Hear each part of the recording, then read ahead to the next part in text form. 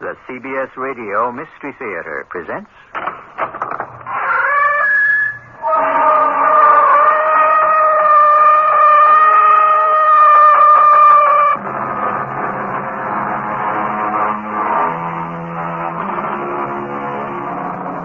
Come in.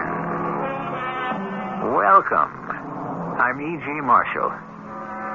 It seems to me, said Mr. White, that the future is not a unified dream, but a miracle pie, long in the baking, never quite done. It does seem that way, doesn't it? But we all know that eventually the pie will have to be done.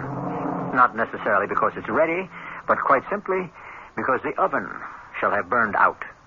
The Council of Elders has been forced to make a decision. We must commit murder. Murder? What is that? We must end a life. But a life can only end when the time comes. Life can be taken from the body. Who? Who among us could take life from a body? You. Never. Not now. But you could be programmed. Please. Why me? You have been chosen by the computer.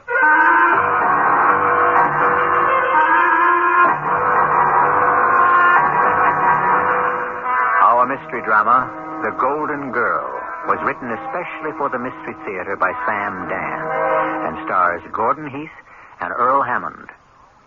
I'll be back shortly with Act One.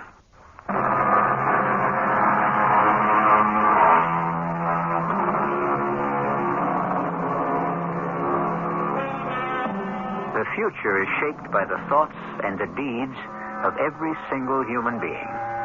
Everything becomes part of the unfolding design. The feathered wings of the ancient Greek inventor Daedalus evolve into the space capsule of the modern astronaut. Well, our story today begins in a large and crowded auditorium. A tall, dynamic, middle-aged man is holding his audience spellbound. Yes, I am the messenger, Lawrence. And you may ask, the messenger from whom? I reply, I am the messenger from the power that has created this universe, the power that rules this universe. Speak the message! The message!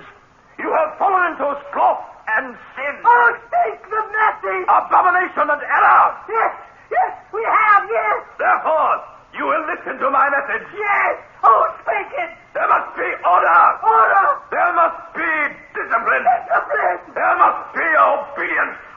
Order. Discipline. Or shall I tell you what there will be? Oh, tell us. Oh, there shall be punishment. The power speaks through me. Listen. I am the messenger. The messenger Lawrence. Order. Discipline. Obedience. Say it. Say it to me. Raise your voices.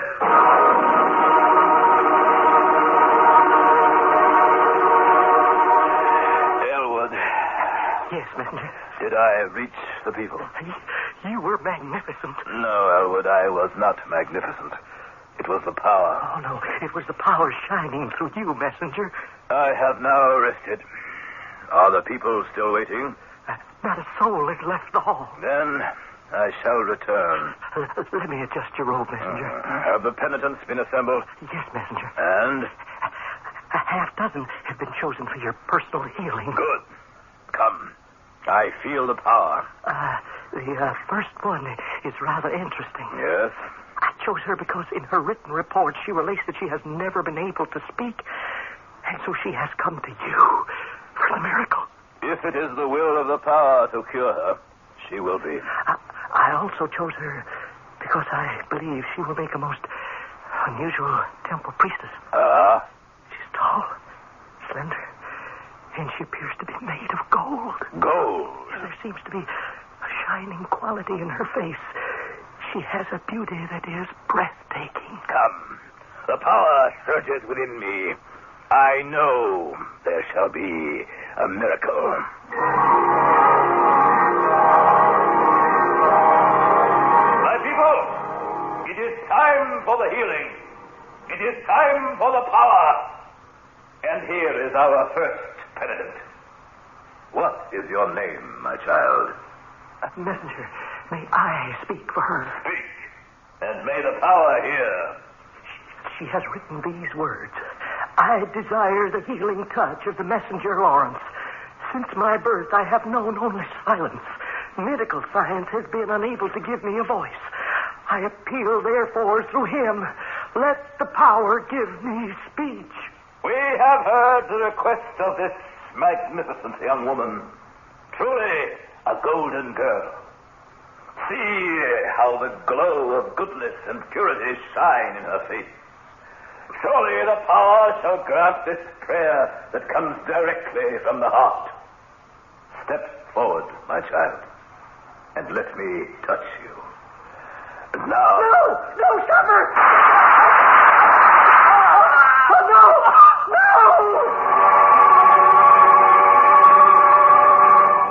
This is an up-to-the-minute recap of today's unbelievable story.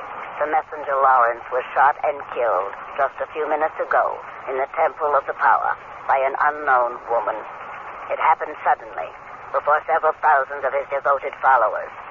At this point, nothing is known of the woman who killed him, except that she posed as a penitent and that she is described as spectacularly beautiful. She is now in police custody. Thus, abruptly, ends the career of this charismatic but controversial figure. Thank you, guard. I'll call you when I want you. Oh, how do you do? My name is Stillman, Arthur M. Stillman. Well, I'm here because I've been appointed by the court to serve as your counsel. You, of course, have the right to choose your own, but evidently you didn't, so... Well, shall we get to it? Look, ma'am, if you don't want me to represent you, just say so. I assure you I am quite competent. May I ask you something? Are you determined not to talk to me? But look, I'm your lawyer. Now, sooner or later, you're going to have to talk to somebody. I killed another human being. Yes, that's what this thing is all about. I committed murder. Yes, that's why we're here. So now, let's get to it. I was able to do it. I was actually able to do it. We should begin at the beginning.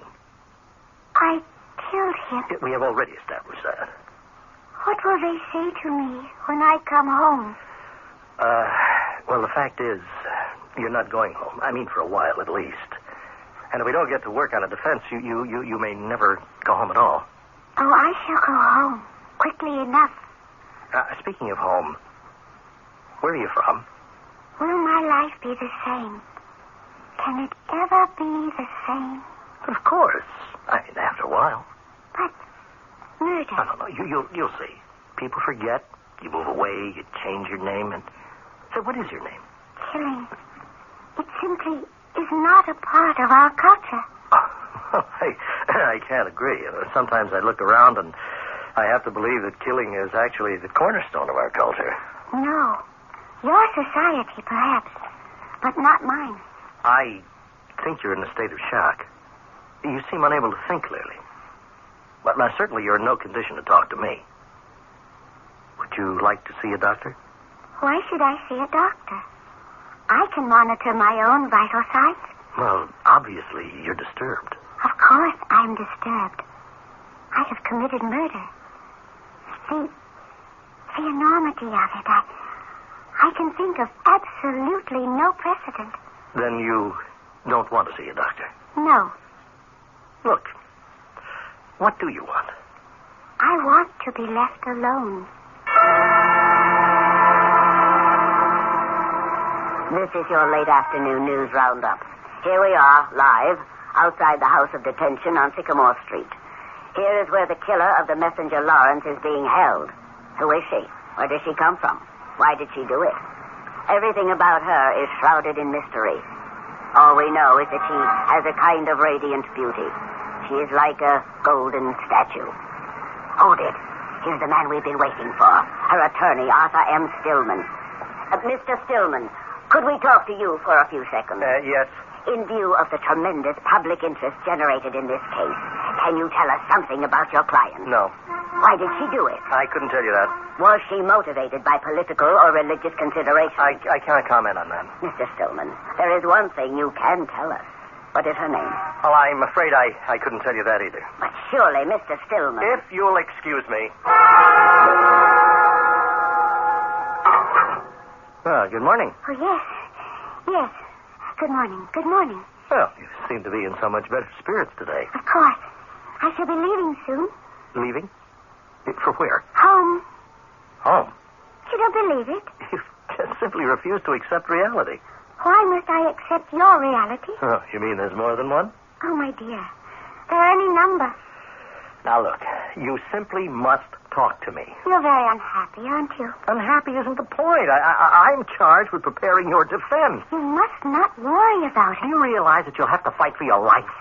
At the very least, your liberty. I can see that you are an extremely sincere and sensitive person. Yes, but I must know how I can defend you. That won't be necessary. Do you realize that within a month your case will be up for trial? But in a month, I shall not be here. Oh, please. I am quite disturbed by the fact that you're so unhappy. But you can fix that. Tell me how. Just tell me who you are and why you killed him. See, that'll make me happy. No. If I told you those things, it would make you even more unhappy. Oh, how did we get off on this happiness kick? Happiness. Well, that's the most important thing in all the universe. Happiness? Happiness. Meaning harmony. Meaning peace. All right. Now, why do you keep insisting you will not be here? Because it's true. Does that mean you plan to To what? to commit suicide? Oh, no. Never. But you imply that you intend to escape. And when there's no other way... Suicide? What a notion. Well, I can't see any other way you could get out of here I shudder to think of such a thing. unless you're part of an organized effort. Is that it? Do you have Confederates? Do they have a plan to get you out of here? You must understand. Suicide is murder. And I can tell you this. Never again could I be programmed to commit murder. Never. Wait a minute. What did you just say? I said I could never again commit murder. No, that's not how you said it. Well, how did I say it? You said, and I heard it distinctly, you said never again could I be programmed to commit murder. Of course. That's exactly what I said. But programmed? Certainly. I'm not sure that I understand. Come now. How could you possibly commit murder unless you are programmed for it? What do you mean, programmed?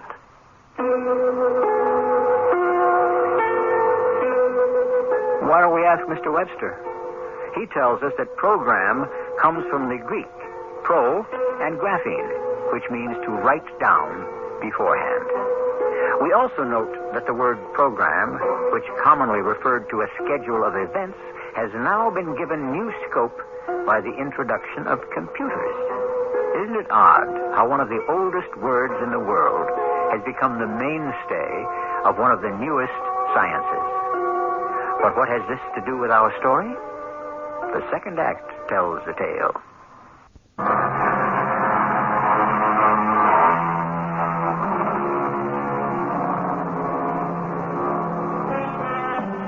Speaking of Russia, Mr. Churchill once described it as a riddle wrapped in a mystery inside an enigma. Speaking of the lady who is at the center of our story, how could we describe her? Certainly she's a riddle, a mystery, and an enigma, and we can also add a puzzle and a paradox. Do you realize that as we stand here on the threshold of Act 2, we do not even know her name? What do you mean, programmed? Mr. Stillman, the best thing for you would be to call the guard, leave this place, and never return. Do you mean you're discharging me as your attorney? I should. But you haven't given me a chance to do anything for you. There's nothing you can do for me. Look, I don't understand. You don't tell me anything, and then when you do talk to me, it's all in riddle. I shall bring you nothing but trouble. What kind of trouble? You're in love with me. How can you say that? Do you deny it? But I don't even know you. I can tell by the way you look at me. The way I look at you? You keep looking and looking Looking? we are sitting in a rather small cell. How can I not look at you? It's the way you look at me. Now, wait. Just hold it right here. You keep getting off the subject. You come up with a provocative statement, and before we can get into it, you just say something else. You may not be aware of the fact that you're in love with me. Just yet. All right. I admit I can't take my eyes off you. You are the most beautiful woman I have ever seen in my life.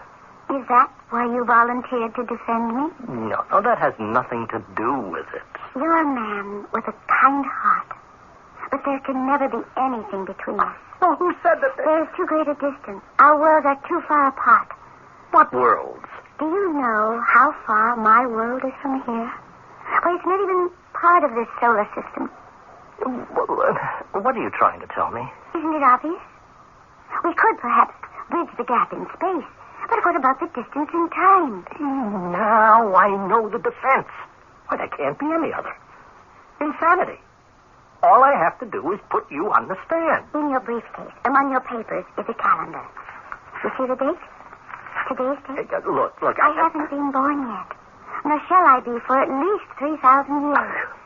So you see, it cannot be possible between us. I wouldn't want you to be hurt because of me.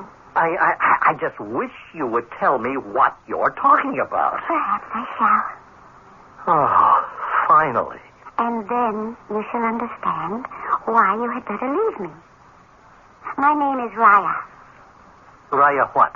Just Raya. It's enough. I come from, we call it in your language, the word would be serenity. Where is that? Well, you wouldn't know. If it were nighttime, I could point to the star and show you. It would be my solar system. Look, No, I'll just listen. And I won't say a word. But just answer this. Did you say you come from another world? From another world and another time. Huh? All right.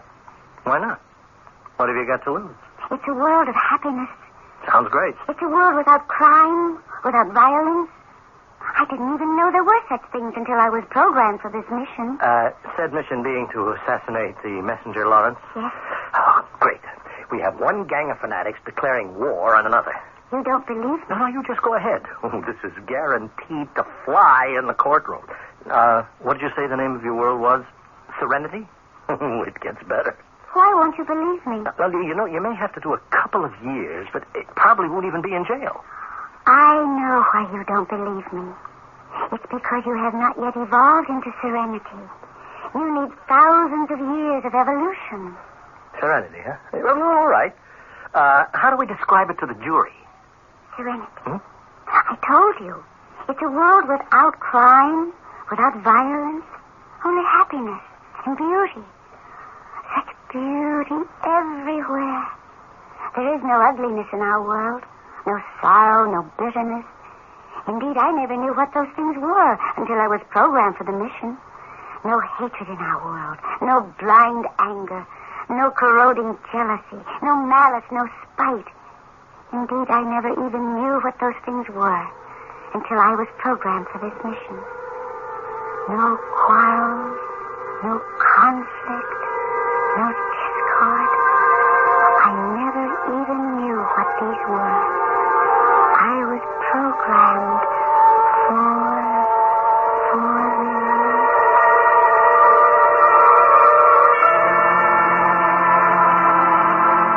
Your name is Raya. Yes, Elder? Do you know why you were asked to come here? No, Elder. To save the world. Save the world? What could possibly happen to the world, Elder? Listen. Order! Discipline! Obedience! What is that, Elder? Order! Discipline! Obedience! What is he saying? Order! Discipline! Obedience! What do those words mean? What do you think they mean, Raya? I don't know. Yes? Oh, they frighten me. Listen. There must be order! Discipline! Obedience! Or shall I tell you what there will be? Elder, I feel ill.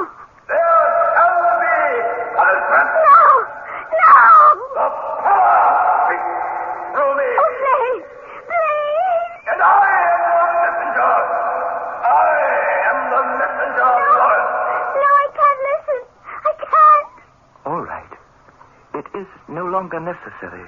Oh, what is that? Raya, it's a power that is sweeping through the universe. I don't understand. These are people. Armed people. Armed? What is that? They have weapons. I don't know what you're saying. Planet by planet, system by system, they conquer. Conquer? Conquer and enslave. Each year, the armed people come closer to serenity. Soon, they shall invade us. How can we fight them? Fight? We cannot wage war. War? We have programmed aggression out of our minds and hearts. We cannot defend ourselves. Defend? See? You cannot even conceive of it. But what do they want? These armed people. He is spreading the gospel, I suppose you could call it that, of an ancient leader, this messenger Lawrence. But what gospel? Power. Why is it so difficult for me to understand? Because we are different. Over the centuries, all the emotions, the urges, the drives that distort or destroy serenity have been programmed out of our hearts and minds. Why can't I comprehend what you're saying? You will, soon enough. You have been chosen to perform a mission. What is a mission? The elders of our world have been forced to make a terrible decision. We must commit murder. Murder? We must end a life. What do you mean, end a life? A life ends when the time comes, when the body has outlived its ability to... Life can be taken from a body. Taken? My poor Raya, I can just imagine the feelings that are raging inside you. All of us, the elders, were forced to go through it. But there is no other way. But who? Who among us could take life from a body? You? No. Not now, of course. Not yet. You would have to be programmed. Never. Our only hope is to make a change in the past. But to take a life. To make sure that something evil, loathsome, a seed of eventual destruction would not be planted. But to kill. Yes, we must kill the messenger Lawrence. You must kill the messenger Lawrence. I have no right. Or he will kill us all. How could I? My child, the technology has been unused for centuries now. But we have it. I don't want to. We can be transcended through time and space. But why me? Because the computer has spoken. The computer? Only you, Raya. Only you in this entire world of ours have the psyche that will accept the special programming. Nothing you could ever devise or even dream of could ever make me kill. The computer does not agree. I'm to be sent back somewhere in space to end a life. That is what you're telling me. Yes. After I take this life, what becomes of me? Is that to be the end of me? No, child. Of course not. After you have performed your mission, you will be brought back to serenity. How? The same way you left. You will be transcended through space and time. But how can I live here again afterwards? I'll be an alien. My home, my world. I will have lost it forever. No, child. That isn't true. But I shall have taken a life. I shall have known violence. After the act is performed, you will be reprogrammed. In a short while, everything that can disturb or destroy serenity shall disappear from your psyche, and then you shall return. Elder. Of course, you are free to refuse. What must I do? Sit in this chair, my child. Amora, the straps. Why am I being confined? I'm not accustomed to it. Look at the wall in front of you. What do you see? A man's face. Look at his face. How does he make you feel? I don't know. Listen to his voice.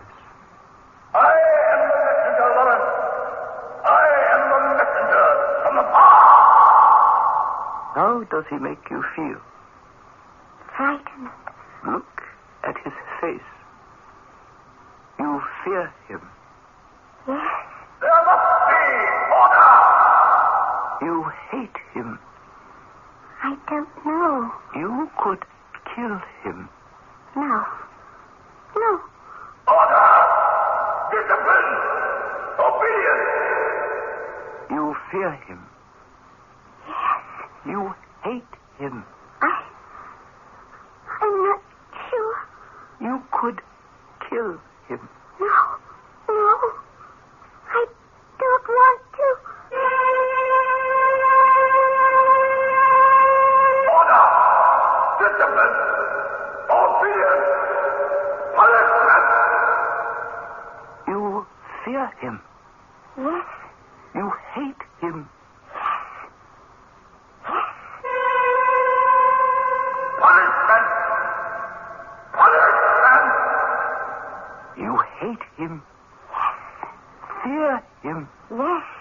Then kill him. Yes. Hate him. Fear him. Kill him. Hate him. Fear him. Kill him. Again. Hate him. Fear him. Kill him.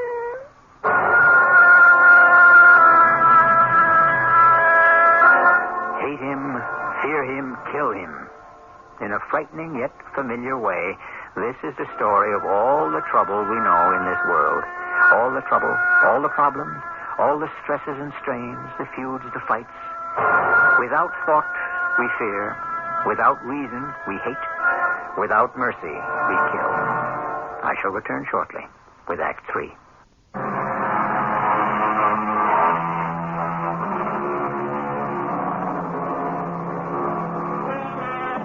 The mind of man, said Mr. Conrad, is capable of anything because everything is in it.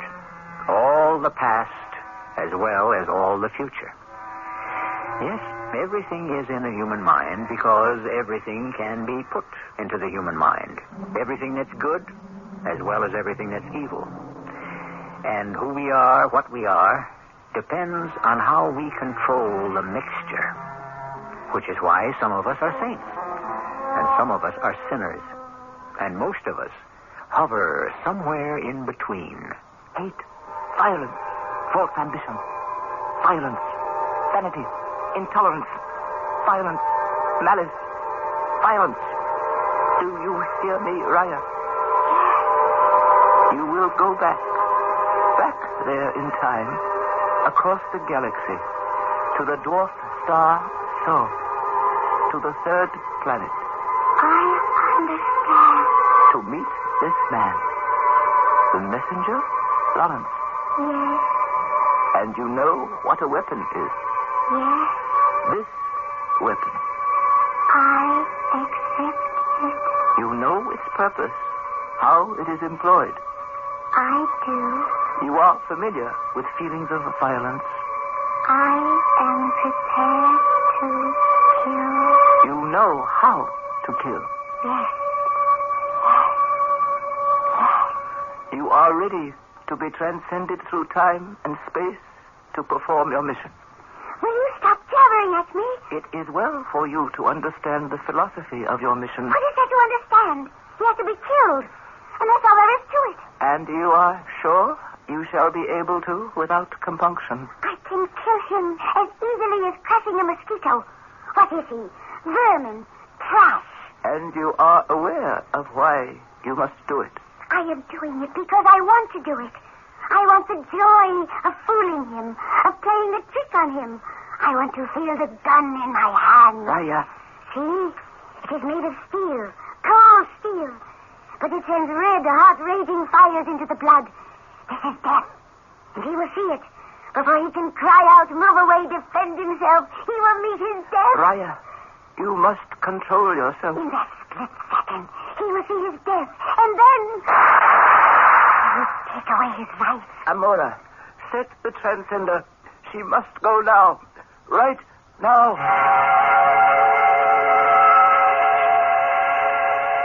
Yes? I was programmed. Programmed. Do you understand? Yes, of course I do. My mind was seething, raging, all through the transcending. You can understand. Yes, of course. But then, in order to get into the temple of the power, it was required of me to perform another evil. Deceit. There were thousands assembled. Hundreds clamored for his attention. And I used my body. What? The promise. The implied promise of my body to seduce him. I was trembling with fear, hate, violence as I was brought before the messenger. And then he touched me. And I looked into his eyes. My heart almost stopped beating.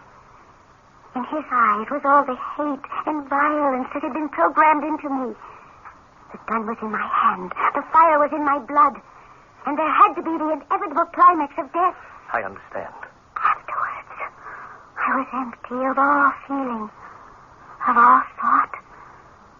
Like a machine that has no more fuel. Oh, big casino. What does that mean? It means there won't be a dry eye in the house. What are you saying? That is our story. That is our defense. A visitor from another world. It's true. Okay, yes, it could be true. You know, you look as if you could be from somewhere else. Yeah.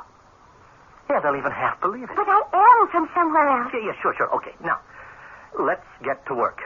Now, you must really tell me where you come from. But I have told you. Look, we start all over again.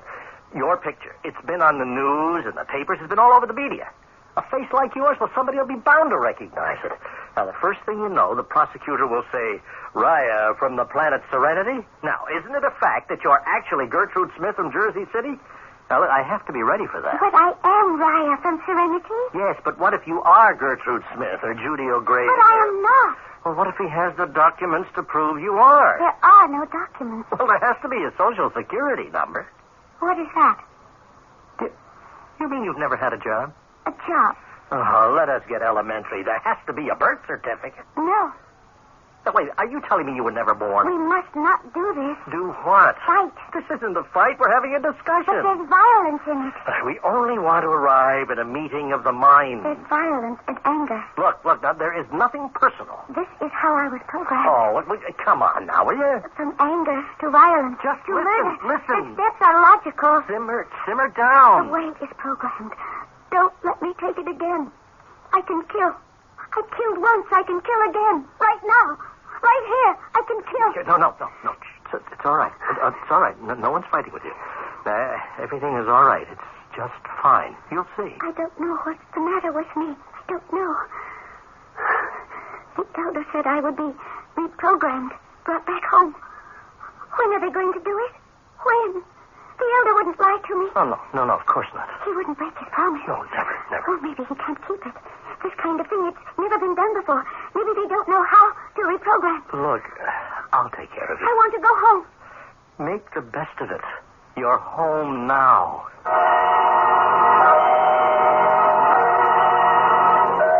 Raya, we go to trial in 2 weeks. If I play this right, half the jury will actually think you come from another planet, and the other half will think you're a nut. But nobody will vote to find you guilty. Oh, what a trial that's going to be. There's going to be a trial. I'm leaving. Oh, now don't start that again. Last night, it happened. What happened? The reprogramming. Finally. And now I can go home any time I like. Finally, I am Raya again. Raya of Serenity. Okay, keep it up. It all helps the cause. Would you like to come with me? Where? To Serenity? No, I don't think so. The reason I asked is because you're in love with me. Well, yes. Yes, that's true, I guess. It wasn't hard to fall in love with you. You know, we've really been very close, and yes, I'm in love with you. It's not much of a love right now. Well, don't say that. But it could grow, develop, mature. It could become the kind of love we know on Serenity. Well, what kind of love is that? The kind of love I'm afraid you're not ready for. Right now, There are other things inside of you that are stronger. Well, what do you mean? Ambition, vanity. I saw them on your face last night. I see them now. That's why I want to help you. That's why I could love you. I am going home. You may come with me. You will be reprogrammed in serenity. Just save that act for the jury. Is it so hard to give them up? Vanity, ambition? But your case is going to make me. It will destroy you. I will be gone. You will be held responsible for my disappearance. What are you talking about? They will say you helped me escape. You then become an accessory to my crime. What will you tell them? That I was transcended back to serenity? If they believe you, you'll spend the rest of your life in prison. If they don't, you'll spend it in an asylum. You say you're in love with me. I am. When this case is over, I'll marry you. I'll take care of you for the rest of your life. But you're the one who needs caring for. Oh, leave this foolish, dangerous, violent world. Come with me. Come to serenity. No. I see you're not ready. I thought I could shorten the time, but that's not possible. I suppose you really need 3,000 years. I'm sorry for what must happen to you. Nothing is going to happen to me. Arthur, will you kiss me goodbye? I've always wanted to kiss you. It will be our first kiss and our last. Raya? Raya? Raya? Where are you? Raya!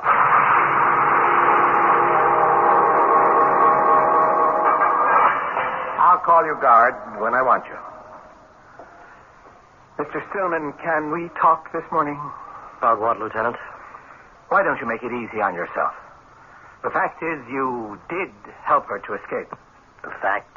Well, the guard, Jerry, right down the corridor, he heard her say, "Will you kiss me goodbye?" All right. Why should you believe me? After all, I refused to believe her. Do you want to give up everything? She asked me to, and I said no. And in the end, I had to give it up anyway. And for nothing. Doesn't have to be for nothing. You're a lawyer. You know how things go. One hand washes the other. You give, you get. How did she escape? Where'd she go? She returned to serenity. Yeah. Jerry, I'll come back later. Meanwhile, Mr. Stillman, you just think about it. I mean, really think about it.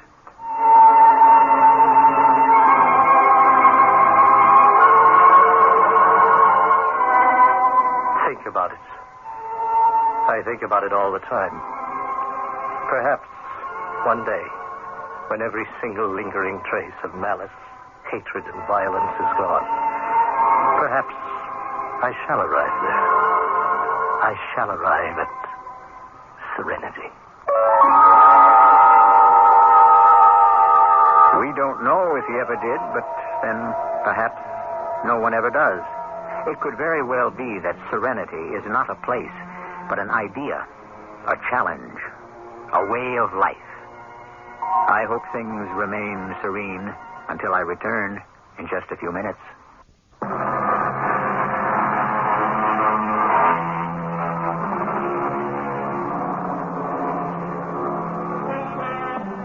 They say the optimist believes we live in the best of all possible worlds, and the pessimist is afraid that this is true.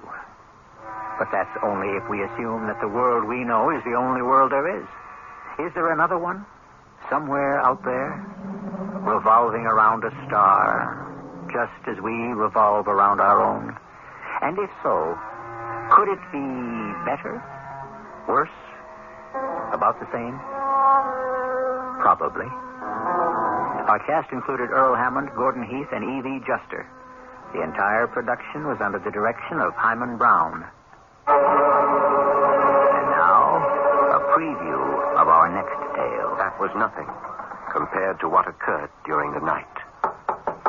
Doctor, open up. It's Mr. Walker. It's 3 o'clock in the morning. What is it, man? Come up on deck, and you tell me, Doctor. Well, wait till I get some clothes on. I'll be right up. Oh, for the love of heaven, make it quick. Right. I'm afraid to stand watch alone. Well, Mr. Walker, what's this all about? What? Quiet, man. Listen, and you'll hear it. I don't hear anything. It came from the bow. I came in and the sobbing of a little child. And then it changed as I went forward to look. I swear it came aboard and it went down below. I was afraid, but I followed it. Oh, Doctor, I tell you, it went right into the captain's cabin. This is E.G. Marshall inviting you to return to our Mystery Theater for another adventure in the macabre. Until next time, pleasant dreams.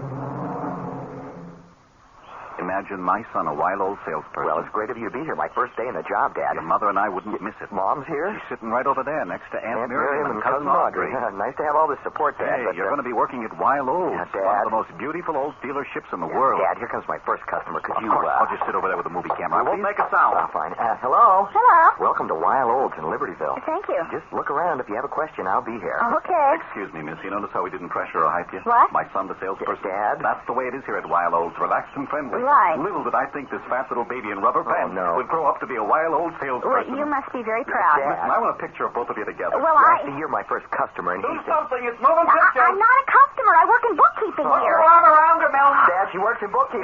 big Simpson white to a car. She works in bookkeeping. Wild Olds in Libertyville, the beautiful place in this country. Wild Olds in Libertyville. CBS News, Lebanon's president calls on the world to ignore the Christian militia's Declaration of Independence in southern Lebanon. The UN does. I'm David Jackson reporting on the CBS Radio Network.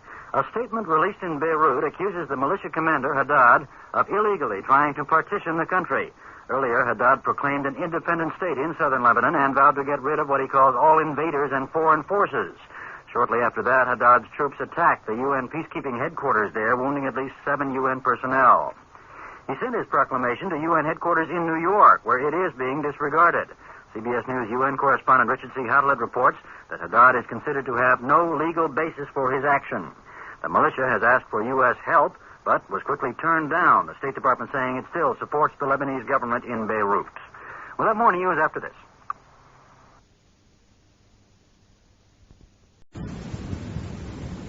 It's 10:07. CBS Radio Mystery Theater presents...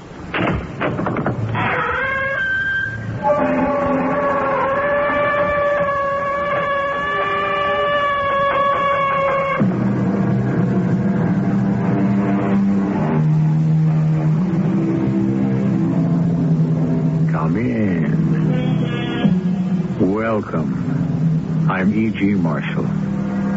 The occult is described by Webster as that which is not to be apprehended or understood, that which is beyond the scope of plain understanding. Now, the simplest forms of life know certain things: how to feed, how to propagate, without the least desire to learn how or why. More complex animals grasp more difficult problems till today. There are monkeys who can communicate with us in sign language. But only man, restless, greedy, and complex man, persists in trying to comprehend everything. Wake up. Wake up. What? Nobody needs you here anymore, nurse. Nobody... What? He has seen the great light. He is submerged in it. He is dead.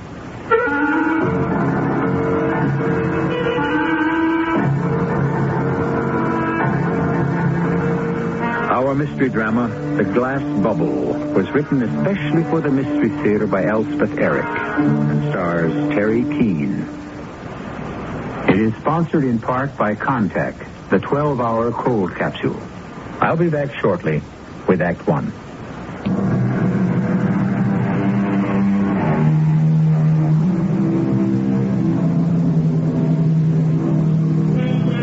Will man ever be satisfied? Will he ever stop asking how and what and why and wherefore? Will he ever call a halt to his search for the total knowledge that he believes will bring him total power? The answer is no, never. He will know it all, even if it kills him.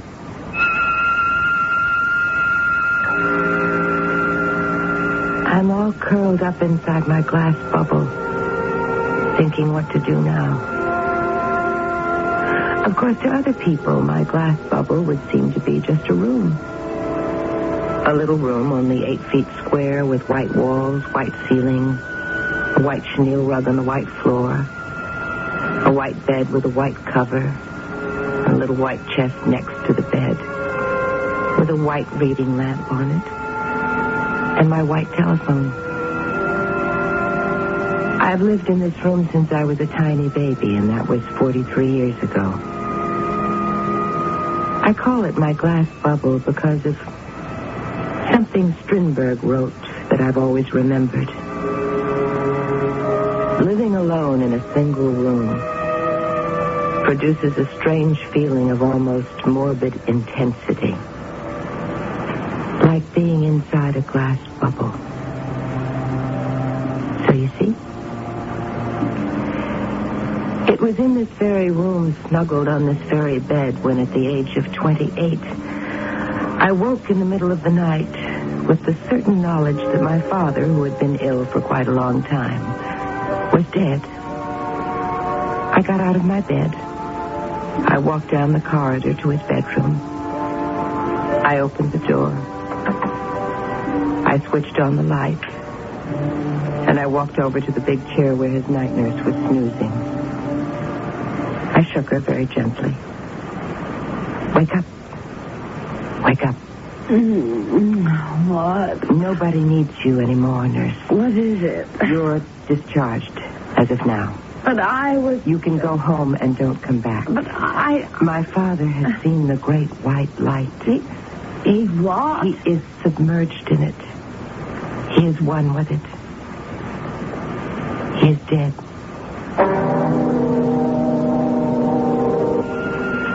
Then I went back to my room, my glass bubble, and laid down on the bed. I left it to the nurse to rouse my sister Joan. In my glass bubble, I waited for the feeling of morbid intensity to return, which about daybreak it did. And I reached for my phone, which by now, thank heaven, was not in use.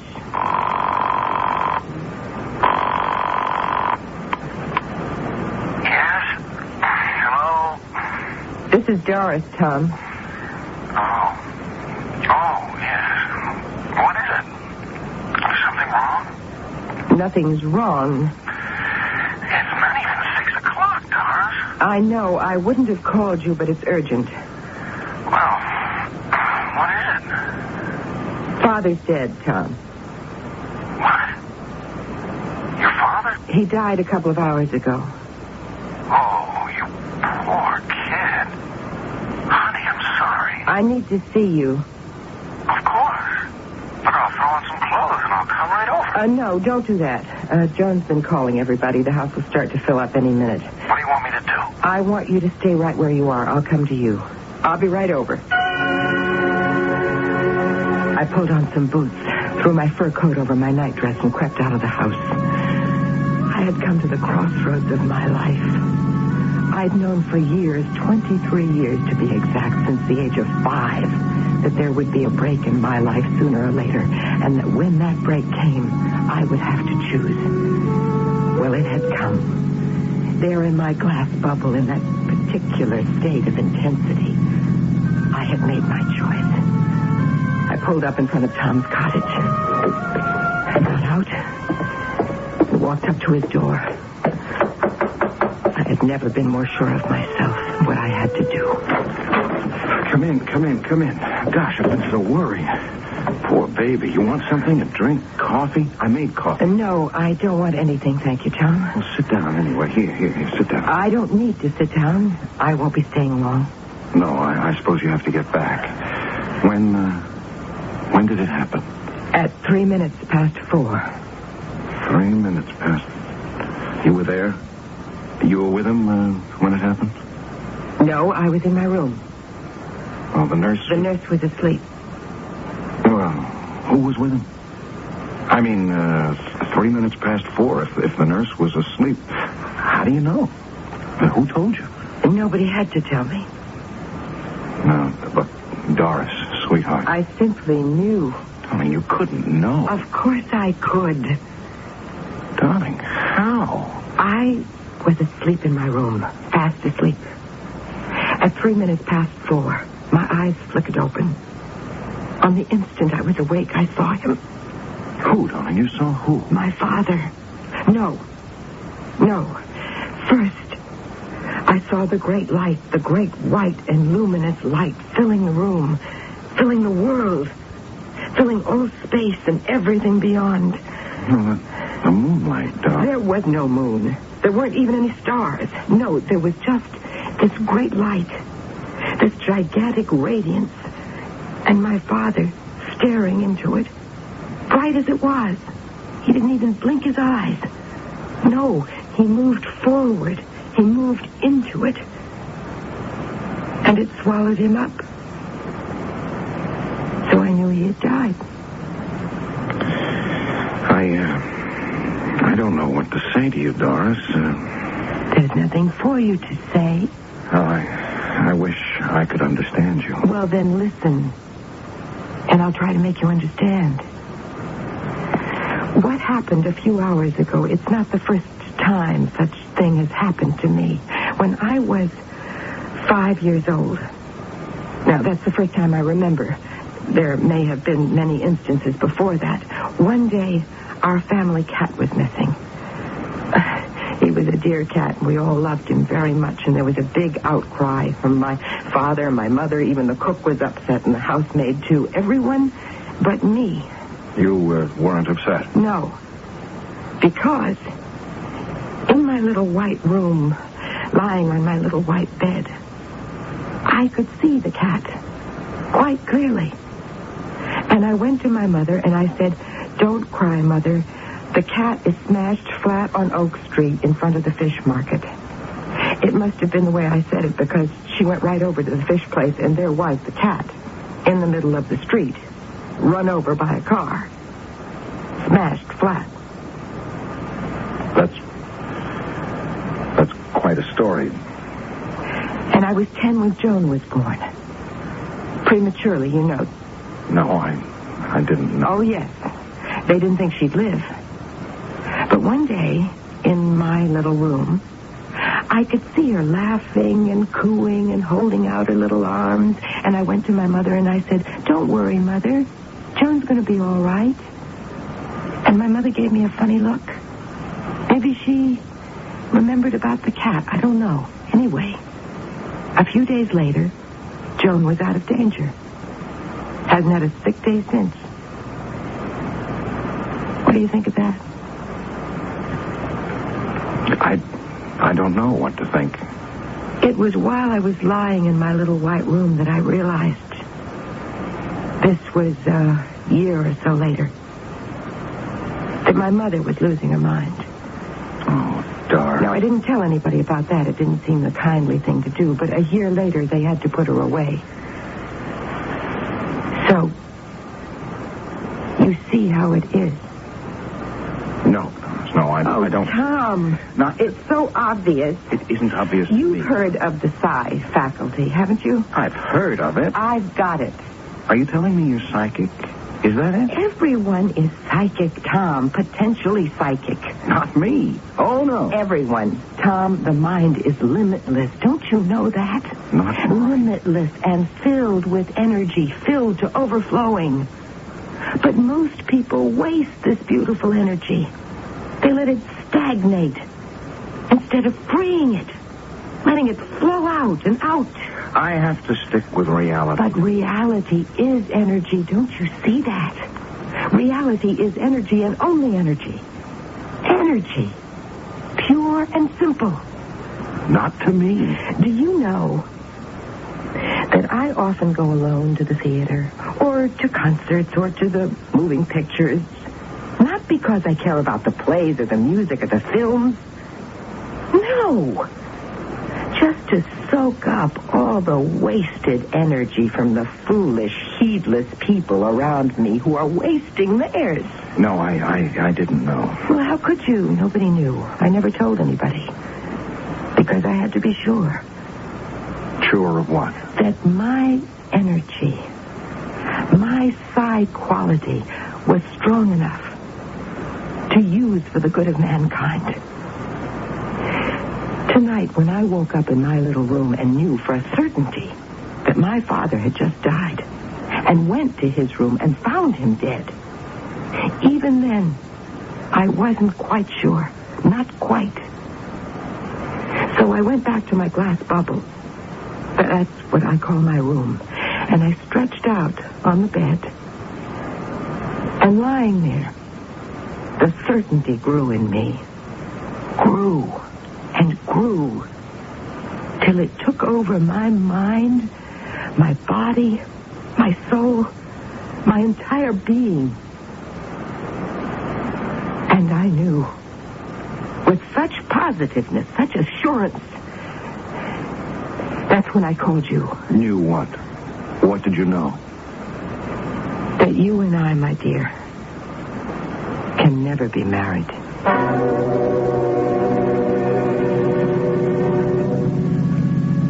I felt sorry for Tom, I suppose.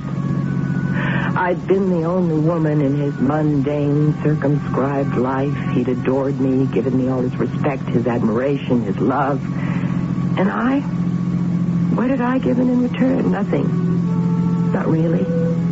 But tolerance and permission to worship me. Poor Tom. Poor, good, loyal, tender, devoted Tom. Yes, I tried to feel sorry for him. I really did try. And I almost succeeded, but my mind was too full of the glorious adventures that lay in store for me.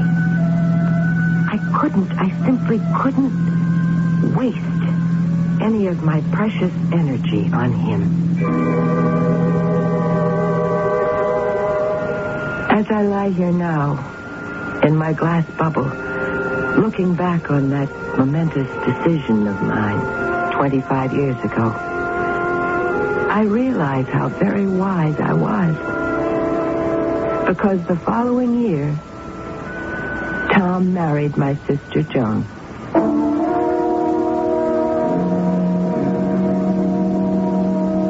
How very strange are the ways of destiny. How little we know of the vicissitudes of life. How ignorant we are of the wisdom of our decisions, or even why we make them as we do. No wonder that sometimes it seems better just to stand still. I shall be back shortly with Act 2.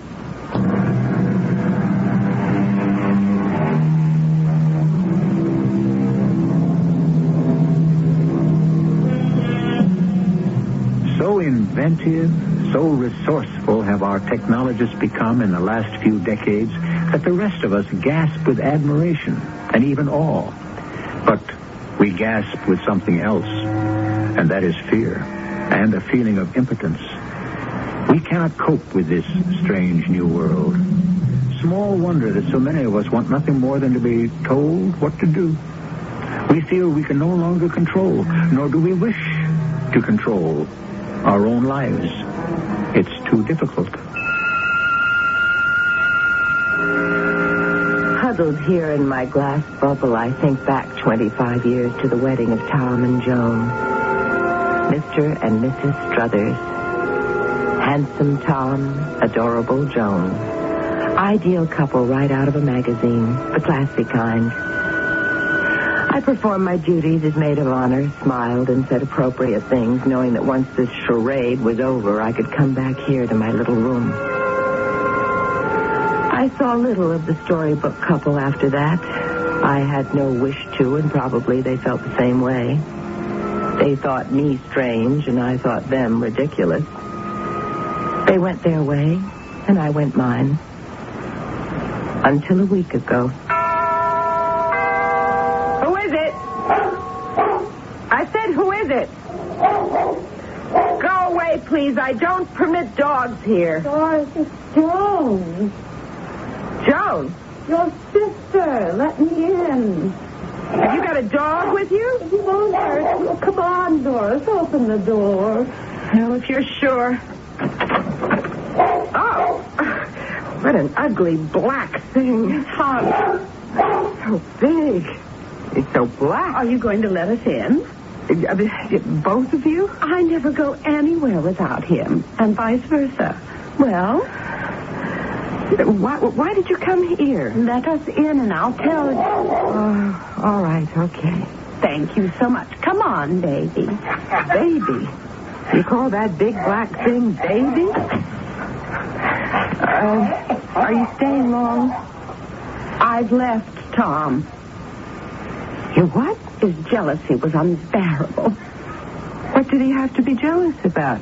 Can I help it if I'm attracted to men? What men? Oh, Terry and Dwight and Martin. Any man, all of them. Men I don't even know. He's jealous of the way they look at me on the street, in restaurants, any place. And every time one of them phones me, oh, my dear, what scenes. Well, are you going to give me a cup of tea or something? Oh, well, come in the kitchen. I'll give you some tea, and then you can figure out what you're going to do. Where you're going to live. Why, here. I'm going to live here with you. Where else would I live? I was horrified, aghast. The very thought of anyone invading my privacy, encroaching on my solitude, it was unbearable. The fact that this was my sister, well, I hardly knew her anymore. She was Mrs. Tom Struthers. Her life was a world apart from mine. And mine? What did she know of my life? What could she know? What did I want her to know? Nothing. Now I have to have her here with this huge, black, hairy monster constantly at her side? No. I could not endure it. Now, there's your tea. Drink up and then call Tom and tell him you're coming back. You have a phone? Of course I have a phone. There's one on the wall over there, and there's an extension upstairs. See that you use this one. Why this one?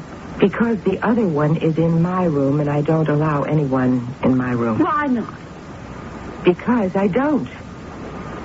Now finish your tea and then call Tom. I can't. Doris, I can't go back to him. I really can't.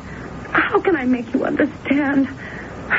You've never had men interested in you. Do I have to remind you that Tom was interested in me? Oh, years ago. That he only married you after I turned him down? Did you really turn him down? I always wondered. Well, I did. Why did you?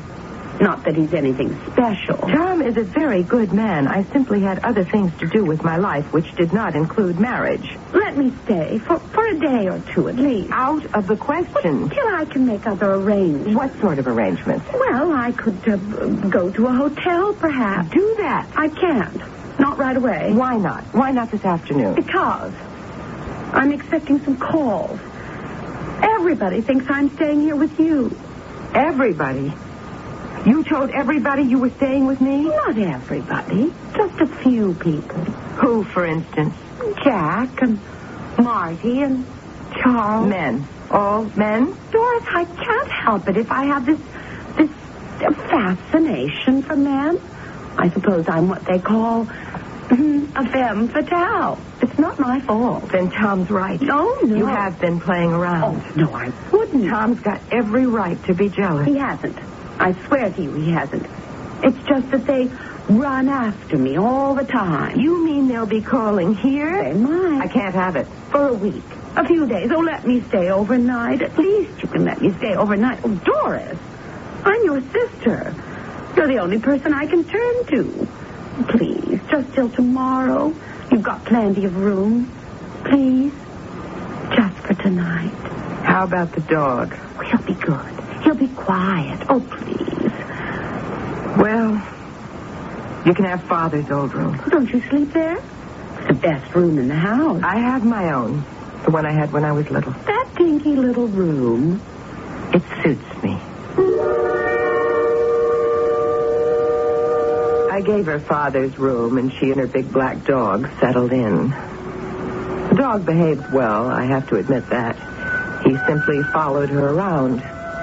But he was not quiet. Every time the phone rang, he barked and barked and barked till Joan answered it. And an hour after her arrival, it started ringing. I'll get it. I got it. Yes? Hello. Oh, Stephen, why did you call me?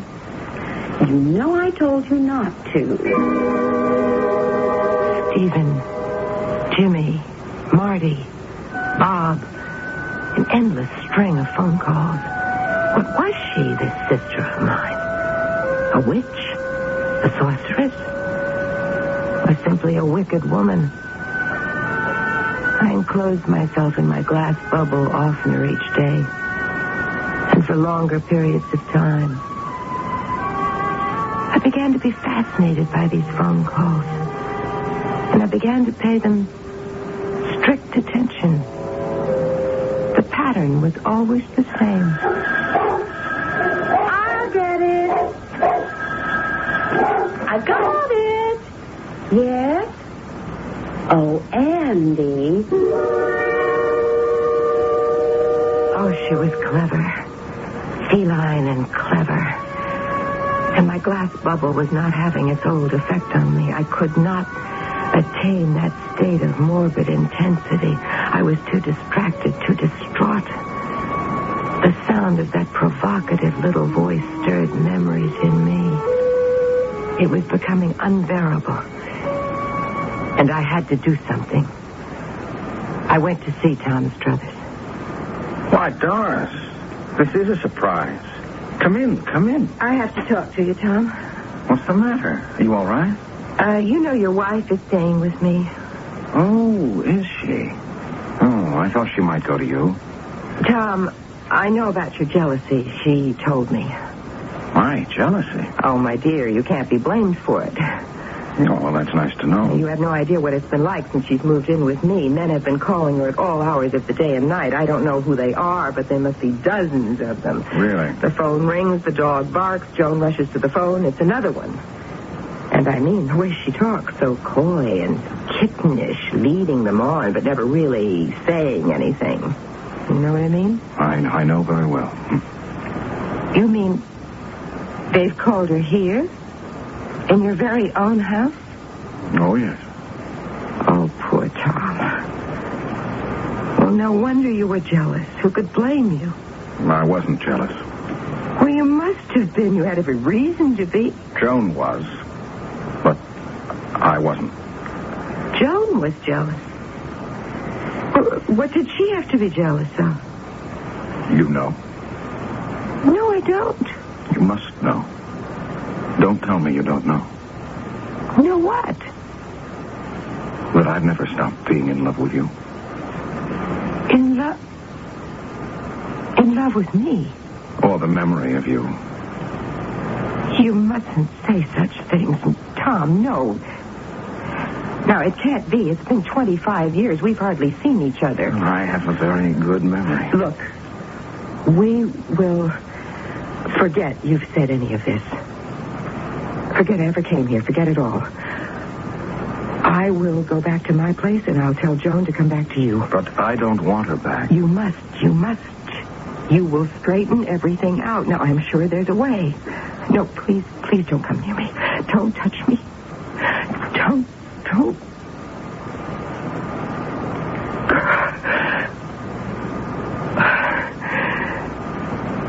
We will forget that, too.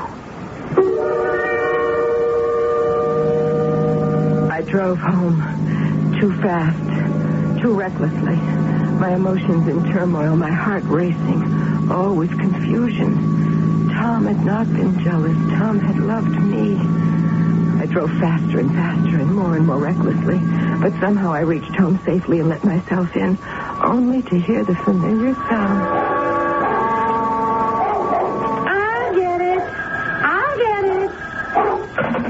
I got it. Yes? Hello? Oh, Tom. Oh, my dear, I know you love me, but Tom,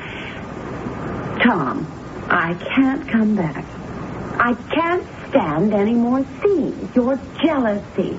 It's too much. No. Tom. No.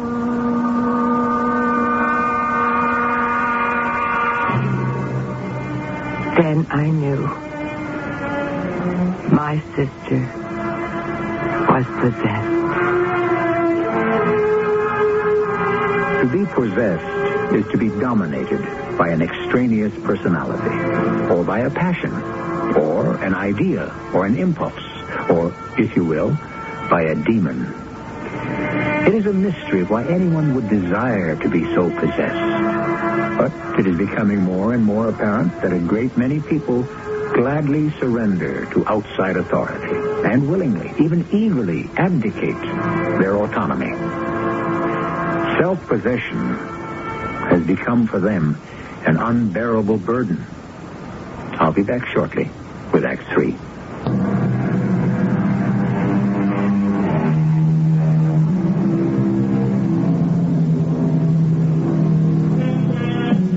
We were talking before about being self-possessed. This is not quite the same thing as being self-sufficient. One self cannot live happily without other selves with whom to share the chancy business of living.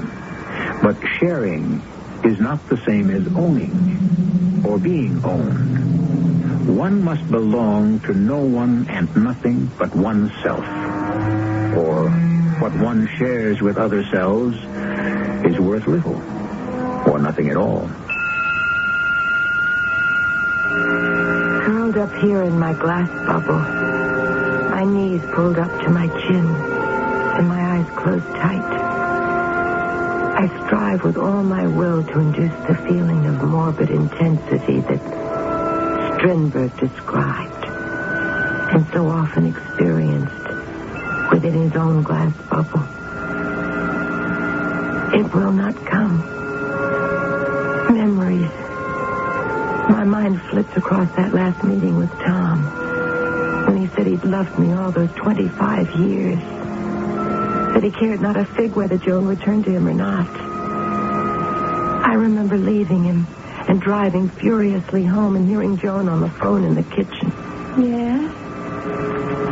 Hello? Oh, Tom. Tom, I can't come back to you. No, Tom. No. And I remember, too, with a sharp stab of pain, my certain knowledge that my sister was possessed. After that shattering moment of truth a week ago, I retired to my little room, to my glass bubble. I never left it. And the telephone rang several times each day. And the dog barked. And Joan rushed to the kitchen phone, and her soft, seductive voice floated up to me. I'll get it. I got it. Yes? Hello? Oh, Jim, is it you again? The mood was upon me. Every nerve quivered. Every sense was sharp, acute. I reached out my hand to the white telephone on the little white bedside stand. I had to know who it was that Joan was lying to this time. Softly, stealthily, I lifted the receiver of my white telephone and put it to my ear. Oh, Jimmy, you're such a dear boy, and I'm most awfully fond of you, but... Oh, now don't say that. You mustn't speak to me that way. Because it's not right. The receiver fell from my hand. There was no second voice on the line. Joan was speaking to a voiceless being, a creature only she could hear. She was still talking to the voiceless entity when I crept out of the house, got into my car, and drove cautiously, deliberately this time, to Tom's cottage. Doris, you came back. Darling. No, Tom, don't come closer. I have something of the utmost importance to tell you. All right, darling. Sit down and tell me. I will try to be brief. Oh, take as long as you like. No, I must tell you quickly because I have to get back. Joan is possessed. Possessed? Possessed? Oh, come on now, Doris. Listen to me. When I went home after that last time I saw you, when I walked into the house, Joan was on the phone in the kitchen. She was talking to you. To me? I haven't talked to Joan since she walked out on me. That's when I knew she was possessed. She was talking to someone she thought was you. Who could it be? I don't have any idea, and I couldn't care less. Well, I care. She is my sister. So what I did, I shut myself up in my room. I didn't even come out for meals. I told Joan and the servants I had a cold. Then today, half an hour ago, the phone rang. The dog barked, of course. And Joan ran to the phone the way she always does. But this time, I picked up the extension, the phone in my room, and I listened in. Well, who was it she was talking to? No one. No one? No one that could be heard, except by Joan. Doris, what are you getting at? A disembodied voice. I don't get it, Doris. I really don't. A voice from out there somewhere. Oh, come on now. A demon voice. Doris, and please. Who was transmitting the demon voice? Who? The only one who could. The devil. Doris, sweetheart. Doris, baby. Baby, yes, baby. That's what she calls him. What do you mean? Imagine calling the devil baby. You don't mean the dog, do you? Of course I mean the dog. Don't you know that the devil often appears on Earth in the shape of a big black dog? Didn't you know that? I don't... To think I let him into my own house, let him stay there, let him sleep in the same room with my sister, let him follow her around wherever she went. Doris, listen. He was so well-behaved, so obedient, so quiet, so well-mannered. But that's the way the devil can be when he wants to. I don't think that... Except when the phone rang.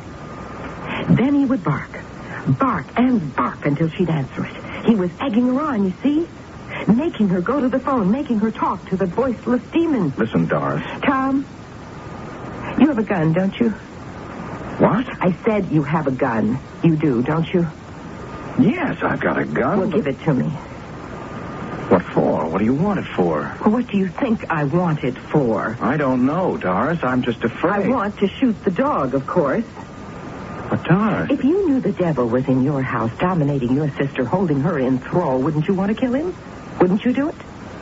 But you don't actually know. I do know. In my glass bubble, it came to me. I know. Now give me the gun. Here's the gun. Thank you. You know how to use it? I know enough. Thank you, Tom. Wait a minute, Doris. Thank you very much. A gun is nothing to fool around with. Doris? I drove home with Tom's gun in my pocket. Everything was becoming crystal clear in my mind. I pulled up at the house, opened the door, and went in. Of course, the first thing I heard was Joan's voice. I'd expected that. And I smiled to myself as I made my way to the kitchen. Yes, there she was, with the devil huddled close to her legs. But what can I do? I'm a married woman. Oh, really? You mustn't say things like that. Hang up the phone. What? Oh, just a second, Harry. My sister just came in. Hang up the phone. Tell Harry you can't talk to him anymore. Harry, I have to hang up. My sister wants to talk to me. Well, what is it, Doris? Sit down, Joan. All right. Sit. Baby, sit. That's a good boy. Must that dog sit so close to you? That's where he always sits. You know that. He wouldn't sit anyplace else. You just try moving him. You'll see. Joan, there's something I have to do. I'm sorry, my dear. No. You're going to ask us to leave, baby and me? No, not that. You mean we don't have to leave? You don't have to. Just him. You are possessed by him. But I love him. You love the devil. The devil? My baby. Your baby is the devil. He has taken over your being. He has deluded your poor mind. He has come into this house disguised as a black dog. It's an old trick of his. But this time he won't get away with it. Doris, what are you going to do? Sit very still, Joan. No. Doris, what have you done? The door chime startled me. I turned and ran for the stairs. The chimes pursued me up the stairs, all the way to my glass bubble. I threw myself on the bed. The chimes had stopped. But I heard a banging on the front door. I heard a voice. A dear, familiar voice. Open the door! It's Tom! Open the door! Let me in! I could not concentrate. I could not induce the feeling of morbid intensity. I buried my head in the pillow, but it was no use. My glass bubble was failing me. Then I heard the crashing of the front door. Now it's all right. Now the mood is taking over. Now I know what to do. Here in my glass bubble, everything is coming clear. Oh, look. See there. It's the great light. It's coming closer. It's filling the room. Oh, great radiant light. Oh, glorious, blinding light. Take me. Take me.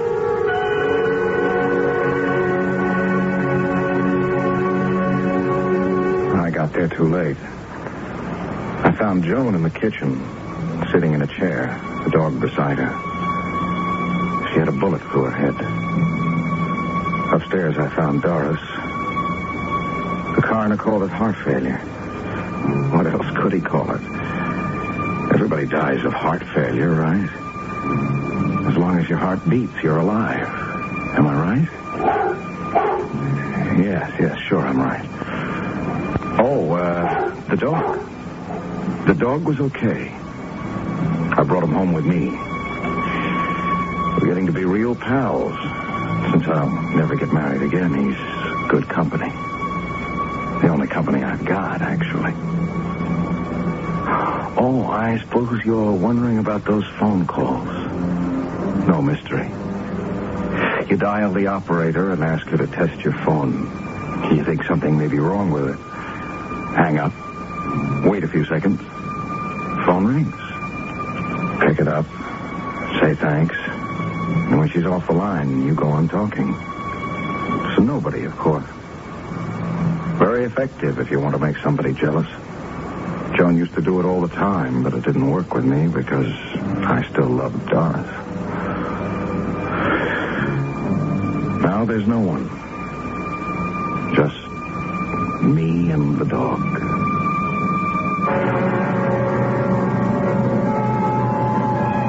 Tom Struthers is still living in the same house with a big black dog.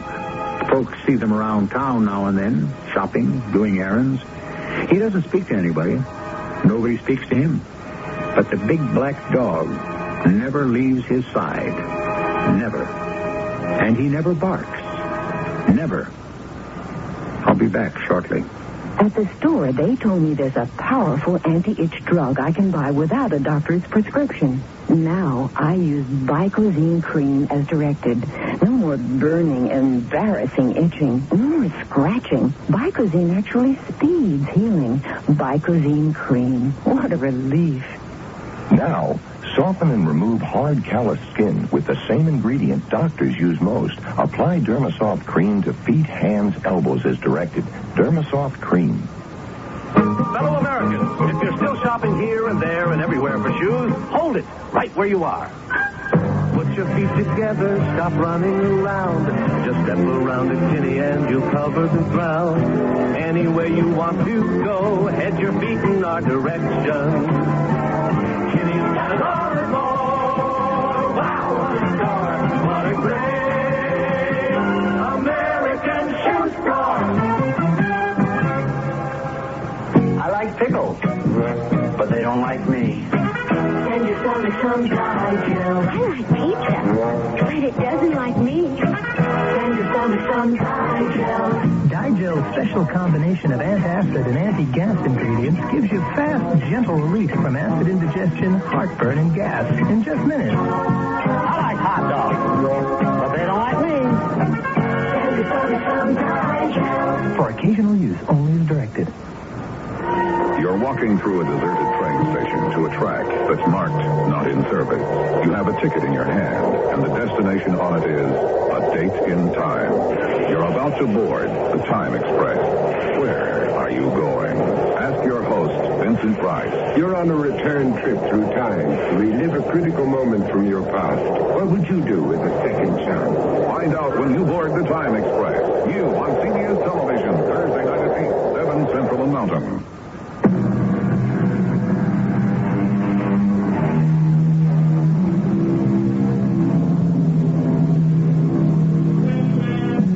The other day, somebody told me he thought he'd heard a sort of muffled bark that seemed to come from inside Tom's house. He thought, too, that he'd heard Tom's phone ring just before. It's occurred to me that after a couple of years, maybe Tom got so lonely that he dialed the operator and asked her to check his telephone. I could be wrong, of course, but I don't really think I am. Our cast included Terry Keane, Patricia Elliott, and Tony Roberts. The entire production was under the direction of Himan Brown. This is E.G. Marshall inviting you to return to our Mystery Theater for another adventure in the macabre. Until next time, let's...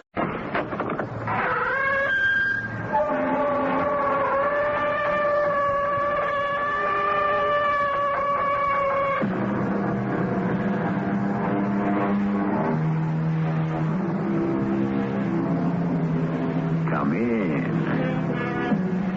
Welcome. I'm E.G. Marshall. There comes an hour of sadness with the setting of the sun. Not for the sins committed, but for things I have not done. Yes, what we have done we can undo, perhaps. There is repentance, reparation, reform, a lesson to be learned. But the act that was never performed, especially the act of goodness, is gone forever. And there is an empty space in the universe. Mr. Larson, you know and I know that you killed William Randall. That's a lie. Sooner or later, you'll confess. Lieutenant, I'll sue you for false arrest. Oh, I can't arrest you. I have no proof. And you never will. But I'll arrest you. Do you know when? On the day you ask me to. The day you must be crazy. You'll ask me to arrest you. You'll beg me. Give me no peace. Until I finally consent to take you into custody.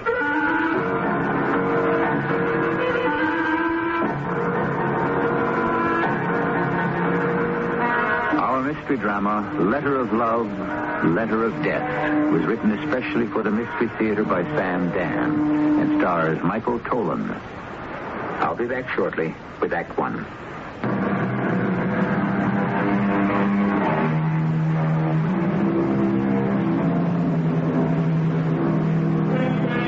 What was that poem about the rose that turned its face to the sun each day with love and adoration?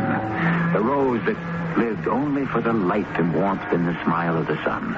And of course, the sun was completely unaware of the worshipping rose. Didn't even know it existed, and most likely wouldn't care. By this time, you'll probably begin to get an idea of what our story will be about. And you're right. Homicide, Lieutenant Leone. Hello? Are you calling the police? Yes? Did you ask for the homicide division? Yes. What can I do for you? Mr. William K. Randall, the late Mr. Randall, the theatrical producer who was murdered. Yes? I know who did it. You do? Yes. Go to 987 East 83rd, apartment 1B. The lady's name is Taylor. Miss Sarah Jean Taylor. 987 East 83rd, Sarah Jean Taylor. Have I got that right? Hello? Hello?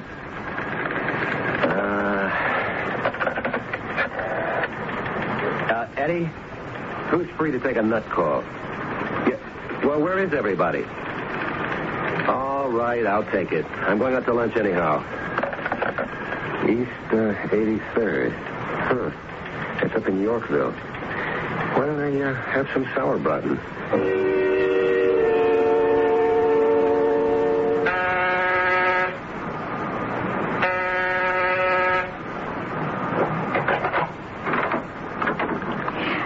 Yes? Miss Taylor? Yes. Miss Sarah Jean Taylor? Yes. My name is Leone, Detective Lieutenant Leone. My identification. Oh, I believe you. May I come in? Please. I was wondering, Miss Taylor, if you could help us. How? Did you know a Mr. William K. Randall? Yes. Did you know him well? I knew who he was. Did you ever have anything at all to do with him? Yes, in a way. In a way? A very impersonal way. Could you explain? I work for the copy house. Oh, what's that? We type scripts. You know, for theatrical producers, TV and the like. Oh? And what do you do there? I'm a typist. And Mr. Randall was a very good client. We did a lot of his plays and things. I typed up a great many of them. And that's how you knew Mr. Randall? Yes, Lieutenant. You did meet him, though? Usually he would send someone to bring a script or to pick one up. He was a very important man, you know. Yes, so I understand. Sometimes, though, if there was no one to send or if he was in a hurry or one thing or another, he'd stop by himself. Maybe something had to be corrected. Then I'd have to come in from the back room, and he'd tell me about it. That would be the only time you'd ever see him? Yes. And the only time you'd ever speak to him? Yes. And you'd never talk about anything except the business of typing one of his manuscripts? Yes, that's right. Never any personal conversation? Oh, why would there be any personal conversation? Well, he might say good morning, good afternoon, depending on the time of day. Did he know your name? He might have. When he'd come in, whoever was up front would say, Sarah Jean worked on that. I'll call her. Oh, then he did know your name was Sarah Jean. Well, he was so busy and important, my name probably meant nothing to him. Why should he remember it? Would you say that he was aware of you as a person? I'm not sure. How long had he been coming in there and having these encounters with you? Oh, perhaps 10 years. And in 10 years, you don't think you made any visual impact on his consciousness? No, not really. The William K. Randalls, they live in a faraway world of their very own. And if you're not in it or of it, you really don't exist for them. Miss Taylor, is it possible that Mr. Randall might have done you an injury? How could he have injured me? Huh. You have any personal enemies? No. You sure? Lieutenant, I'm not important enough to have enemies. Is there anyone who dislikes you? No. Are you sure? Lieutenant, I don't know very many people. And the ones that I do know, I don't know very well. Well, can you think of anyone, anywhere, who could have a grudge against you for any reason? No. And there isn't anything you can tell me about Mr. Randall? Nothing at all. She was, what, 40, 35, 50? She was one of those women who could be called nondescript. You see him and you don't see him. You don't notice anything about him. Maybe because there's nothing to notice. 5 minutes afterwards, you can't even remember what they were wearing, or even what they looked like. Well, I had my sauerbraten, so the trip uptown was worthwhile after all. Where are we on this Randall thing, Leone? It's wide open, Inspector. Any suspects? Sure, pick up the phone book. I understand a great many people didn't like him. Who's your leading candidate, if any? Edward Larson, the playwright. Why? Randall was supposed to produce Larson's play. Actually, the thing was going into rehearsal, and Randall called it off. Why? Who knows why? It's a flaky business at best. Anyway, Larson was all cut up about it. And for that, he'd kill Randall? He said he'd do it, in front of witnesses. Larson had been slipping badly, I understand. A couple of flops, a little bit of a drinking problem. He needed this play. Well, what have you got on him? He doesn't have an alibi for the time of the murder. Well, I don't have an alibi either. And, of course, there's another thing. Randall was stabbed with a knife, actually a letter opener on his desk. There are prints on it. Whose? We don't know. Not Larson's. Not Jenny Daly's. Well, who's she? The actress Randall threw over. She was very cut up about it. But who do the prints belong to? We don't know. Have you run the print? Not a rumble anywhere. But still, I lean toward this guy, this Edward Larson. I know he did it. And left somebody else's fingerprints on the murder weapon? Yeah, I admit it's a problem. You don't have anyone else? All the nuts are off and running on this one. I got a tip this morning on the phone about a Miss Sarah Jean Taylor. Oh, she? A mousy little dame. She works as a script typist. Well, what connection would she have with Randall? The company she works for types his manuscripts. Anything there? No, I don't see how.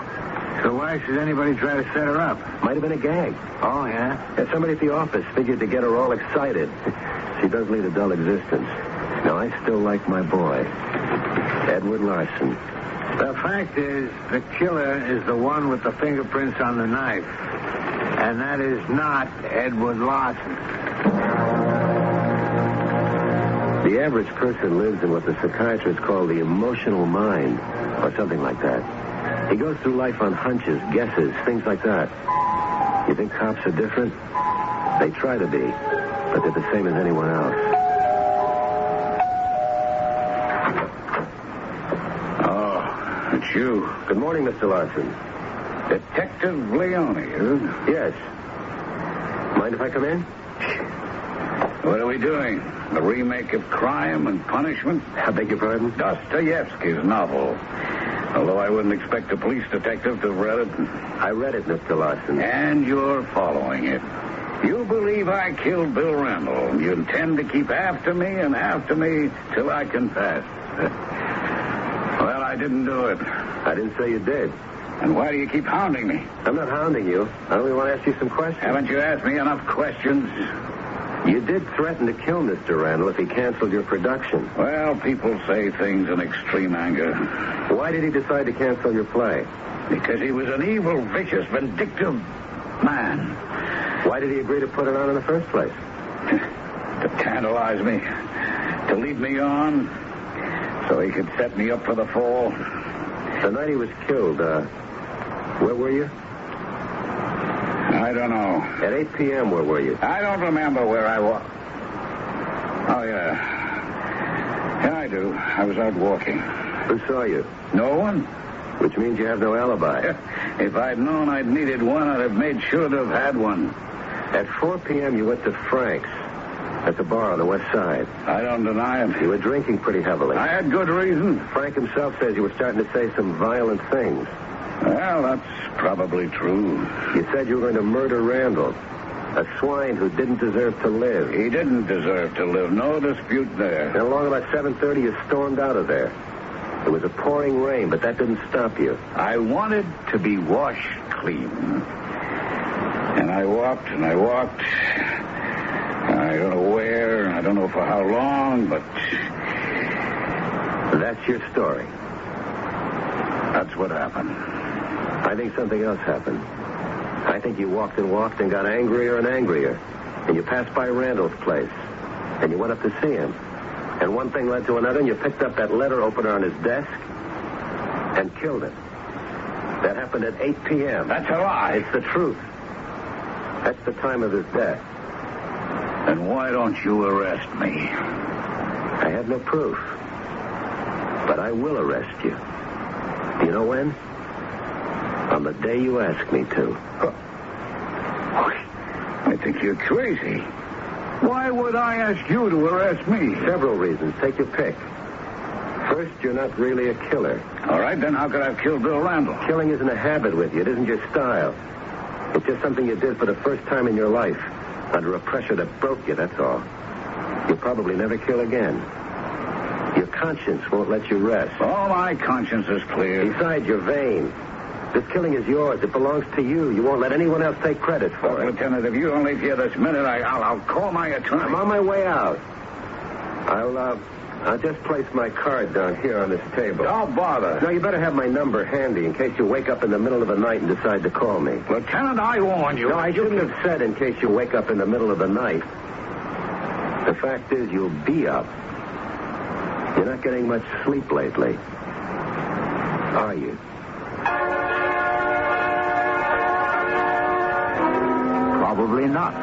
But then again, who knows? We like to think that guilt lies heavy and destroys repose.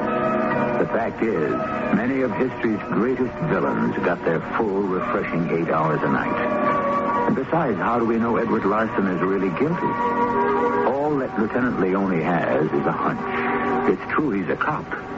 But does that automatically make him right? We need Act 2.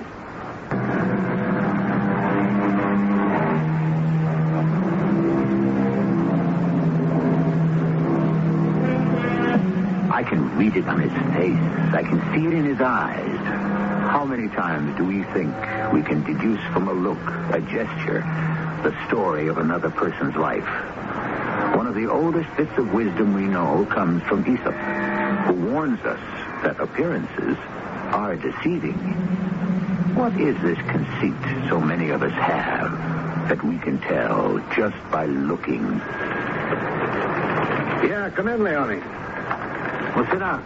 You want a progress report, Inspector? I don't have one. This is off the record. Lay off Edward Larson. What's this? It seems you've been giving him a hard time. Hey, now wait, Inspector. What have you got on him? Nothing. Furthermore, the prints on the knife do not belong to Larson. Therefore, it follows Larson cannot be the murderer. Yeah, I wish I could believe that. Believe it or not. Now lay off. His lawyer happens to be an old friend of mine. Yeah?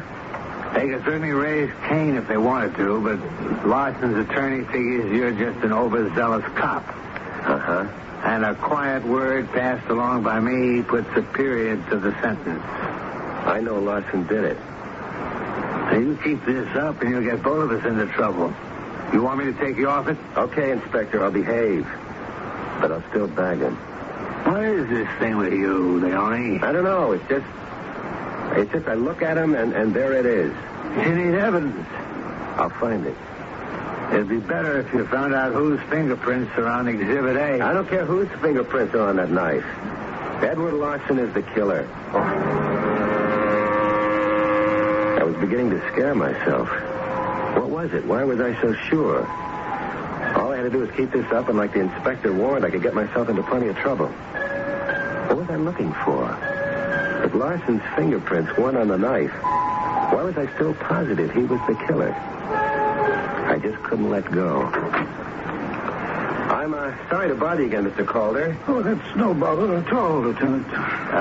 You were William Randall's associate producer? Yes, we'd worked together for many years. What kind of man was he? Oh, difficult. However, he knew what he wanted. Irritating, but he was always right. I would say he was a man of integrity. He's described by Edward Larson as, evil, vicious, vindictive. Oh, well, Edward Larson. What does that mean? Larson was, I should say, is finished as a writer. Well, actually, he finished himself. It was the booze. No one would produce his plays anymore. Mr. Randall did, or at least agreed to. Oh, yes, but that was... Larson insists that Randall did it to tantalize him, to lead him on. Lieutenant, I think we can safely disregard anything Edward Larson says. I'm convinced that he killed Randall. Well, that is, I was. But not anymore? I gathered from the press that the fingerprints on the murder weapon are not Larson's. It's not known whose they are. Why did Randall agree to produce Larson's play in the first place? Oh, Randall saw or thought he saw something in it. After a while, he even made me see it. Then it was a good play. It had the makings of a good play, which means it needed work, some major rewriting. I told Randall that Larson simply was incapable of doing the rewrites. But Randall didn't agree. Well, he said, let's give him a chance. It's the last one he'll ever have. Who knows? It might be an opportunity to salvage him. I didn't believe that. Why not? Because I know Larson doesn't have it anymore. Whatever his gift is, or was, is gone. And you could see that in his play.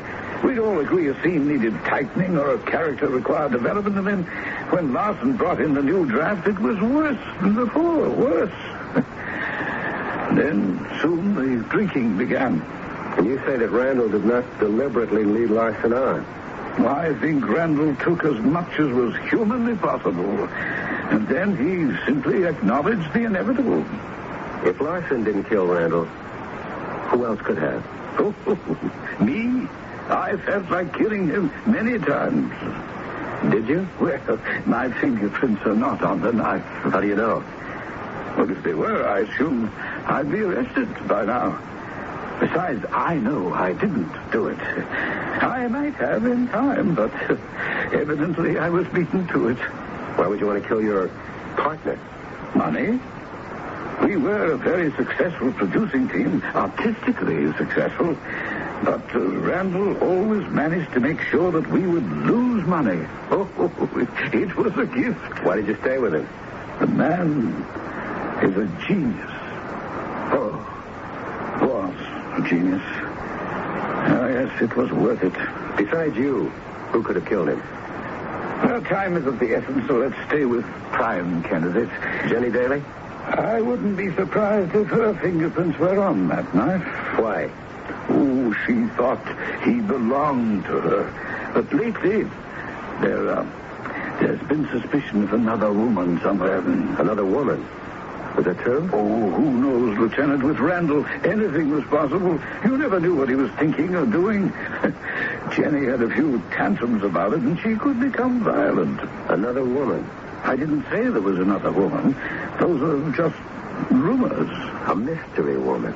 Ah, yes, Lieutenant. That has a good sound to it. A mystery woman.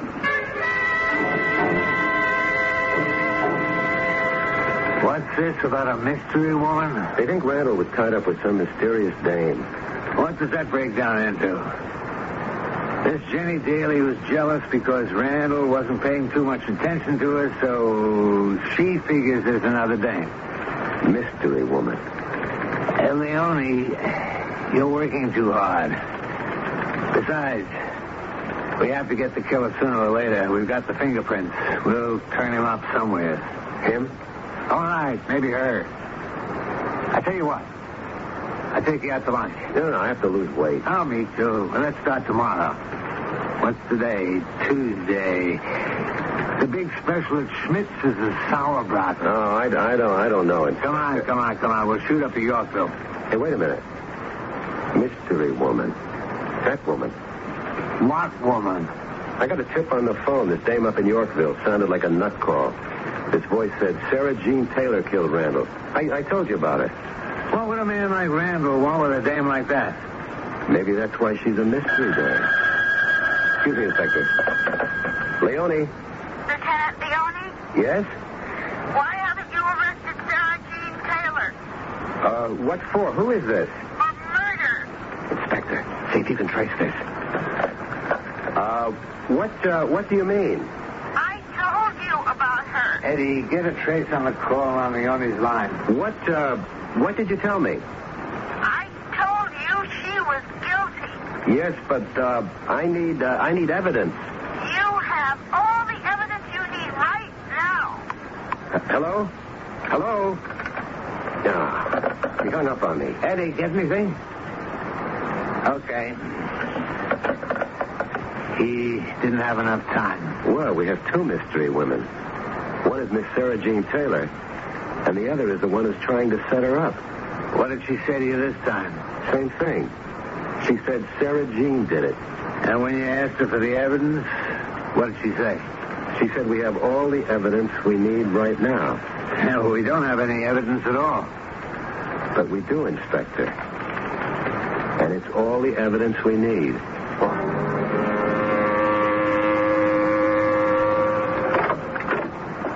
Good morning, Miss Taylor. Oh, it's the detective. May I come in? Please. Miss Taylor, I must ask you to come down to police headquarters. Why? I haven't done anything. No, nobody says you did. Well, then why am I being arrested? You're not being arrested. Then why must I go? We'd like to ask you some questions. Oh, well, you've already asked me some questions. Well, we have to ask some more. Well, then ask them here. Miss Taylor, I'm asking you to cooperate. However, if you refuse, I can return with a warrant. A warrant? Then I am being arrested. No, please, Miss Taylor. A certain matter has to be cleared up. What certain matter? We can only attend to that at headquarters. But I'm innocent. I didn't do it. You didn't do what, Miss Taylor? I didn't do anything. I never did anything in my life. I just sit behind a typewriter. I never did anything to anybody. What do you want with me? Most probably nothing. Well, whatever I'm supposed to have done, I'm innocent. And all we want to do is give you a chance to prove it. I don't have to prove anything. If you accuse me of a crime, you must prove it. Nobody's accused you yet. I'm just asking you to come down to headquarters. Where is she? In my office. She's guilty or she isn't. It's that simple. And now we find out. Yes? Okay, Eddie, thanks. Clear as a bell. As if they're engraved in marble. Those are her prints on the knife. They are? Eddie downstairs says he's never seen such sharp, bold prints. We've got her. It's your color, and you get all the credit. Yeah. And it just fell into your lap, too. Well, makes up for all the tough ones. Let's book her.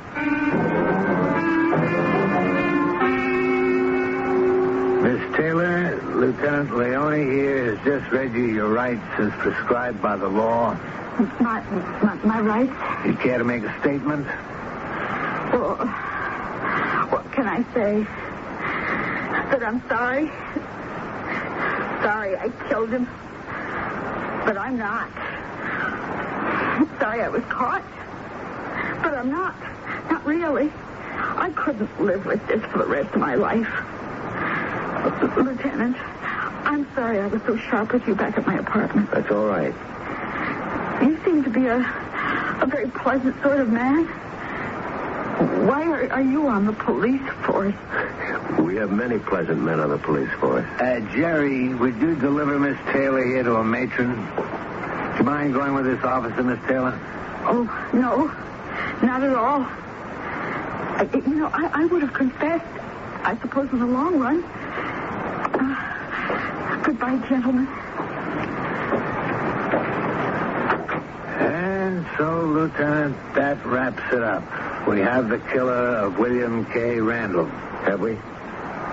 What's this now? Are you all right, Leone? I don't think we got the killer. Leone, her fingerprints are on the knife. She admits it. And this bears out your theory of a mystery woman. What are you doing? I don't care about her fingerprints. I wouldn't believe her on a stack of Bibles. And who says we have a theory of a mystery woman? Leone, I'm going to humor you for about 10 seconds. Now, you say she didn't do it. Who did? Who? Edward Larson. Who else?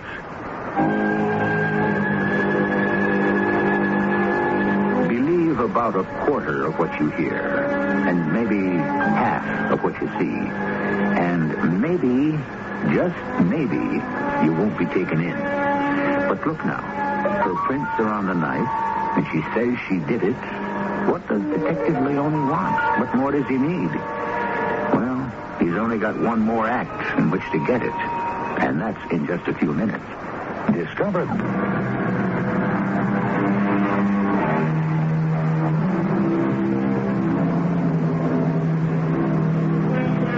How do we know what we know? Well, we have worked out, or at least our philosophers have, what might be called the scientific method. We use observation, and we use experience. We use testing. We set up criteria, and we use common sense. If you're caught with your hand in the till, obviously you're up to no good. Now, you would think that a police detective, of all people, would have no trouble with this line of thinking. Why did you kill him? He betrayed me, Lieutenant. I don't understand. We were in love. Who was in love? William Randall and I. He was in love with you? Yes. When I first spoke to you about him, you remember? Yes. You insisted there was absolutely nothing between you. It was at most a casual kind of business relationship. That's what you said. I lied. I was under no obligation to tell you the truth. I wasn't under oath. Well, yes, Miss Taylor, but besides, our love was a secret thing. Oh? Soon he would leave the theater, leave this entire way of life, and the two of us would retire to a lovely mountain wilderness. I have his letters with me. I'll read you one. His letters? All the letters he wrote to me. I carry them always. A lovely mountain wilderness made tame by your presence. And thus we too shall know the joys of Eden. That's what he wrote to you? Oh, yes. And listen, ask nothing more of me, sweet. All I can give, I have given. Forget that I remember it and dream that I forget. Oh, that's when it started. Yes, to what? When they started to turn cold, the letters. Oh? The beautiful letters he wrote me. And then there came the final letter. Here, this one. Read it. You want me to read it? I can't. Please. And the best and the worst of it is this, that neither of us is to blame. You will forget my kisses, and I will forget your name. That's how he chose to say goodbye to me. Let me try to understand this. For how many years did he write you these letters? 10. For 10 years you carry on this correspondence, and it's all a promise for the future, right? I believed him. I believed him with all my heart. Uh-huh. And then something happened to break up this little thing you had going. What was it? I don't know exactly what. I don't remember. But it made you mad. Mad, yes. In the sense that it deprived me of my reason temporarily. And so you decided to kill him? I did. In a fit of rage. All right. Tell me, how did you get into his apartment? I had a key. A key? Yes. Forgive me. I thought you'd implied all this time that it was a platonic affair. I have implied nothing. You may infer whatever you choose. Can you tell me what happened? Yes. I received his last letter. I brooded. And I decided to face him with it. I went to the apartment, and we talked. And then I thought it was of no use. He had become tired of me. He just decided to cast me aside. So I became furious. I saw the letter opener, long, slim, sharp, and lethal. I picked it up and I plunged it into his heart, his fickle and faithless heart. Yeah. You've never been in love, Lieutenant. If you can doubt what I'm telling you, I killed him. Let the world know it. Let the world judge me. How may I help you, Lieutenant? Mr. Dorset, you're the manager of Coffee House? The night manager. We go 24 hours a day. You do? We employ a lot of actors. Aspiring actors. They need their days free to make rounds, you see. About Miss Sarah Jean Taylor. How about Miss Sarah Jean Taylor? To think that was going on all this time. What was going on all this time? The affair she was having with Mr. Randall. How do you know she was having an affair? Isn't that what it says in the papers? What would happen when he would come in here? The most superb acting you would ever hope to see in your life. But who knew then that it was acting? What did it look like?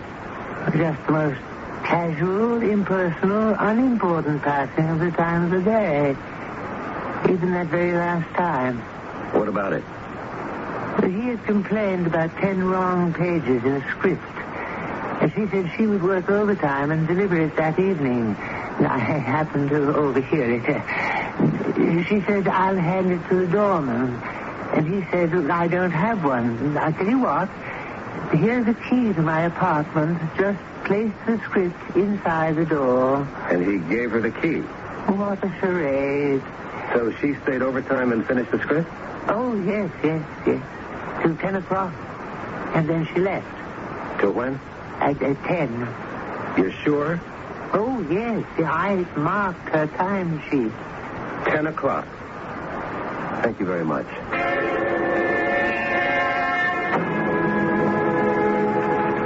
So, 10 o'clock. What about her? If she left at 10 to deliver the script, she could not have killed Randall. Why not? Coroner says he was killed at around 8. Well, an hour or two leeway in these things isn't unusual. It's not an exact science. I know what happened. So do I. She killed him. No.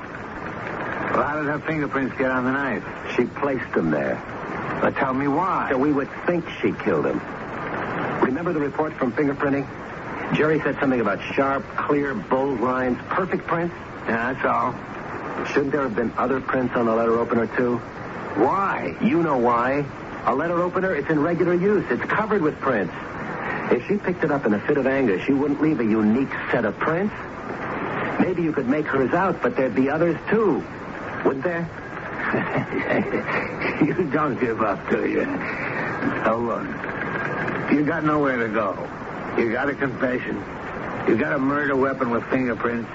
It's established she went there, and so we can safely say, case closed.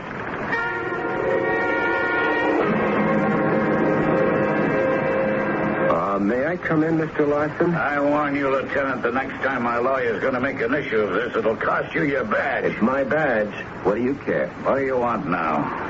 I want to tell you a story. Why? Because you're a writer. That is, if you can stop drinking long enough. Now, wait a minute. Come on, I'm doing this to save you. Save me from what? Yourself. You can't write anymore. That's why Randall canceled your play. You couldn't face that terrible truth, so you killed him. All right, I heard enough. I'm calling my lawyer. Why? He can't solve your problem. I can. What are you talking about? I'll give you a theme. Maybe it'll inspire you. Theme? What do you know? Just listen. There's a woman named Sarah Jean Taylor. A shy, timid, self-effacing little woman. Mousy. What made her that way? I don't know. You're the writer. Find the why. Just what are you setting up? Follow this. Think about it. She has nothing. She has nobody. But she works as a typist in a place where they copy plays and stories and novels. So every day she reads about love, romance, adventure. And so she creates a fantasy. She lives it. A handsome, dynamic man walks into her office. Randall. She imagines a love affair with him. Are you listening? Good. And so she pretends he's writing letters to her. Yeah. Of course, she writes them to herself. Sure, of course. She worships him at a distance. He doesn't know. How could he? But this make-believe is real for her. Yeah, certainly. It's the only reality in her life. You're getting there. The letters are filled with things that she's read. Remember, she's read some of the best things in the world. And those phrases find their way into her letters. I know exactly what I would use. Suddenly, one night, she has to go to his house to make a script delivery. And she does. And there he is. Dead. Dead on the floor. Of course. What an opportunity. She couldn't have him in life, so she'll have him in death. He's been murdered. She sees the weapon on the floor. A letter opener. That's right. She wipes it clean and carefully places her own fingerprints on it. And how does she get caught? She disguises her voice, tips off the police, keeps leading them on. Naturally, naturally. She wants to be caught. Naturally. And she is. They've got her. Never mind that a stubborn detective sees through it. They've got her nailed. They could send her up for life. Now, I ask you, Mr. Larson, as a dramatist, as a storyteller, is this how it should end? Well, is it? No. Write the story, Mr. Larson. Write it, and you'll save yourself. You'll prove you're a writer once again. It's the only way, isn't it? Well, can you write it? I can write it. Can you write the true ending? Because without it, you have no story. Yes, Lieutenant. Yeah. I can write it.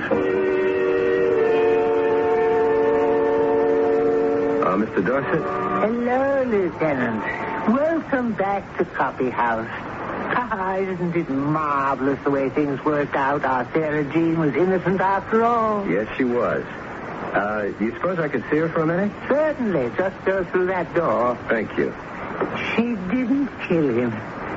But do you personally think she was having an affair with him? Through this door? Miss Taylor? Oh, it's you, Lieutenant. I just thought I'd drop by. Oh, that's very considerate. Make sure you're getting along okay. Oh, yes. Everything's fine. You don't have to worry anymore. The case is closed. The case? The Randall murder case. Oh. You won't be bothered again. I don't think there'll even be a trial. Larson will spend the rest of his life with psychiatrists. It's been nice meeting you, and I'm happy everything turned out well. Oh, thank you. Goodbye, Lieutenant. And so, my love, my dearest, my very own, now that I have found you, I shall never leave you. Say the words that will make me the happiest of mortal men. Your adoring Lieutenant Leone.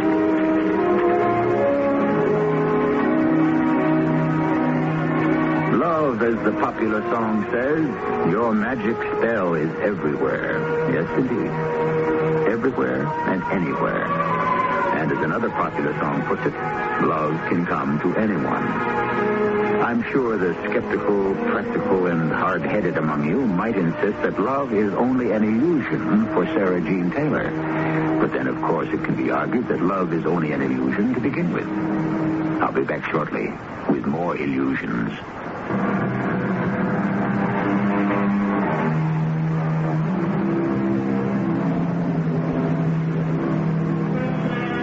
So many people are alone and lonely. So many people work at humdrum routine jobs. So many people live by themselves. Is this the only world they know? Or do they transport themselves into another realm, somewhere high in the imagination? That quiet, serious, nondescript-looking woman across the aisle on the bus. No ring on her finger. She probably isn't married. What is she thinking about? What is she dreaming about? Some of those dreams would make the finest stories in the world. And what a pity that we shall never hear them. Our cast included Michael Tolan, Martha Greenhouse, Robert Dryden, and Ian Martin. The entire production was under the direction of Himan Brown. This is E.G. Marshall inviting you to return to our Mystery Theater for another adventure in the macabre. Until next time, pleasant dreams.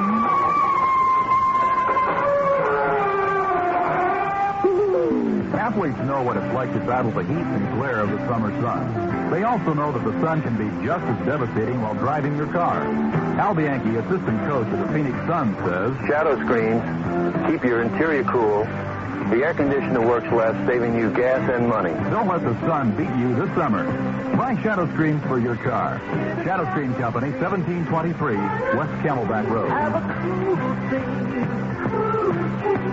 MP Transmission at 1405 North Scottsdale Road will perform a transmission tune-up on any car or light truck for only $3.76. That price includes parts and labor. For only $195, their experts will rebuild. CBS Radio Mystery Theater presents...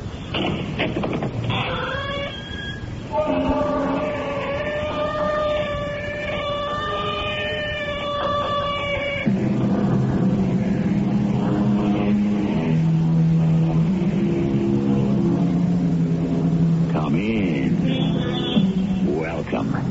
I'm E.G. Marshall. In a great narrative poem, Sir Walter Scott wrote, "And come he slow, or come he fast, it is but death who comes at last." The phrase of choice for one of our foremost weekly magazines is, "As it must to all men." That we must die is a constant in all our lives. But how? Through what agency? And where will we pass to once beyond that gate? That is the open question which will never be answered. The speculation from which stories such as this are spun. Oh, I knew it. You knew what? Anytime the old man sends me out on a special assignment, there'd have to be trouble. Not unless you make it. Don't tell me you're here for the same lady, Lucifer. That's right, Michael. That poses quite a problem, doesn't it?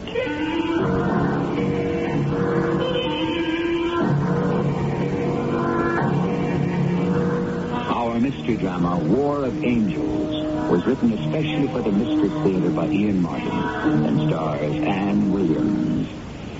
It is sponsored in part by Contact, the 12-hour cold capsule. I'll be back shortly with Act One.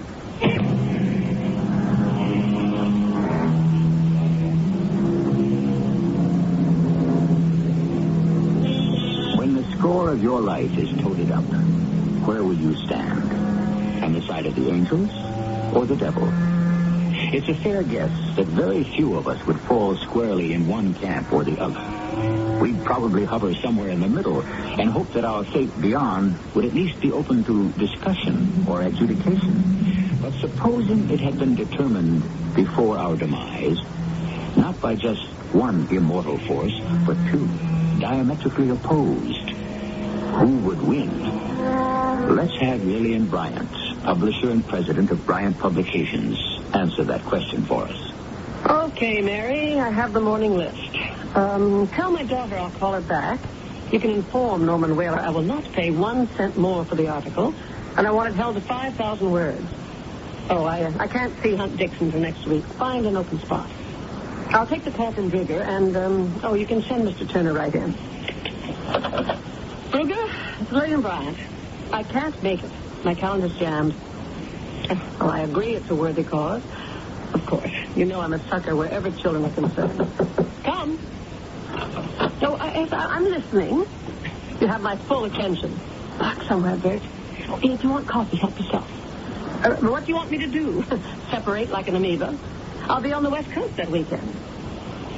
I'll send you a check for $5,000. Just see that some of it filters through the overhead and gets to the kids. Oh. Share it is. Forget it, Bert. I just got the circulation figures on Action. So did I. I'm taking too much flack from my distributors. They don't want your magazine anymore. It pays its way. Not with all the new hikes we've taken. Print, paper, personnel, distribution, pension plans, cost of living. Spare me the doleful roll call. What's the message? Go find another house to publish my brainchild? No other house would take it. And you can't make it on your own. What are you after, Lillian? The magazine. I want you to sell it to me. My, we are charitable today. How much? I'll give you $200,000 over what you owe me already. I don't owe you anything. That loan was a private one from Walt to me. Correction. Walter Bryant was my husband, and he left me everything when he died. The money came from Bryant Publications, of which I am the owner now. And I'm calling it in. Name your price. I haven't got one, though. Action is my baby. It's my life. It isn't selling. No advertiser will look at it. Bryant Publications can carry it. You need it for the prestige. Oh, prestige be damned. I want everything this house publishes to make money. That's what we're in this business for. Well, you know that wasn't Walt's thinking. Look, Walt was my husband and your friend. But he isn't here anymore. My thinking runs this business now. I'll give you $250. That's my top offer. What would you do with it? Change it from top to bottom. Cheapen it, you mean? I'd make it sell to the public and to advertisers. I'll bet you would at that. Well, do we have a deal? Do I have the opportunity to make a last statement? If you make it short. If only I could make it sweet. Lillian, I've loved you for a long time. I lost you first to Jim Anthony, whom you loved, and second to Walter Bryant, whom you didn't. But Walt was my friend. He believed in me. More than that, he knew that magazine was my mistress, my wife, my children, my whole life. Without it, I had nothing. Look, I won't cry on your shoulder because you know that as well as I do. And it doesn't mean anything to you. So, of course, I'll sell to you. I haven't any other choice. I'm in hocked up to my ears.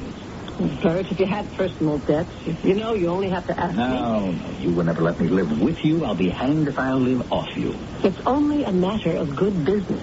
Lil, ever since Jim walked out on you, that's your life, isn't it? You married Walt to the business, knowing he was going to die. You knew Walt intended me to take over, but you muscled me out and left me with one magazine.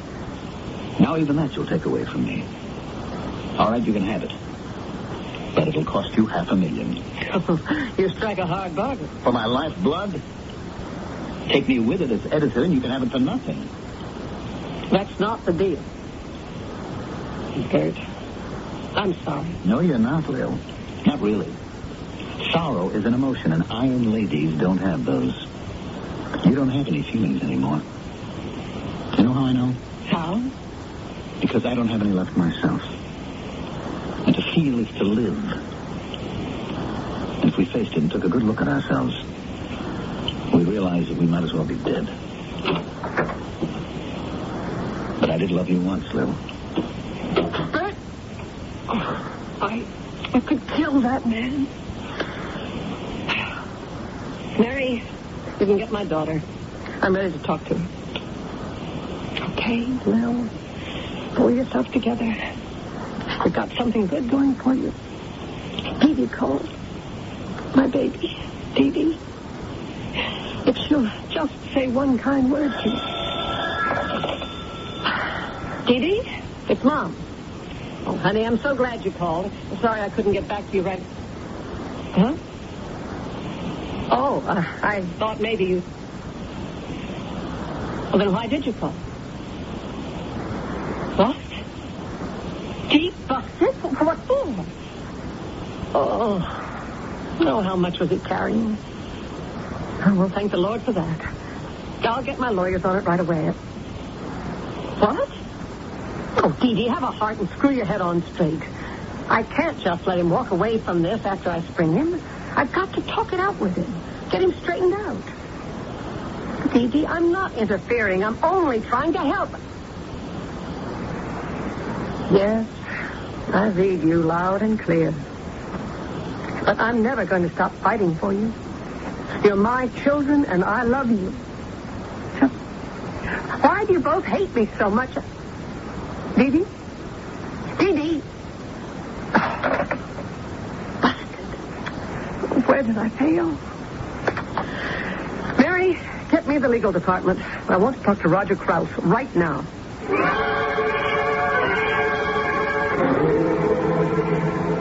What's the difference, Mom? It's a free country. If I want to be a pothead, who's to stop me? Me. I won't let my son throw himself away. Oh, for Pete's sake, will you cut it? Cut what? The silver cord. I'm a big boy now. Oh, not the way you're acting, you're not. I am old enough to make my own decisions. I swore when you stuck your oar in between Sissy and me that was the end of the apron string. I saved your neck then, and I'm trying to save it again. I don't want you to save it. I want you off it. You want me to revoke the bail and send you back to that filthy jail you just got out of? Oh, I don't care. Doesn't matter. Nothing matters since Sissy... Oh, act your age. The girl was older than you. She was beneath your class, and the whole thing was a cut-and-dried hold-up. So I bought her off. She was more than willing to settle for that. Now, look, I love Sissy. Oh, I'm sure you did. And she loved me. Oh, now that's the horse of a different... She was carrying my child. Didn't you care? Didn't you want a grandchild? Now, hear this, Deke, and get it through your head. Of course, I want grandchildren. But I don't believe for one moment that she was carrying a child. And if she was, it's an outside bet that she couldn't tell whose it was. She picked you because she thought you had what she was really after. Money. Well, she has no complaints. She got it. She was well paid. No complaints. Oh, Deke. Son, listen to me. Just in case there really was a child, do you think I would have skimped on providing for it? After all I had to go through to make do for my own children? The last thing I would ever do is leave any woman in the spot I got left in. You didn't have any problems getting out of it. All you had to do was make it with the boss. Oh, don't you try to cheapen me. Drag me down to the level of your little round-heeled hooker. I never pulled any punches with Walter Bryant. He knew my feelings for your father and all I had to offer. He walked into our marriage with his eyes open. He knew I married him because of you and Dee Dee. Oh, if I'd followed my own wishes, it would have been Bert Turner I turned to. He might have made me forget Jim. Well, why didn't you? Because I knew he could never provide the things I wanted my children to have. It's a pity you never asked us what we wanted. Oh, well, there were precious few complaints from either of you. You both enjoyed the money and the schools and the cars and the opportunities you had. It took a rotten little tramp like your Sissy to turn you against me. Will you stop calling her that? I call them as I see them. I call a spade a spade. Okay. Then why don't you take one of your spades and dig your grave the way you did for Sissy? Deke, what are you saying? You heard me. She's dead. Why do you think I blew my mind and got myself stoned? Because she's dead. Threw herself on the subway tracks in front of a train, committed suicide. And it's your fault, Mom. Sissy's dead and you killed her. Oh, no. No. Mary, find Bert Turner right away and have him come straight in. Tell him it's an emergency. I want him to take me somewhere.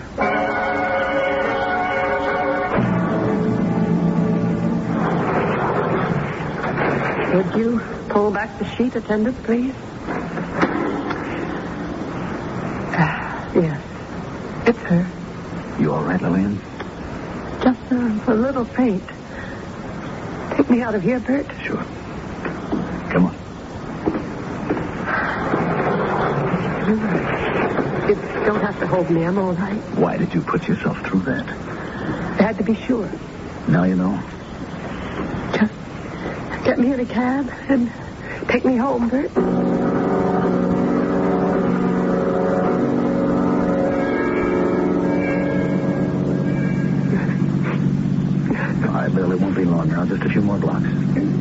doesn't make any difference.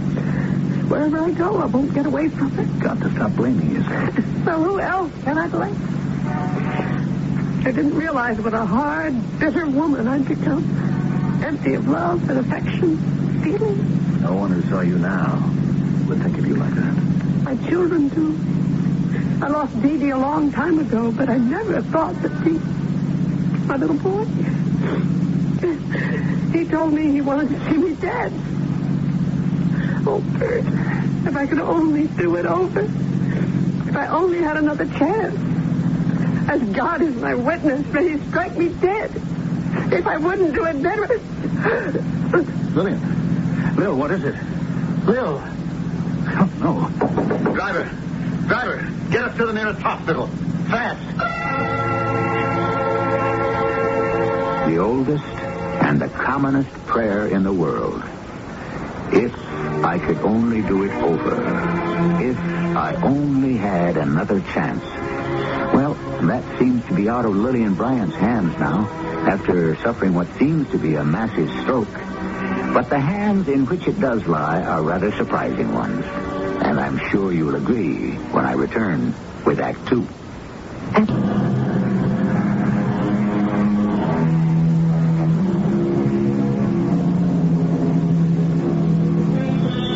In the midst of life, we are in the midst of death.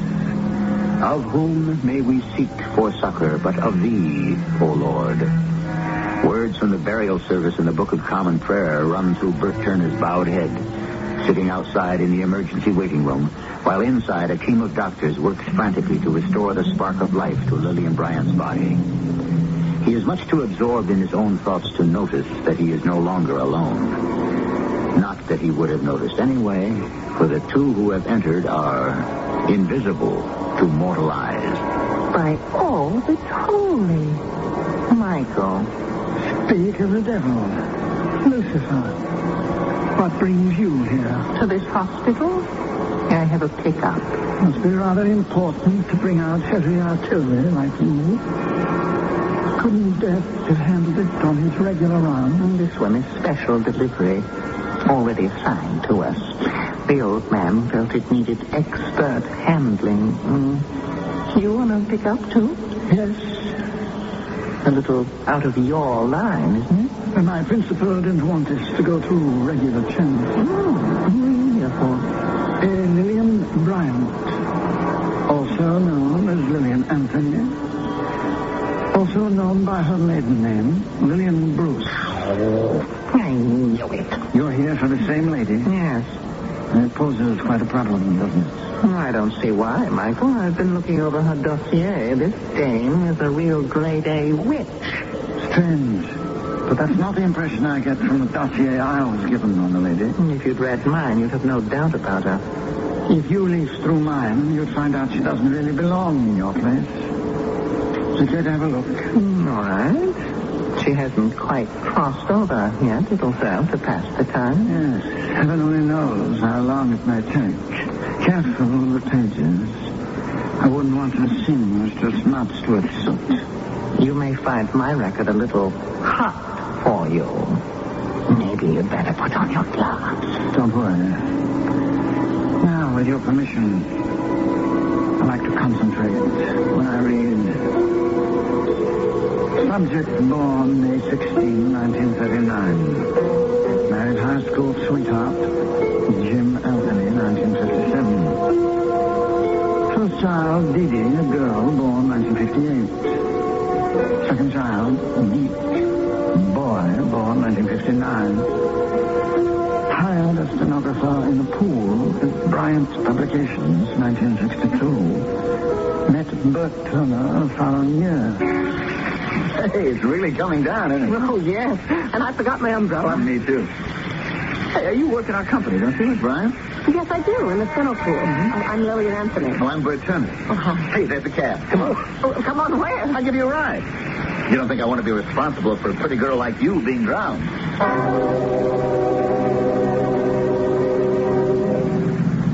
So, I'm sorry if I gave you the wrong idea of Mr. Turner. Bert, What wrong idea? Well, I don't think you'd have gone this far out of your way if you'd known I was married and had 2 babies. Why not? Who takes care of the kids? My husband. Oh, doesn't he have a job? Not just at the minute. He's studying. What? Something to do with calculators. Good field.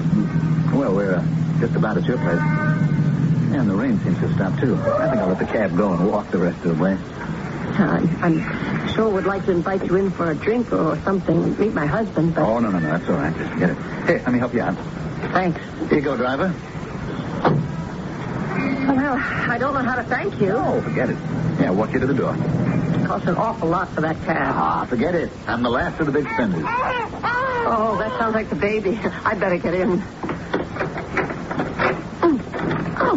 What's the matter? I can't get the door open. Well, here, let me help. Something lying against it. There. Oh, Jim. Shall I call a doctor? No. He's all right. Just drunk. Oh, Jim. I don't know what to say. Oh, just don't say anything around the office, please. As you see, my calculator expert isn't exactly something I can count on.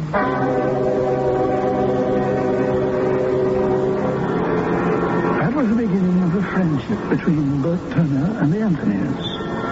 A friendship both abused and welcomed by Lillian and her husband. He, because he could always borrow money from Bert. And Lillian, because of the man she loved. She had found only half a man. Then one evening, some 3 years later, the friendship ended.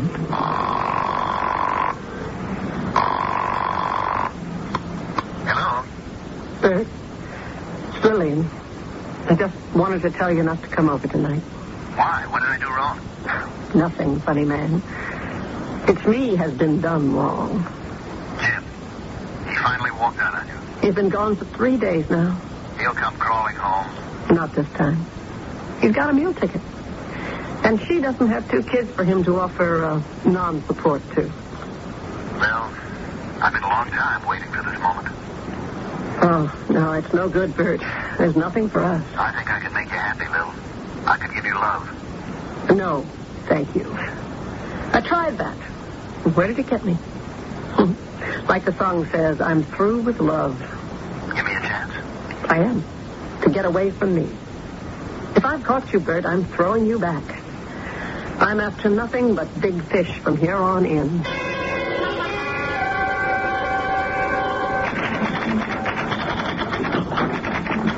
Hi, Lil. Well, hello, Bert. You're working pretty late, aren't you? I have to. I have to take all the overtime I can.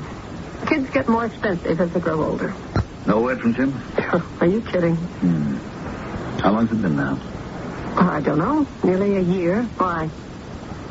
Why don't you give him the divorce he wants? When the time is right, I'll get the divorce and make him pay through the nose. But that's peanuts.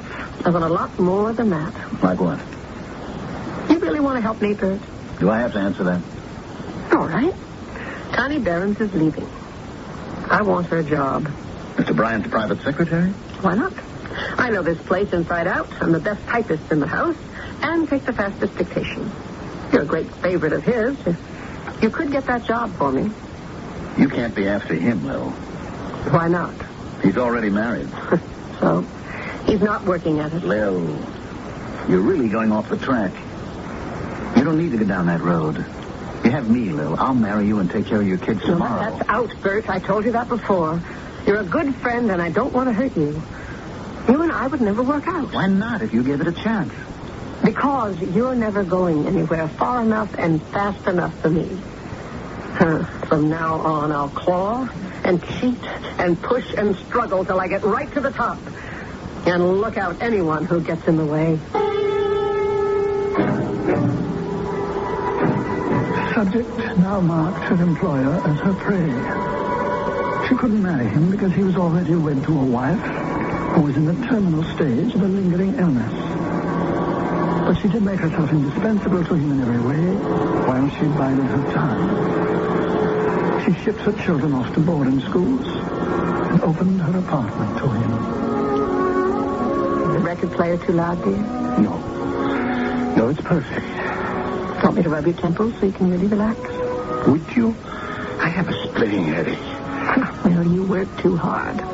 Until you came along, it's all I knew how to do. Well, just give me half a chance and I'll teach you how to forget work. I wish I could really do something in return for all you do for me. You will, Walter, dear. You will, when the time comes. Subject was 32 before she finally married the publisher, 6 months after his wife's death. Walter Bryant was 61. It lasted 8 more years. And on his death, his publications firm was rocked to its foundation. I can't believe it. He's left everything to you, Lil. Lock, stock, and barrel. That's right, Bert. Total control. I mean, the boating stock, the management, the whole business to be run by you. But you don't intend to try to do it, do you? You bet your bottom dollar I do. But you can't. I mean, a woman, this is tough, brutal business. Takes a man to run it. Oh, what's the matter, Bert? Jealous? Feel shut out? Well, I had expected that. I mean, in many ways, Walter was like a father to me. I'd always understood that when... Mm-hmm. No, you couldn't handle it, Bert. You haven't got the guts. And you have? Just to watch me. You run along to your little magazine you play with, that happy misnomer action, and watch me take over the action here. I'll walk right over anyone who gets in my way. Subject has lived up to her goals since then. Trampling roughshod over employees, hiring and firing by whim ruthlessly. In her personal life, she's managed to destroy the longest and closest of her friends, the only man who really loves her for herself. She has completely alienated her daughter by trying to turn her into a carbon copy of herself. And last of all, she is directly responsible for the death of the girl her son loved. It has so thoroughly demolished him spiritually that he now hates the mother he loved as totally as his sister does. That's quite an indictment, Lucifer. Yes, I'm quite proud of her, Michael. William Bryant really managed to commit them all, wouldn't you say? You mean a certain deadly sin? Exactly. I'll tell you what I think, Lucifer. I think... Oh, just a moment. That's her son now. Let's listen to this. Uncle Bert? Uncle Bert, I got here as fast as I could. Oh, hello, Deke. How is she? How's Mom? I don't know. They haven't come out yet. Is she... Was she dead when you brought her here, do you think? I can't hold out too much hope, Deke. Oh. She never moved after she collapsed in my arms. Oh, please, no. Let me just say something to her. Tell her I didn't mean it. I didn't want to see her dead. I don't hate her, Uncle Bert. I love her. I want to... All right, easy now. Don't blame yourself. You mustn't blame yourself. It seems there is at least one person she hasn't completely alienated. A feather in the wind. I'm going to take her now. Not so fast. First of all, have you read my dossier? I glanced through it. I wasn't impressed. No matter how you state it, the facts are still the same. No wonder. Before we make any rash moves, you'd better let me have my innings. Because in spite of your claim, I think the lady more properly belongs with us. And I think I can prove it. Perhaps the Archangel Michael will prove his point. But in a practical sense, it won't really make that much difference to those Lillian Bryant leaves behind. Because, of course, she'll still be dead. Or will she? I shall return shortly with Act 3.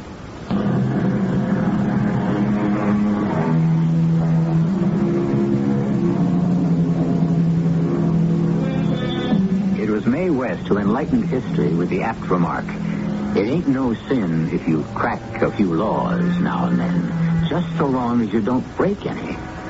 Would that apply in the case of a woman like Lillian Bryant? There's no question she was ruthless, success-oriented, opportunistic, driven, and in the moment of her death, almost totally alone. But had she no saving graces? Let's see if we can discover any now, as we listen to her attorney for the defense, the Archangel Michael. Let's make a comparison of the dossiers that we carry on, Mrs. Bryant. If we keep it short and sweet, Michael, you religious types are always so long-winded. Don't you want to see justice done? I don't believe in justice. It's just a word. She's entitled to her day in court. All right, then let's get on with it. Well, first of all, let us consider the two human beings who are unwittingly sharing this hospital waiting room with us. Sure. Bert's a sucker. And the son has a guilty conscience. You'll notice the daughter isn't here. You won't admit that it might be love that brought these two men here. After what she did to them, especially her son. All right. Let's just examine that relationship a bit more closely. You must have read in the dossier I was given of the case. I believe it was page 32. There's description of how the son, Deke Bryant, came to his mother one evening. Who is it? It's Deke, Mom. Oh, come on in, darling. Oh, this is nice. Not out doing the town tonight? I wanted to talk to you. Oh, come in and sit by me. Mom, did Dad, I don't mean my real father, I mean, Uncle Walt, did he, didn't he leave some sort of a trust fund for me? Well, yes, dear. Walter was very generous. He left one for both you and Dee Dee. Very sizable, too. Give you both a good start in life. Yeah. There isn't any chance I could get mine now, is there? Now? Darling, it's in trust until you're through with school. Well, is there any way I could, borrow against it? Not without consent of the trustee. Well, who's that? It's me. I am. What is it you want this money for? Well, Mom, I want to get married. Married? At your age? Oh, you must be joking. I'm not joking. I love Sissy, and we want to be together. Now, just for once, will you not interfere? Just leave it at that and help me. I can't just leave it at that, Deke. You never can you? Well, Deke, son, I'm only thinking of you. Married? I haven't even met the girl. Now, who is she? Sissy who? You wouldn't know her. Well, I'd like to meet her. What's her full name? Sissy Patterson. Did you meet her at college? No, it was here in town. Well, who introduced you? Mom, there isn't time for all this. I got to get married right away. I need the money right away. I see. Deke, do you love this girl? Yes, Mom, I do. And no matter what you say, even if I don't get the money from you, I'm going to marry her anyway. That's right, Michael. I read all that. Then she went right behind the kid's back. She went to visit this girl, after having a detective agency dig her address and check her out. We won't argue about her methods, but this is what she found.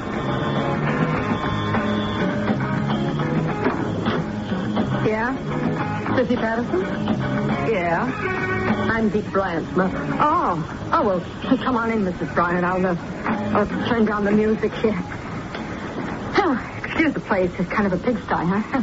You see, I wasn't expecting no visitors. I can see that. Why don't you take a load off your feet? Come on, sit down. No, thanks, Miss Patterson. I don't think I'm going to be here that long. I'm not going to mince words. I've had you checked out thoroughly. I know who you are and what you are. You've been in reform school. You've been booked twice for soliciting. And for all you look like a high school girl, you're 5 years older than Deke. All right, what do you want to marry him for, Sissy? I love the guy. I doubt it. If it's money, I must tell you, it'll be 8 long years before he comes into any of his own. And I can tell you, if he marries you, he won't get 1 red cent from me. Yeah? Well, he better. He just better come across. Why? Because he got me in a family way, that's why. Oh, I see. But it isn't only that.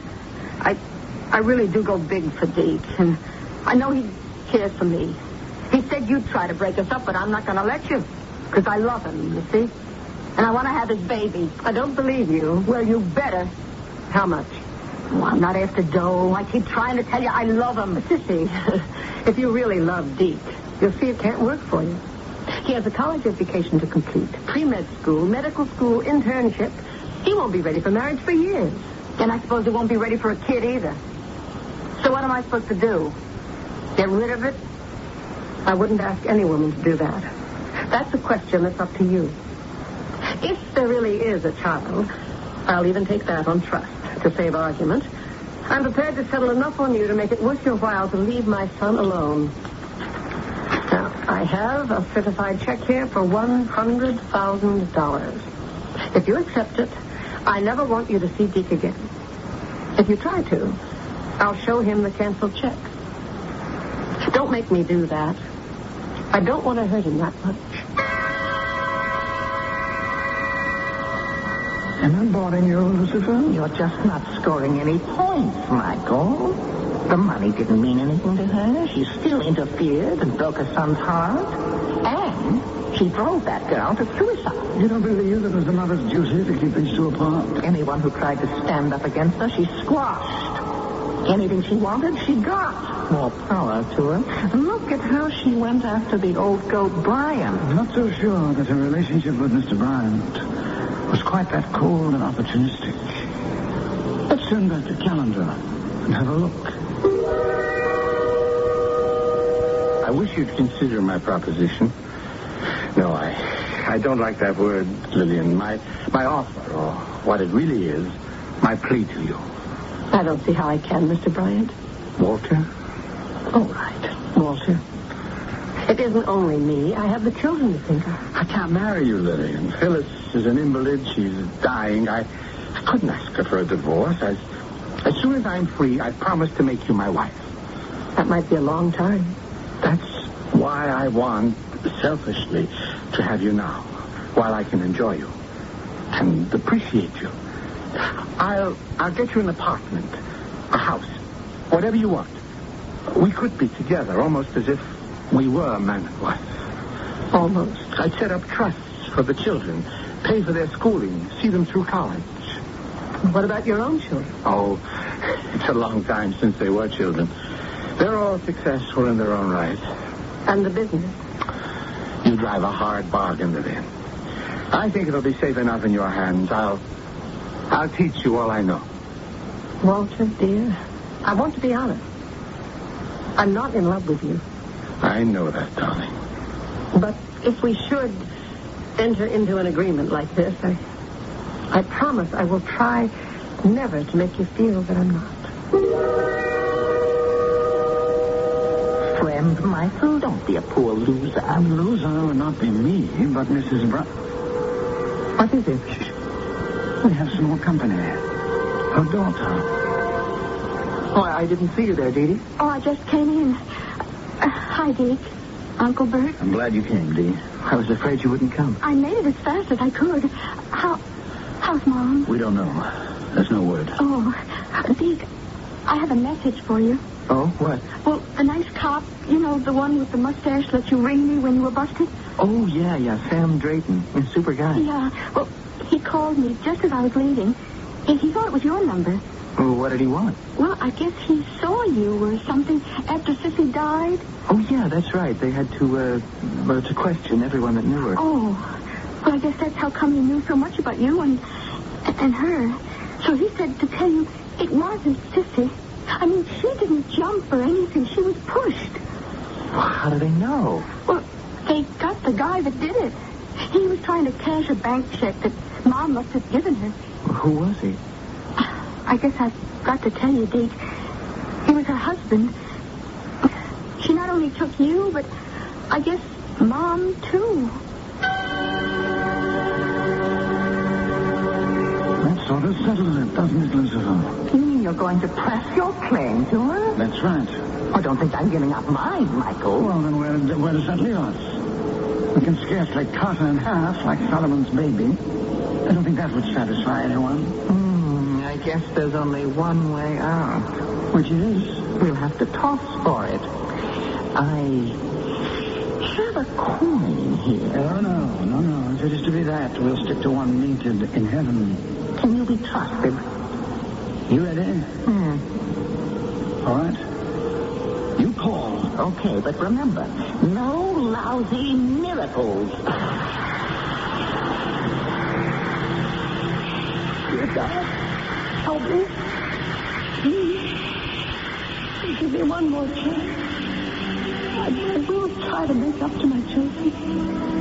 And babe, I don't want to die with all my sins. I am so afraid and alone. My Lord, I ask you humbly to extend thy mercy to Lillian. Don't let her go alone into the dark night, not knowing that in spite of everything, we who are left behind love her and want her with us. Help her to find her way back to our hearts and to our lives, where we can help her. Dear God, I haven't prayed to you in so long. Please, forgive me. But now I must. I can't let Mom die without knowing that what I know in this moment, that I still love her. How can you be so wrong about this? I'm so ashamed. It's all that I can. Don't let my mother die thinking I hate her. So much. I know now more than ever I love her and would give anything to be able to ask her to forgive me. Well, toss the coin. What are you listening to? Voices. The sound of love. No, we toss no coins for a human life. Well, if you don't, we're back with the same old problem. Which of us gets her? Neither. There is another solution. What? He that can take away life gives it also in return. Oh, I knew you'd wing in a miracle. You cheated me. Not quite. A second chance doesn't mean that she won't end up in your clutches eventually. It's up to her. I'll lay you odds I do get her. Somehow I doubt it. You want to put your money where your mouth is? I don't think so. There's something not quite right about an angel gambling. You always have to figure on a sure thing, don't you? What does it matter? So long as justice is done.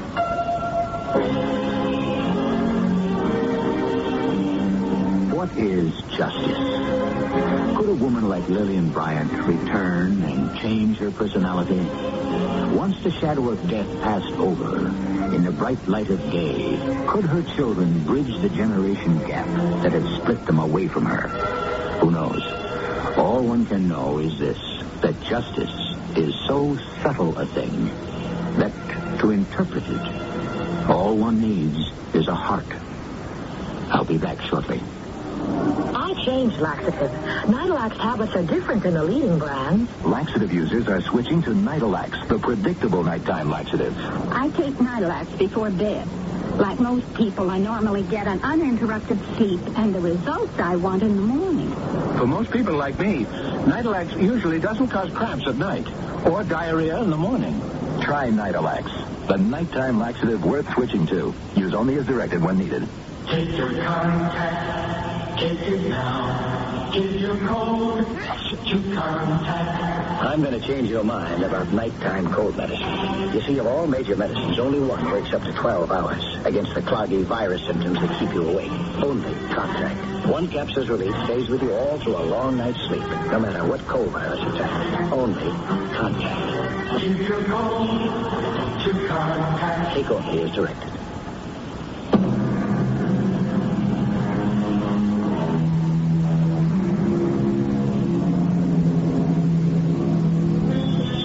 I wonder if in that moment as we cross the great divide, how many of us can stand the test of judgment? Run down the list of those 7 deadly sins and ask yourself how many of them you can honestly say you have never succumbed to. Then balance the scales by remembering that bright angel who was just and merciful, and trust him in the end, in the fullness of love, to tip the scales your way. Our cast included Ann Williams, Mandel Kramer, Russell Horton, and Bryna Rayburn. The entire production was under the direction of Himan Brown. And now, a preview of our next tale. Many years ago, your firm represented my father in a legal action, so I thought. Oh, yes, I understand. My dear Doctor, Peabody & Freeman is a very large firm. We have many clients, and I only joined the firm 2 years ago, so I'm afraid your father's connection with us had no bearing on my seeing you quickly. No. Well, it doesn't matter. Frankly, Mr. Faraday, I'm having a difficult time getting established in my profession. I don't know, perhaps I've chosen the wrong location. At any rate, any spare money I might earn would be welcome. Have you ever been exposed to danger? Physical danger? No, I have not. Do you think you would be cool and collected at such a time? I hope so. I believe you would. My impression is, so far as personalities go, you may be the very man we are looking for. This is E.G. Marshall inviting you to return to our Mystery Theater for another adventure in the macabre. Until next time, pleasant dreams.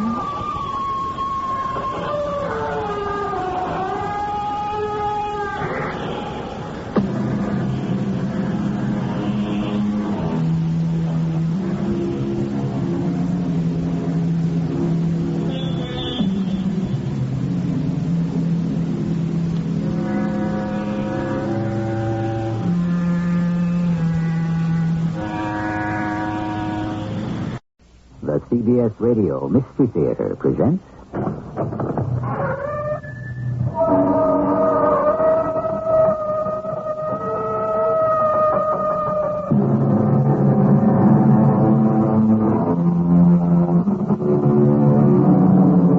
Come in. Welcome. I'm E.G. Marshall, inviting you to leave behind you the humdrum everyday world and explore the unusual, the strange, and the weird. The experiences we encounter here happen to persons just like us. One of you, I'm certain, has seen a flying saucer. Another has had an extrasensory perception. Haven't you seen a ghost or an apparition? Don't take the question lightly. Some things happen that cannot be explained. Listen to the doubt in Claire Porter's voice as she says to her husband, It makes no sense, Tom. You dreamed it. And I know why. You've never gotten over the robbery of First Federal. Darling, you have to forget it. You were questioned and freed. And lost my job. This is retribution. Look at all this money. Old John Sutter sent it to me. Impossible. He's been dead for years, Tom. Then you explain where the money came from.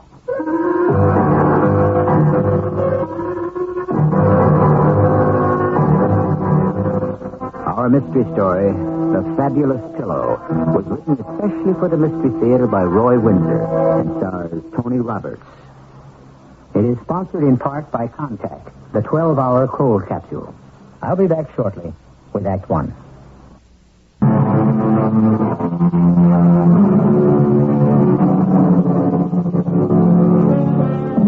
There's an old proverb that goes, the mills of the gods grind slowly, but they grind exceedingly fine.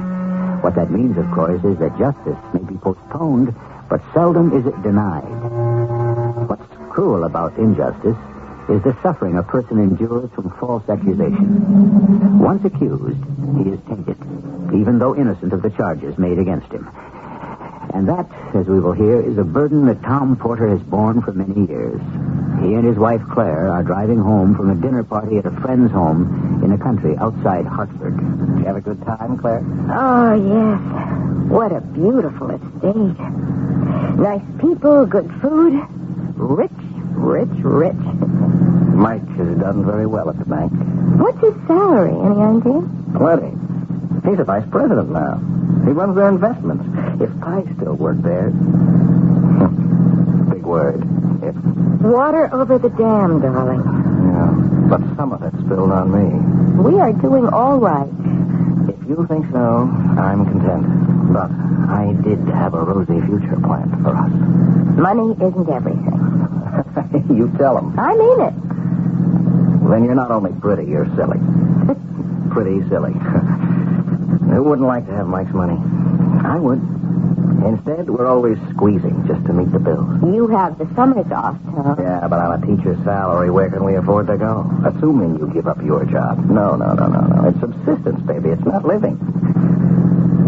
You still think the security guard was innocent? What was his name? I don't remember right off. Yeah, I thought so all the time. He liked me as much as he hated Whitfield, the assistant manager of First Federal. Now, stuffed shirt Whitfield is president. Why did you testify for the guard? I told you, Claire. I thought he was a good guy. Hey, watch your driving. Sorry. Wow. I don't know. Who's the judge of character? If the old guard was mixed up in the heist, I'd never have guessed it. He was a kind of grandfather figure, you know. White hair and his eyes twinkled, proud of the bank. It just didn't figure. Well, forget it. It's easier said than done, darling. The police investigation splashed First Federal and me all over the newspaper. But you were pronounced innocent. It's no good. In the minds of the banking community, I'm still associated with the crime. End of banking career. Tom, look out! Oh, no, Too late!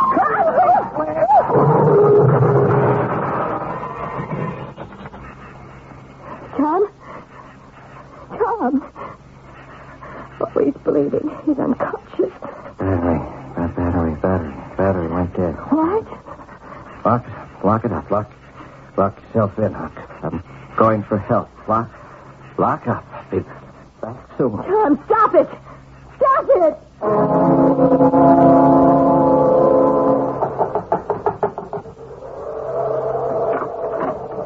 Excuse me, sir. My car battery went dead. Come in, young man. Come in. Thank you. May I use your telephone to call some garage? I don't have a telephone. Oh. Well, I'd better try another house. Yes, closest one's a mile down the road. A mile? I don't know what to do. My wife... She's all right? Oh, yes. I told her to lock up the car. Where am I? Martinsville. Nothing's open this late at night. State police might come along. If they don't, the two of you are welcome to stay with me and Amy. She's gone up to bed, but she said to expect you. She did. I don't understand. You don't recognize me, do you, son? No, I can't say that I do. The hair's gone on top, and I grew this mustache and beard.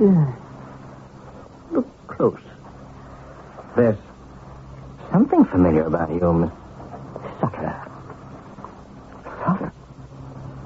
John Sutter? Yeah, the same. The man you stood by after the Hartford heist. We never forgot, Amy and me. The Hartford heist. That's what they called it. 10 years ago. Well, I'm glad you're both alive, John. What have you been doing with yourself all these years? Well, the bank pensioned me off, and Amy's made a good thing of her needlepoint and quilt making. Look around you. Yes, I've been admiring them. Then, of course, there was the money. Oh? The boys made off with $500,000, Tom. Yes, I know. The police recovered most of it. Yeah, I read about it. 2 of the gang were killed in a shootout. The third, as I recall, tried to involve you. Yeah, that he did. And the police pounced on me like a blue jay on a June bug. They couldn't prove a thing. 90,000 was still missing. A lot of money. About 60 is left, Tom. 60? Left where? Well, son, this will come as a shock to you, but I wasn't as innocent as you thought. You were in on the heist? Yeah. And you have the money that's still missing? Oh, but about 30 grand. I don't know what to say. Why are you telling this to me? You want to hear how I masterminded the robbery? No. I feel bad enough having been a character witness. And I feel worse because that cost you your job. I was innocent. You were not. True enough.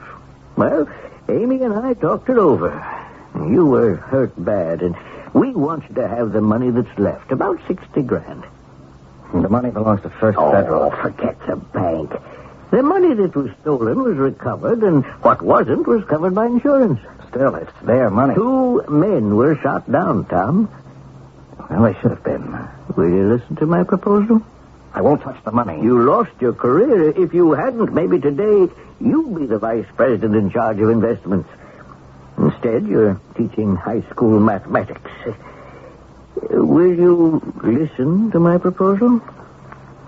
Go ahead. I want you to invest the money in your name and pay the interest to me. When Amy and I die, the principal is yours. You won't have long to wait. I'm 76, Tom. It's dirty money. I've never taken a dishonest dollar. It's compensation for a busted career. Think of it that way. Where is the money hidden? You'll receive it in good time. Right now, it's where nobody can find it. And the police have been through our things with a fine-tooth comb. Think it over. The money's yours. Do with it what you please. A police? No, an ambulance. Remember our talk, Tom.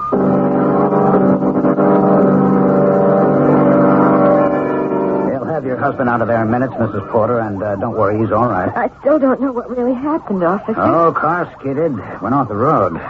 Your husband was sober, wasn't he? Oh, yes. I thought he was dead.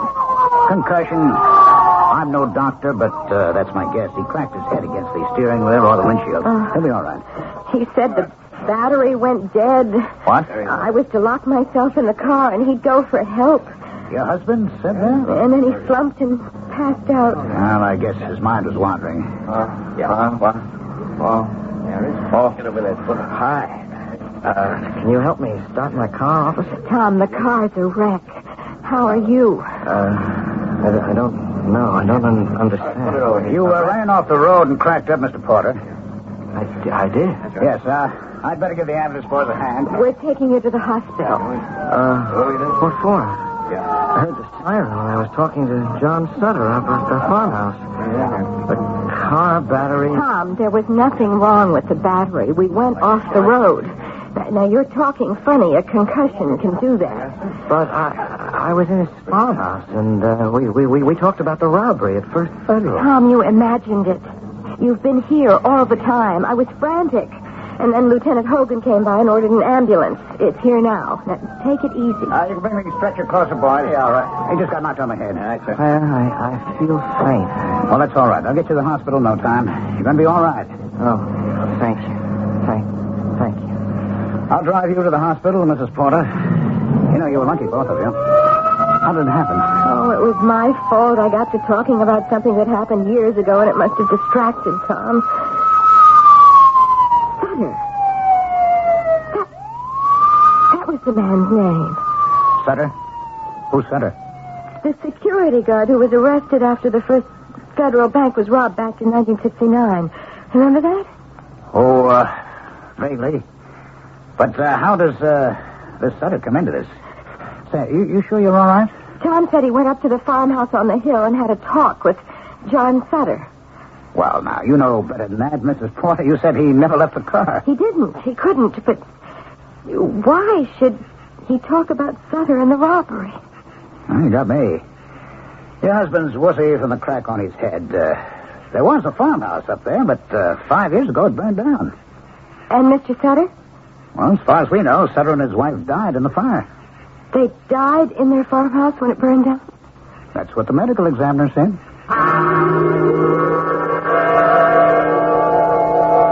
can't believe it. Darling, don't brood about it. We're alive, luckily. It's not that, Claire. I'm thinking about Sutter and his wife, Amy. And a comfortable living room filled with needlepoint pillows and beautiful quilts. Tom, you imagined all that. Believe me, you were unconscious. You never left the car. It was tilted half on its side. Yes, but I talked with him, Claire. Really, I did. Concussion can do that. The doctor said you had a concussion. Consciousness returns slowly. Now, please, lie back and rest. It's the only cure, Tom. Now, I have to see Lieutenant Hogan and fill out some forms. That should do it, Mrs. Porter. Can I give you a ride into Hartford? Oh, no, thank you, Lieutenant. I'll spend the night with Tom. Is he asleep now? I hope so. Was he still muttering about Sutter and the robbery? Yes, he was. Why is he so hipped on Sutter and that old robbery? Well, Tom worked at the bank at the time. Oh, I see. He was a witness for Sutter's defense, kind of a character witness. Sutter was freed. Oh, yes, I remember that vaguely, too. The bank didn't like Tom testifying, so he was eased out. Why? Oh, guilt by association. Well, that's not justice. And now this, huh? He's still dwelling on the injustice. The accident brought it all out. Now he's fantasizing about visiting with the dead man. Ah. I'm sorry for him. Well, somehow he'll have to put it behind him. If he doesn't, he could go over the edge. Have you ever brooded over a wrong done to you? Of course you have. Has it ever been righted? No? Sometimes? Well, here we have a young man whose banking career was terminated because he testified for the defense of a robbery suspect. Although innocent himself, he still suffers from guilt by association. And I ask you, a conversation with a dead man? I'll be back shortly with Act 2.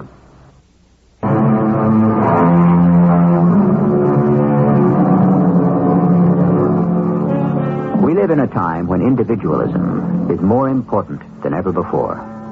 Individualism is the worship of self. To reach our goals, we lose our sense of responsibility to others. That's why Tom Porter was forced out of his banking career. The image of the bank was more important than Tom's belief that John Sutter was an innocent man. Well, he's found out differently. It's still on his mind as he is about to leave the hospital. Hey. Wake up, wife. Oh, I can hardly move. I told you to go home. What, and leave you here dying? Oh, I'm fine. Let's get out of here. Oh, that chair was no place to fall asleep.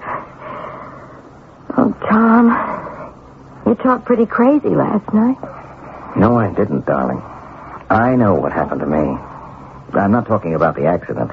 I mean about John Sutter. Tom, dear Tom, darling Tom, for the last time, will you please forget John Sutter?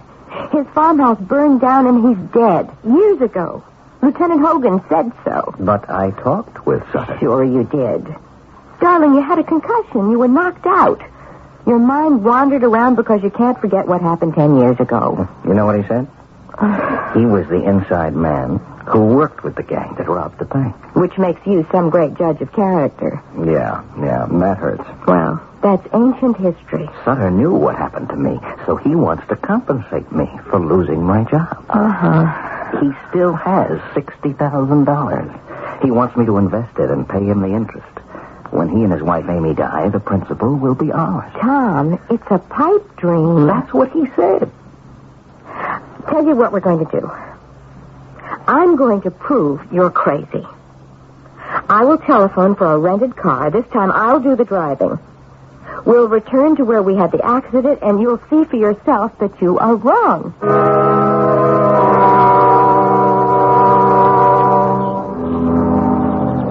Look at that car. You admit that a dead battery didn't do that. We weren't going fast, Claire. Fast enough to plow up the side of the culvert and smash the fence. It's hard to believe. When you pulled left, the car half overturned, you hanging in the driver's seat, me lying against the right-hand door. I could hardly get out. Have you seen enough? Yep. Well, now for the farmhouse. Oh, how far? I don't remember. Not far. I saw a light in the house and rapped, and John Sutter let me in. All right. Well, look around. You see anything? There's a house way back there on that rise. No. That's a mile away. I didn't walk that far. Oh, I see something. Here, look. Yeah. It looks like the foundation of a cellar. Overgrown with weeds. No house. You're right. No house. Convinced? I have to be. I'd say so. No farmhouse, no John Sutter. Just you spaced out. I give up. I did dream it, Claire. But it was so vivid. I can see the old man. And all those needlepoint pillows and quilts.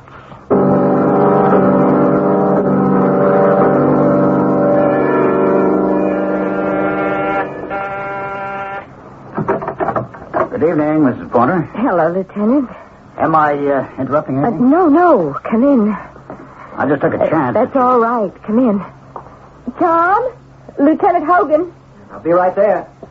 Oh, please sit down. Thank you. It's a very nice room. I didn't expect to see you again, but I'm glad you dropped in.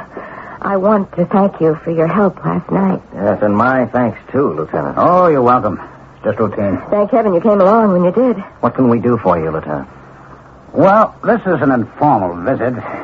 You don't have to answer my questions if you don't want to, and maybe you won't because the subject's probably painful. Anyway, it's about the Hartford heist. Well, I'll answer anything you want to ask. Well, good. I'm no psychologist, but what you said got me sort of interested, so I looked up the robbery in our files. Why? What's your interest? It's still, in part, an unsolved crime. $90,000 still has not been recovered. I'd like to trace it, maybe find it. Sutter has it. Tom. That's not what you said during the investigation, Mr. Porter. You defended Sutter as a man of good character, honest, conscientious. Your words. Well, at the time, I believed the words. I have since found out that I was wrong. Lousy judgment. I see. What changed your mind? Oh, well, Claire.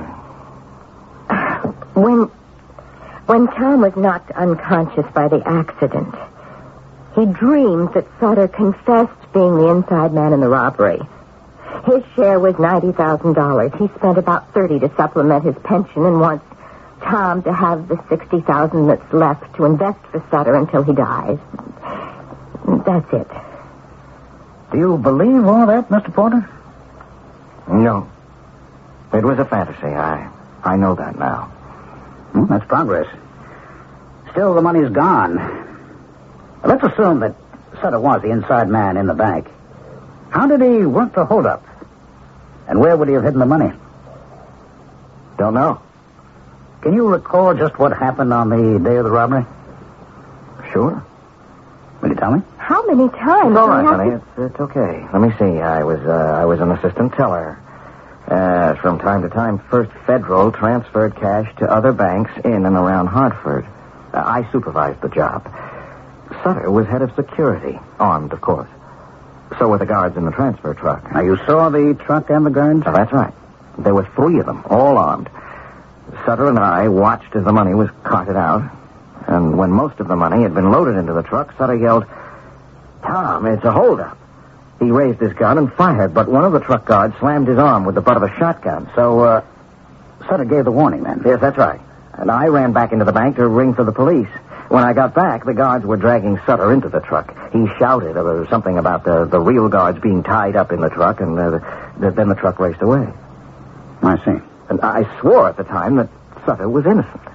He yelled the warning, he fired his gun, and he was kidnapped. I thought he acted very bravely, and I said so. But it could have been staged. Yeah, I suppose. The robbers dumped Sutter blindfolded and his hands tied behind him about 5 miles out of town. A little further on, the police found the armored truck. Where the robbers evidently changed to a private car. Yes.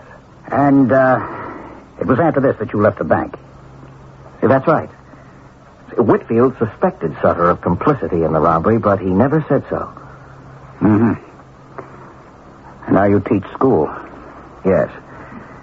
After the robbery, no other bank was interested in my services, so I teach school. Of course, Whitfield, and it kills me to admit it, was right. Sutter was part of the gang. Because he said so to you? Tom? I retract that, Lieutenant. That's something I dreamed.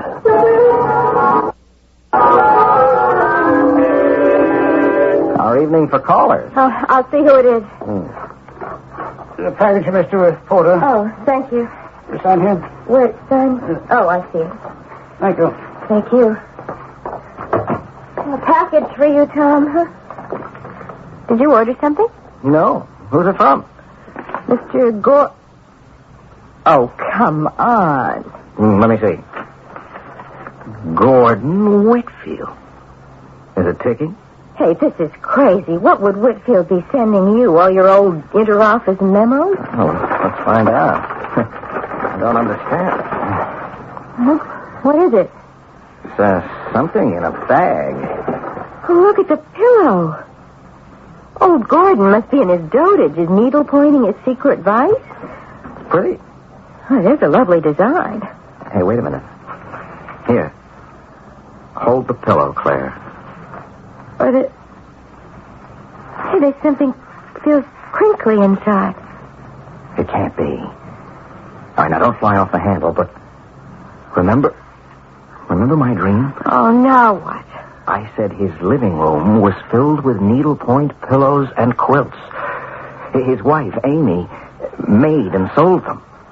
And Sutter said no one would ever guess where the money was hidden. I won't believe a word of it. Have you got a scissors handy? That fingernail scissors will do. Over on the end table. Here you are.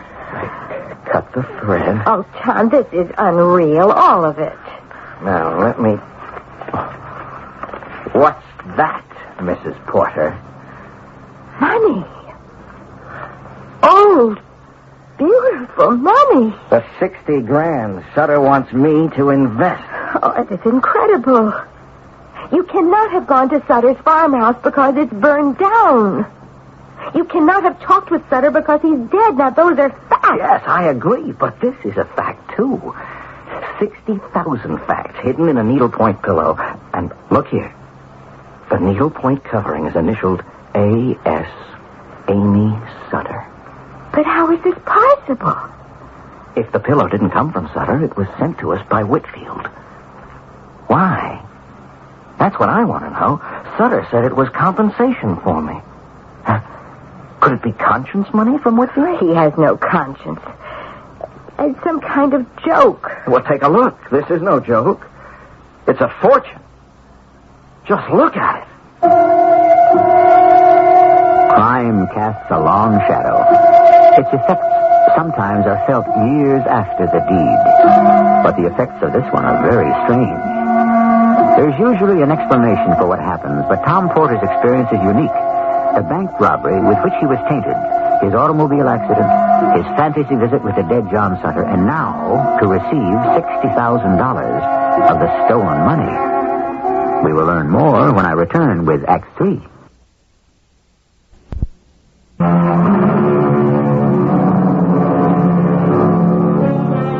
Have you ever made a mistake in judgment? Of course you have. I have, I know. A Welsh proverb holds that experience is the fool's best teacher. The wise do not need it. In Tom Potter's case, substitute judgment for experience. He was mistaken about John Sutter, and his life was changed by it. Tom has just opened the box containing the pillow and the stolen money. Sutter is dead. How many times do you have to be told that, Tom? Well, then we're mixed up in something supernatural. There is no such thing. Anyway, there's some rational explanation for this. Sure. Sutter's alive. But he isn't. Will you trust me with the rented car? Where are you going?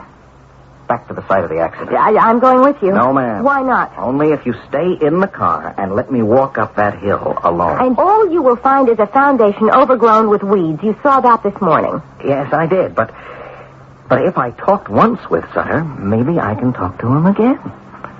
What do you say? All right. I owe it to the man, or to have it your way, to his ghost. And then what? Well, then I'll decide one way or the other. Agree with Sutter's request or call in Lieutenant Hogan.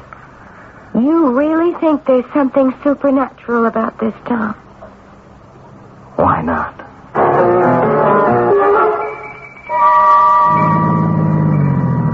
Remember now, you promised. I won't cheat unless you're gone too long. Lock the door after me. Tom, I'm scared. Relax, I'll be back soon.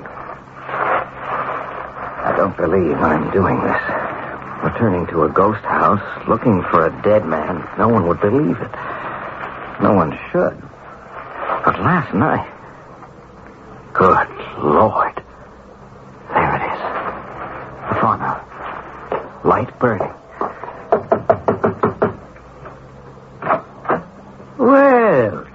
son? John Sutter. There's something devilish about all this. Amy said you'd think so. Well, come in and sit down. I was here last night. That's right. But I was here earlier today, and there is no house. It burned down. And you're dead. That's right. That can't be right. What's the matter with me? Not a thing. But last night I never left the car. Not physically, perhaps, but you were here. You remember what we agreed to? Not physically? What does that mean? Your spirit body was here. I don't believe it. You mean when I was knocked out, I stepped out of my skin and paid you a visit? Yeah. Well, why would I find myself talking with you? Twice. I'm atoning for my sin against you. Uh-huh. And I suppose you know why I came back tonight. Oh, yes. Amy and I figured you would. You wondered what to do with the interest on the money you're going to invest. You bring it to me here. But if you're a ghost... I'll see that it finds its way into needy hands. 2 years will do. Then I hope my wanderings will be at an end. And the principal will be yours. You know whose name was on the box containing the pillow? That was easy to arrange. I have a brother living in Hartford. He posted it. Why was the sender's name Gordon Whitfield? He has something to atone for on Earth, Tom. You understand, I don't believe any of it. Oh, yes. It's hard to accept. Man's mind is closed to everything except himself and what he can see and touch. Oh, don't let it bother you. Go along now. I'll see you later in the year. And that's what happened word for word. And now I'm really scared. I'm not, and don't you be, but it was weird. Not scary, just weird. Unless I've got a short circuit in my brain, I believe what I heard. But how could the brother have sent the pillow, and why under Whitfield's name? Did Sutter appear to his brother? Who knows? I suppose so. It's creepy thinking of ghosts hanging around waiting for atonement. Let's go home. Right. Well, what are you going to do? Keep the money? I want to talk to Hogan. He won't believe any of this. No. Why don't we keep the money? I'm tempted, honey. I really am. But look, let's talk again to Lieutenant Hogan. Lieutenant, what would you say if I told you that I know where $60,000 of the money can be found? I'd say tell me. You're being mighty mysterious, Mr. Potter. Well, I've had a mysterious experience. All right, let me say officially that if you have the money, you're required by the law to return it. I like you and your wife, but if I have to, I'll get a search warrant.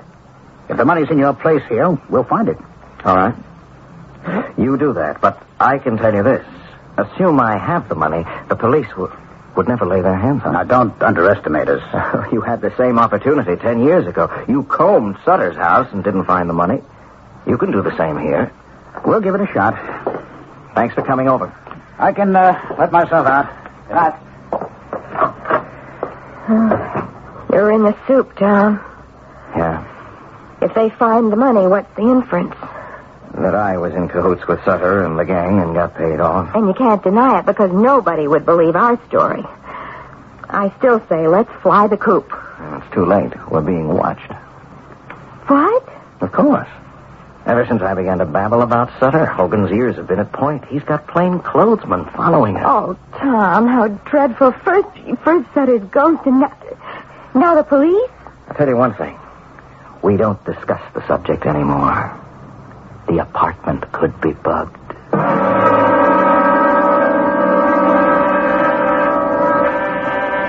That's Whitfield, Claire. I'll go. Do you want me to stay? Of course.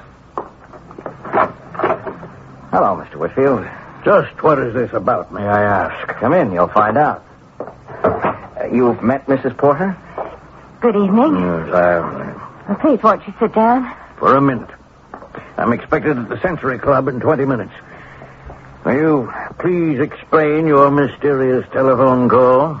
What if I told you that I know where to lay my hands on 60,000 of the bank's missing $90,000? Lieutenant Hogan suspected that you could. Well? I was wrong about Sutter. The prosecution thought so. He went free because of your stubborn insistence that he was innocent. I paid for it. Indirectly, Whitfield, you, too, seem to have been mixed up in the robbery. You'll excuse me? No, not yet. About $60,000 was sent to me. Meaning, obviously, that you, as well as Sutter, participated in the robbery. You waited a long time for your share of the money. I had nothing to do with the holdup. The stolen money was sent to me by you. You know that? Your return address was on the package containing it. You must have the receipt. True? Yes. I received a receipt in the mail. How do you explain it? I don't. I didn't send the package. If I turn over the package and the money to the police, we'll make headlines, Whitfield. What do you want? The money? Freedom from prosecution? Is that your blackmail idea? I want justice. For 10 years, I've been suspected of complicity in that robbery. No one in banking would offer me a job. You can correct that. How do you propose I correct it? If I turn the money over to you, I'd expect a statement from you to the press. Its content? Your gratification that for 10 years, Tom Porter has searched for the money still missing from the robbery at First Federal and has found it. Mr. Porter, at last, is exonerated from any suspicion of having participated in it. His integrity cannot be questioned. I hope that he will be welcomed back to his interrupted career as a banker.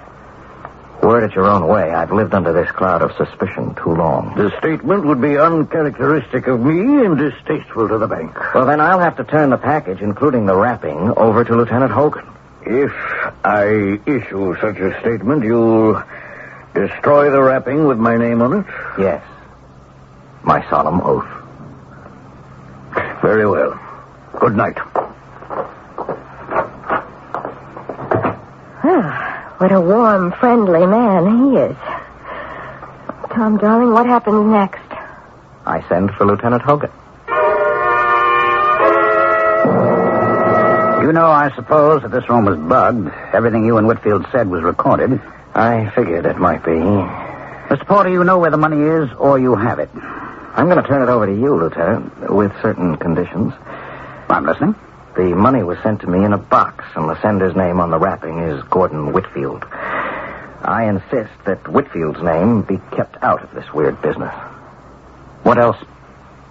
A statement from you to the press that you and I have worked together long and hard to recover the money.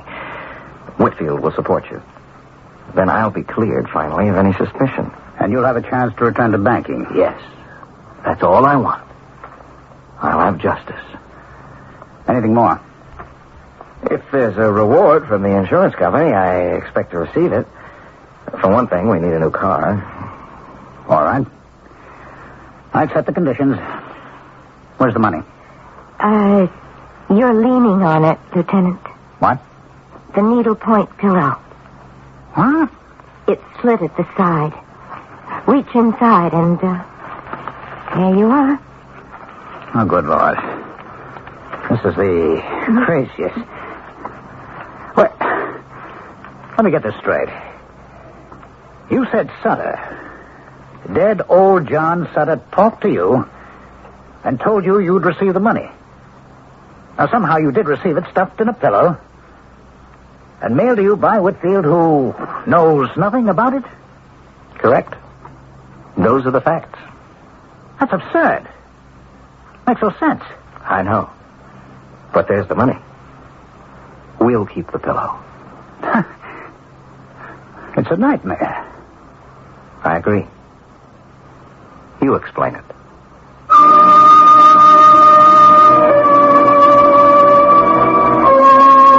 Can you? An injustice was corrected, but realistically, the events are hard to explain. Perhaps, as the saying goes, wishing can make it so. Tom Porter lived for many years wishing that he could be free of the suspicion that he participated somehow in the big holdup. And John Sutter's conscience bothered him even after death because Tom suffered unfairly. Combine the two wills and wishes, and a solution followed. restraint? Yes, indeed. I'll return shortly.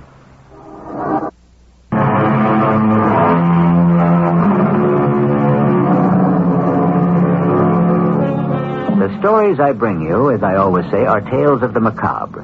Unusual because in each of them there's a peculiar twist in a person's fate. The odd thing in the story we've just heard was Tom Porter's 2 encounters with the ghost of John Sutter. You may doubt it. If so, ask yourself how that stolen money came into his possession. Our cast included Tony Roberts, Terry Keane, Ralph Bell, and William Griffiths. The entire production was under the direction of Himan Brown. And now, a preview of our next tale. Them glassy blue eyes don't fool me, or that pink skin, or those red lips, or those dandy clothes neither. I know all about you, old man. All you need is one good push and it's all over. Just one hefty shove, that's all. Cassandra! Yes, Mr. Dryer? What were you doing? I gotta collect these glasses and wash them up. You were doing something else. Did you put your hands on it? Oh, the picture, you mean? You know that's what I mean. You told me not to. Well, did you? No, I was only talking to it. Why would... What? Talking to it? Do you like the picture? Ain't a question, do I like it? I like to talk to it. One of these days, maybe he'll talk back. This is E.G. Marshall inviting you to return to our Mystery Theater for another adventure in the macabre. Until next time, pleasant dreams.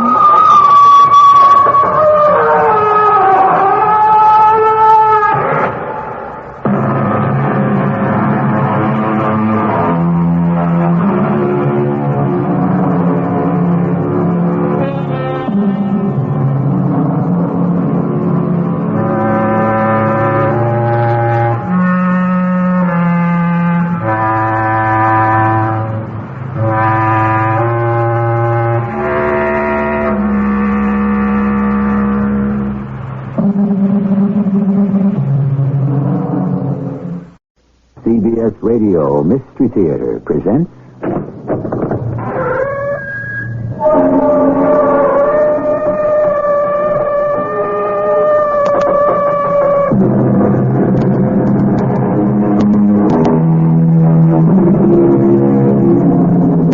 Come in.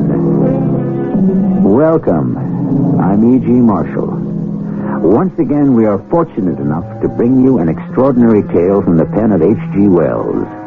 This, one of his stories from the classic Time Machine. Herbert George Wells, born over 100 years ago, had a bold, creative power that not only captured the spirit of the future, but has excited and stunned the millions who have been spellbound by his vision. Eduardo, what are you doing? Just making sure all the backpacks are secure. Who let you speak, Carlos? I saw something flashing in your hand. What are you taking out of that bag? Quiet. We will wake them up, Eduardo. You're stealing. She'll never miss it. What is one little diamond to a woman with all that money?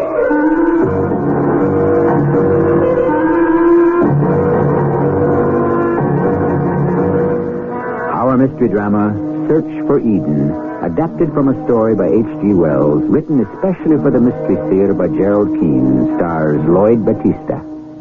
I'll be back shortly with Act One.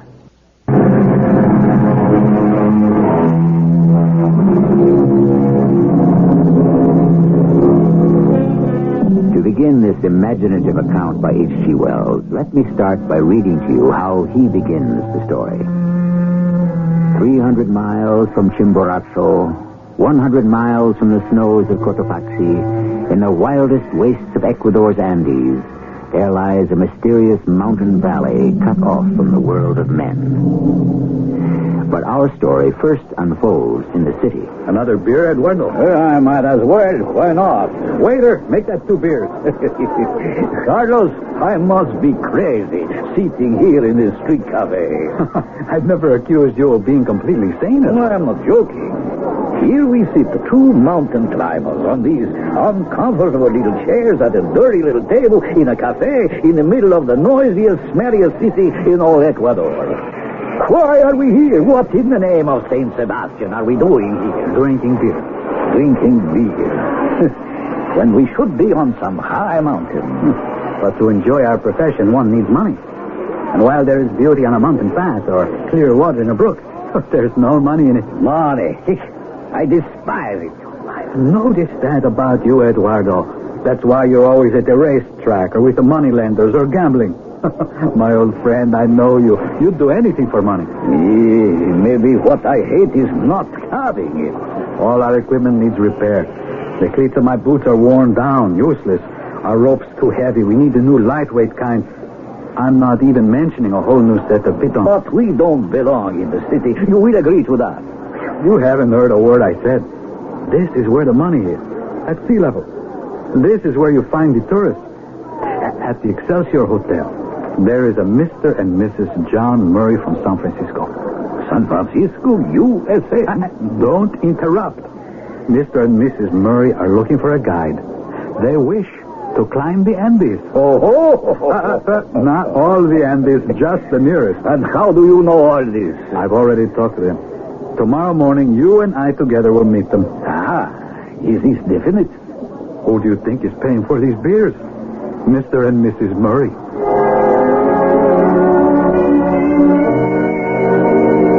I tell you, gentlemen, my wife and I have traveled extensively all over the world. We've done the Matterhorn and the Jungfrau. I mean, we've been up there, haven't we, Margaret? Oh, yeah. So I said to her, Margaret, here we are in Ecuador. Here we are, and right here on our doorstep, so to speak, the most beautiful mountains in the entire world. And that's where you gentlemen come in. Well, so then you are not novices to mountain climbing. You heard, Mr. Murray, Carlos. Matterhorn, Jungfrau. Well, now that you put it that way, not exactly climbing, I'd say. I wouldn't say that, would you, Margaret? No. You went mountain climbing, but you did not climb? I didn't say that. I said we went up the Matterhorn and the Jungfrau. We went up as far as the funicular would take us. The cable car, that is. It's quite a scary climb. I mean, you have to have a feeling for heights to enjoy it. Wouldn't you say that, Margaret? No, yes. But this time, no little trolley car hanging in the air for us. No, sir. On our feet.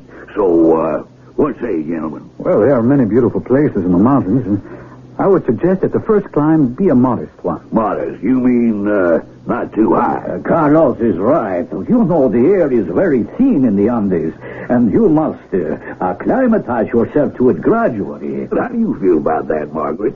No point our wearing ourselves out first time round, eh? I have heard of a mysterious hidden valley somewhere in the Andes Mountains, which is like an Eden. Is that true? Oh, Mrs. Murray, no one knows. There is such a legend that this Eden in the Andes Mountains does exist. But I will say this. There is not one mountaineer the whole length of the Cordilleras who has not tried to find that valley. Could we look for it? Kind of a Shangri-La, is it? Well, how about that, gentlemen? How about that? Shangri-La or bust? We could take you up into the area where it is believed this Valley of Eden exists, but the chances are we wouldn't find it. Can we make that our first climb? Yes, Mrs. Murray, we can undertake that climb, but it would be advisable not to be your first. Carlos is right. Let us make it the second or the third or fourth time, and you will be all the more experienced mountaineers by then. Well, now then, gentlemen, if you don't mind, Margaret and I are going into town to do a little shopping. We always like to look for gifts for the folks back home. How much of you fellas need to start us off the first day? I know you don't have to tell me equipment, food, whatever it takes. Well, I got my trusty little checkbook right here. Now, what would you say? 1,000 to start us off? Is that so, Chris? Or dollars, Mr. Murray? Well, I should say not good old American USA dollars. Yes, sir. And I'll come downstairs with you to the hotel desk to make sure they cash it.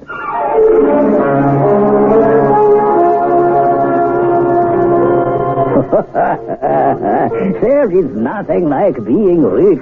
In the 10 years we've climbed together, you spent 9 of them talking about money. I know I have. That is because I never had much. Did you notice the size of that diamond Mrs. Murray was wearing? It flashed like the lighthouse at Guayaquil. I saw it. You never stop, do you? You can talk about the love of mountaineering and let them believe there is an Eden somewhere which everyone has been looking for since the Incas. But I climb for money. Eduardo, just suppose, if you and I could find that valley, farmlands, peace, like the beginning of civilization, unspoiled, what would you do? Oh, Carlos, to tell you the truth, I don't know if at my age I could appreciate such a place. I could give up all this so-called civilized life like that. If I were to find that Eden, I would never come back down the mountain. You forget one thing, my boy. So you find this Eden, this garden, then you are like Adam. But what good is this Eden to you, Adam, without an Eve? Nah, come. Let us finish our drinks and go to the stores and buy the best of climbing gear they have to sell.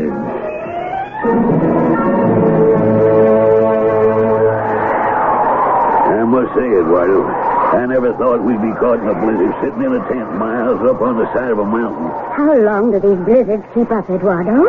This one could keep going all night. But we will know better when Carlos gets back. How can he tell traipsing around out there? Well, why don't we ask him when he gets back here? I would advise the both of you to climb into your sleeping bags just in case. Just in case what? I don't wish to alarm you, but the last time Carlos and I were caught in such a snowstorm, suddenly a great wind came up and carried our tent into the air like a great sail. So we always advise, remain in your sleeping bags. Good thinking. You see, Margaret? You get what you pay for. You hire experts, you get expert attention. Hey, here he comes. Oh, stay where you are. I'll tie the tent flaps fast on the inside. It's nasty out there. Carlos, you're covered in ice. You look just like a snowman. Wait, I'll get my hood off. How is it, Carlos? Oh, I think we're in for it. I made about 50 meters in both directions. We're a little protected by a snow peak above us. That ought to hold back some of the wind. Any signs when it'll let up? Well, there's no way of being sure, Mr. Murray. But we are perfectly safe here. Yeah. So, this is where we spend the night, eh, Carlos? Well, we've no choice. If it stops by morning, can we keep on going? I wouldn't like to promise it. I think it would be wise if we turn back. Don't you agree, Carlos? Well, yes, I do. I'm sorry, Mrs. Murray. I know you had your heart set on finding that hidden valley. But I think it's the wrong time of year. Well, can't have everything. We've had a week of different climbs, and I, for one, am very satisfied. I'm so disappointed. Are you sure we can't find the Eden Valley? Mrs. Murray, I would like to find it as much as you would. It's the dream of my life. But right now, the best thing for us to do is to get inside our sleeping bags and settle down for the night. Eduardo and I will keep watch. And we'll keep this lantern lit. It's more comforting to have a light burning during a storm.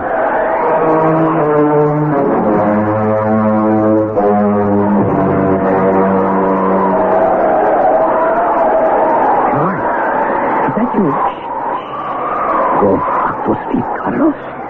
What are you doing? Just making certain all the packs are secure. I saw something flashing in your hand. What do you have there? It is nothing. Nada. Be quiet or you would wake up Mr. and Mrs. Murray. I'm getting up. Eduardo, let go of me. You're twisting my arm. Give me what's in your hand. I will not give you. Eduardo, you're stealing. We never admitted what is one little diamond to a woman who has all that money. What is that noise? It is nothing. Nothing. It is something. An avalanche. An avalanche. I'm going outside to see which way it's heading. Eduardo, keep everyone here. It's coming from the snowpack.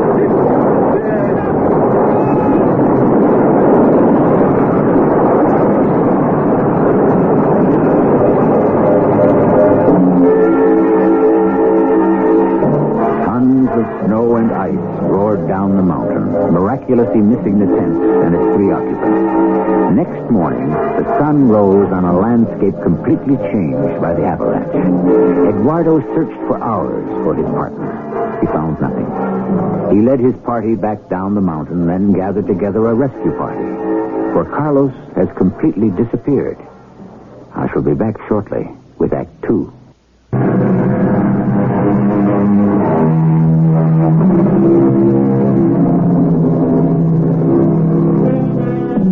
To paint paint the scene for us, let's turn again to the author of this tale, Mr. H.G. Wells, who tells us that the mountaineer fell 1,000 feet and came down in the midst of a cloud of snow upon a deep snow slope. Down this he was whirled, stunned, and insensible, but without a bone broken in his body, and then at last lay still, buried amidst the white masses of snow that had saved him. I heard an animal fall over here. No, Doctor. It was over here. Put your hand down and touch the big hole in the snow. Yes, Miguel, you are right. Perhaps it is good for eating. Whatever animal will have broken its neck, so we have no fear of it. Reach down with me into the snow. Hey, hello. What is it? Listen. This animal speaks with our tongue. Oh, where am I? Am I dreaming? Hello up there. Can you pull me up? A man from the snow. Miguel, if we reach far down, we can both lift him. You hold him by one arm. I'll hold him by the other. Ready?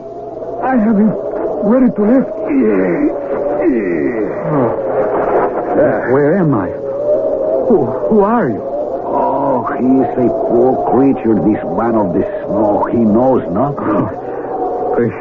It's a miracle. Nothing broken. I can't stand. Speaks like a man. But you don't have to help me. I can stand alone. Touch his face. What are you doing? Feel the coarseness of his hair. Yes, coarse like a llama's hair. Come along with us, man from the snow. We will hold you and guide you. A man. Oh, you are walking well. That's it. I don't know why you don't let me walk by myself. I'm a doctor. I decide. You are imperfect, snowman, and you will fall. We will take care of you. You've fallen into our world. He must have come from the roof. Well, I've come from over the mountains, from way up there on the other side, halfway up to the sun. Way up where? There is mist, and above that, the roof. I assure you, you don't have to drag me along like this. Oh, he is a stubborn one. I have a good mind to let him find his own way. Oh, no, Doctor. The elder says we must be kind to the imperfect one. What are you talking about, imperfect? If I wasn't in such good physical shape, I'd be dead now in that avalanche. I see where we're going. The snow line ends, and there's a path through green fields. Yes, I can see. See? What is see? Imagine. Way up there it is winter. Down here it is summer. Oh, very strange. He talks much, doesn't he? But his words are elusive. No question. We must take him directly to Juan, the elder. Who is that? Juan? The wise man of our village. There you are. You stumbled. If I hadn't caught you, you would have fallen again. Well, I'm a little shaky, that's all. I've been caught in an avalanche. Fallen thousands of feet. Naturally, on an unfamiliar path, I'm not very steady, but I can see where I'm going. You are doing very well. I think we needn't hold him by the arms. We can lead him by the hands. Oh, I beg your pardon, gentlemen. Now that I look at you closely, I understand. You are both blind, aren't you? Blind? What is blind?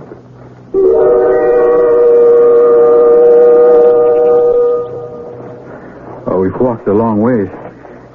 It's beautiful, and your little village is most quaint. But I don't understand why the houses have only doors and no windows. Do you know what he's talking about, Doctor? It does not matter.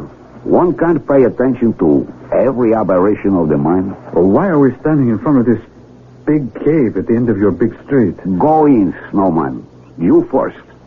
In there is Juan, the elder. It's so dark in here.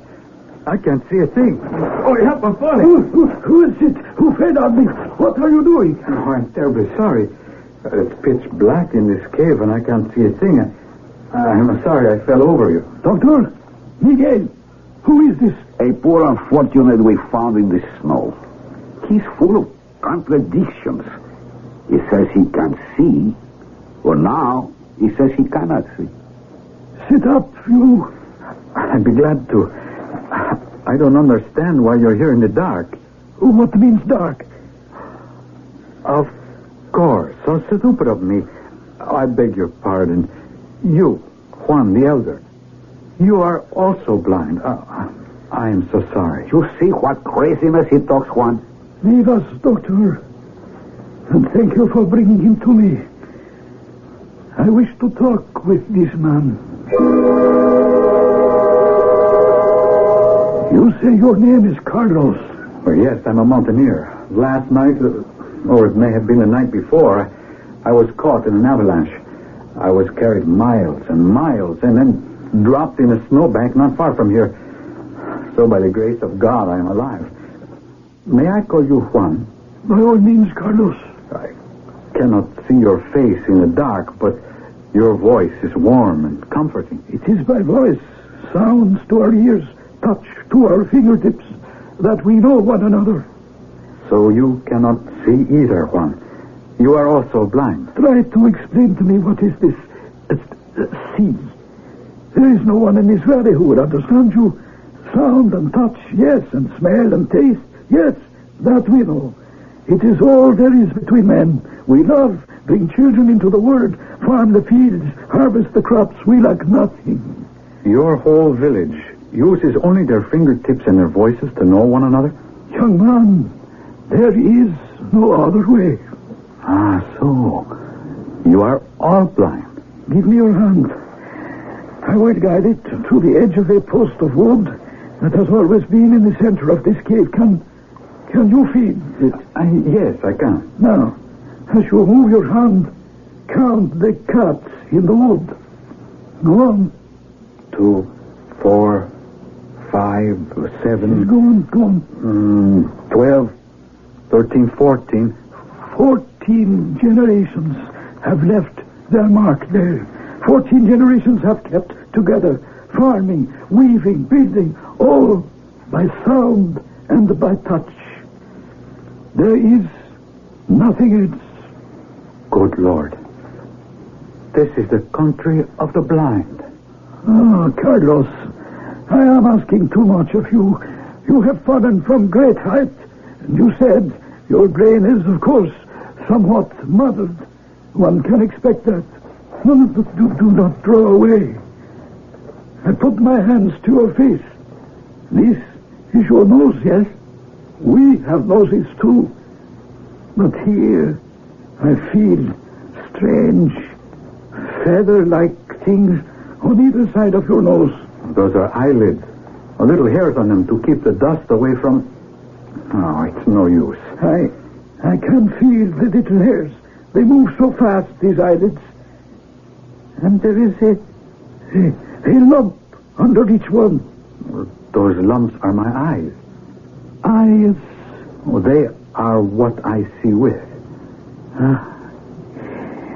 We will be kind to you, Carlos. We are a good people. We shall make space for you to live and give you food. And perhaps you will work in the fields with everyone else. Living there in that dark cave? Oh, no. This is the village meeting place.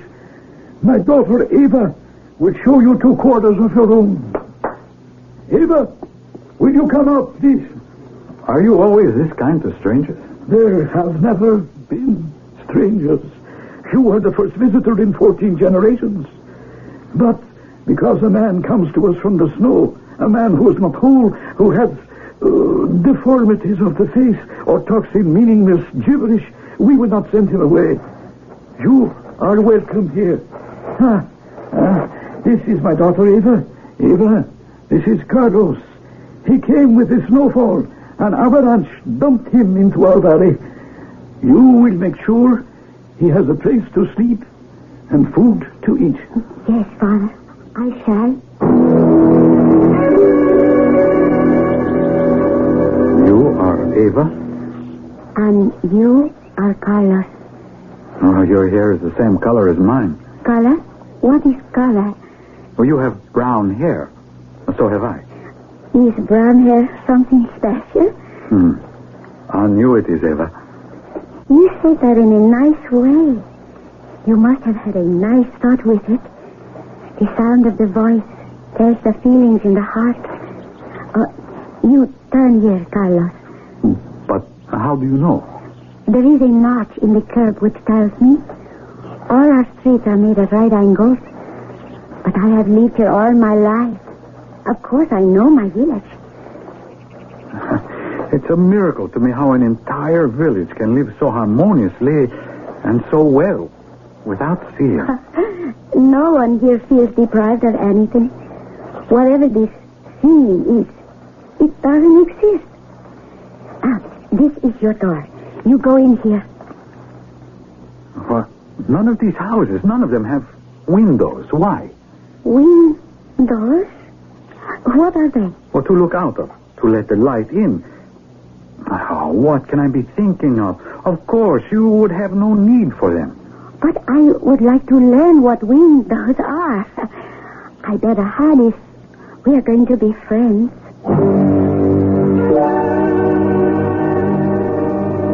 I have brought you a bowl of llama's milk and some salted bread. Why are you up here on the steps, Carlos? Well, it was too dark inside the little house. Besides, I love to watch sunsets. What is this dark that you don't like? This time of day, when the tiny animals make their music, I like it too.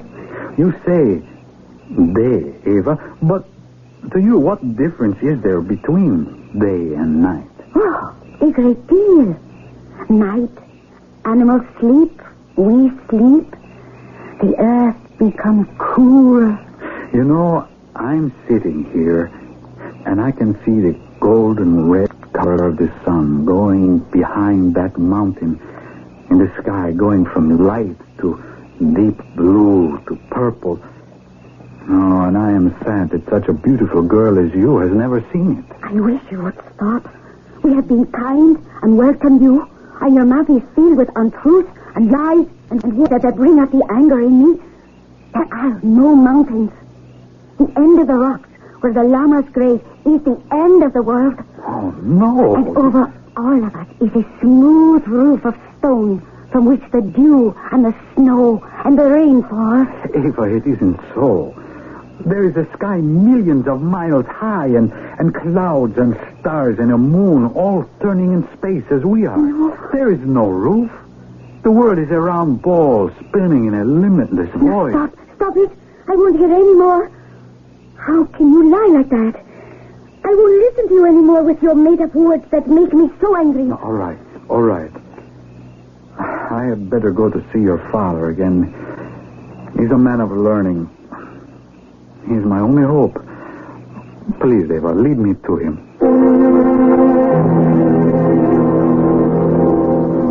Eva tells me you are feeding her ears with strange talk. Unfamiliar, perhaps, but not strange. Do you remember telling me I was the only stranger who had ever come here? Think back and tell me, did anyone ever leave this valley? Oh, yes. Years ago, I am told, at the time of my grandfather's grandfather, men walked beyond the rocks where the llamas graze, and they must have fallen over the edge, who knows where. Oh, they didn't die. They came to my land and spoke of this valley. They called it Eden, after a garden where man first lived. You say the world does not end at the edge of those rocks? More than that. I say that world where I came from is not as happy a place as you have in this valley. That's why I climbed mountains. And you think here you have found your Eden? Well, I'm terribly afraid that I have. And unhappy. Why? Why unhappy? Because it makes me realize the only way man can live without war and disorder, the only way he can exist in peace, man with man, is to be blind. Yes, our young mountaineer is unhappy, even desperate. Alone, he returns to the house they gave him, throws himself on the bed, but cannot sleep. Somehow, He must show these people there is a value to seeing. Especially Eva, the last person he wants to hurt, and the first person in his heart. I shall return shortly with Act 3.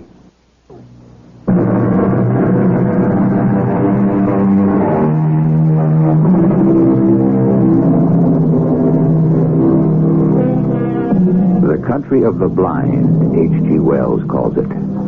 These people lived a simple life, he writes.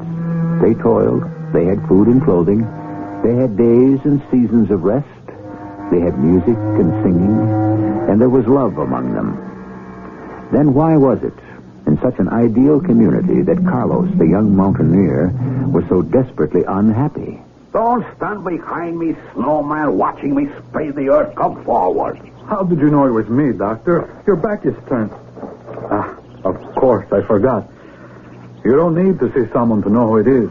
You have been here for so many days, and you still insist on foolish talk. You're the only one in the whole valley who laughs at me. Quite true, snowman, because I am honest. I would rather laugh out loud than hide pity and scorn, as they do. Now go away. I have a lot of spading to do. I suppose everyone in the valley is so healthy you can afford to spend time on your farm, huh? Everyone works the land, whether he be doctor, butcher, shopkeeper, or even the elder. I didn't know that. I cannot dig properly with you hovering behind me. I'll go. Carlos, you have no more powers than the rest of us have. Less. You stumble to distinguish sounds. Your stars and moons and looking and seeing and all those other words you fancy. Oh, yes. Colors, sunlight, all lies. Now, why don't you leave us alone? Go back where you came from. I have heard you with Eva. Eva is not for you. I never said she was. Leave her alone. She's a sweet girl, not to be contaminated. Go away. You're not wanted here. What are you doing with my spade? Put it down. I've had enough of your taunting, you ignorant blind man. I came here looking for peace, and it's those like you who have destroyed it. Now you're trying to destroy me. Get away from me, or I'll use this. Do you hear? I've had enough of this. Come near me, and I'll smash your skull.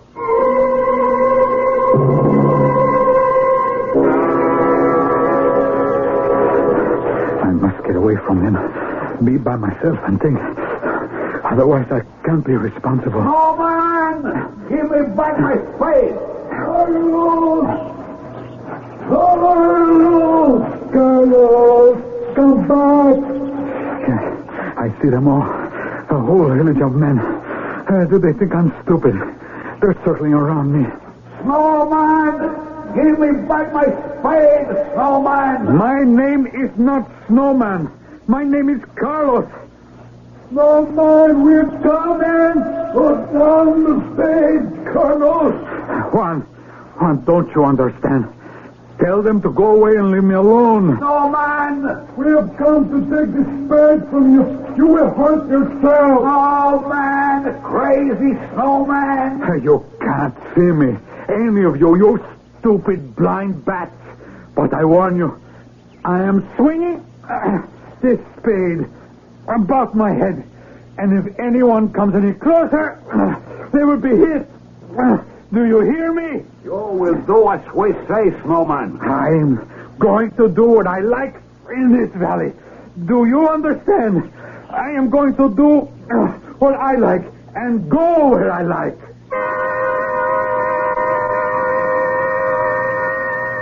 You have no idea, Doctor. I don't know where he's got to, Juan. Have you searched the village, the farms? Good riddance, I say. He was a troublemaker. We can't let him wander around alone. Suppose he comes to the end of our world, to the rocks, and falls to his death. So? Carlos is a human being. Afflicted with these eyes, as he calls them. Not normal. He has wild thoughts, lives in imagination, in dreams perhaps, but still a human being. There you are, Doctor. There, did you tell Juan that we found Carlos? You found him? Yes, both of us. I was just about to. Doctor, that was sinful of you To pretend you didn't know where the poor man was. I am human, too. He watched my spade. He took and threw in the tall grass where I can find it. My spade he tried to attack us with. Doctor, is there not some other reason you have for hating our visitor? I have no other reason. You must not be jealous of the time Ava spends with him. Jealousy is not for us. We are all above that. Now, where is Carlos? He's on the furthest farm where the llamas find the sweetest grasses. He must be very hungry. It has been 3 days. He won't starve. If the llamas can eat grass, so can he. Good for the digestion. A man, a human being is hiding. Afraid of us. Afraid of himself. Water came from the roof above us twice since he ran away. He's in the fields, wet, hungry, perhaps desperate. Perhaps he found shelter. I hope so, Miguel. You say you found him in the furthest farm. Very well. I shall go myself. I am sorry, Juan. I brought so much ill feeling to your village. Good. You are wiser now. And you are sorry. Yes, I am sorry. And do you still think you can see? No. No, that was folly. That word means nothing. Less than nothing. Ah, good. I am glad you have realized that. Juan, before you ask me any more questions, for pity's sake, give me some food or I shall die.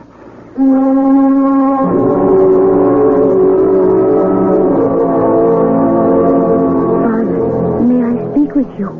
Yes, daughter. What is it? It is about our visitor, Carlos. He has found his place in our land. I know. I hear good reports in the many, many months that have gone by. You have? Since the harvest, every day, he has gone into the fields and gathered up the hay. Ah, I'm glad to hear that. I am glad his madness has passed. He no longer talks about wild things. I would be untruthful if I said he does not. Oh? But only to me. To all the others in the village. He is one of us with the same beliefs, the same truths. But, Ava, there are not two truths. I caution you, see less of Carlos. He is not yet quite well. That is what I came to tell you, Father. He has asked me to marry him. What can I do? Ah, my dearest daughter. I know he has delusions, but they are getting better. Whenever he fears the approach of anyone in the village, he says everything that they think is right. I don't know what to say. I have always believed in following one's heart. He loves me. And, Father, I love him. Doctor, did you examine him as I asked you to? I did, yes. He came to my house yesterday. And what is your opinion? I would say his case is clearer to me now. And? I think, very probably, he might be cured. Ah, that is what I have always hoped. His brain is affected. And what affects it? Those two lumps on his face, which he used to call eyes. I have not heard him mention them in a long time. No, he does not. And that is why I think there's hope.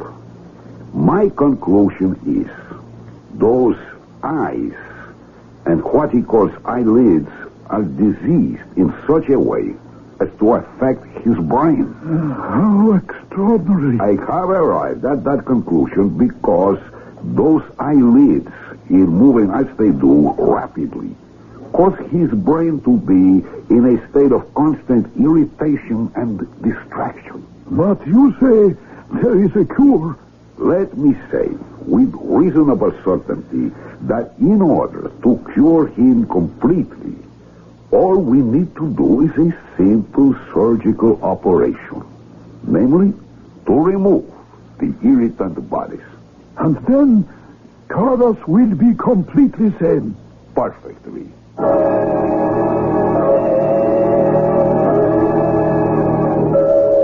Eva. I have come out to the field to talk to you. Well, did anyone see you? No.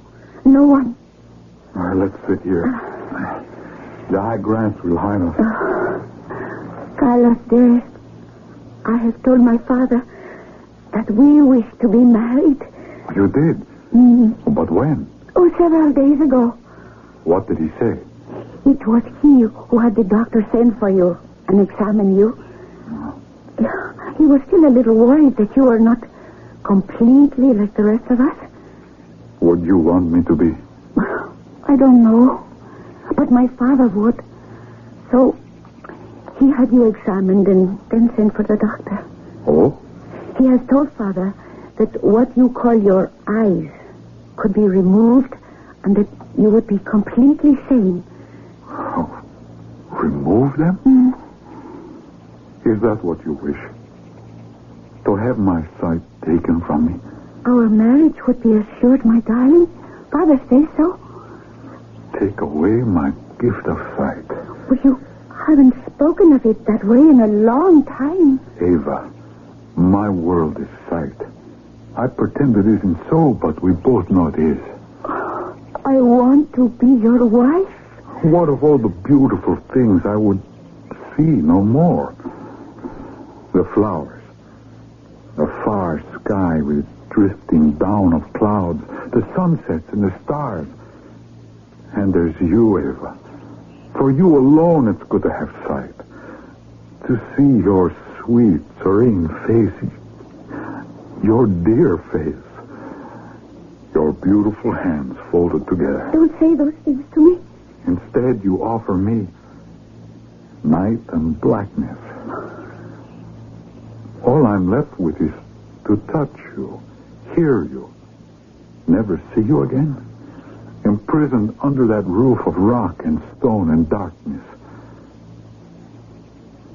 Would you have me do that? I want so much to be your wife, Carlos. Oh, dear Carlos. Oh, Lord in heaven, help me. But dearest heart, you will not be hurt, and you will go through all this for me. You will. I swear to you, my loving Carlos. Then we shall be happy forever. And when must this take place? Tomorrow. Oh, so soon. Yes. Tomorrow, then? I shall see no more. I must go now and tell Father the wonderful news. Eva. Yes? I wanted to look at your face once more. To remember.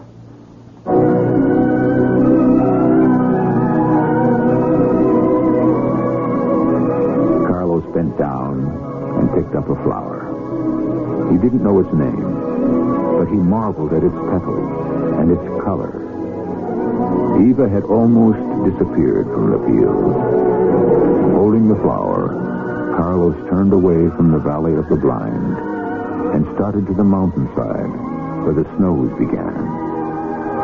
He was a mountaineer, and he would climb again and search for another Eden. I shall return shortly.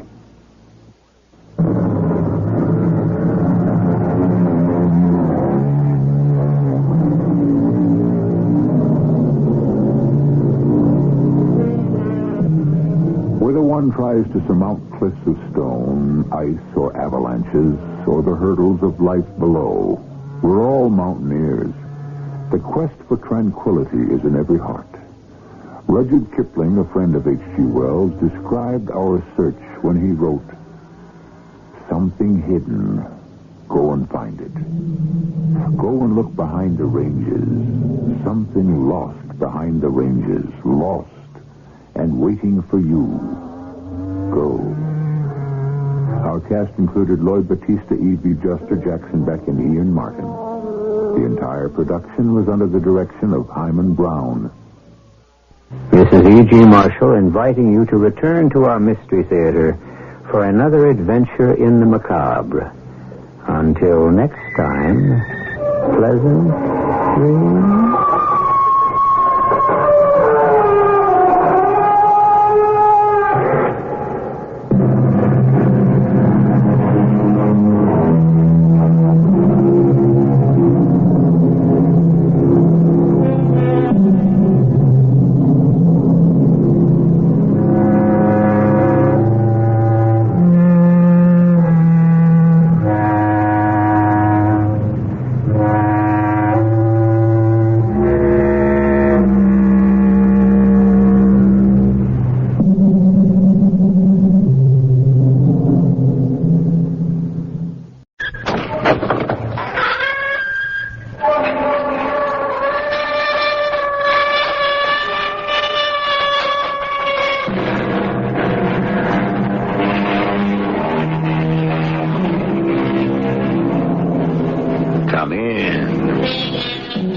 Welcome. I'm E.G. Marshall.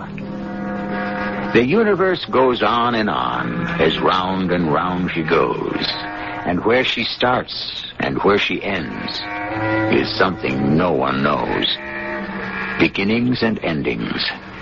Our neat and precise human minds will insist on clearly stated limits, boundaries, definitions. But unfortunately, there are no satisfactory ways to limit, bound, or define the truly important things in life. Have you interrogated the prisoner? I have. Hey, who says I'm a prisoner? We have no use for the cargo. Destroy it and confiscate the ship. What are you trying to pull? And dispose of the prisoner. What do you mean, dispose of the prisoner? Am I being sentenced to something? To death. Don't I get a trial? You have been tried and found guilty.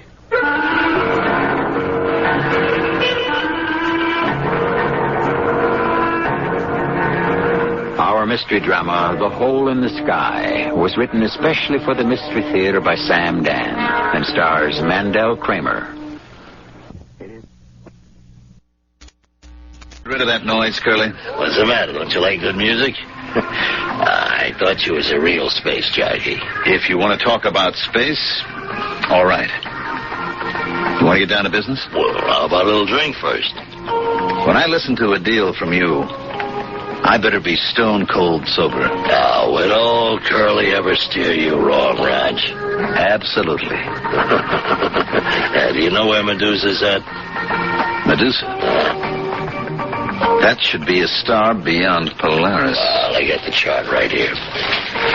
The fifth planet circling around Medusa is called Bacchus. You can see it. Mm-hmm.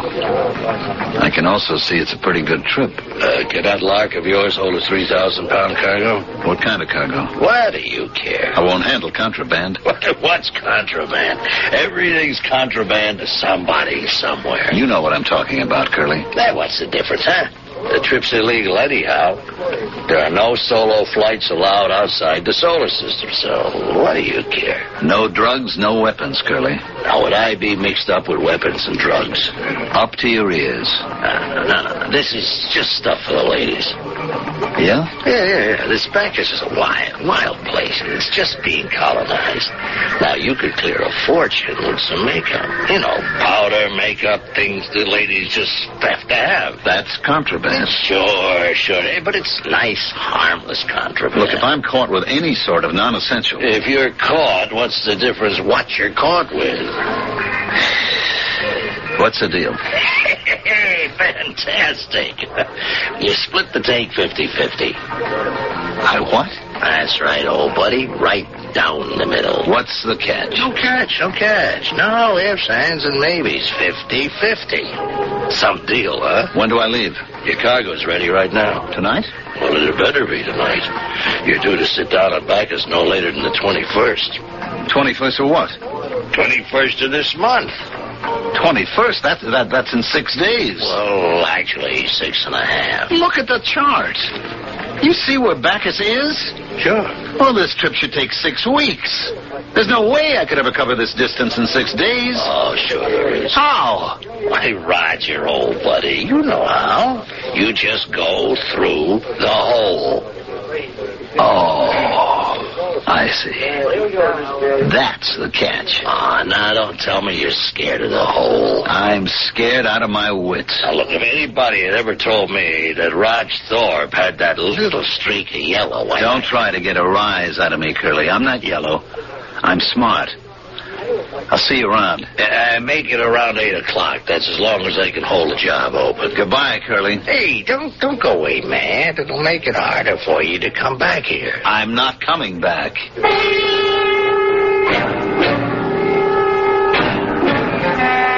And I meant it. I was through with all that stuff. But what else was there for me to do? What else did I know how to do?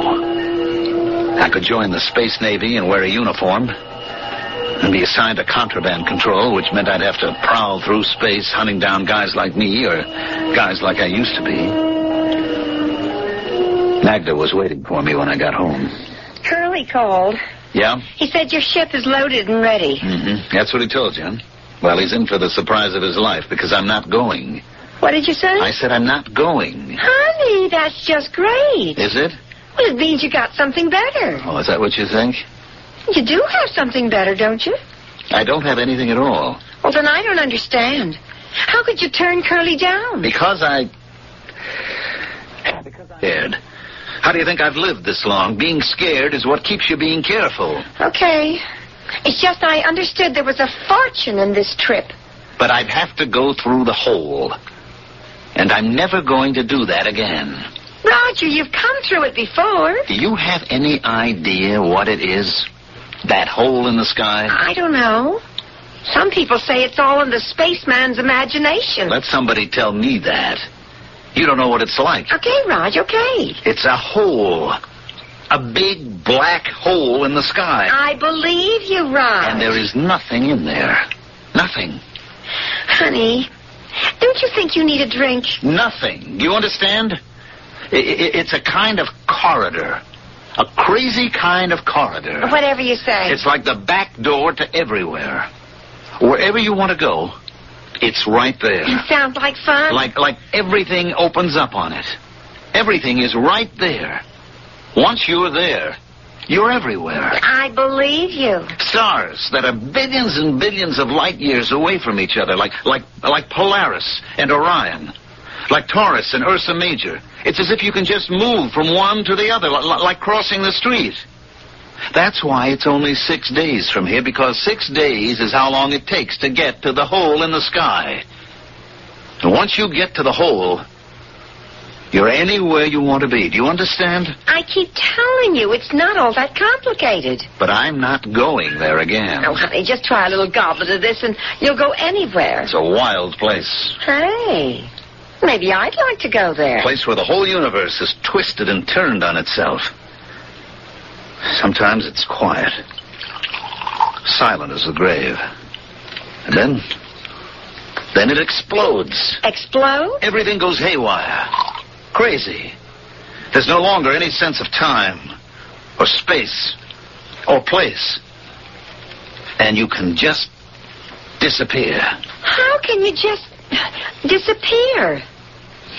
Take just a little sip of this. It's good for what ails you. Look. Right here on Earth, okay? There used to be a big ocean between Buenos Aires and Cape Town. Thousands of miles of ocean. Sure. And right in the middle, someplace, there used to be a spot called the Bermuda Triangle. Oh, is that so? And the ships that they had, the ones that were supported by... The ships that sailed over that spot disappeared. Ships that flew above this place disappeared. So? So this kind of thing has happened before. Maybe that was a hole in the ocean. Sure, Raj. If you say so. Look, get that tone out of your voice. I can't go through that hole in the sky again. I can't. I made a dozen trips. And nothing happened. How long can I be lucky? No, if I go this time, I'll be lost. I'll disappear. Oh, come on, honey, take a drink. You'll feel better. You always do. I've been thinking about it. I'm going to sell the Lark. And do what? I can sell the Lark to the Navy and raise a stake. And go where? Where? To To a planet like Bacchus. Or maybe right here in our own solar system. A wild place like Venus or a mine. And you could raise enough from the sale of the lark? Oh, a good piece of it. For the rest, I gave you plenty of jewels, money, credits. I know you did. All I'm asking is for you to give me some of it so I can get started. That's not all you're asking, Raj. You're also asking me to go with you and break my back in a mine or on a ranch. It's only tough for the first couple of years. I don't want to go. And as far as the money's concerned, it's mine. You gave it to me. I thought you and I were beyond words like yours and mine. Just said ours. Yeah. What'll I do the day you get tired of me? I'll never get tired of you, Magda. I'm sorry, Roger. I can't say to you, my darling, everything I own in the world is yours. Take it. Magda, I'm not asking for anything which You know that basically I'm out for myself. Did you think you could change me?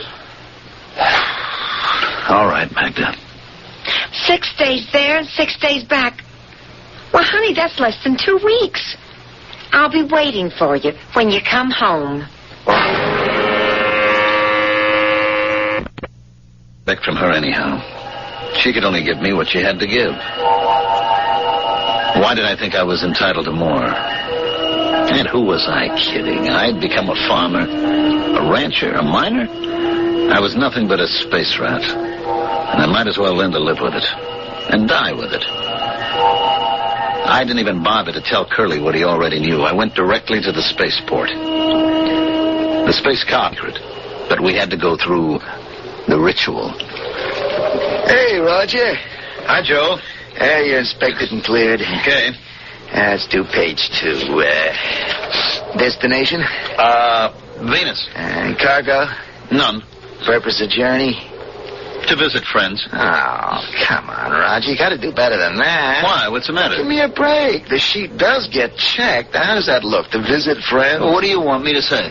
You could say medical emergency. Say medical emergency. You got to prove you're sick, though. You got to name the doctor and so forth and so on. Joe, write down anything you please. Well, don't bite my head off. You and I know what you're doing. You and I know where you're going, okay? All right, look, I'm going to visit my poor old mother. Great.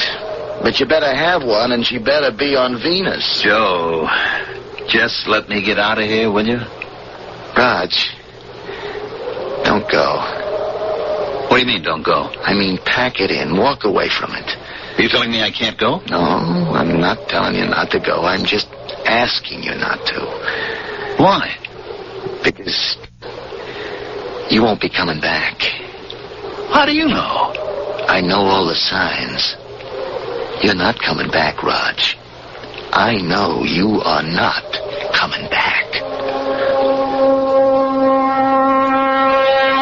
At this point, he probably knows something we don't. But what?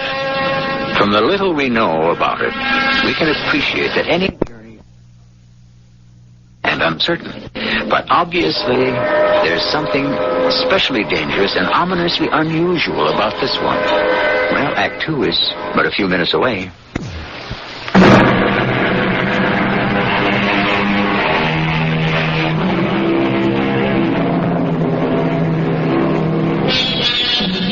What was that popular song from a generation ago? It was called Faraway Places with Strange.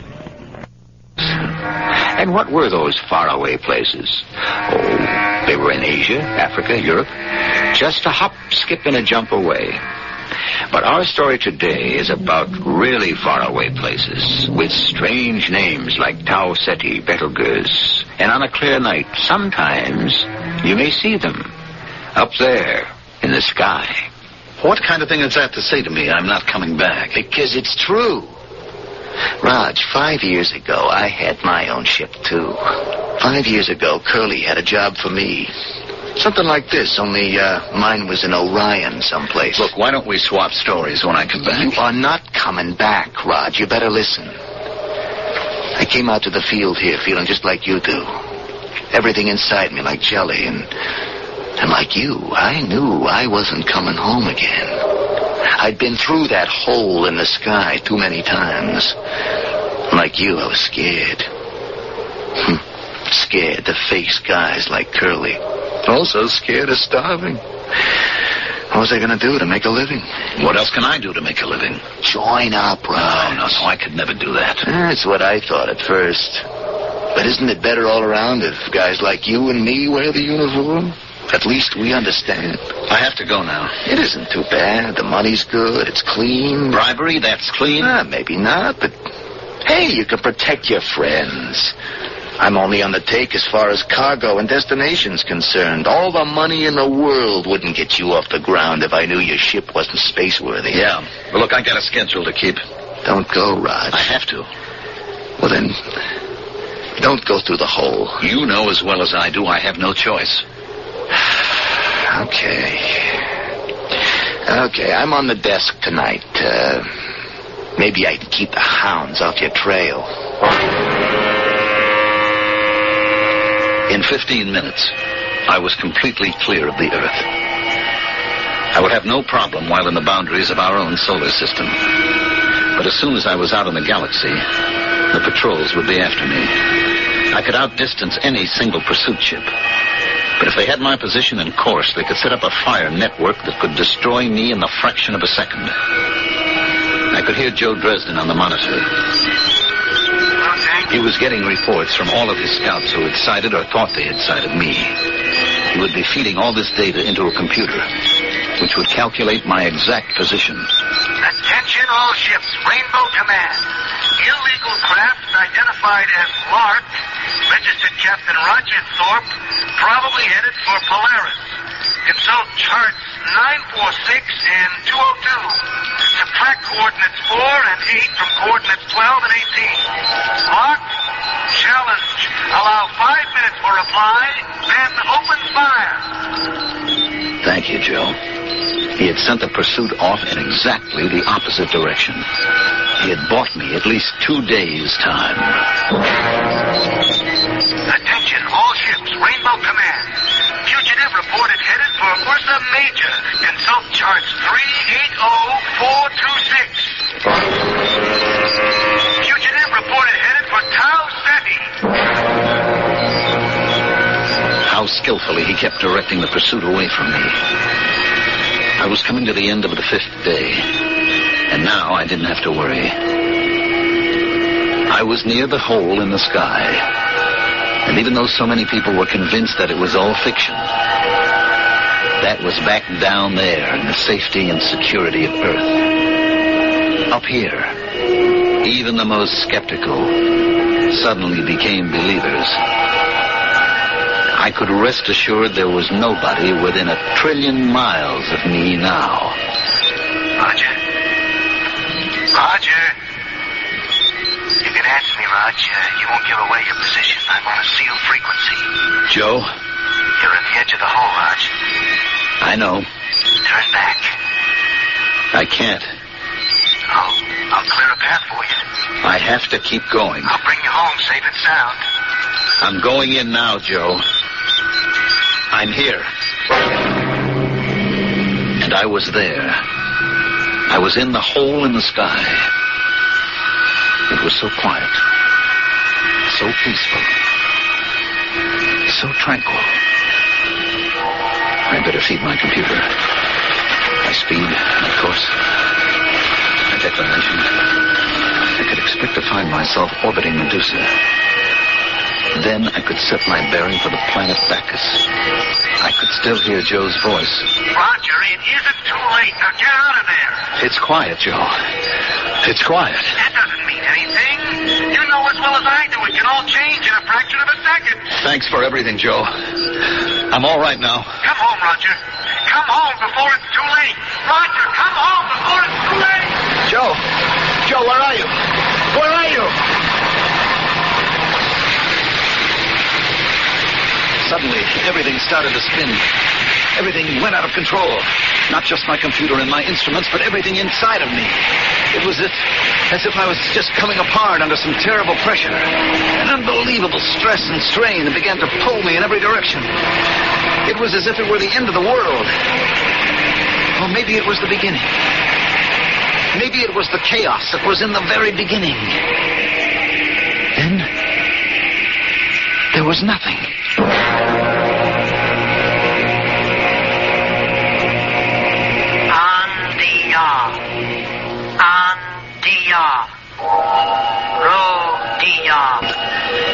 This voice. What was she saying?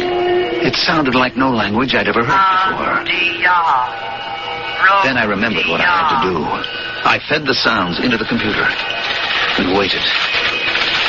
Just like the ancient anthropologists could construct an entire prehistoric animal from just a few fragments of bone, the computer could project an entire language from just a few significant sounds. Gradually, the voice became clearer and clearer. What ship is yours? Identify. Identify. Lark. Lark. How many aboard? Just one. Identify. Roger Thorpe, registered captain. Home port. Earth. Where is that? Consult Star Chart 876. What is Star Chart 876? Whatever you happen to use, start with Polaris. What is Polaris? You draw a line from Polaris to Deneb. There are no such stars. Hey, what's that noise? You are locked into a landing beam. Hold it. I don't necessarily want to land. Cut your power. I only need to get my bearings. Prepare to descend. Am I being forced to land? You are being invited. But I don't want... Cut all power.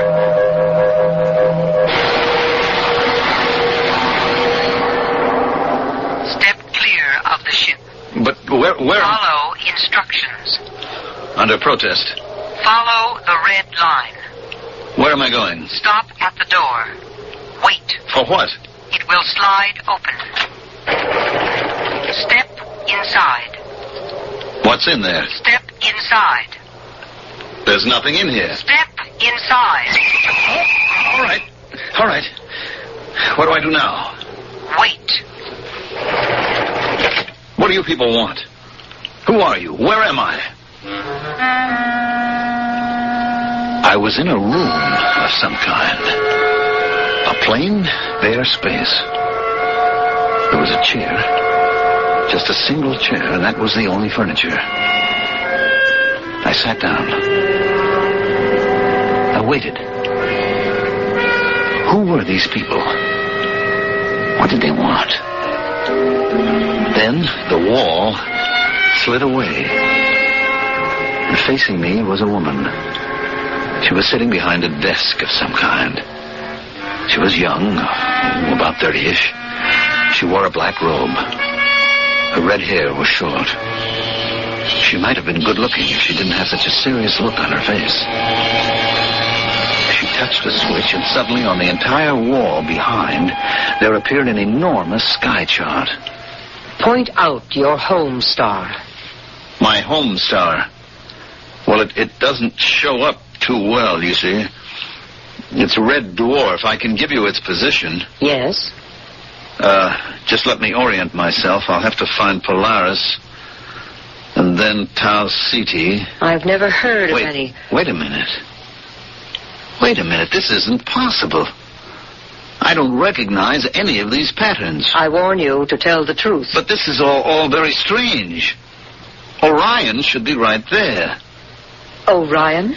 I don't see a single thing I know in this entire sky. This is the universe. Well, maybe it's a part of it that's off somewhere. This is the complete universe. Wait a minute. The universe is infinite. Why did you do that? Blasphemy. Everyone knows the universe is closed and limited. Okay, have it your way. Why are there no papers on your ship? Because I didn't need any. What is your cargo? I'm sure you looked it over by now. Cosmetics. What are cosmetics? Didn't your translating computer tell you? Yes, but I don't understand. Well, it's just stuff that women put on their face. For what purpose? I guess it makes them look better. Better? What's the difference? Please, answer the question. Is it important? It may be the most important thing in the universe. These cosmetics, they change people's faces? You could say that. It disguises them. Well, strictly speaking, it might. I see. Yes, I see. But I hope you see something, because I don't. Interrogator. Yes, censor. We have examined the ship. Have you examined the prisoner? Who says I'm a prisoner? You have not been spoken to. I have examined the prisoner. We see no use for the cargo.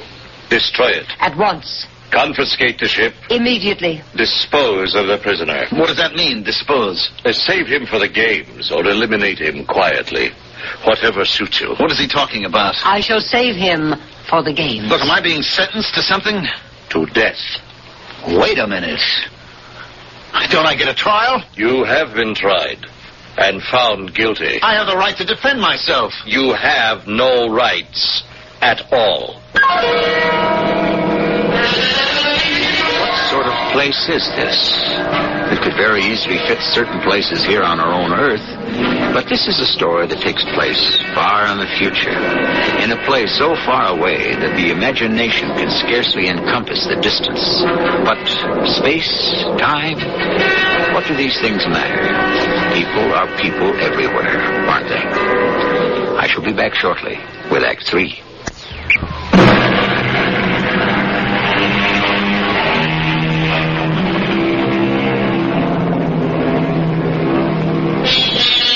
There are more things in heaven and on earth than are dreamed of in your philosophy, is a favorite line of Shakespeare's. And, of course, he had a rather limited idea of heaven. He didn't know that the heavens consisted of an infinity of space with an unlimited number of worlds. Can you imagine what he might have written had he been able to talk with a modern astronomer or an astronaut? From what I could gather, the man was called the censor. The girl who had been talking to me was called the interrogator. Anyhow, they both decided that it was all over for me. The man left. You will be executed at the games. What games are these supposed to be? The games to honor the establishment of the autocracy. Look, I don't have anything to do with all this. What was your purpose in coming here? I was on my way to Medusa. Medusa? Yes, it's a giant yellow star. There is no such star. How can you make a statement like that? Because I never heard of it. That doesn't mean that... If it existed, I would have heard of it. Since I have never heard of it, that is proof that it never existed. Why do I have to be killed? Because you have come here to overthrow the autocrat. That isn't true. Are you a stranger? Yes. The only reason strangers come here is to overthrow the autocrat. Since you admit to being a stranger, it just means... hold on. That doesn't necessarily follow. Do you have legitimate business on this planet? Well, no. Then you admit it. Since you do not have legitimate business, you therefore must be treated as a stranger. She stood up and nodded her head. 2 men in black robes came in. I understood I was to go with them. I don't care what world you're in. A cell is a cell. This was a small room with smooth white walls. There were 2 beds in it. I had a roommate. His name was Artie. I asked him why he was in jail. I tried to kill the autocrat. Look, set me straight, will you? Who is the autocrat? He is the maximum ruler. That's why you want to kill him? I want to kill him because he oppresses the people. And then what? Then perhaps the next maximum ruler will be a kinder person. And suppose he turns out worse? That has happened before. Mm-hmm. In that case, what do? Kill him and hope again. Wouldn't it make more sense to eliminate all these rulers entirely? Well, then who would rule? The people. The people? How could the people rule? Well, they would elect representatives to let's say, to a Congress. I don't understand how that could work. It doesn't work with all these rulers either. Well, that's because he has not come yet. Who? The ultimate ruler. And who's he supposed to be? The ultimate ruler? He will come down from the skies. How? He shall be carried by a bird. Have to be a pretty big bird. Yes. And he would mark his people. Mark them? In what way? In a certain way. In other words, you don't know. I only know what the prophecy reads. Oh, it's prophecy. For those of us who believe he will come. Still, it should be easy to explain what marking his people would mean. I suppose With a sign that will enable everyone to recognize them. All right. Meanwhile, how does it look for you and me? We shall be executed. You say you were opposed to the ruler. What'd you do? I wasn't able to do anything. We are too few, too weak. Or maybe we are many, but we do not know it. We have no sign by which we may recognize each other. Well, what did you actually do to wind up in here? I complained. You complained? About what? The weather. You mean you're going to be executed because you complained about the weather? It wasn't the first time. If you establish yourself as one who complains, it means you are basically a dissatisfied person. Therefore, you are likely to revolt. Well, do you plan to just sit here and wait? It does no good at all to make other plans. Why not? How can plans be carried out? We are sealed in here. There is no hope of escape. There has to be something we can do. We must face our fate bravely. I can't accept that. Accept it, since you may not reject it. It seemed there was no help at all. The days passed. When would it happen? The games at which the execution would take place. Or were the executions the games? Even Artie didn't know. And the jailer who brought us our food wasn't talking. Then one morning, Artie was taken out of the cell. And I thought, this is it. But why was I being left behind? Then about an hour later, Artie returned. Hey, I thought that was the old ball game for you, Artie. You were worried. I'm sorry. It's my fault. Your fault? Oh, I should have told you. As the day draws closer, you're given a chance to save your life. Oh? What kind of chance? Well, naturally, you don't take it. Why not? What have you got to lose? Everything. You see, you are given an opportunity to inform on your fellow conspirators. Oh. The fact is, I don't have any fellow conspirators. Well, didn't you say that you belong to an organization that wants to overthrow the autocrat? I didn't say it was an organization. Well, then how do you expect to... One person can do it, if he is resourceful enough. But wouldn't it be better if you did have a group? Of course, but how would we know each other? I was very brave, but I wonder... Suppose I did have Confederates. Would I have betrayed them to save my own life? I don't think you would, Artie. Then suddenly the door opened and the guards were in the cell. They grabbed me. I was hustled along some corridors and finally into a room. A small room. She was behind a table. There was no place for me to sit. Suddenly she took a small metal rod from under her black robe. She pointed it at every part of the room. It gave off a squealing noise. One has to be sure. Of what? I'm sorry I cannot offer you a chair. My name is Dinara. What do we have to be sure of? That we are not overheard. We are safe for a moment at any rate. What am I doing here? You know what you are doing here. You have been sent here to save us. I what? You are the ultimate ruler. Me? Now, just hold on. It does you no good to deny it. I'm telling the truth. I have no idea. It's probably the truth as you see it. You do not know that you are the ultimate ruler.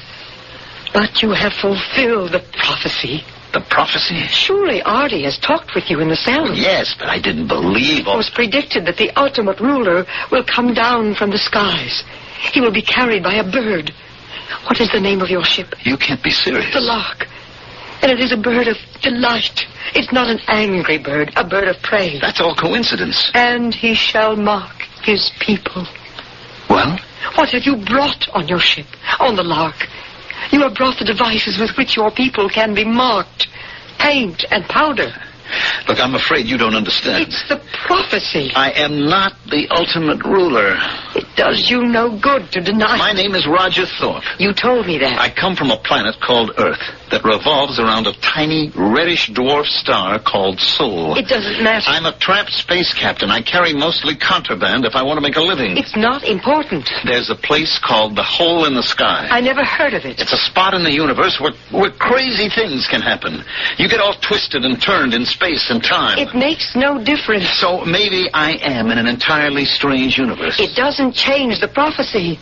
If you are aware or not of being the ultimate ruler, you fulfill all the requirements. Why are you telling me this? I, too, wish to overthrow the autocrat. You? But aren't you a member of the regime? There are many of us who do our work secretly and hope for the day to arrive. The fact is, I'm going to be executed any day now. So what good does it do if you think I'm the ultimate ruler? You have been brought here by your beautiful bird. You have brought the material with which to mock your people. Your people will save you. There was only one way to make sense out of any of this. I would just have to assume that I had landed on a planet of nuts. Pure and simple. And so I did. But it got pretty grim. One day, Artie and I were taken from our cell and brought to an enormous stadium. There must have been 100,000 people. All of them wore black robes with hoods that covered their heads. Artie and I were led to the center of the arena. Then we heard the voice of the censor. These men have plotted against the autocrat. Their fate is to be consumed by the mighty electric energy of the state. In a few moments, they shall no longer exist. Let this then serve as a lesson to all who would attempt similar madness. Not a single word was heard from the robed and hooded crowd. And then we heard it. A humming that grew louder and louder. I began to feel warm, then hot, and soon it was as if I was on fire. Stop! Who dares halt the execution? I, the interrogator. For what purpose? Revolt. Arrest her! Before anyone dares to touch me, I shall remove my hood. Look at my face. Let all who have the same marking now show their faces. Her face was white as powder could make it. Her lips were red as the most flaming scarlet. I could hear her voice shouting, Believers in the ultimate ruler, show your markings. And now by the thousands, the hoods came off. And there they were. Men, women, children, with stark white faces and flaming red lips. Hardly anyone remained masked, except for the censor and a few high officers. And they were quickly hustled away. And now the silent crowd began to kneel. Kneel! Homage to the ultimate ruler. No one should kneel to me. You are the ultimate ruler. They must. About that makeup. You mean the sacred markings. Men shouldn't really wear any. Would you deprive us of the privilege of showing our reverence and respect, ultimate ruler? The prophecy has been fulfilled. The ultimate ruler has arrived on a beautiful bird.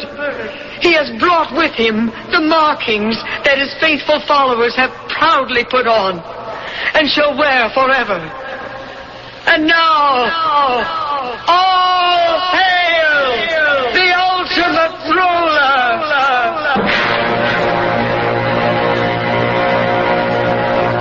I don't understand completely. I'm the ultimate ruler. I'm treated with respect and reverence. I have whatever I want. There are times when I can't believe it. Am I lost in space? Or am I lost in my own imagination? Who knows? At times, this is real. And times when it seems like a dream. I only know one thing. I entered the hole in the sky. And I'm still in there.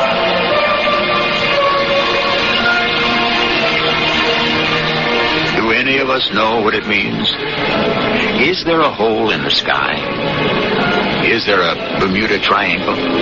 Are there mysterious disappearances that simply defy all rational explanation? We work for centuries to solve a riddle.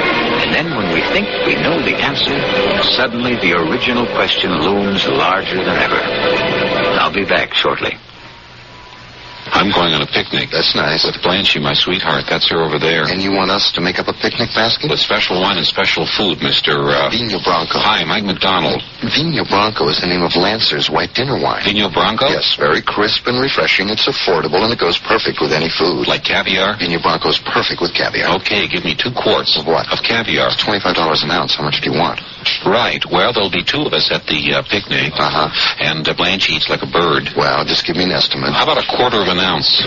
Perhaps you'd enjoy the Vino Bronco with something a little less expensive. You mean like this chicken? This pheasant. Blanchie eats meatloaf. Isn't this meatloaf? No. She eats meatloaf by the gobs. It's not meatloaf. It's pâté de foie gras. Okay, I'll take the Lancer's Vino Bronco. And what do you have to eat for under $10? This jar of mustard. Perfect. Blanchie eats mustard by the gobs. I'll wrap it up. How do you want to eat the mustard here or You what? can't eat the mustard. The summertime, when everybody's fancy turns to love, and Lancer's Vino Bronco white dinner wine, imported by Shoebline, Hartford, Connecticut.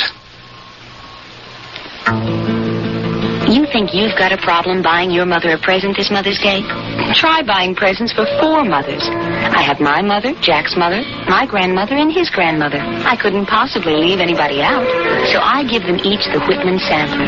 The sampler's been a Mother's Day tradition with us for years. If you've got a problem about what to buy your mother this Mother's Day, give her the Whitman sampler. It's the perfect way to say Happy Mother's Day, no matter how many mothers you have.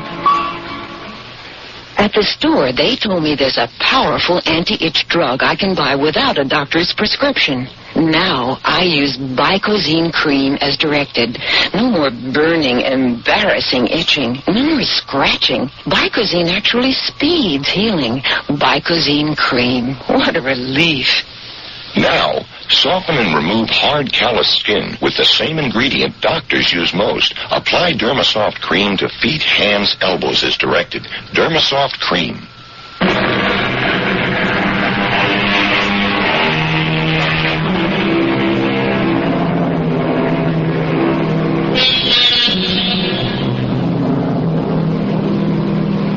Maybe there is a hole in the sky.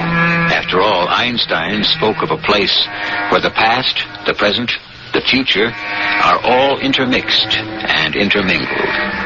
He says it occurs at the speed of light. But just think, in the universe that's surrounded by our own minds, the private universe that each of us presides over, the past, present, and future frequently mix and mingle. And that truly can be where you find the hole in the sky. Our cast included Mandel Kramer, Joan Shea, Earl Hammond, and Russell Horton. The entire production was under the direction of Himan Brown. This is E.G. Marshall inviting you to return to our Mystery Theater for another adventure in the macabre. Until next time, pleasant dreams.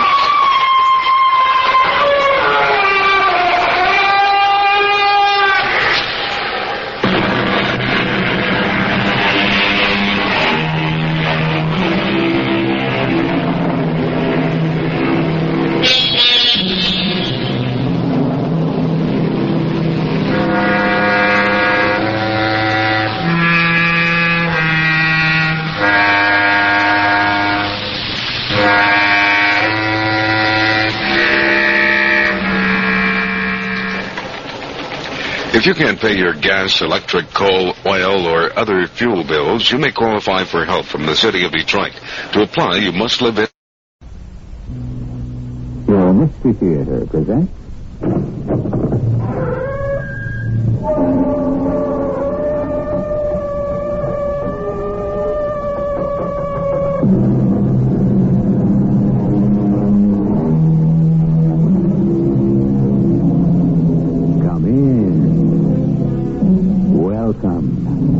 I'm E.G. Marshall. The sun, we are told, shines on the good and the evil alike, and the rain falls on the unjust as well as the just. Rain and sun, water and light.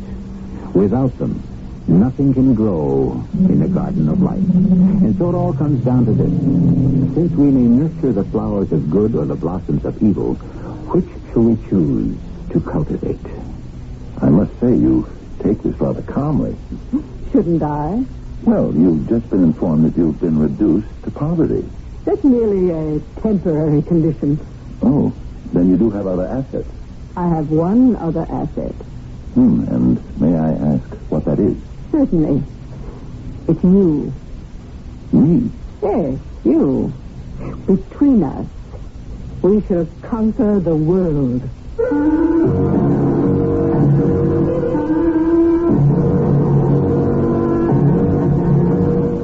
Our mystery drama, Virtue is Its Own Reward, was written especially for the Mystery Theater by Sam Dan and stars Fred Gwynne. It is sponsored in part by Contact, the 12-hour cold capsule. I'll be back shortly with Act One.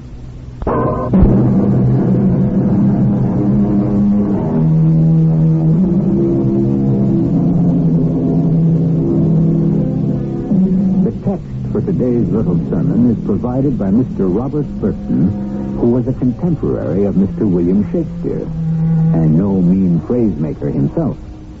Mr. Burton polished off a series of little gems that included penny wise, pound foolish, and birds of a feather flocked together, which should prove he was a gentleman of great wisdom and deep perception. Mr. Burton also said, every man has a good and a bad angel attending him all his life long. If that proposition was good enough for Mr. Robert Burton, it should certainly be good enough for us. Is that a fact? I'm not out to take anything away from Brother Burton, whoever he was, but as far as I'm concerned, my man is an old-time Roman you never heard of, a fellow named Silius Italicus. And he said, virtue is its own reward. Yes, sir, that's what he said. And I happen to be stuck with it. Now, I suppose you will want to know who I am. Well, we'll get to that shortly. The fact is, you really can't appreciate me until you meet my client, Mr. Junius K. Barley. And where is he now? In his office and up to his old tricks again. Yes? Who? Yes, Miss Minder. Miss Minder, after he's in here a couple of 3 minutes, ring my phone, will you? What for? What do you care what for? Just ring the phone. I don't pay you to ask questions, just to follow instructions. Now, send him in. Women. Mr. Lamb. Oh, see here, Mr. Junius K. Barley. Won't you have a chair? To what do I owe the honor of this visit? I have a bill here. Yes, that does look like a bill. It's for water. Do you question the accuracy of the bill, Mr. Lamb? I question the legitimacy. Why do I have to pay for water? Well, that should be obvious. You're using it. You can't send me a bill for using my own water. You are 100% correct.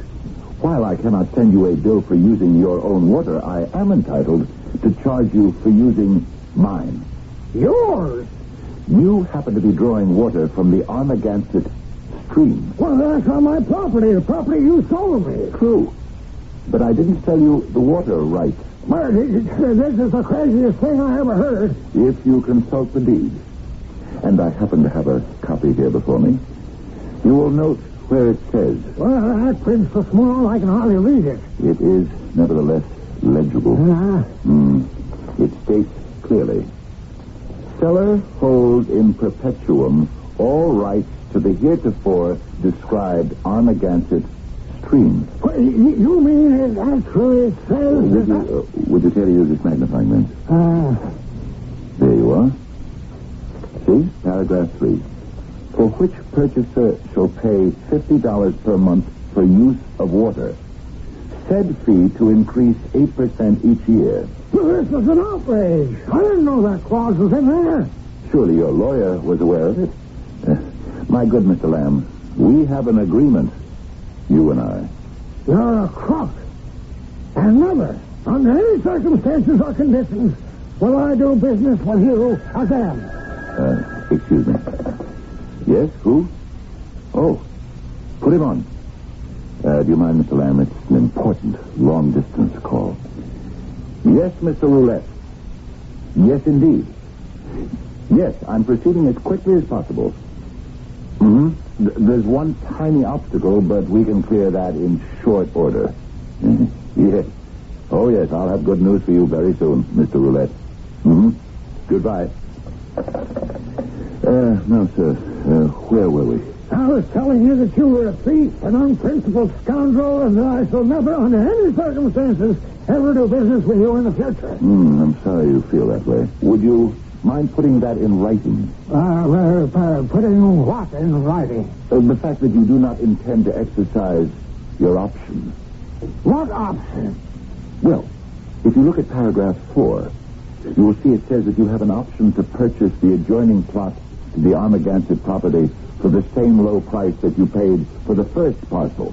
Well, why would I ever want to buy even so much as a square inch of ground from you at any price and any condition? Well, that, of course, is your prerogative. Once again, sir, good day.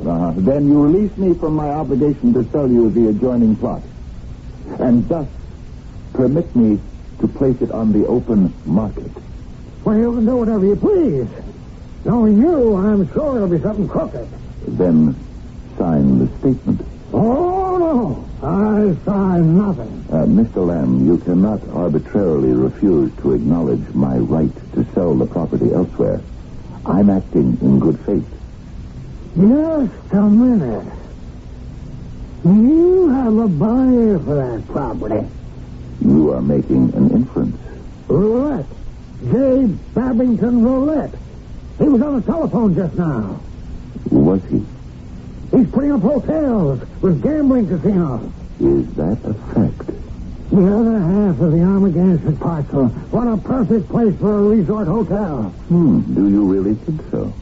Just this once you may have outsmarted yourself. In what way? With that option clause. You thought it was all worthless acreage. I may have. Now you have to let me have it for $10,000. That's what it says. I insist on exercising that option. Oh? Are you sure? Absolutely. That land has to be worth at least $250,000 to Roulette. How you'd love to have clear, unobstructed rights to the land so that you could sell it to him yourself. This time I've got you.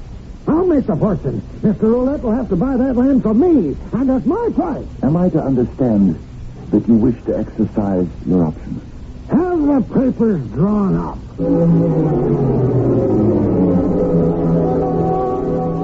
That's my client, Julius K. Barley. And who am I?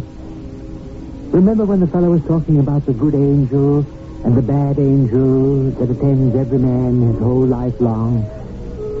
It so happens that I am Benjamin Benign, Mr. Barley's good angel. And I don't have an easy time of it. I'm usually on the carpet for the way I handle Mr. Barley.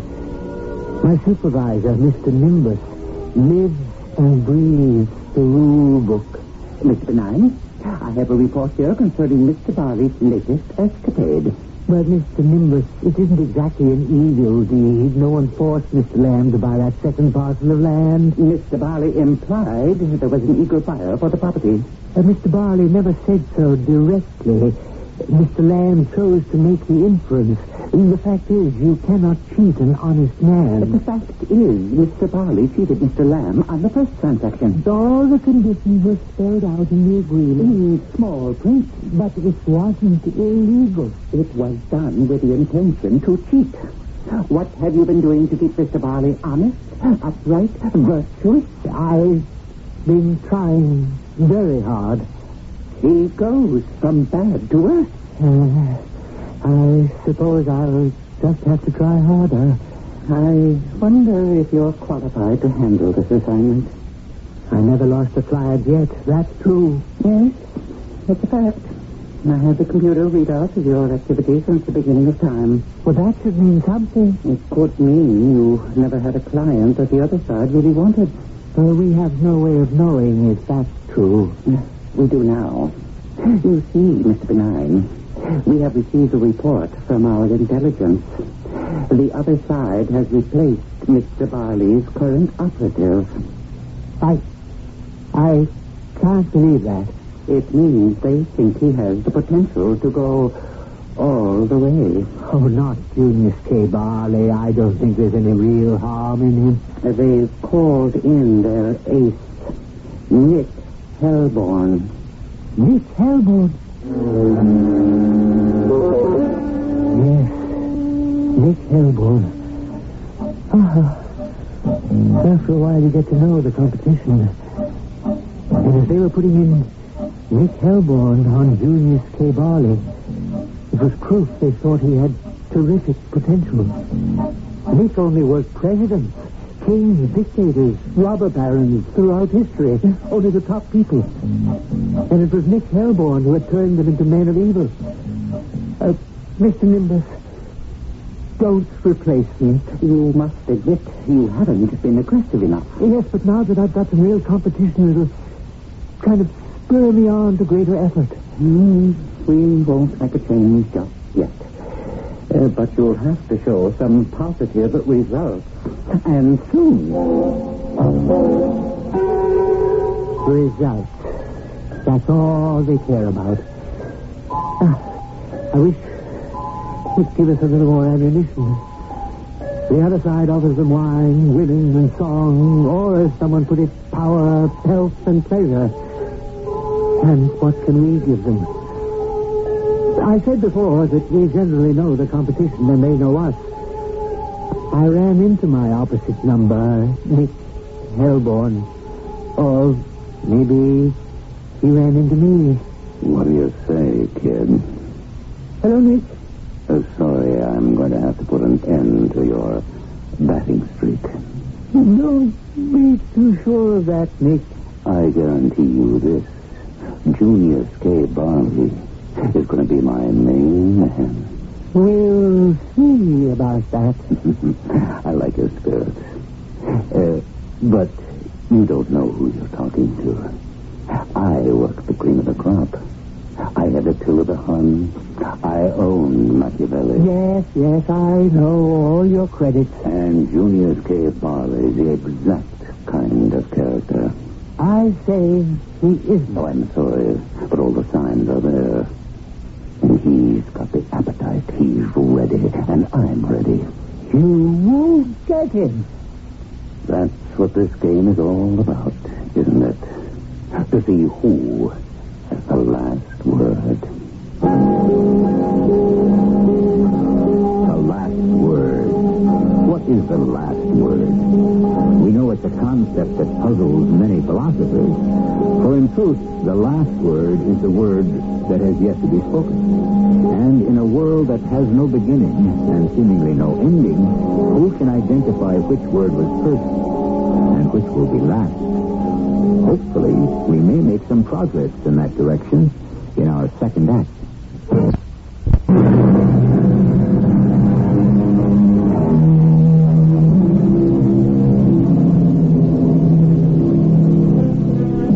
So it gets down to this. The basic struggle in the world is between good and evil. And no matter how we may state the problem or the challenge, at the bottom it's always a case of doing right or doing wrong. And all of our arguments and justifications for pursuing a questionable course of action are like French cooking, which is the art of enhancing an inferior cut of meat with an intriguing sauce. I was worried. I was even frightened. Well, Barley wasn't exactly a good man. He wasn't exactly a bad one either. But now the other side had their eye on him, and assigned their top operative, Nick Hellborn. It was a cause for concern. How and when would Nick Hellborn strike? And through whom? Yes? Who? Very well. Send her in. Come in. Yes? Good morning, Mr. Barley. I'm Mrs. Quackenbush. You're Mrs. Quackenbush? Of course. Well, somehow I hadn't pictured someone like you when my secretary announced your name. You hadn't. Well, you hardly look like someone named Quackenbush. Well, that's my name. Cynthia Dolly Quackenbush.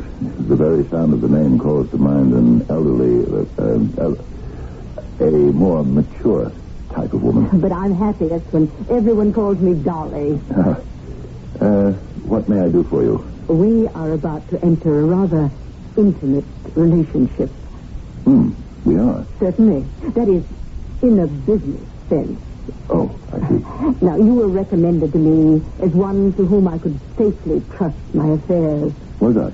But now that poor Hubert is no longer with us, Hubert was my late dear departed. Oh, I'm sorry. We must all leave sooner or later. And Hubert left me rather well provided for, I think. You think? Well, you would have to evaluate the investments and so forth. Now, you must excuse me. Oh, of course. And I'll make a complete study. Will you do that? I'm due for lunch with the Baroness Duval. The Baroness Duval. Oh, you mean the famous French divorcee? She's a dear friend. I always use her apartment when I'm in Paris. Do you? Yes, I'll try to analyze your portfolio as soon as possible. Oh, no rush. See, I'm leaving tomorrow for Washington. Biff is doing a command performance at the White House. Biff? Valentine Perkins. Oh, you mean the great violinist? Well, Biff's a dear friend, and he always makes sure the gang's invited to come along. When do you think you'll be back in town? Well, that's hard to say. See, now, tomorrow's Thursday, and we're all going to the Costa del Sol for the weekend. You mean the Costa del Sol in Spain? Yes, it's been discovered. And all sorts go now. But these are democratic times, so what can you do? Yes. Then you'll be back next week. Next week? Oh, that's an eternity away. When will you return? Eventually, my dear. Eventually.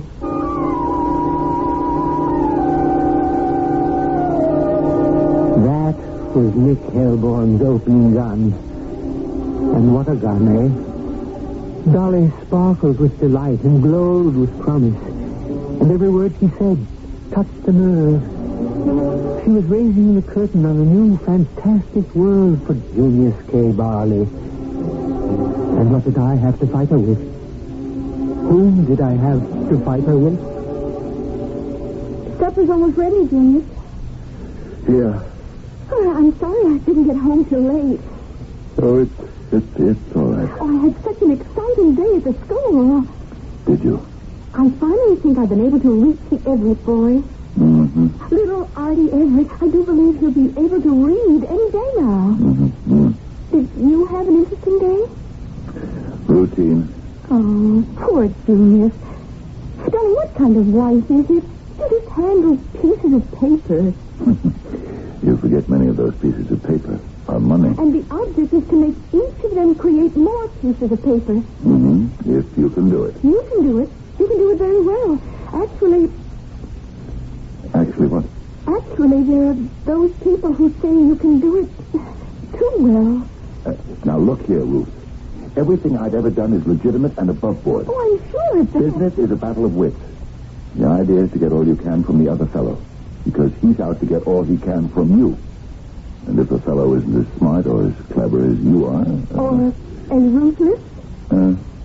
Yes, ruthless. That's part of it. But where can it lead? To success. Oh, is it any fun? Fun? It's all just dead pieces of paper. There's no warmth, no human touch. Oh, darling, I'll tell you what let's do tonight. Ruthie, I'm really tired. Why don't we go to the community house? What for? I could teach the girls swimming, and you could coach some boys basketball. Why don't we do that some other time? Well, everybody has to try to help out in this world. Yeah, sure. Later. Did you bring home the evening paper? I see it. Junius, please listen to me. Mm-hmm. I'm listening. Well, I feel that we were put here to...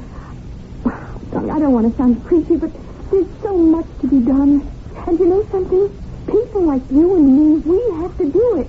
Are you listening? Yeah. Of course. Do you know why? Because we're lucky. We're fairly young, strong. You make good money.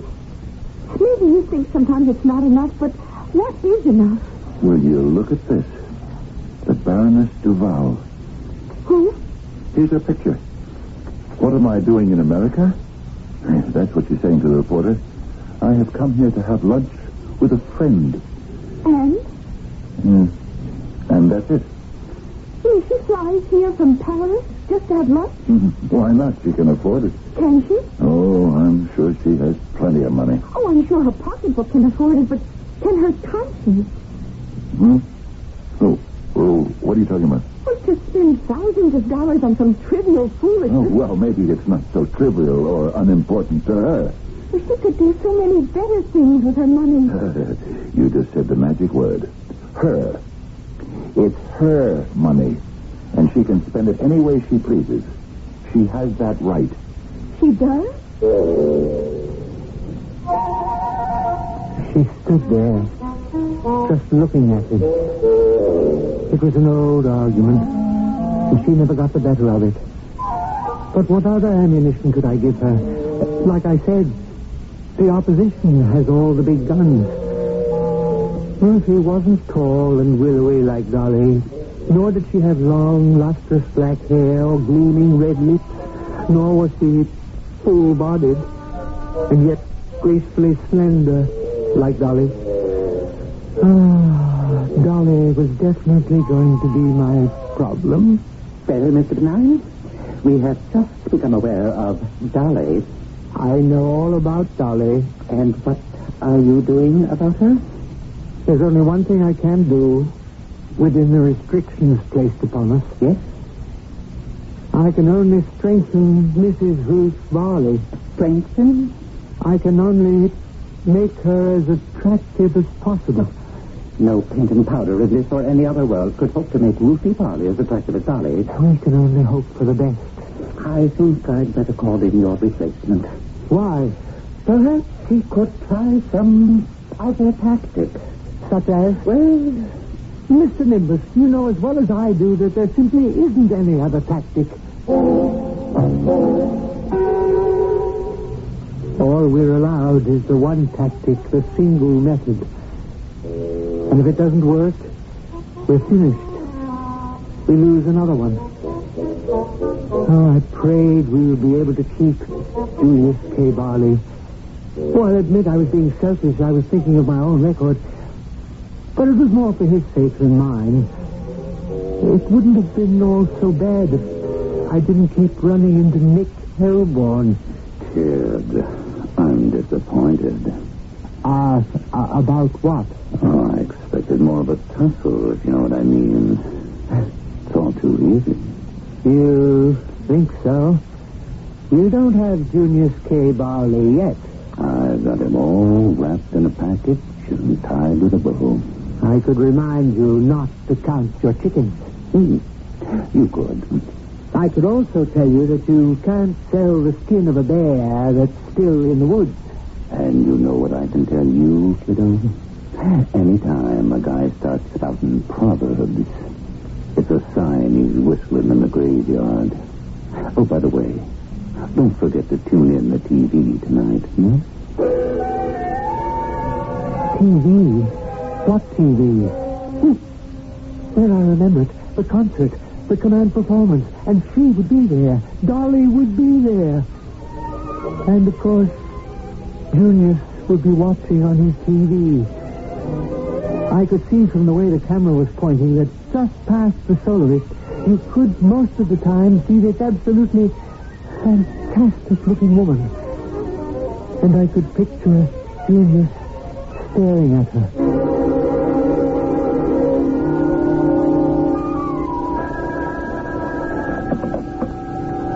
Yes? Oh, yes. Yes. Have her come in. Immediately. Oh, and Miss Minda, I do not want to be disturbed.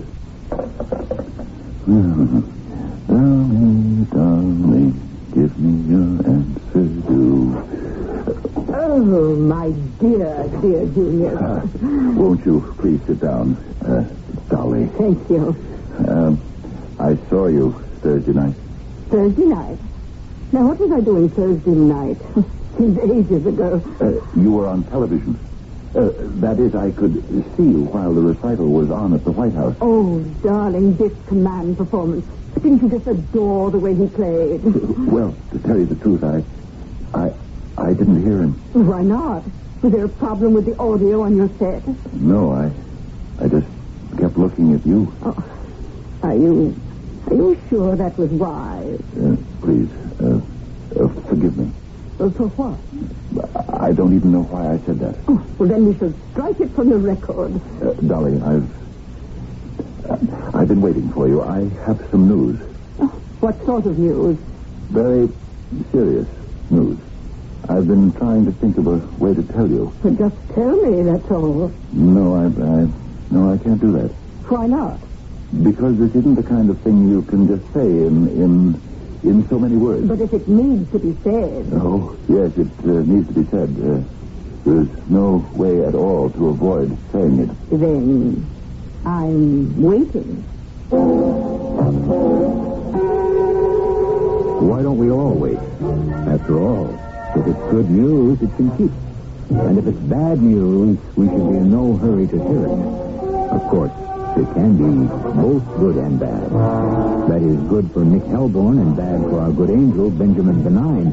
Or vice versa. Well, we'll get all the news as usual when the curtain opens on Act 3. From Chicago.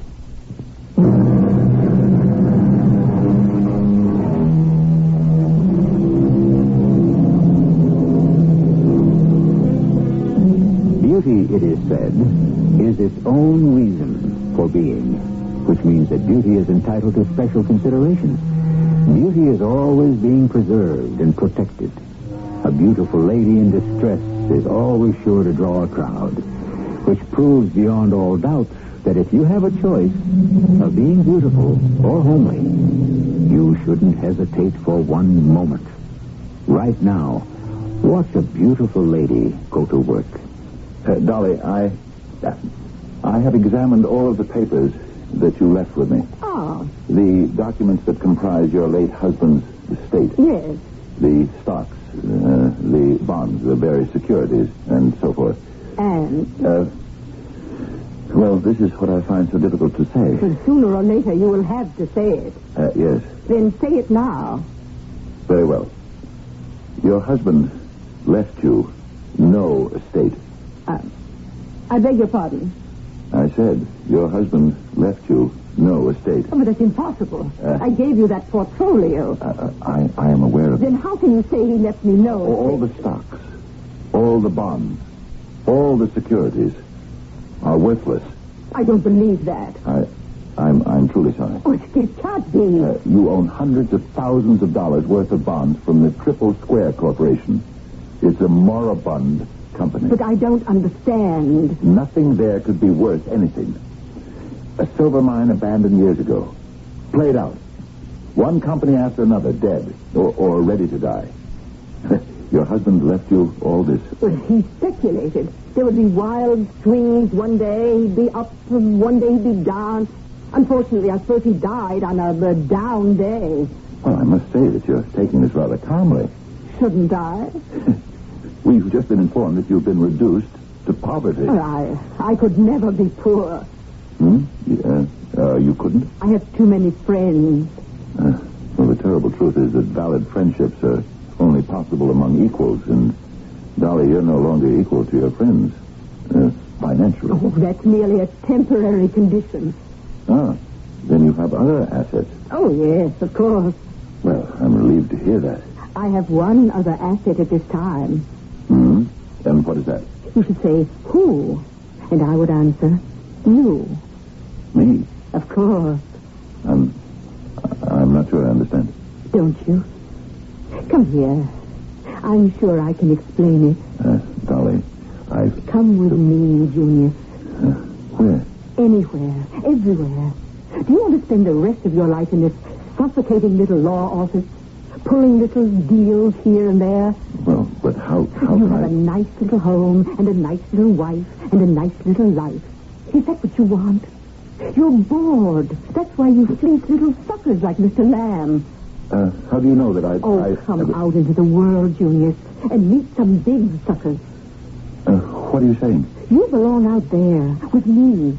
I have the contacts. Whom do you want to meet? All the doors are open to me. Let me take you inside. Inside where? You belong up there with me. With you? We belong together. But I'm married now. Oh, it's just as easy to get yourself unmarried. You mean divorce Ruthie? Do you love her?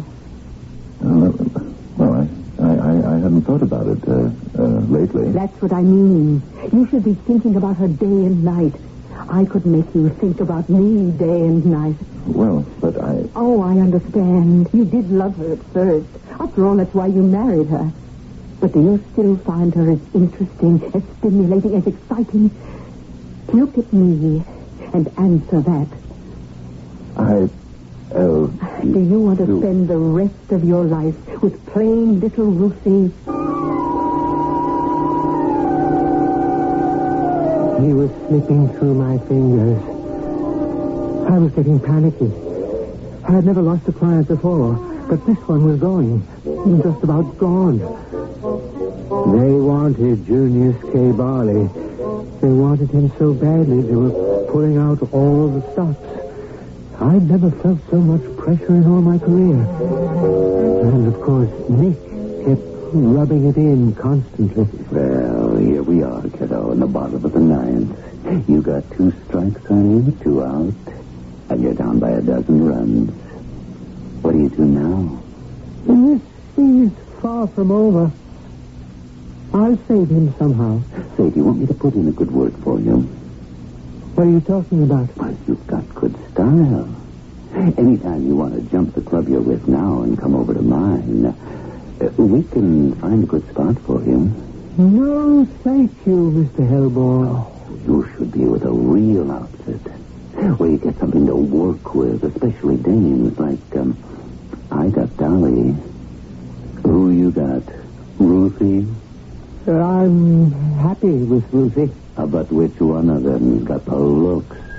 And which is just the plain Jane? Beauty is in the eye of the beholder. Oh, there you go with the proverbs again. A sure sign you're about to press the panic button. But far worse than Nick Hellborn was my own supervisor, Mr. Nimbus. He had not only pressed the panic button, he was sitting on it. What do you propose to do now, Benjamin? I'm doing everything I possibly can.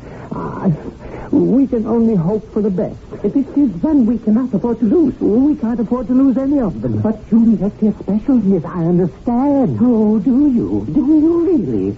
A man with Barney's brains happens along once every millennium. In the wrong hands, in the hands of Nick Hellborn, he could become a monster. He could take over the world. I know that. You must fight for him. Fight? What did he think I was doing anyhow? But every day I would watch what Nick Hellborn was throwing at Junius. And Colette has this darling penthouse in Paris.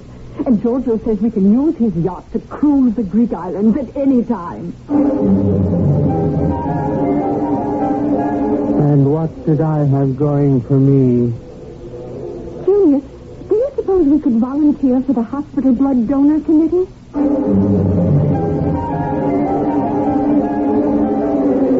There's no question that Nick had Dolly casting her spell. She was ready to make her kill. The money's no problem, darling. First, we can sell all my poor late husband's securities, especially the mine. But they're worthless. Of course. Well, then that's not exactly honest, is it? No, not exactly. I've never done anything before, Dolly, that was out and out dishonest. So why not? You flirt with the idea constantly, don't you? Well, you come close. Oh, so very close. And then you back away. Why? Why? You delight in toying with the concept. You want to. You want to so badly. Why don't you? You want to be rich. Really rich. It can happen. You can sell anybody anything. Worthless mine? You've already sold worthless land.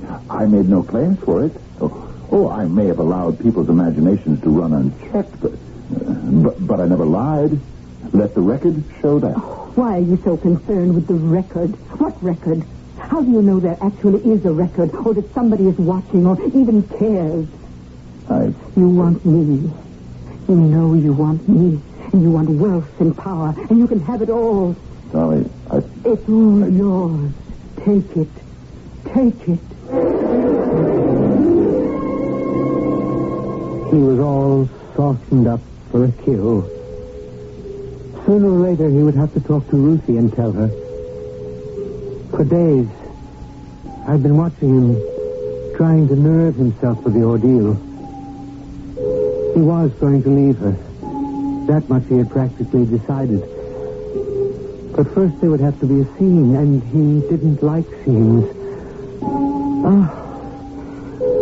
Of course, there was no way I could talk to him. There was no way I could talk to Ruthie either. But there was one idea I might be able to get across to her. Just one little thing she should say to him. It might tip the balance. You're home early. Yes, Ruthie, I wanted to talk to you. I know. Well, what do you know? I guess I know everything. Well, what does that mean? Well, it means you want to leave me. Why'd you say that? It's true, isn't it?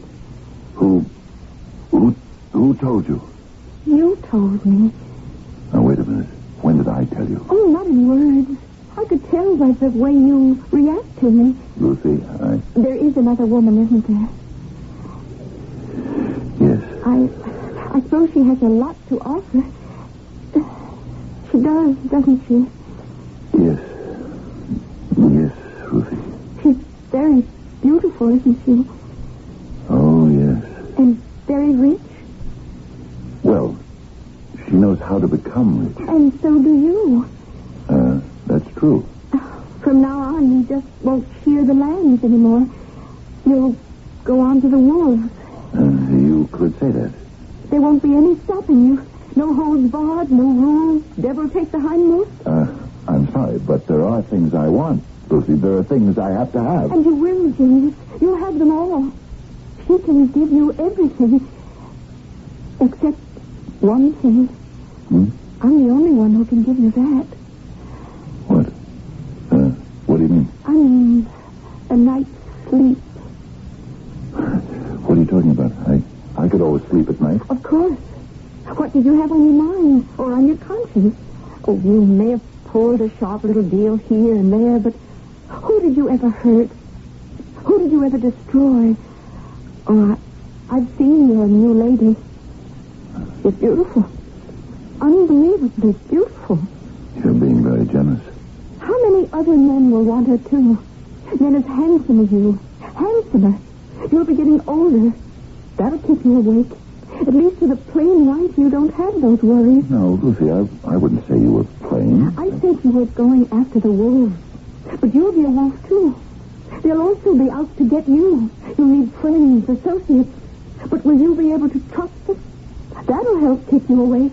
Lucy. Now that I think of it, you might just as well go off with her. What are you saying? What can I offer you? Only one small thing. A good night's sleep. She said it. Somehow I'd gotten through to her, and she said it. He stood there and laughed. Ruthie, can you forget what I said and forgive me? I'll forgive you, but I'll never forget it. And that's the way it ended. I preserved my record. Mr. Nimbus no longer nibbles on his fingernails when he thinks of Julius K. Barley. And even old Nick Helborn had a compliment for me. Well, kid, you did a great job. But tomorrow's another day. And so it is. As they used to say, another day, another dollar. But that was way back when $1 a day was a handsome wage indeed. But while tomorrow will always be another day, yet in some ways, it will be the same day as today. In one way or another, it will present us with the same problems, the same challenges, the same opportunities.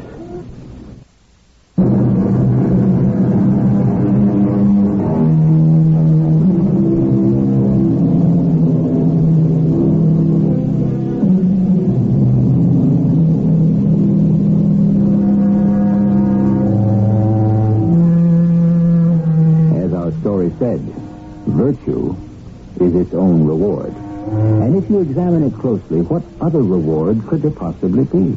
For if virtue could be bought or sold, why then it simply wouldn't be virtue. And the very next time some still small voice within you urges you to follow a virtuous course, remember it's the voice of Mr. Benjamin Benign or one of his colleagues. They need all the help they can get. And so do you. Our cast included Fred Gwynn, Bob Dryden, Ray Owens, and Bryna Rayburn. The entire production was under the direction of Himan Brown. This is E.G. Marshall inviting you to return to our Mystery Theater for another adventure in the macabre. Until next time, pleasant dreams.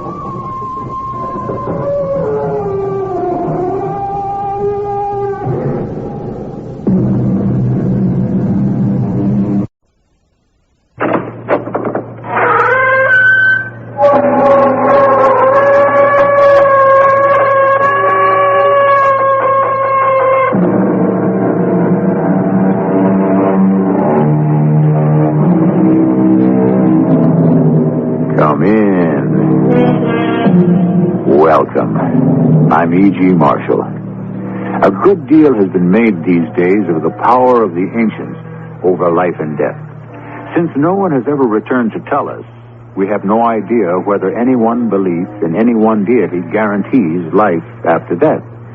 Does Charon run his ferry across the Styx in both directions? Will Anubis guide any other nationality than ancient Egyptians to judgment? Will Vishnu appear to the Hindus or to all of us to punish the wicked? Though we have no positive answer, today's mystery tale is worth checking out. Frank, where have you been? I've been going crazy trying to reach you. I've been to Boston for a 3-day seminar. What's the matter? Can you please come over right now? You're my husband's best friend. I've nobody else to turn to. He just sits there in front of that statue like a zombie. And I'm scared. Please, Frank, hurry. Hurry.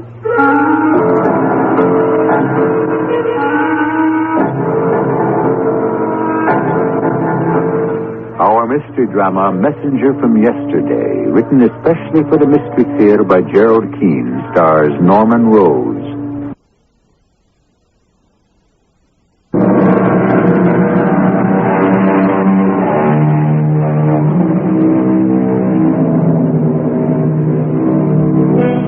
Perhaps it would never have happened if the college had not been named Imhotep. But there it was, christened Imhotep College, after the Egyptian god of knowledge in a small New England town. Except for a department of Egyptology, this college carried a pretty complete curriculum from accounting basics to writing art of effective. So, why did it happen there? That man driving a 1969 station wagon into a driveway. That's where our story begins. Gloria!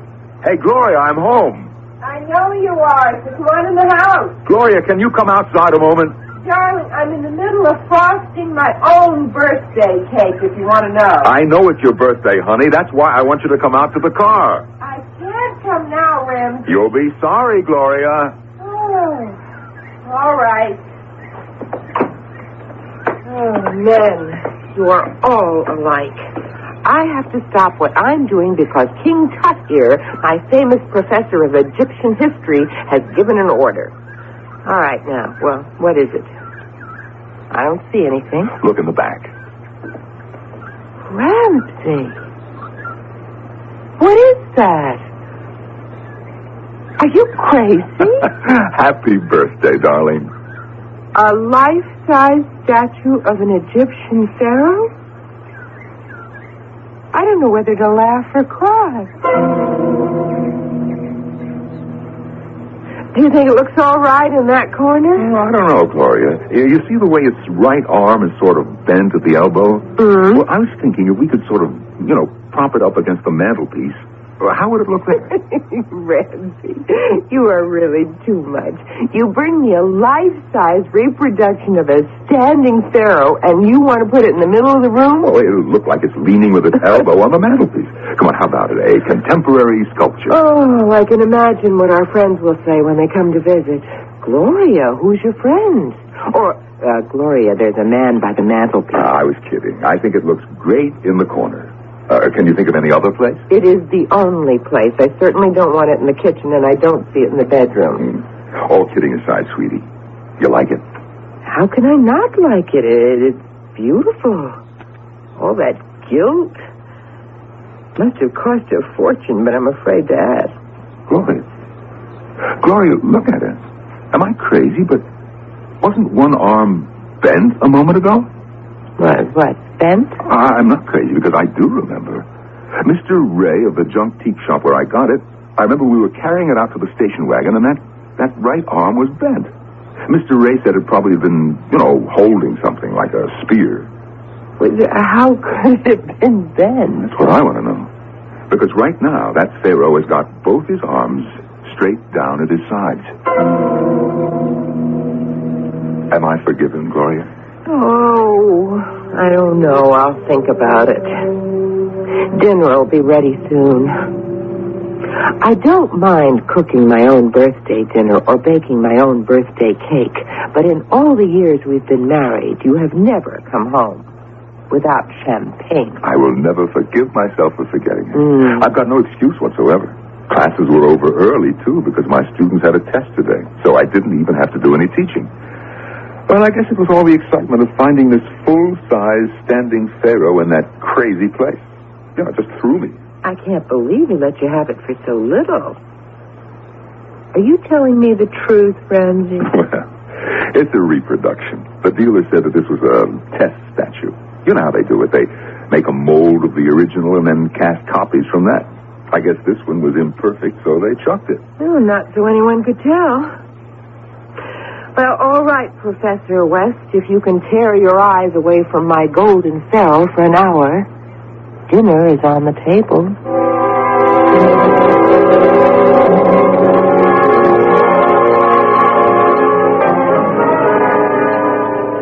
Oh, boy, that was some feast, Gloria. Well, I gotta loosen my belt. That chocolate cake. Some more coffee, darling? Ah, you bet.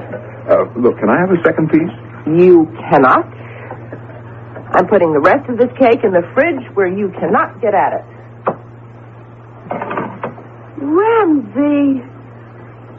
Ramsey West, you old faker, you bought it after all and snuck it into the ice box. What did I do? This bottle of champagne. And I was beginning to feel sorry for myself. Hey, where did that come from? Oh, Mr. Innocent. Gee, Gloria, I forgot. I got so excited finding this Egyptian statue in a junk shop, I clean forgot. Look, honey, this bottle of champagne, I never saw it before, believe me. You are the sweetest absent-minded professor I ever married. Go on, open it. I love surprises. But, Gloria, honest. Will you stop it? Now, the next thing you're going to say is that the pharaoh put the champagne in the icebox.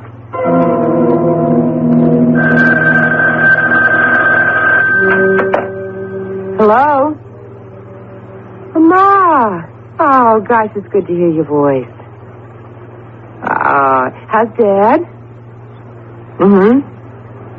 How's life in Florida? What? Oh, she is. When did that happen? Oh, my gosh. Well, now, look, if Sis is ill and there's no one to take care of the kids, sure, I'll go. Which hospital? Uh-huh. I'll take the next plane to Chicago. Don't you worry. No, Ramsey can't come. It's exam time at college. Now, listen, don't you worry about Sis. And call you when I get there. Okay. And love to Dad.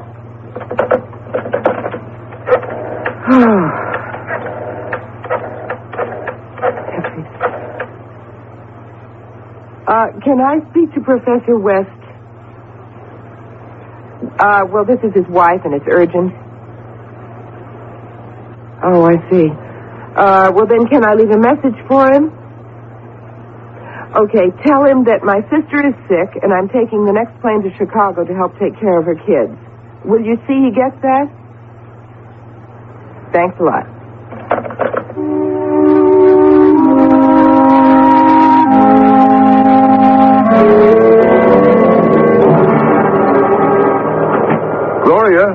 Gloria, I thought you'd gone to your sister's. Oh, great Scott. The Pharaoh's vacuuming the living room. I am making this house ready for the long journey. I must be going crazy. Seeing things, hearing things. This just doesn't happen. A statue that moves, that talks. I better get Frank on the phone fast. He'll know what to do. Hello. Hello, Frank. Hiya, Ramsey. What's on your mind? Frank, are you busy? No, I was just going across the street to a diner for a little supper. They got Greek rice pudding. Look, Frank, would you mind coming over here? When? Now. What's the problem? You sound kind of funny, Ramsey. What's the matter? Well, I don't know. I think I'm suffering from some kind of delusions. What's that noise I hear? Well, someone is vacuuming. Well, I thought Gloria was out of town. Look, Frank, don't ask so many questions. Just get yourself over here as fast as you can. And even when I pulled the vacuum cleaner plug out of the wall, the machine kept right on going, and the Pharaoh kept moving it across the rug. Oh, come on, Ramsey. What is this? That statue over there in the corner was doing your house cleaning? Oh, what can I tell you? Gloria will love you if you're your little Egyptian homemaker when she gets back. No minimum wage or Social Security to cough up. Frank, I tell you, that figure standing there against the wall was vacuuming. All right. Let's be scientific about it. First, let's examine it. Now, see. Oh, it's really a beauty. I haven't seen anything like this outside a museum. Is it on loan from someone? Well, it's Gloria's birthday present. I picked it up at Mr. Ray's junk teak for next to nothing. You were always lucky. Look at the workmanship. This must have been made by one of the master carvers. And the age of it. 19th dynasty, am I right? The original probably was. This 5'5" statue is a copy? Yeah, from the Edwards collection. Oh, even copies aren't cheap. I don't know what to tell you, Ramsey. It's a physical impossibility for this statue to move. You must have imagined it. I didn't. I tell you, it's physically impossible. Now tap all the way around to the back. See? Solid, through and through. It's not on casters. Now, how could the legs have been walking? Search me, but they were. I'd say, on the basis of what you tell me, you need a rest from teaching Egyptology. You've probably become so immersed in your subject, how can I put it, the ancient Egyptians have become so real to you that your mind has brought this statue to life. Frank, will you take a look at the handle of this vacuum cleaner? Do you see those specks? I'll be a son of a gun. Mm-hmm. Would you say that on this handle there are traces of gilt and gold paint? Oh, boy. Mm-hmm. Do you still think that I was seeing things? No. But I'm beginning to wonder about me. Ramsey, how many drinks have we had? Go on, tell me more. It said, I am making this house ready for the long journey? Right, as clearly as you're saying it now. Tell you what I think. And I'm not a professor of psychology without pretty much knowing that field. especially aberrations. Aberrations? The human mind is a funny thing. There comes a time when it acts as though it had a mind of its own. You've just had a signal, that's what. A warning. Your mind is saying, Ramsey, you've been overworking. I'm going to give you a sign that'll scare the daylights out of you. So you had better take a rest. That's what my mind is saying to me. Mm-hmm, more or less. Well, I guess you're right. It's been my experience that if those signals are disregarded, the subject could be heading for a nervous breakdown. That's a little free advice. Now, got any food in the kitchen? I'm starving. Wait till you see Gloria's creamy chocolate cake. She's got it tucked away in the icebox.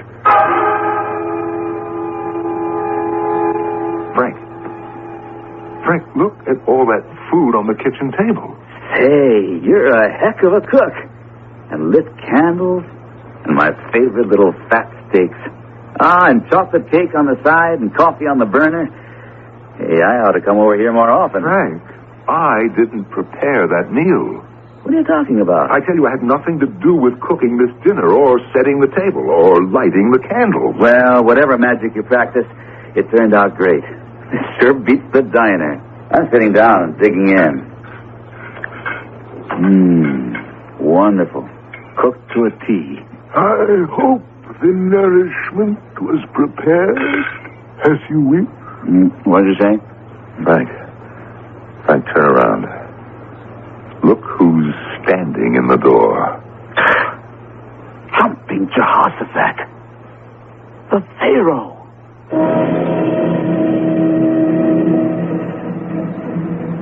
When faced with extraordinary or unexplainable phenomena, the first step is to assess what you know. Better than most other people, Professor West knows the ancient Egyptians believed that life continued after death. Whether there is fact in such a belief, who can tell?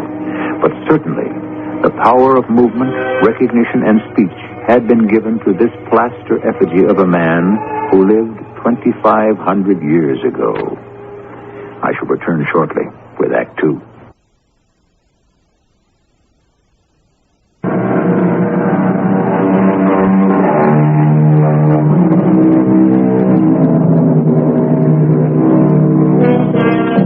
Is there a link between the past and the present? Some theorists believe we are all linked in a chain, an endless belt of humanity, destined to go round and round, which might explain why generation after generation seems to make the same mistakes. Or is there linear time, as others have said, that we are but travelers on a river of time, passing the shores of events? Whatever the theory, the fact remains that in the house of a college professor, a statue has moved and spoken. It was the darndest thing. I've made a lifetime study of philosophies and psychologies, and the only explanation I could comfort myself with was mass mesmerism. Hypnotists use it, faith healers use it, and somehow Ramsey and I had fallen for it. I swear to you, Frank, I had nothing to do with preparing that dinner. Now, don't keep saying that. It's too much for me to handle right now.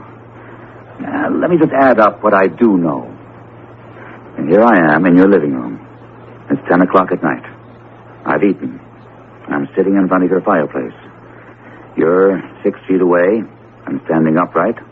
Leaning against that mantelpiece is a 5'5" reproduction of a 19th dynasty pharaoh. Now, how far would you say I am from the pharaoh? 2 feet, 3, somewhere between. Mm-hmm. It's made of plaster, has 2 feet that are well balanced on the ground, no platform, covered with gold paint. What any scientist would call a totally inanimate object. Yet I saw it move, and I heard it talk. Glad it's you too, Frank. We might get a raid on twin straitjackets. No, wait a minute. I never said you were disturbed. What I said was, you may be under a strain. So we're both under a strain. Now, let's keep pulling it apart. Do you mind if I smoke? I'm trying a new tobacco, and when I see you turning blue, Stop. There are matches up there on the mantelpiece. Yeah. Now, where's that tobacco? Did you say there were matches up here? Oh, my heavens. Will you look at him? He's lit a match for you to light your pipe with. Thank you, Pharaoh. Thank you. I've got it. There was a slip-up when these copies were being manufactured, and you got yourself a robot. A robot? Well, how's that possible? Anything is possible. No, that's not what I mean, Frank. A robot has to be programmed, like a computer. My Pharaoh acts independently. He sees a problem. He solves a problem. He deduces we're hungry. He makes a meal. The room needs cleaning. He does it. I'm not denying that you haven't got yourself a very special kind of robot. Oh, I've got an idea. Thanks a lot for coming over, Frank. I'll see you to the door. But I don't... Come on. Do you think the Pharaoh can listen and understand us? Who knows? But I'm not taking any chances. Let's go outside. I'll walk you up the street. Look, I'll fix the latch so I can get back inside. Okay, shoot. I've got to find out who made that Pharaoh. You got something. Who indeed? Well, after my 10 o'clock class tomorrow, I've got the rest of the day off. I'll go to the junk teak and find out where he got it and keep tracking back. How about you? You want to come? Can't. Big day for applied psych. I'm free in the evening, though. A horrible thought that crosses my mind is maybe some manufacturer is turning out a whole army of robots, and all of them may not like to do housework.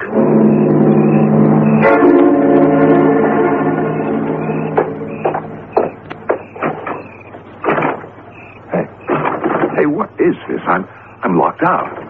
I know I put this door on the latch. Hey, let me in. Pharaoh, stop kidding around. Let me in.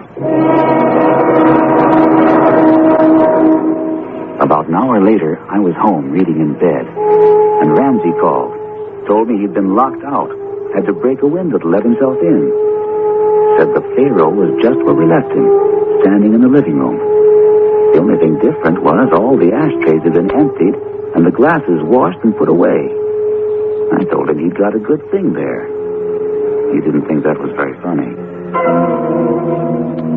Hello. Is this Museum Masterpieces Incorporated? Right. This is Ramsey West.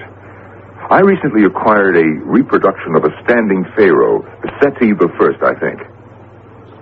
It appears that way. Yeah, that's right. You do make all those plaster cast copies from the Edwards collection, don't you? Well, yes, I do.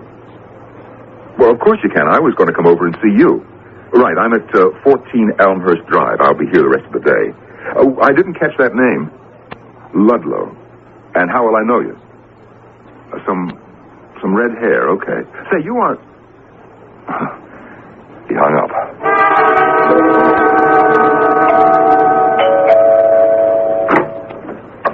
Mr. Ludlow? Mr. West? I thought you were. I know you. Your face looks familiar, too. You're Red Ludlow, class of 61. And you're... Ramsey West. I teach Egyptology at Imhotep College. Well, good for you. Oh, you're with Museum Masterpieces, huh? Professor, I am Museum Masterpieces. There's my truck in your driveway. Oh, yes, so it is. It's a nice job. Oh, come on in, Red. Well, actually, nobody calls me Red anymore. I've got so little of it left. Where's the Pharaoh? In the living room. Through here. There he be. The reason I wanted to come over and talk to you, I wanted to know how many of these have you made? Oh, just 100. If more orders come in, we'll cast another batch. Do you think you could move him forward away from the wall? I want to look at something at the back. You see, oh, my goodness. Was I imagining that? I thought he stepped forward. Well, I'm spending too much time in the shop. Those fumes must be getting to me. What are you looking for in back? Serial numbers. You don't think the Egyptians put serial numbers on the statues of their pharaohs? No, but we do on the copies. Oh. I was afraid of this. What's the problem? Professor, can you keep what I'm going to say completely confidential? Well, sure, but what's wrong? Well, of course, it goes without saying. Museum masterpieces will reimburse you for what you paid for the statue. Well, I don't know that I wish to part with it. Oh, I'm afraid you'll have to. No question about that. I'd say there's quite a big question about that. I gave this one to my wife as a birthday present. Oh, in that case, does it matter to you if we give you a duplicate reproduction instead of this one? It certainly would. You see, I've become rather attached to this particular copy. I'm afraid that's just the point, Professor. This is not the copy of the Standing Pharaoh Seti I. This is the original. And I'm afraid I shall have to remove it from this house. I'm blinded. I went off right in my face. Oh, it's smoke. But a fuse must have blown somewhere. Mr. Ludlow, where are... Mr. Ludlow? Red? Where are you? My son, he who stays the hand of Osiris must perish. Pharaoh, did you make Red Ludlow disappear? That wasn't very nice of you. He is at peace with his ancestors. He is? Ramsey? Darling? I'm back. Oh, I'm so glad to be home. Honey, what's the matter with you? You look terrible. Oh, yes. Well, it's just the shock of seeing you. How's your sister? Shock? Well, that's a nice thing to say, I don't think. Oh, I tell you, it's good to be home. And there's that beautiful Pharaoh. How are you, Pharaoh? Did you take good care of Ramsey while I was away? Don't talk to him. Don't say anything.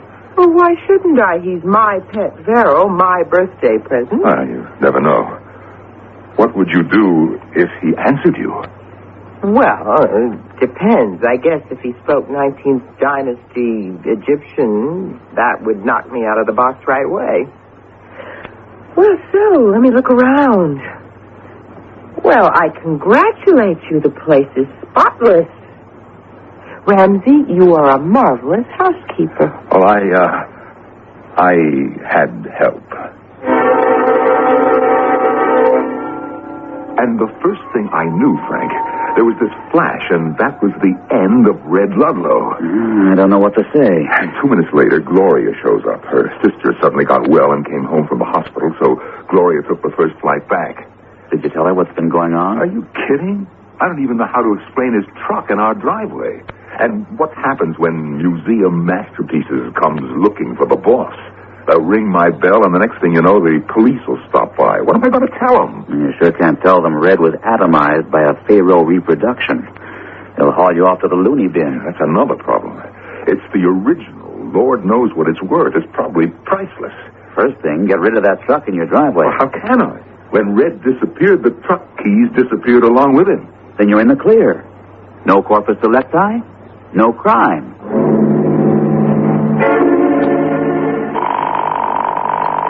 Oh, I hope he's there. I just hope he's there. Hello. Oh, thank heaven, Frank, it's you. Yes, who's this? Gloria? Frank, please, could you come over right now? I know it's late, but I am so worried, and you're his best friend. I don't have anybody else to turn to. Frank, it's just terrible. He hasn't been to his classes all week. It's like I'm married to a zombie. He just sits there and... Frank, just hurry up and come over, will you, please?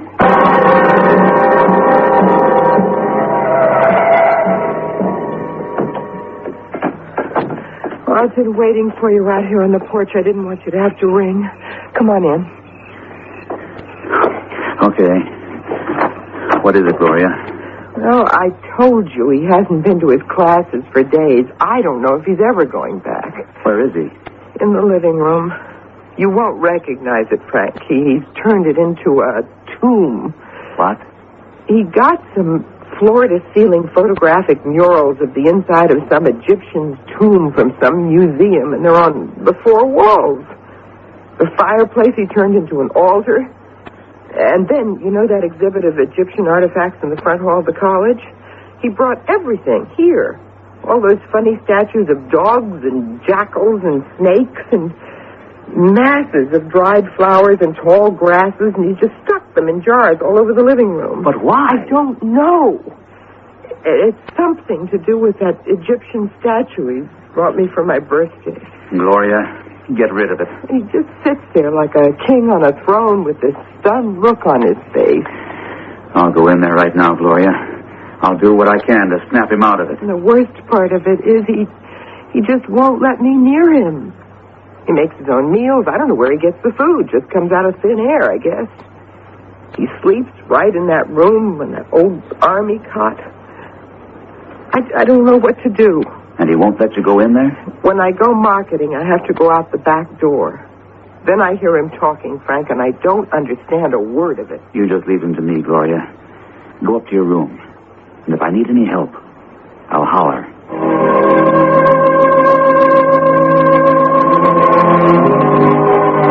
Is there a link between a statue thousands of years old and a teacher of today? Are there powers retained in carved wood and gilt that can transcend the ages? Was a spell woven by the ancients that can still hypnotize? If I were you, I'd just make sure your lucky charm is handy when you listen with me as I return shortly with Act 3.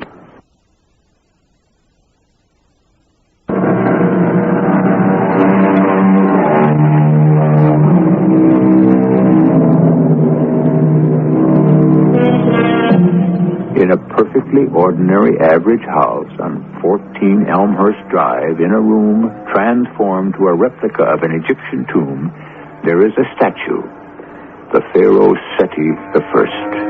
It speaks, it performs tasks, it seems to perform miracles, like making people disappear.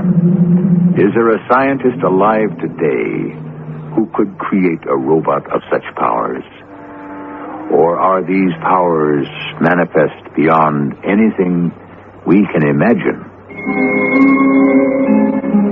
I'm not going to pretend I know the answers. All I knew was Ramsey West, professor of Egyptology at Imhotep College, had gotten himself much deeper into ancient death rites than he should have.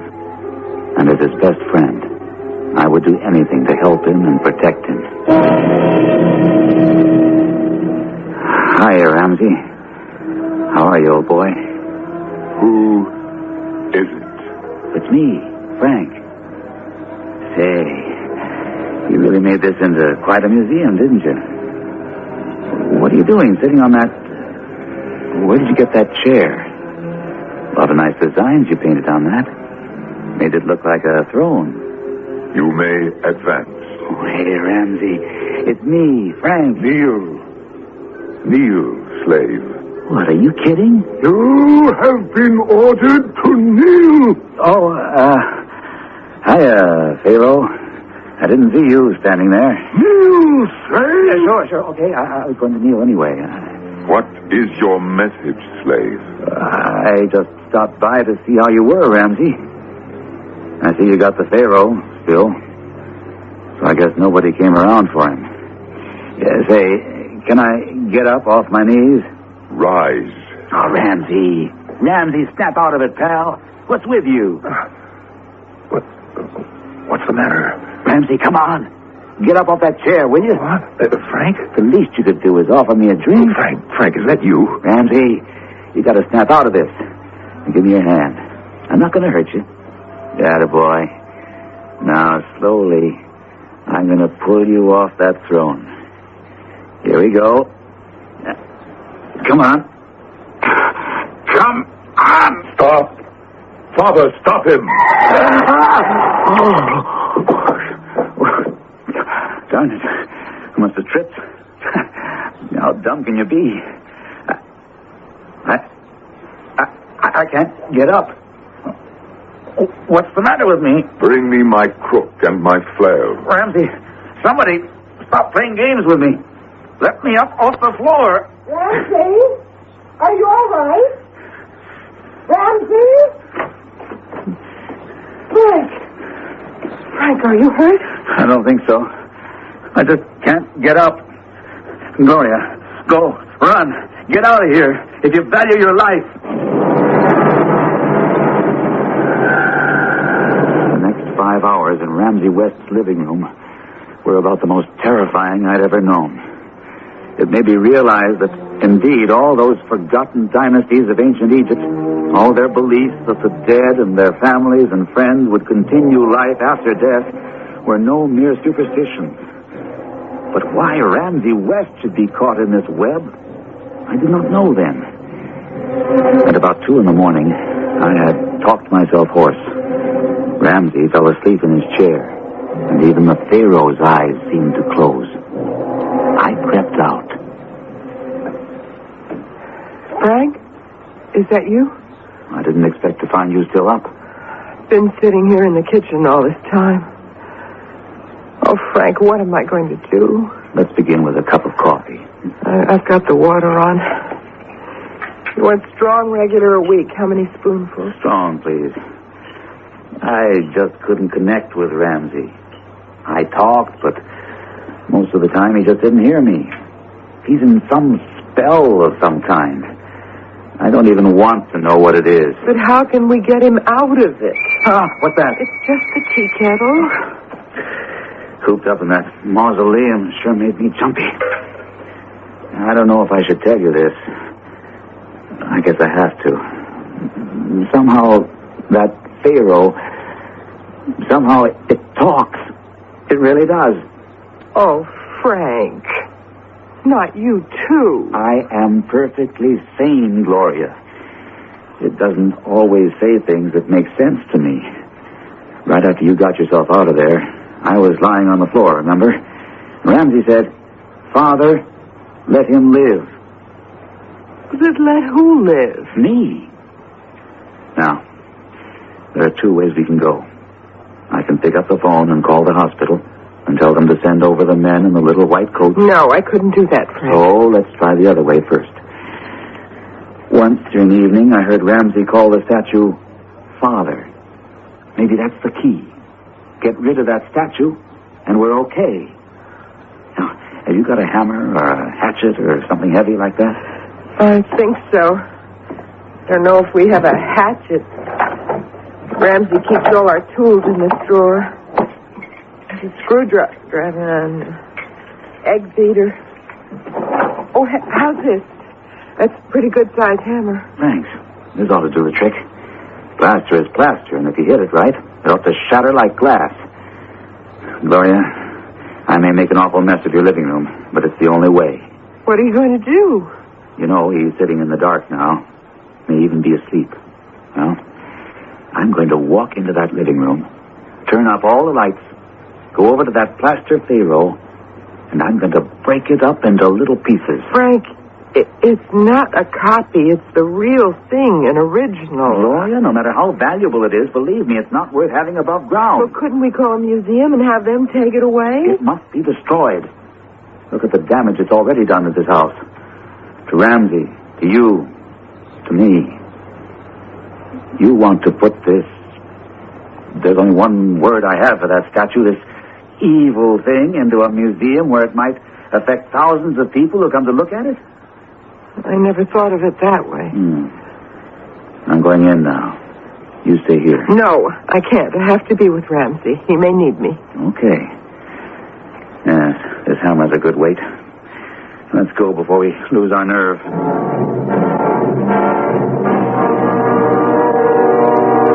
Who's there? Don't sit in the dark, Ramsey. Isn't that better? Lots of light now. My crook and my flail. Bring them here. I'm here, Ramsey. So is Gloria. I don't know who you think will bring you a crook and flail, but I have my symbol of power, a hammer. I'm sorry, Ramsey, but we have to do it. There is evil intent in the air. You bet there is. Ramsey, stay there. Just stay out of my way. Don't strike the statue. I must. Frank, what happened? Why did you drop the hammer? What? The hammer. What was I doing with the hammer? The Pharaoh. Yes. So? You were going to smash it. I don't see anything that needs fixing. I can't remember now why I brought it in here. You don't remember? Gloria, forgive me. I've had a long day. A conference that lasted till 2 in the morning. And some of those abnormal psych papers my students handed in were a little too abnormal. Well, folks, it's been a nice evening. Thanks for the coffee, Gloria. Frank, where are you going and why? Ramses has commanded me to leave this presence. I'm excused, so I obey. Frank, what's with you? You don't talk like that. So long. See you.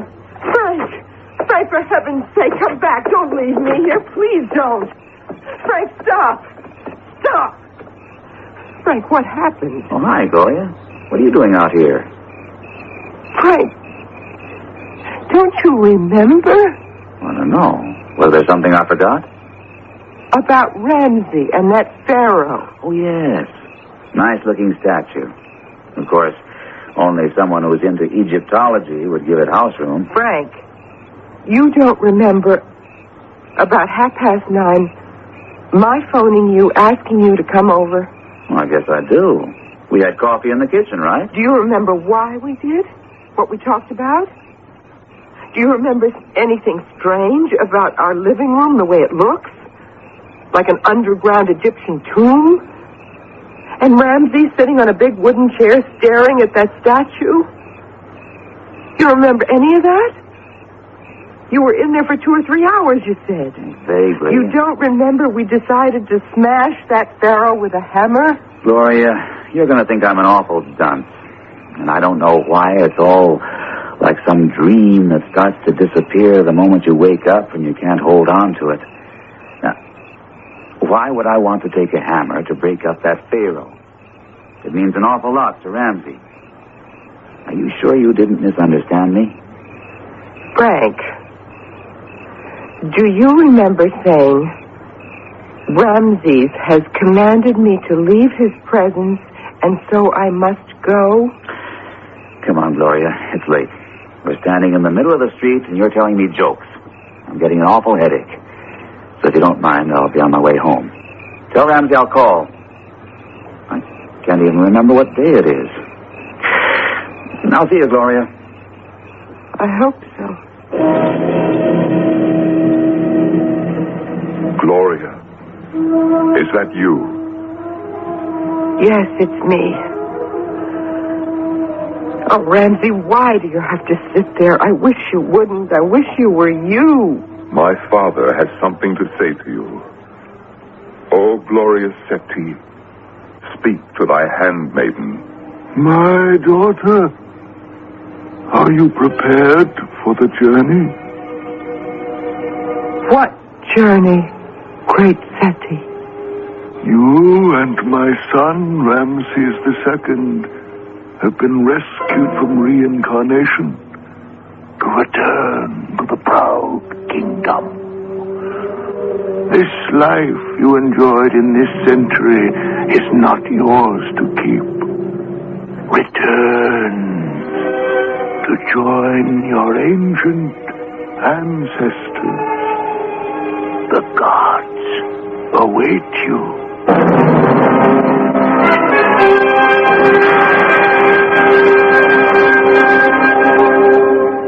Didn't I tell you, darling, this was a perfectly lovely house? Yes, the real estate agent said we could spend as much time as we liked here and then bring her back the key. It's completely furnished. Oh, really? Who does it belong to? Well, that's the funny part about it. The people who used to live here, a professor and his wife, one day they just left town, disappeared. Will you look at what's standing in that corner? A pharaoh. Yeah, they just left it here. That might be worth something. The most curious coincidence is that he was the professor of Egyptology at the college, the job you're going to be taking. Well, come upstairs with me, darling. I want to show you how big the closets are. My son, my daughter, I shall be sending you your servants very, very soon.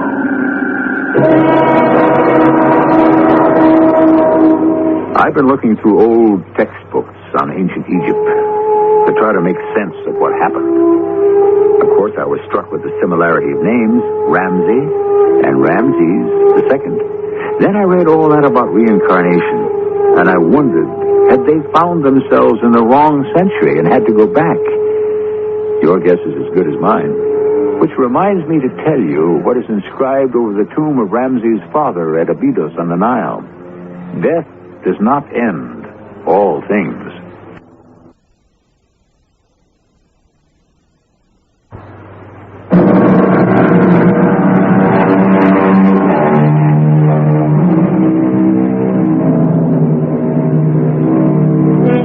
An ancient king returns to Earth to reclaim his son. Possible? Believable? The pharaohs placed their faith in scarabs, amulets, and colored stones, and buried themselves so they might live forever. Is that any more primitive than current beliefs that opals are unlucky, jade wards off heart disease, copper wristbands cure arthritis? And as for the luck of rabbit's feet, numerology, astrology, let's just say the ancients had no corner on superstitions. Our cast included Norman Rose, Terry Keane, Gordon Gould, and Russell Horton. The entire production was under the direction of Himan Brown.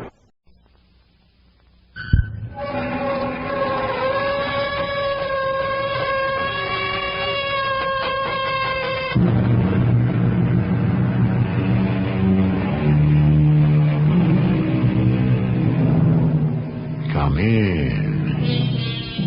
Welcome. I'm E.G. Marshall. Why, asks Mr. O'Hara, are we so afraid of loneliness, since it must become, eventually, the ultimate condition of us all? And yet loneliness is the most private and prevalent of all the sorrows in our society. Never in history has the world been so noisy, so crowded, and never have so many been so silent and so alone. Just a minute. I'm coming. What's the rush? Yes? Oh, what do you... Oh, no, please, don't. Why do you want to shoot me? No!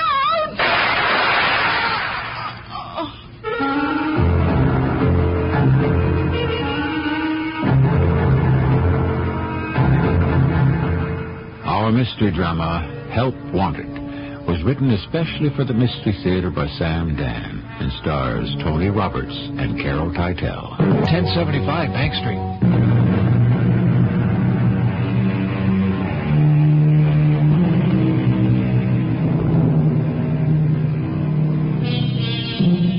They say you're only as old as you feel, but like so many other generalizations, this one, strictly speaking, isn't true either.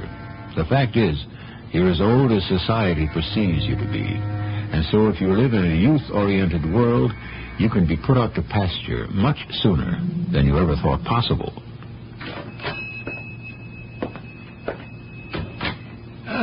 Good morning, Miss Colfax. Oh, good morning, Mr. Diaz. What is there I can perform for you this morning, Miss Colfax? Oh, I can wait till you're finished with this lady. Oh, no, that is all right. She is thinking. Well, I don't mind, my dear. As a matter of fact, I'm trying to remember what it was I came in here to buy. Oh, well, if you're sure you don't mind. No, not at all. Oh, well, Mr. Diaz, do you suppose... That is, I wonder if I might return this turkey. There is something wrong with the turkey? Oh, no, it's really quite a splendid bird. Well, then, why do you wish to bring him back? if it's too much trouble... Oh, no. No, if something is wrong, you must tell me. Well, Oh, you must not be afraid. Because I call up the wholesale man. I raise hell. I say to him, what are you pulling? Hey, if you think you can sell Juan Martin Diaz bad turkeys, then, my friend, you are yourself the turkey. Come, we look him over. Oh, but really, there's nothing wrong with the turkey. It's the finest, the most beautiful, the most plump, and I'm sure the most tender turkey I could ever hope to buy. Hey, if he is all these things, then maybe I did not charge you enough for him, huh? Oh, it's not the turkey's fault. Miss Colfax, ¿qué pasa? What's the matter? Oh, Mr. Diaz, they're not coming. Not coming? Who is not coming? Robert. My son, Robert, and his wife, and the children. Oh. This year, he said they would come for sure. So I... Hey, you know what you want, Miss Colfax. You want a little cup of coffee? I plan to make a dinner. No, you come. You try the coffee, huh? Hey, nice and hot. All his favorite dishes. Especially turkey. Here. Now, you drink some, huh? He promised this year, positively. No, you drink, and soon you'll feel so good. But just this morning, he called, and he said... Now, Miss Colfax, you just take it easy, you know. He said there was a last-minute change in plans. Well, what can you do? And he wouldn't be able to get away. Yes, I know these things happen. You gave me that turkey. I put him back in the freezer, and we say no more about it, huh? Yes? And I owe you $11.47. Here you are. Oh, thank you, Mr. Diaz. The children today, they forget. I knew you'd understand. Once they don't need you no more, they don't want you no more. You work hard. You send the boy to school. He gets a good job. Now he has his own family. And what does he do? Huh? He forgets his mama. No, that isn't true. You mustn't say that. Once a year, he can't even find a Sunday to come home to see his mama. You don't understand. Robert's busy. He's very busy. Nobody is too busy for the Bible. You know what it says in the Bible. Honor your father and your mother. You don't understand. Robert has a very responsible position. Without him, everything in the company comes to a standstill. Something extremely serious must have come up. Oh, yeah, sure. Yeah, After all, he just can't leave everything and take a 300-mile trip. He's too busy. Too busy to see his mama? Don't you say another word about my son. Don't you dare. Oh, sure. Okay, sure. I don't say anything. Who do you think you are, you stupid foreigner? I'll never set foot in this place again. Some people... I don't think she meant that, Mr. Diaz. Yes, I do. She's really an old and tormented human being. Sure, yes. You look at her face, into her eyes, and you see, you know she can never be happy again. That is too bad. I would like to help her. You would? Yes, I really would.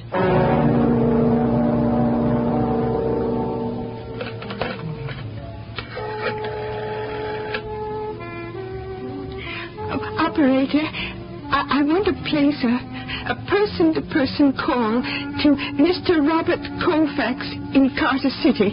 The number is 555-8585. Thank you. Oh, I'm sure if I could just talk to him again. Oh, I'd better turn that music down. After all, maybe I could go visit him, even if Evelyn doesn't. Oh, what's that, operator? Oh, well, just keep ringing. I'm sure he has to be home. Oh, well, all right. I'll place the call again. Thank you. Oh, just a minute. I'm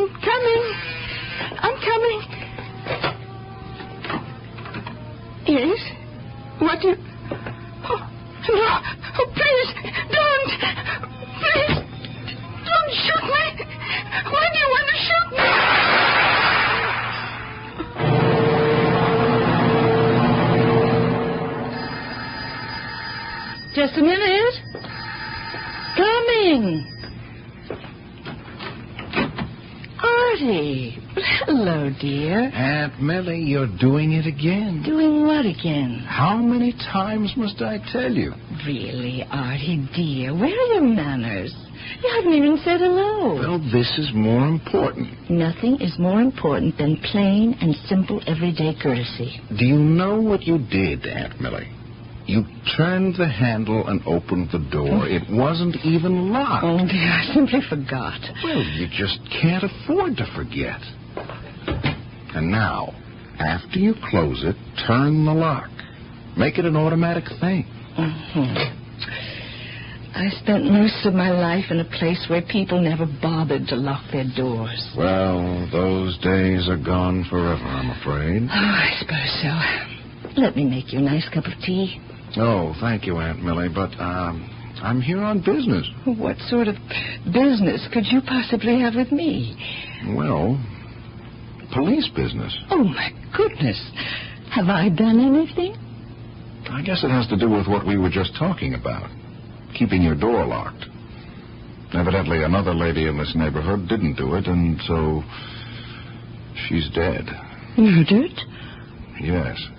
Are you saying that someone just walked into her apartment and shot her? Oh, Artie. We have another murder of an elderly woman. It's the 5th in less than 2 months. Oh, no.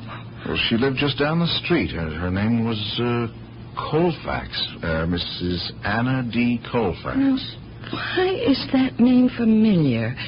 Well, it turns out you're one of the last people to have seen her alive. Colfax. She lived all alone, a kind of short, thin lady, about 70. Just a minute, Artie. Well, I was checking the neighborhood, and I went into this little grocery store. The owner, a man named Diaz, said that... Yes, of course. That's where I saw her. Yeah, you were there when she came in. This was an hour before she was murdered. Oh, I feel awful. Mr. Diaz says she was very angry when she left. Well, I suppose you might say she was, on the surface. Actually, she was hers. How well did you know this, Mrs. Colfax? Well, on the one hand, I didn't know her at all. But on the other, you could say I knew her very well. Well, for just a few minutes, Aunt Millie, forget that I'm your little nephew and talk to me as Detective Lieutenant Arthur McCrae, who is charged with solving a very serious homicide. All homicides are serious, Lieutenant. Yes, but this is even more serious because somebody's going around killing elderly ladies, and the police department is being accused of negligence, inefficiency, callousness. You name it. Therefore, somebody in the police department is going to be at fault, and you're looking at him. Oh, Artie, that isn't fair. Well, so, Aunt Millie, do not, I beg you, give me answers that consist of, on the one hand, we have this, but on the other hand, we have that. It's true. I didn't know her until I met her just for a few minutes in Mr. Diaz's store. And then I realized that I knew her very well. All right, now, what do you know that could help me as a cop? She was lonely. Yeah, we know she lived alone. No, that's not the same thing. I live alone, but I'm not lonely.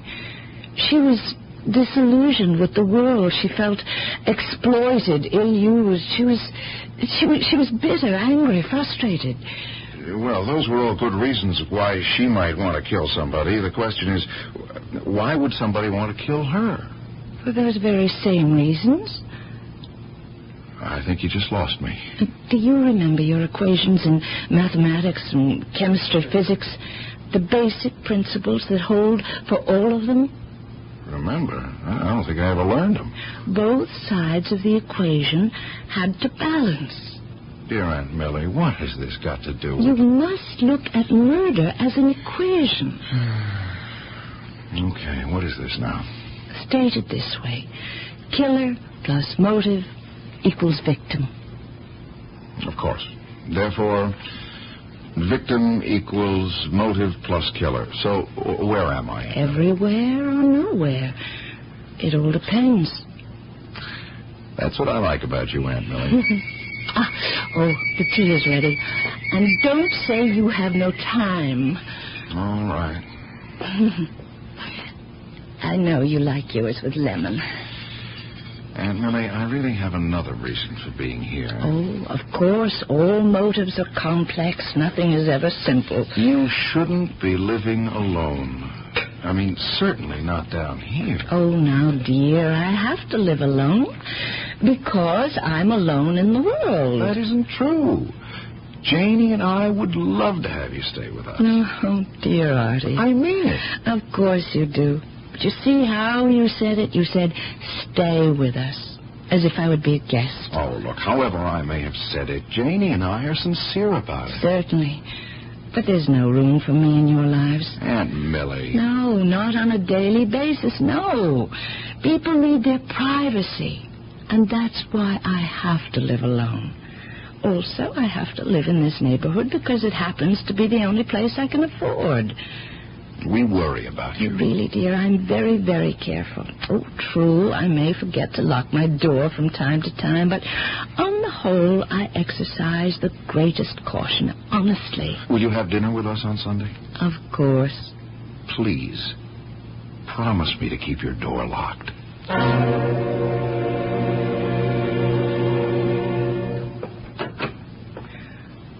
Artie, I better talk to you. Aunt Millie, I've got work to do. It's Sunday. Well, there's no such thing as Sunday for a police officer. But there is for a police officer's wife. Yeah, I'm aware of that. I realized I could do one of two things. I could help Janie with the dishes, or I could come in here and talk to you. I have to nail this killer. It's very hard on Janie. She knew what it would be like married to a cop. Not really. She only discovered afterward. Well, I'm doing the best I can. I wish I could help. Aunt Millie, this isn't exactly your field. It's more mine than yours. Well, with all due respect, what do you know about police work? And what do you know about old ladies? That's what this case is about, isn't it? Someone in the neighborhood hates little old ladies. Hates them enough to commit murder. Wait a minute. Hold on, Aunt Millie. I just think I may have a clue. So soon?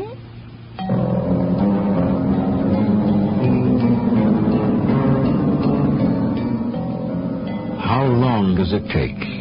After all, the name of the game is insight. The native ability to suddenly see the gold in the dross, the wheat in the chaff. Some people's insight works more quickly than others. Already, Artie thinks he sees something. Do you? We'll check it out in the second act.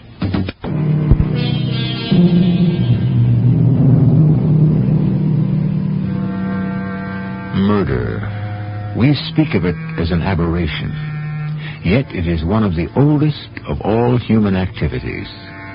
It is, as we have learned, the final solution. The ultimate argument.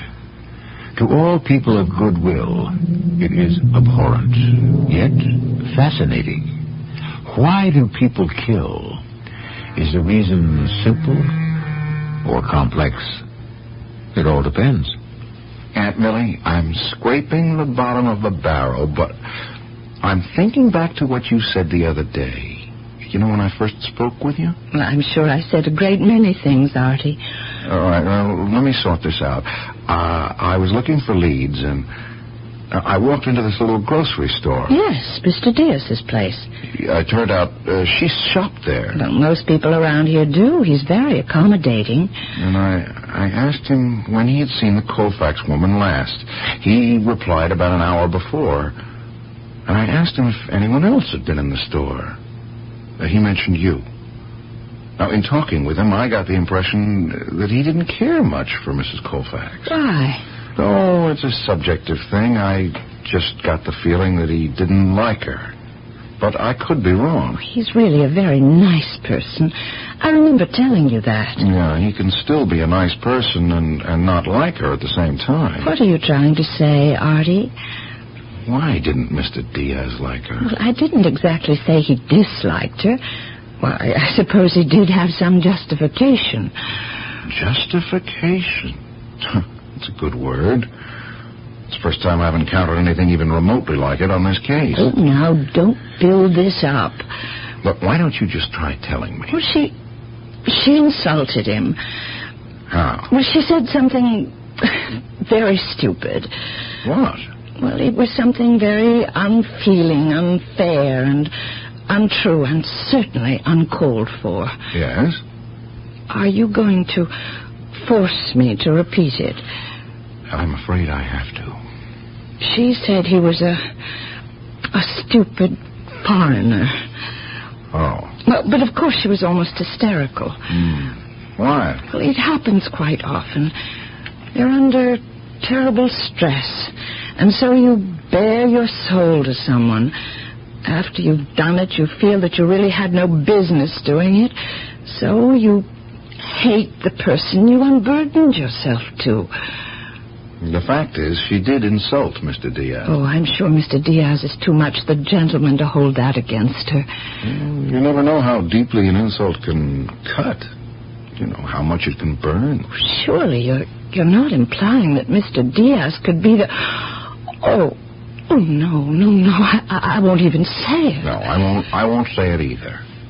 But at least I have a motive. But would he kill her just because she said something? I'm not saying he would or he wouldn't. I'm only saying that finally I've got something. And maybe it's a way to go. All right, Arnie, what do you got? Inspector, I'm not sure. Well, now, the media is roasting us alive. I think I have a focal point. And what does that mean? A place where everything can come together. Oh, and where is that? A little grocery store in the neighborhood. It's owned and operated by a man named Juan Diaz. Oh, and what does that give us? All 5 dead ladies shopped there. Now, all 5 dead ladies could have shopped in at least 50 other stores in the neighborhood also, you know. I know for a fact that Mr. Diaz did not like Mrs. Colfax. Well, does that make him the killer? No, but, well, it could be a start. At least we have somebody. Oh, what can we do with them? I'm not sure yet. But, well, I want to use some manpower to concentrate on him. Artie, we've got to get some results, and fast, or everybody around here could be back in uniform. Now, the mayor is up for re-election. He'll throw us to the wolves. You got something on this Diaz angle? Run it all the way down. Maybe it'll save us.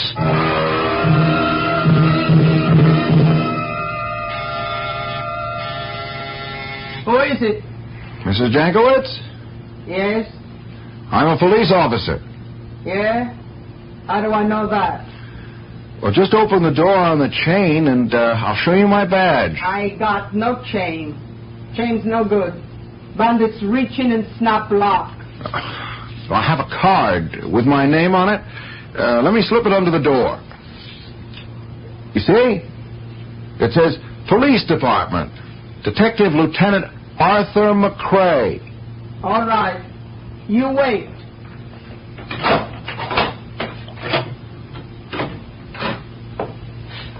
Come in. Thank you, Mrs. Jankowitz. What do you want? Well, 5 women have been killed by someone in this neighborhood. I don't want to talk about it. Well, unless we get people to talk about it, we'll never get the murderer. And what's to talk about? I never seen him. I don't know him. Did you know a Mrs. Anna Colfax? No. A Mrs. Ernestine Simpson? Yes. She was killed. Yes. She was one of the 5. How well did you know her? Ernestine? Pretty good. She had a bad time, that one. Yes? In what way? She was always crying. Nobody liked her. So I'd say to her, Ernestine, I like you. People did dislike her? No. It was all up here, in the head, you know. She was old, all alone. She felt she had nothing to live for. Who were some of her other friends? She was not the kind who'd have friends. Maybe I was the only one who understood her. Her problem was she was always flying off at the handle. Why? I guess she didn't trust nobody. I don't blame her. You know, her husband run off with somebody else. Her own son cheated her out of every cent she had in the world. So she took it out on everybody. I says to her, Ernestine, you can't live like this. And what would she say? She'd get mad at me. Did she shop at Diaz's store? Diaz. Oh, the groceria. Yes, she did. Then she stopped. She stopped? Why? They have a fight. She say he cheat her. How did he cheat her? Well, I remember. I go into the store. I have to buy milk. And they're having a big argument. About what? What the people argue about these days. Money. Don't you tell me I owe you money. Oh, to Miss Simpson, I have it right here in the book. I don't care what you have in that book of yours. I don't owe you a nickel. Perhaps you do not remember. What do you mean? I do not remember. Are you getting at what I think you're getting at? No, please, Miss Simpson. What you're saying is that I don't remember because I'm an old lady. That's what you're saying. Oh, no, I am only saying that's what your little racket here is, isn't it? You deal with old people, so you think they're stupid. No, Mrs. Simpson, please, forget it. Yeah, and do us both a favor, huh? Take your business someplace else, yes? You're throwing me out of here, huh? Who do you think you are? Listen, I've been thrown out of better dumps than this one. Please, Mrs. Simpson, we do not need a scene like... My husband threw me out, my kids threw me out, and now some cheating storekeeper with his thumb on the scale throws me out too. Mrs. Simpson, I must ask you to leave. Where do you want me to go? Do you want me to quit living? You have no right to insult me in front of customers, to accuse me of being a thief. Don't you worry, you'll never see me in here again. And how long ago was this, Mrs. Jankowitz? Let me see. She dies 3 weeks ago. Yeah, it was Sunday. This happened on a Saturday, the day before. Tell me, Mrs. Jankowitz, do you think that Mr. Diaz cheated her? Oh, not him. It's just, she was old. She forgot herself. He was mad at her. Very mad? Well, people in the store and all, how did it look? Yes. Oh, thank you, Mrs. Jankowitz. You gonna catch the killer? I hope so.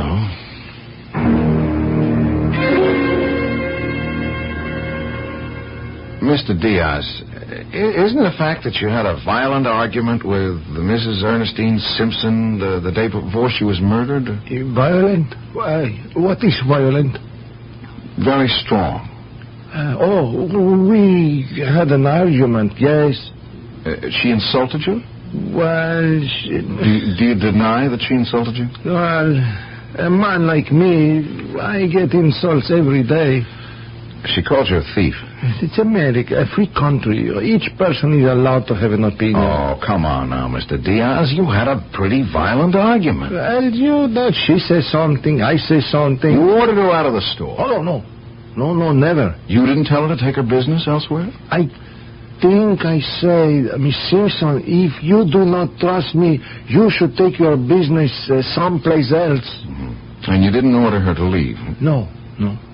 You didn't say, I must ask you to leave?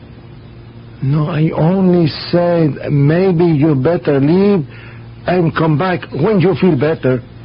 You deny there was a fight? No, there was no fight. Me? Fight? No. How can I afford to fight with customers?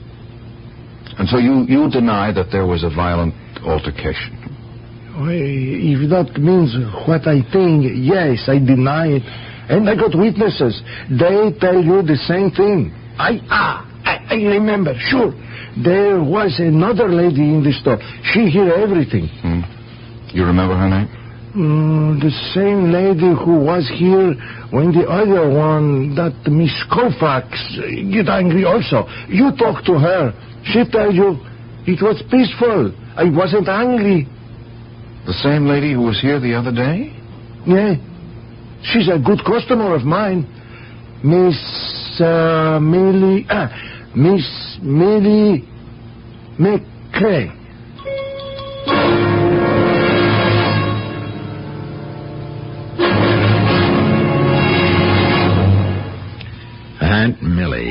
one thing you have to say about our Aunt Millie. She sure does get around. But the pattern is emerging. We have a Mr. Diaz who runs a food store. He has an argument with an elderly woman customer, and shortly thereafter the woman is murdered. Are we dealing with coincidence? A third act is en route with the answer.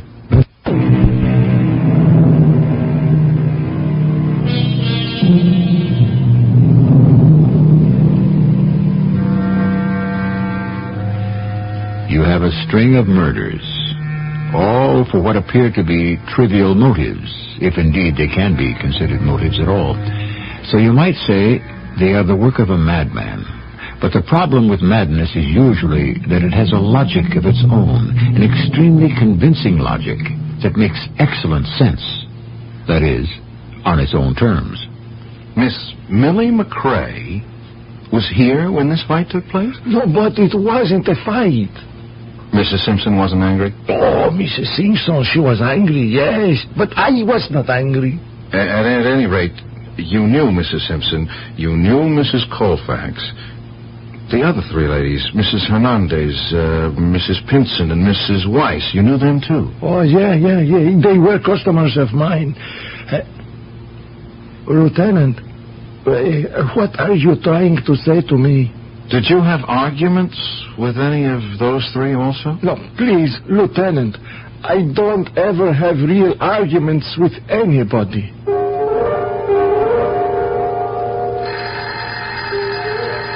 Just a minute. Artie, dear. Once again, Aunt Millie, you didn't lock your door. You're right. I forgot. Do you know what's going on in this neighborhood? I'll remember. I promise to remember. 5 women. Come in, Artie. Come in anyhow. Oh, no. It is nice of you to drop in. How about some lunch? Aunt Millie, I understand you witnessed another scene between Mr. Diaz and one of his irate customers. I did? Yes, another of the ladies who were killed. Mrs. Ernestine Simpson? Oh, yes. But why didn't you tell me? Why should I have told you? Well, it's another case of where a woman gets killed after an argument with Mr. Diaz. Artie, oh, surely you don't suspect Mr. Diaz. Well, Mr. Diaz, rightly or wrongly, is the only suspect we're even remotely close to at this time. Oh, but he's such a nice man. Well, every now and then, nice people, well, something comes over them and they commit murder. Oh, but Mr. Diaz... Well, that argument some weeks ago with Mrs. Simpson, do you remember? Well, let me think. She accused him of having cheated her. Oh, yes. Yes, I seem to remember. Mr. Diaz carries many people on credit. Otherwise, there'd be no reason to buy there. I mean, a customer could do better in the chain supermarkets on many items. Yeah, well, now tell me more about Mr. Diaz and Mrs. Simpson. Well, when he charges an item, he writes it down in a book.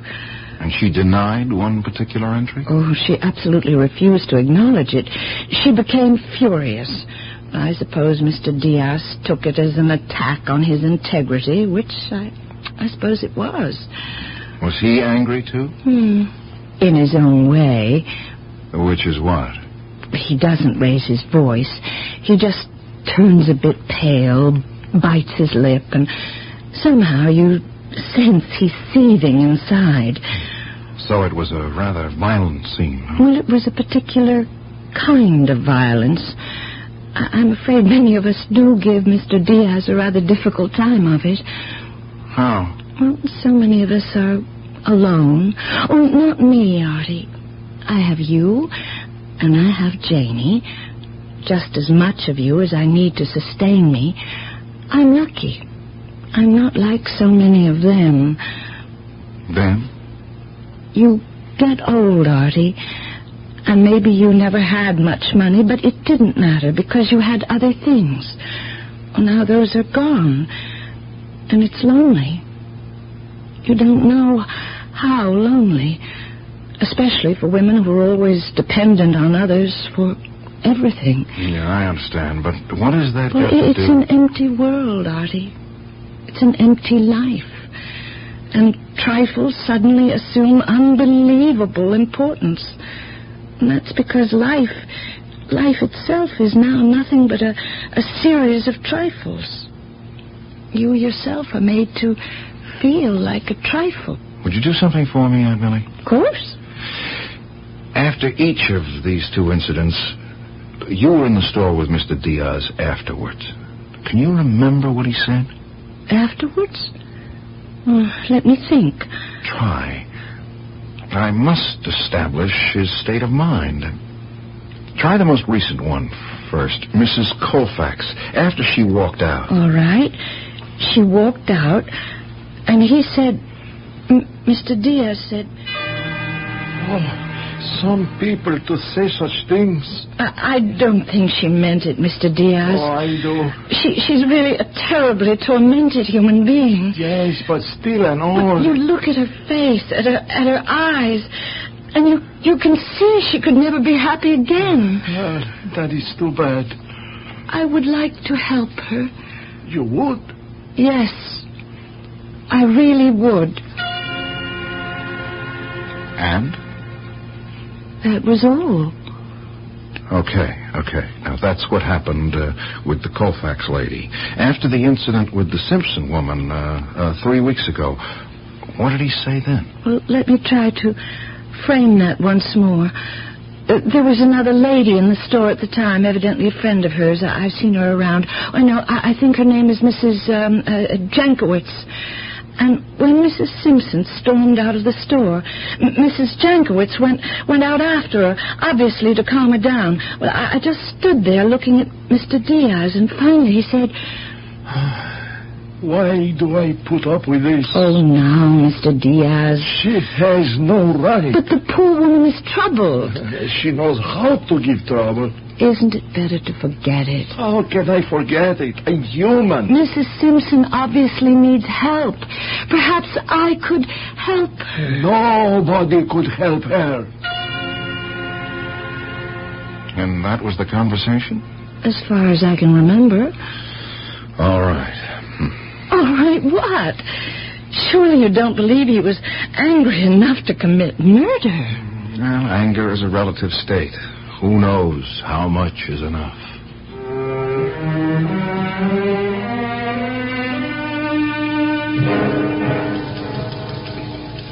All right, here's how it lays out, Inspector. We know for a fact that all these ladies kept their doors locked. Nobody broke in.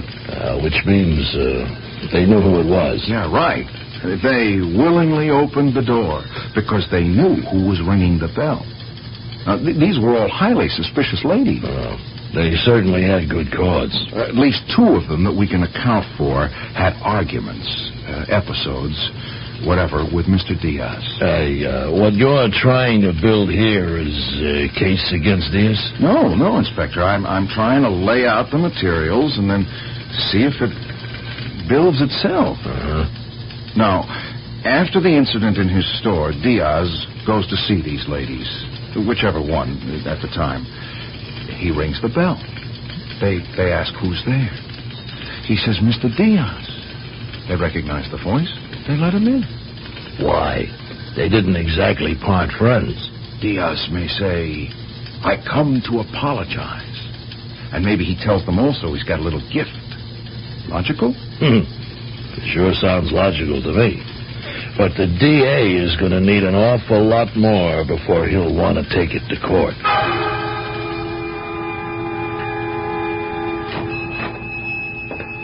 Hello, Mr. Diaz. Oh, yes, Lieutenant. Do you own a gun? No, Lieutenant. Mr. Diaz, I'm really very sorry for you. Sorry? Why? Oh, I guess you were pushed beyond that point. I do not follow you, Lieutenant. Oh, well, I think you'd be found guilty, but through reasons of insanity. What are you trying to do to me? All right, let me tell you a story, Mr. Diaz. There's a man named Juan Martin Diaz. And if you know something, there's no record of him anywhere in this country. There's no fingerprints, no birth certificate, no social security. Do you know why? He's an illegal alien. No, I am not. I'm sorry, Mr. Diaz. Listen, I work hard. Oh, how hard you will never know. Day and night. I know, and it'll be in your favor. First, hear me out. Illegal immigrant Diaz opens a business and does well. He's a credit to the community, but he has to take a great deal of irritation. Insult. I swallow my pride. Well, you tried to, but it's too much. We checked with the police in Mexico. You were in jail several times for assault. I was young. I was stupid. I had a terrible temper. That is why I left. I had a criminal record. But I changed. So, when some of these angry and troubled old ladies gave you a hard time, I guess it was the last straw, huh? That is not so, Lieutenant. You do not understand. Well, you'll have your day in court.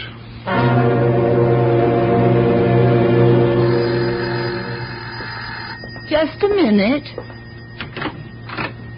Aunt Millie. Artie, darling, please don't scold me. I know I left the door unlocked again. But it doesn't matter. They've got the murderer. Have they? You arrested him. I know. And we can build a pretty good case. It's so logical for Mr. Diaz to be the killer. Everybody's so willing to accept it. After all, he's an illegal alien with a record. But as I think about it, I'm just not sure. Well, if Mr. Diaz is not the killer, who is? Do you want to tell me, Aunt Millie? Artie. You kept saying all the time you were going to help those poor ladies. Suddenly I asked myself, is that what she meant? I have to ask her. I'm asking, Aunt Millie. Is that what you meant? Artie. You really can't allow Mr. Diaz to pay for crimes he didn't commit, can you? No. Why, Aunt Millie? Why? Oh, Artie. These poor, wretched people. What was left for them in their life? You didn't see them every day as I did. On the streets. Aimless, rootless, helpless, hopeless. No one cares, Artie. No one cares, really. Or maybe there are just too many of them and not enough ways to help or whatever. But there they are, and it just broke my heart. That's how you helped? Well, what should I have done? Let them suffer through another year or 2 or 3 of being bewildered and brutalized by life? I wanted to be kind. I only wanted to be kind. Yes, I understand. It would seem to me that they were looking at me, their eyes begging, pleading, help me, help me. Well, what other way did I have?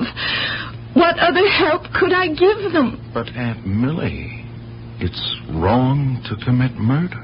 Oh, it wasn't murder. They were dead already. I'm sorry, Aunt Millie. I know. What I did was wrong, and I shall pay for it. But remember, Artie, not all the blame should rest on my shoulders.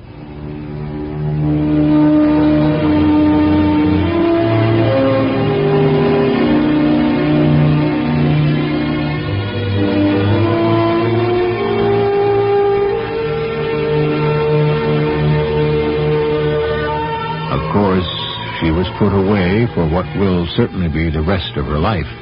Mr. Diaz was released and will be allowed to remain here.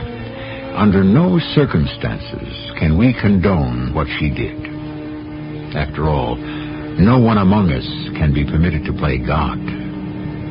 Yes, and it would be a much better world if CBS Radio Mystery Theater presents...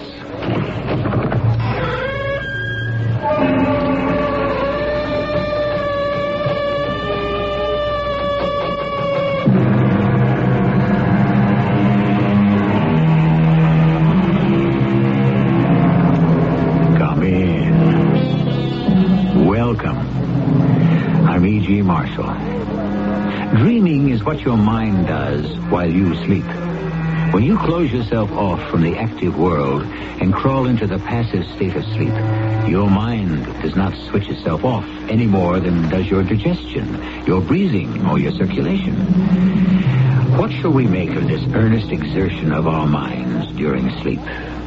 Well, we propose to tell you what two people made of theirs.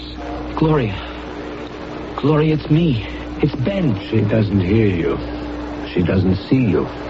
She's looking right at me, Doctor. She doesn't even know you're here.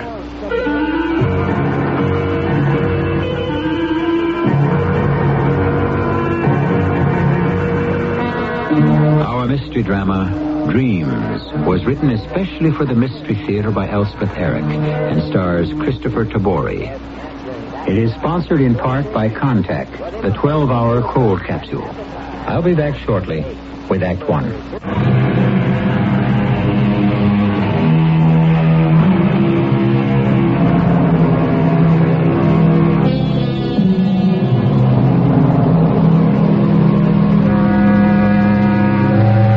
In sleep, the mind creates visions, delights and horrors, wild fantasies and oddly disguised memories.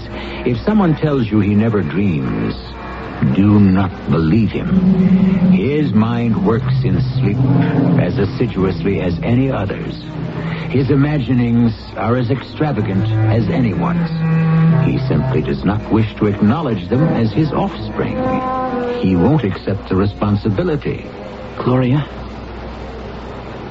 I brought you some flowers.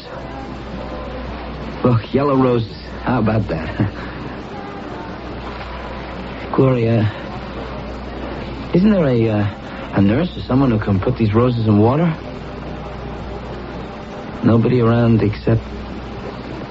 Oh, well. How you feeling anyway? Better? It's me, Gloria. It's Ben. It's no use, Mr. Bailey. What? Mrs. Bailey doesn't hear you. You're the doctor, right? Dr. Fleischer. Your wife doesn't even see you. Well, she's looking right at me. She doesn't know you're here. How can that be?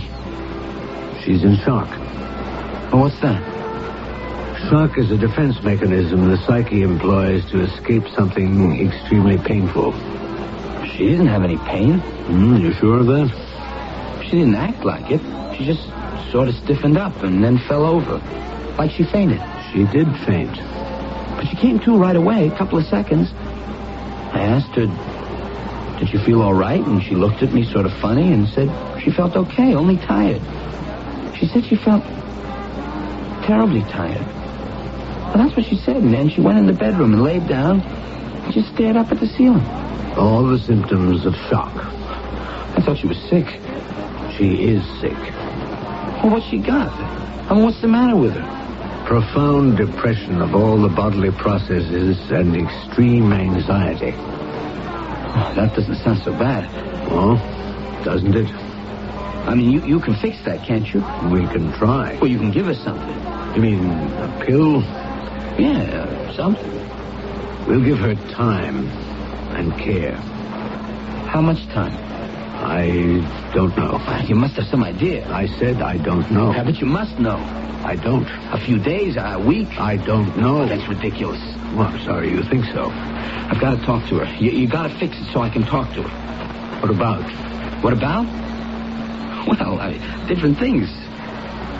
Look, she can't just sit there staring. She's my wife. Yes, I want to talk to you about that. About what? About your marriage.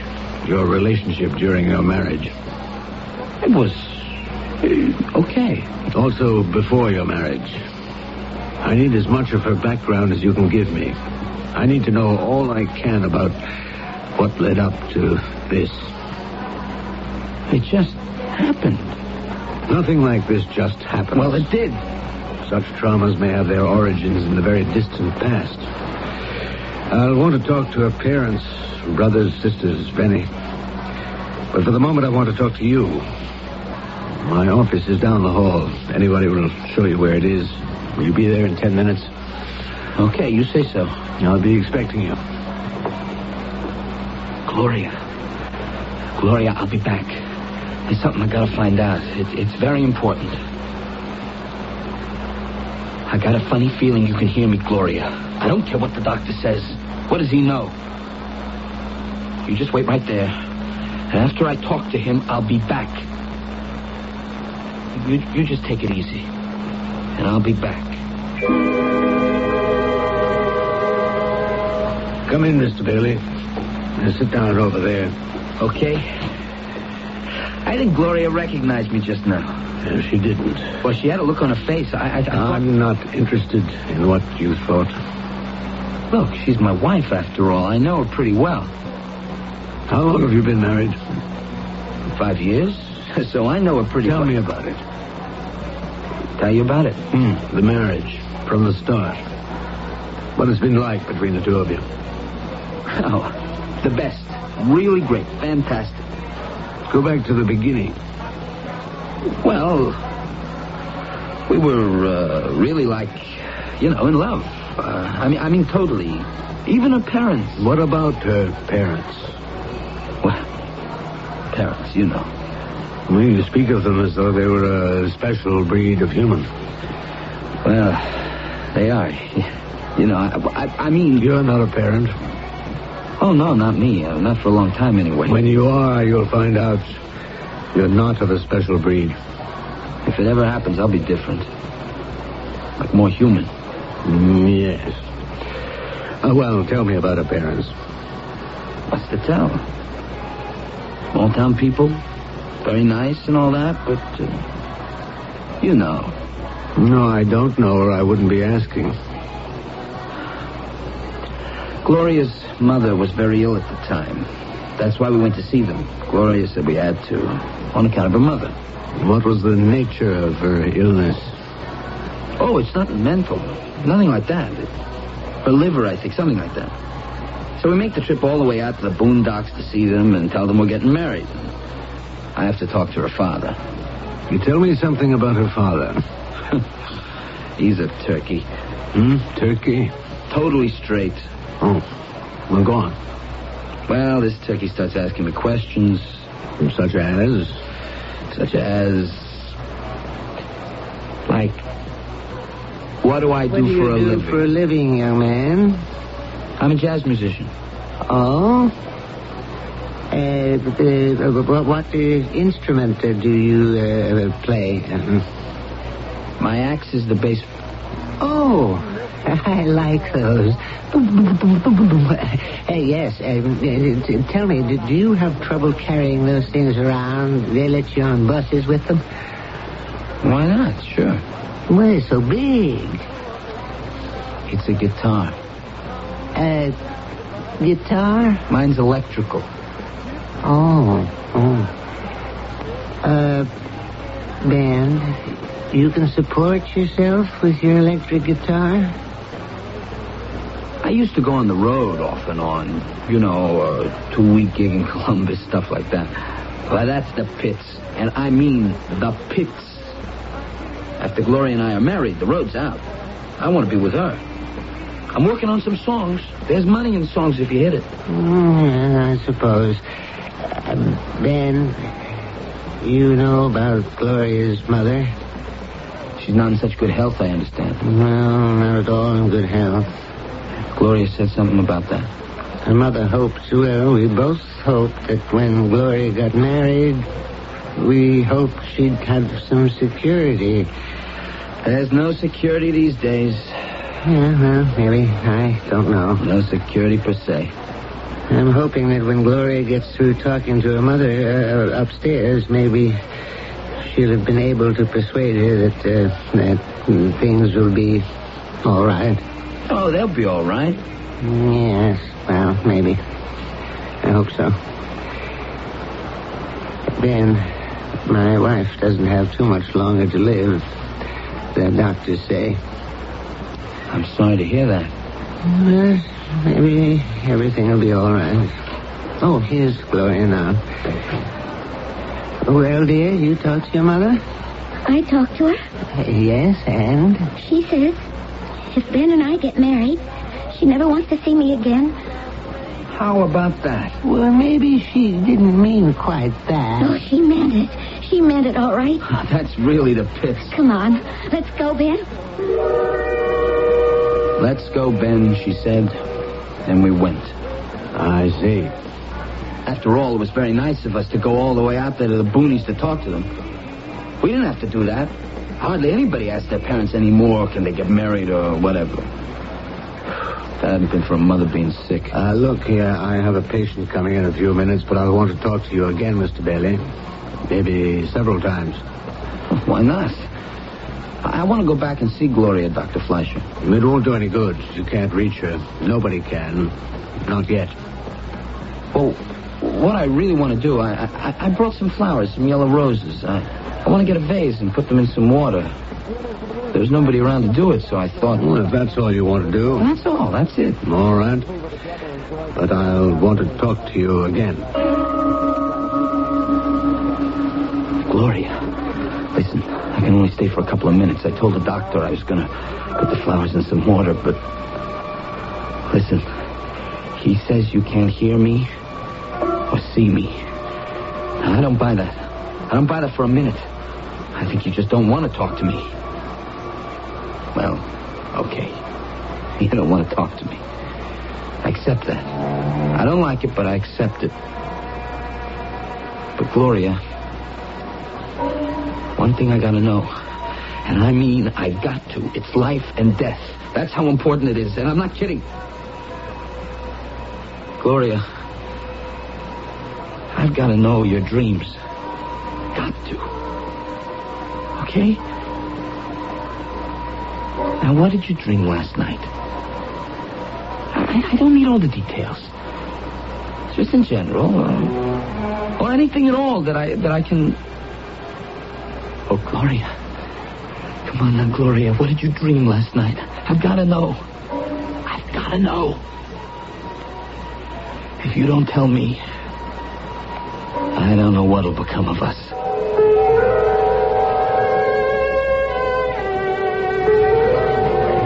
Place your bets, ladies and gentlemen. Place your bets, please. Hello. Place your bets. Hello there. All bets are down. No more bets.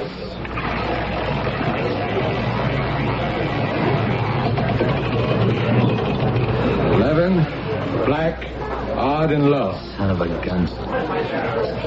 Well, that washes me out. Come on over to the lounge. I'll buy us a drink. Place your bets, ladies and No, gentlemen. I don't know. I don't Come on, Ben, you need it. Place your bets. How's your wife? Place your bets.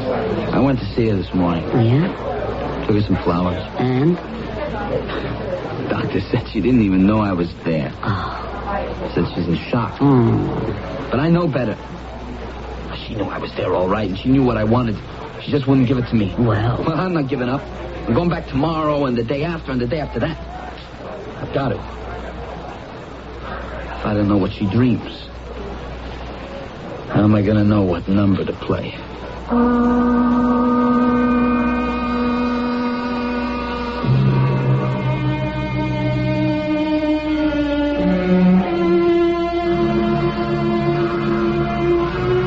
Evidence that mankind all over the world and down through the ages dreams and has dreamed the same dreams. And many men have wrestled with the problem of what to make of them. But how many have wrestled with another's dreams in order to turn them to profit?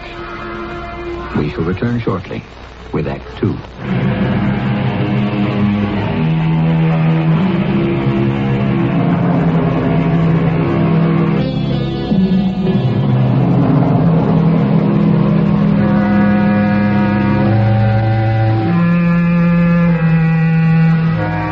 Nowadays, most people acknowledge that dreams are the creations of the human soul which struggle to the surface during sleep.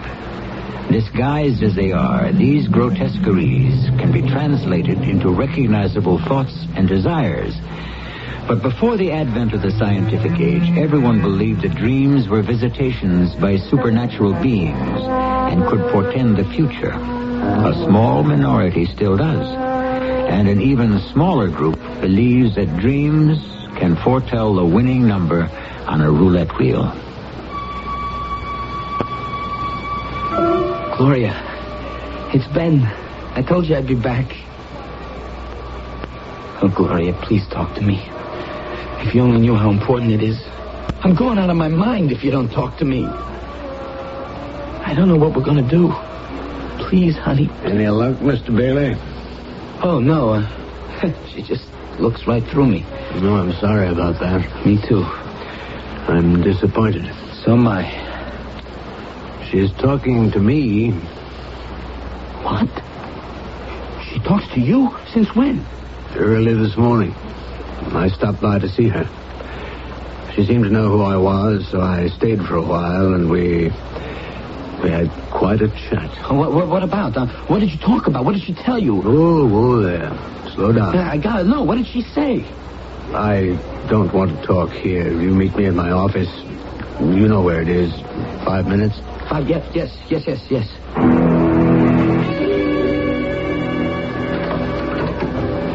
Come in, Mr. Bailey. Thanks, Dr. Fleischer. You sit down. Now, we have to... You said that Gloria talked to you. Yes, she did. Well, what about? I mean, what did she talk about? Well, I did most of the talking. I had to explain who I was, where she was, all that sort of thing. She seemed content with what I told her. Accepted everything. Yes, but what did she tell you? Why are you interested? Why wouldn't I be? Are you afraid she revealed something you'd rather she hadn't? No, of course not. One would think you'd simply be grateful that she's responding. I am, certainly. Only what? Doctor, did she tell you what she dreamed last night? What a very strange question. Did she?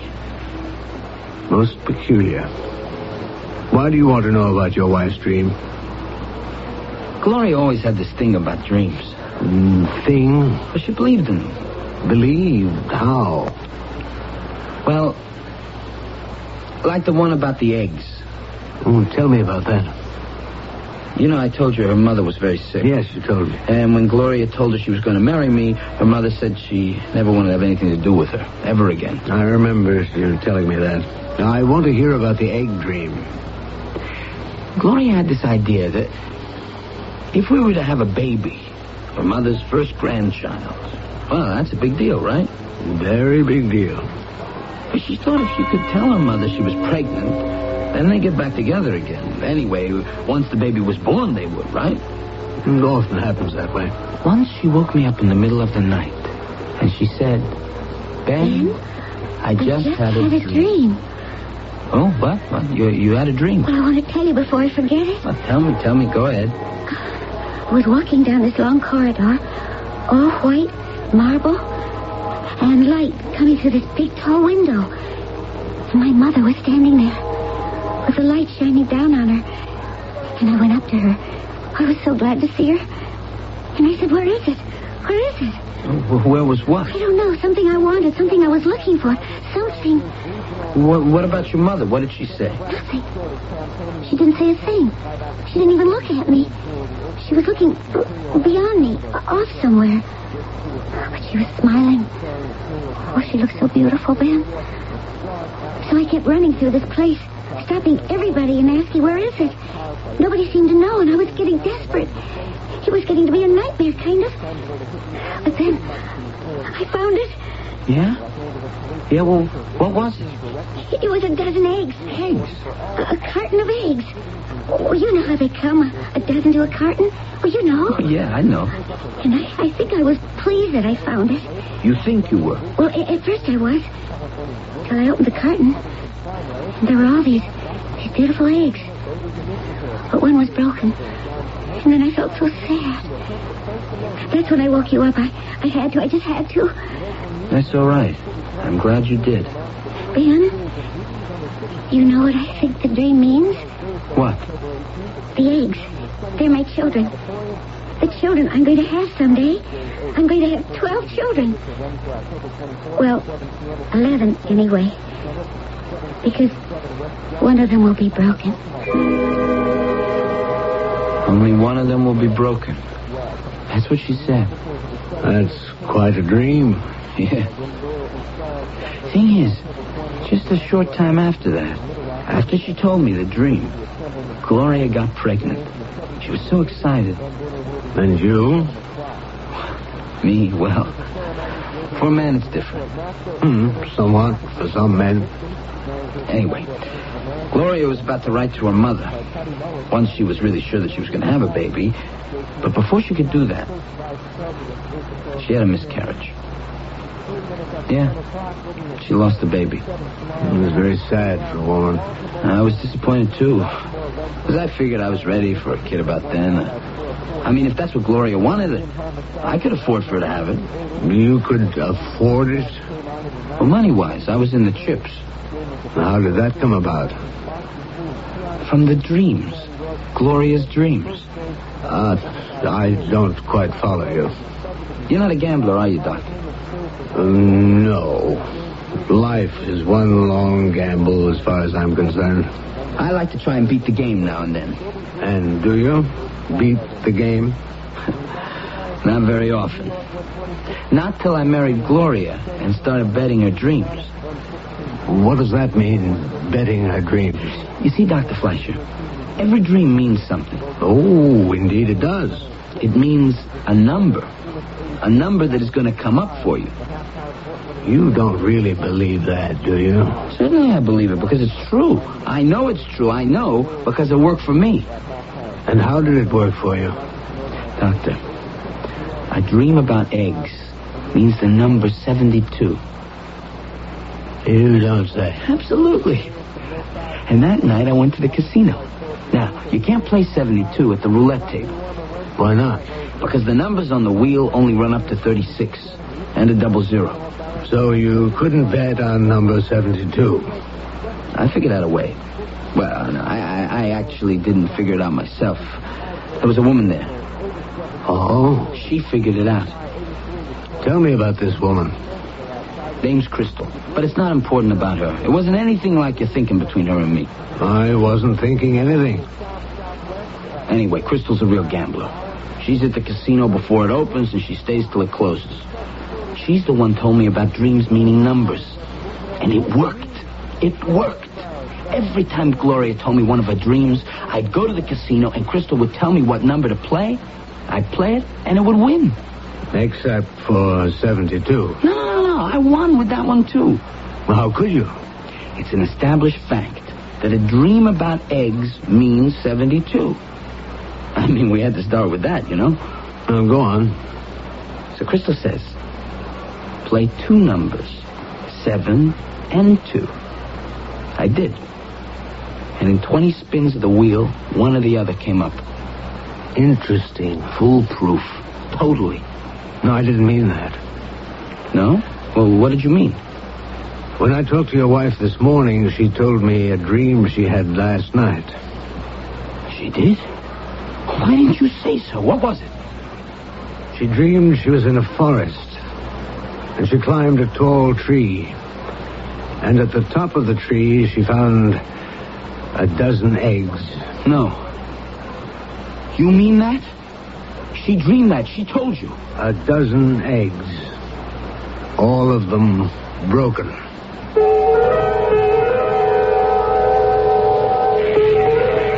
No more bets. All bets are down.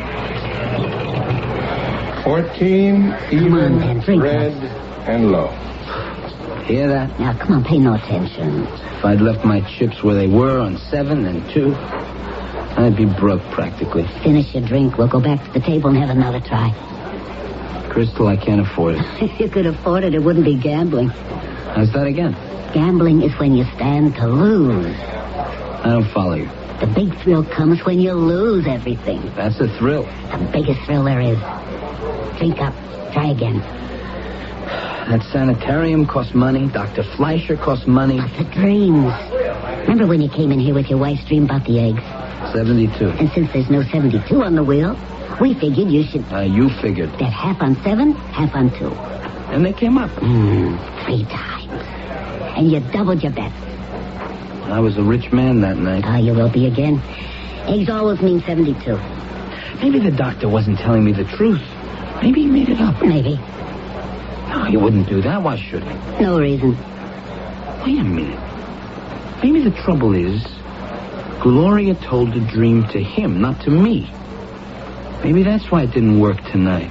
Why 7 never came up, or 2 either. That could be. No, wait. Hang on, I got it. I know what I did wrong. I've got it. What is it? 72. 72, 7 and 2. I really played 7 and 2. And you won. Yeah, that was the first time. But this time I lost.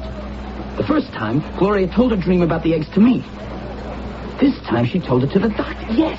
You got something, Ben. I can see it in your eye. I wasn't supposed to play 7 and 2 tonight. I was supposed to add 7 and 2. And put your chips on 9. Yeah. Come on. Oh, that's it. That's got to be it. I know this is it. I know it. Place your bets, ladies and gentlemen. Please place your bets. On 9, please. All bets are down. No more bets.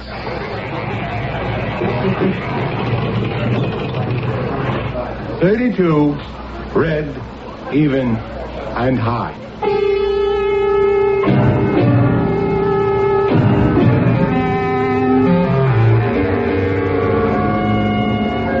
Many hypotheses have been put forth as to why some people have a passion for gambling. Greed, boredom, excitement, and others, even including sexual compensation. But there is a consensus that if you gamble long enough, you are certain to end up broke, because the odds are deliberately set against you. Therefore, it would appear that the most pervasive purpose of gambling is to lose. I shall be back shortly with Act 3.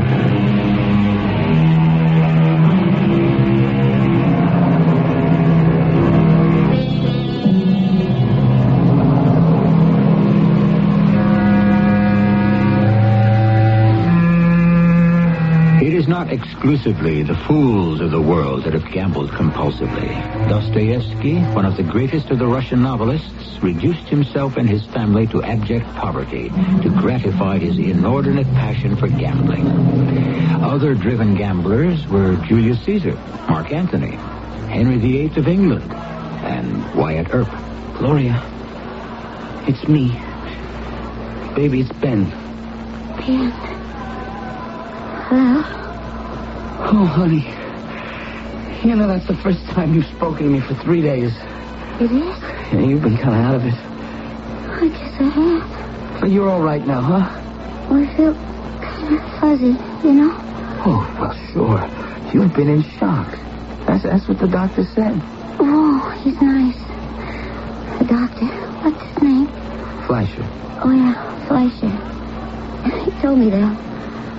I don't know why I have so much trouble remembering things. Well, you remember me. Yeah, I remember you. Sort of. What do you mean, sort of? I'm your husband. You're married to me. I know. Well, then. Were we happy? What? Being married. Were we happy together? Well, certainly we were happy. We were very happy. What do you mean, were we happy? Well, I don't remember it very well. We were very... Oh, look.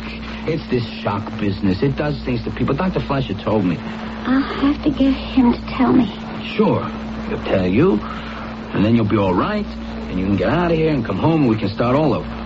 Being happy? Well, certainly. Oh, if I could just remember being happy. You will. Then I think I'd be all right. It's the not remembering. I lost the feeling somewhere. Look, you're going to be fine. Now that you're talking to me, you'll be great.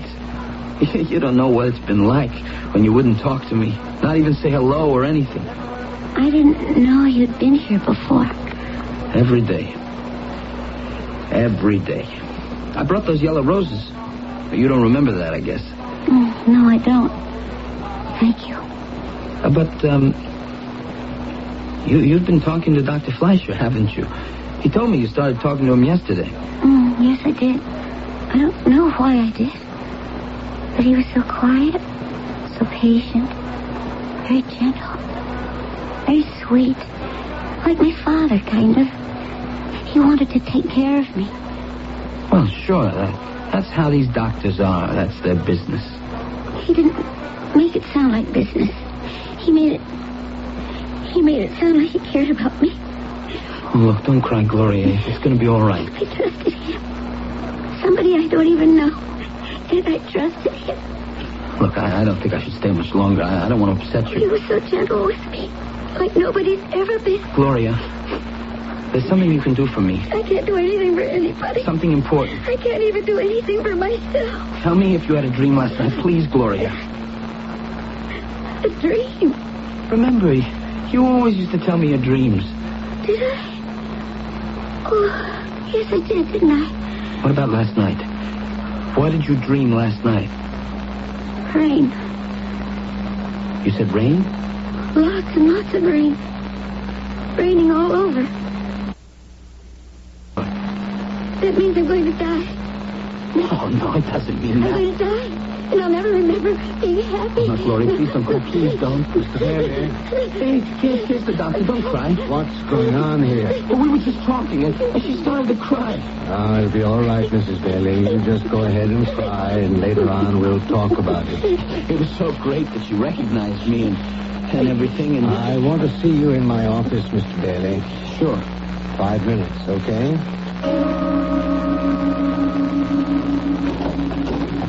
Come in, Mr. Bailey. I'm sorry, Dr. Fleischer, about what happened. That's all right. It won't hurt her to cry. She'll be doing a lot of it, I imagine. She will? But I'd rather she cried when she's with me. Not with you, for the time being. Don't sit down. I don't know what I said that made her cry. Tell me what you were talking about.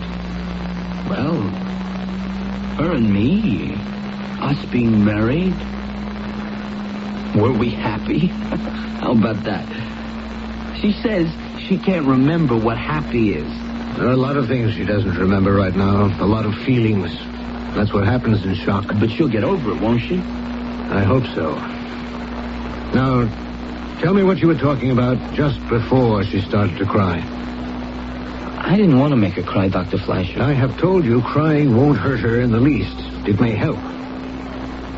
Now, what brought on the weeping? She started to tell me her dream. The one she had last night. Rain falling everywhere. Oh, she told you? Well, yes, of course. She thinks it means she's going to die. Or that she wants to. Wants to? Just when things are getting better? Why would she? Tell me, before she fell ill, did she have this dream often about rain? She had it one time. Tell me about it. She just told me, and then the mail came. The mailman dropped it through the slot, and I went and got it. Yes? And there was a letter from her father. She hadn't heard from her parents since we got married, and I said, "Hey, honey, here's a letter from your father." I don't want it. What do you mean you don't want it? It's from your father. You're not still mad at your father, are you? No. Well, I'm not mad at him. Why should you? I'm not. Then why don't you want to read the letter? Because I know what's in it. Oh, you don't know what... How can you know what's in it? Because of the dream. The dream about the rain? Yes. Well, what about it? It means my mother's dead. Oh, Gloria, come on. Now open it. Read it. Throw it away. Honey, you don't want me to do that. Come on, open it. I don't want to touch it. Get rid of it. I just can't believe it. I don't want to touch it. Throw it away. That's what she said. Throw it away. Like there was death in it, and she didn't want to touch death. Something like that. She didn't want to recognize the reality of her mother's death. Seeing the announcement written out in words would make it real. She was trying to put off the reality. She'd already dreamed of her mother's death, the rain dream. Now her dream had come true with all the accompanying regret and guilt and grief. You've lost me, Doctor. I can't follow you. Yes, I know you can't. It's silly of me to try and explain what's so complicated. I only hope that your wife... Well, did you throw the letter away? No, actually, I didn't. I thought maybe later she'd change her mind. I just stuffed it in my pocket, and it's a good thing I did. Because a few days later, the doorbell rang, and I went to the door and opened it, and who should be standing there but Gloria's father. He said, "Hello, Ben." Hello, Ben. Well, hello. Hello there. We've been meaning to get in touch with you. Gloria's been very upset. May I come in? Oh, yeah, well, sure. Certainly. Come on in. Oh, thank you. Gloria, it's your father. My father? Oh, Daddy. Oh, Daddy. Oh, there. It's all right. It's all right. It's going to be all right, little girl. I've been meaning to call you. I should have called you. I wondered why you didn't. Well, I just couldn't, but I was going to. Oh, it must be so awful for you. I shouldn't have let you go through it all alone. Yeah, wait now, when Gloria. I got the letter. You did get the letter? Of course. And I knew right away what it said. Well, then why didn't you come home? Oh, I should have. I know I should have. You would have made your mother so happy. Mother? Sit down, darling. Look, she thought the letter... Sit down, dear. I have something very sad to tell you. Mother's dead. She died last night. Listen, Gloria thought... Mother died 3 days ago. No, dear. She died last night. Oh, but the letter... The letter said... You know what the letter said. She never read it. She told me to throw it away. Oh, Gloria. But I didn't. I got it right here. It's in my pocket. I think someone should read it. Yeah, I got it. It says, Our dearest daughter, your mother wants me to write and tell you that we're both very sorry for the way we behaved towards you when you married Ben. If you're happy with him, that's all that matters. I wish you would come home as soon as you can and bring Ben with you. And that's when the thing happened. The thing? What you said was shock. Gloria stiffened up, and her face took on a blank look, and she fell over, fainted. Thank you, Mr. Bailey. You've been a big help. I hope so. You have. Now, I'm expecting a patient. Is she going to be all right, Doctor? It will take time. Maybe a long time, but I have hopes. Yes, I have great hopes.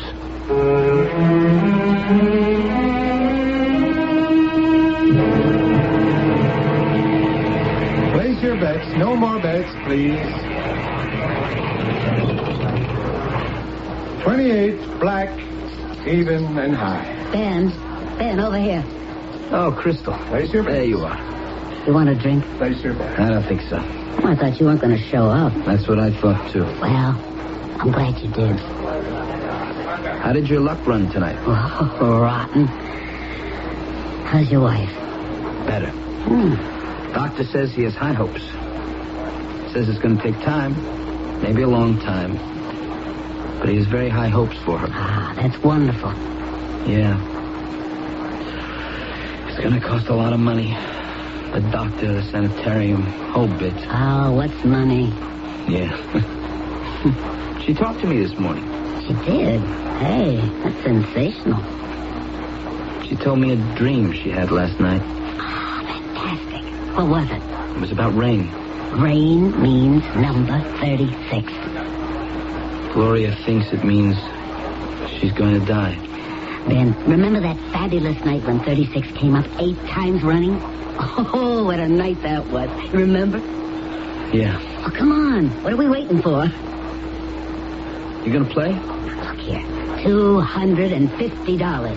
That's my rent money. Due tomorrow. You're going to bet it all? Oh, you're darn right. On 36? Well, generally I play my own system, but tonight I'm going to... Place your bets. 36, please. Oh. Place your bets. Put your money down there. Hurry up. Oh, no. All bets are down. Place your bets. Too No more late, bets. you dum-dum.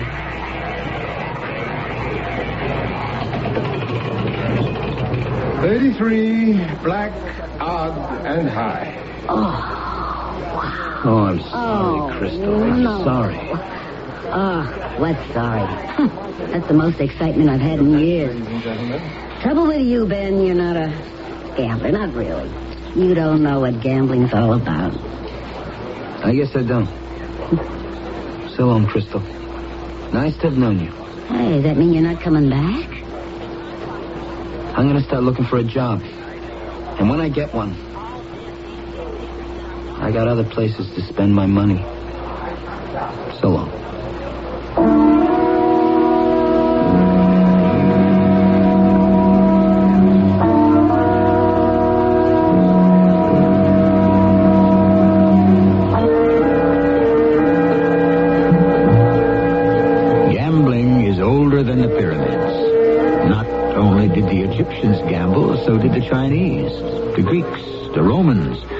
Goths, the Huns, the Arabs, the Phoenicians, the Africans, the Celts, the Normans, and the Anglo-Saxons, and the descendants of all of them, right down to the present day. I'll be back shortly.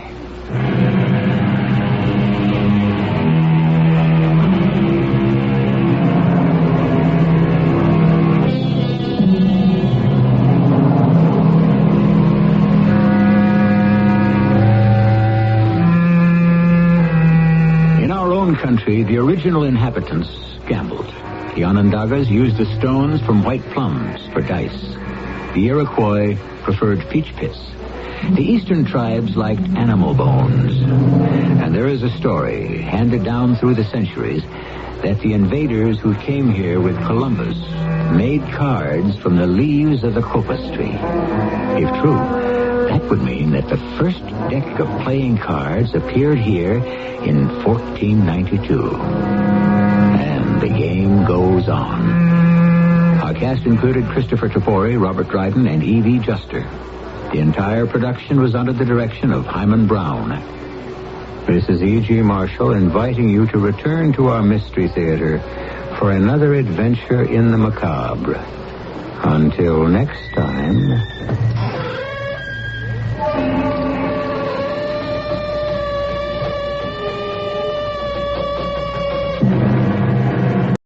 The CBS Radio Mystery Theater presents...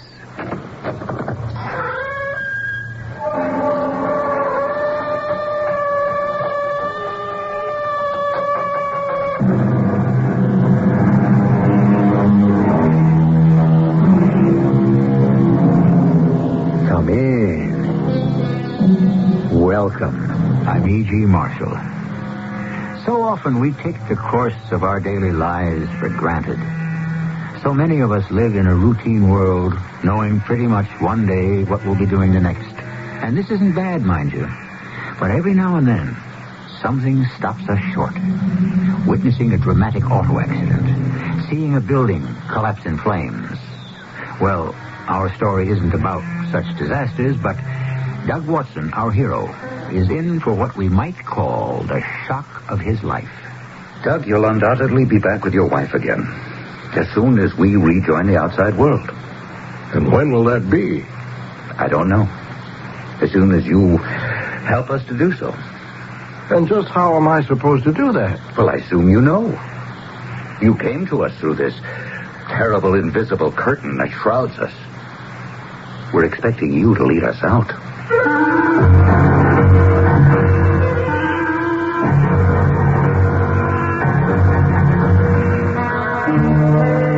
Mystery drama, The Outsider, was written especially for the Radio Mystery Theater by Bob Jurin and stars John Beal. It is sponsored in part by Contact, the 12-hour cold capsule, and True Value hardware stores. I'll be back shortly with Act One. Take your Contact, take it now. Give your cold to Contact. Before you choose a cold medicine, you should know that no cold tablet, no cold liquid has found the way to give you Contact's continuous relief. One Contact works up to 12 hours. Helps relieve all your congestive symptoms. All day, all night. That's the wonder of Contact. Give your cold to Contact. Take only as directed.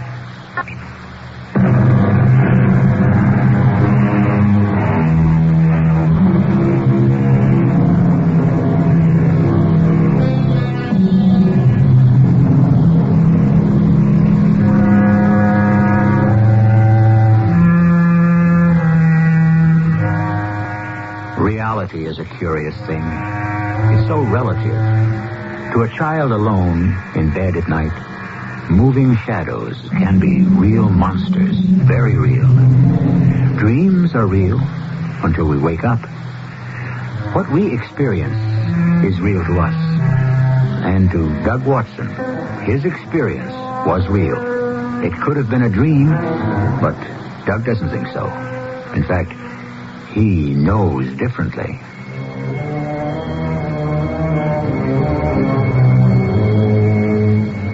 I sit here with this curious stone in my hand, unbelieving, smooth as polished marble, still warm, blue and lustrous. I know where I got it, but I still can't understand or believe. What happened to me? Was I permitted a glimpse of something no man should know? Did I look into a world of my own hallucination? Hallucination, I could accept that. But this stone in my hand is real. It must have happened. And it had to have been this evening. But it seems so long ago. I was on my regular commuter train going home. I had pressing work to do, but Lloyd Cox had already spotted me. Playing in the tournament Sunday, Doug? No, I'll be spending the weekend in the den. Semi-annual report to finish. You'd better not skip Millie's buffet Sunday night. She'll never forgive you. Alice mentioned something about that. Well, we'll see. Well, Sunday's my birthday. Yeah, we know. That's why Millie particularly wants you there. I'm trying to forget the years. I stopped counting 3 years ago. Yeah, it happens to all of us. Well, my stop's coming up. Take care, Doug. And don't work too hard. See you Sunday night. Yeah, see you, Lloyd. I still had 3 more stops to go. I opened my attaché case and took out the forecast I'd been working on. I lost myself in a maze of profit expectations, cost factors, personnel demands, and federal regulations. And after a while, something in the back of my mind broke my concentration, and I looked up. I got the shock of my life. The entire car was empty. Not another soul in the car. Ordinarily, 20 or so people are still on the train when I get off. How far had I come? I slammed my case shut and ran to the front of the car. Looking through the door into the next car gave me the next shock. It was empty, too. The entire train was empty. There wasn't even a conductor on it. We were coming to the lights of a town. I had no idea where I was. I had to get off and phone Alice to come pick me up. Stupid of me to work right past my stop. I jumped onto the platform. The station house was dark and locked. I couldn't place this town at all. I didn't know much about the villages past my own stop, so I walked toward a lighted diner and went in to phone Alice. That's when I got my third shock of the night. A woman was behind the counter drying dishes, and she turned toward me. You? Oh, no, I can't believe it. How did you get here? Oh, let me touch you. Let me know you're real. You're here. You are real. Look, miss, I just want to use the phone. You do have... I've got to call Walter right away. Oh, sit down. And please don't go away. You won't go away, will you? Well, I can't very well go anywhere. I just got off the train. I missed my regular stop in Bloomsdale. Bloomsdale? Mm-hmm. Oh, there used to be a Bloomsdale. Oh, but never mind that now. I've got to call Walter. Well, then, can I call my home? I'll pay you for the call. Only local calls. It's because... Walter? Walter. He's here. At last. On the train, he says. Yes, this very minute. Of course, I'm sure. I touched him. It's the outsider. I had to get out of there. Obviously, this girl was deranged in some way. And I had no intention of waiting for Walter, whoever he was. But I did have to phone Alice. Walter will be here in a minute.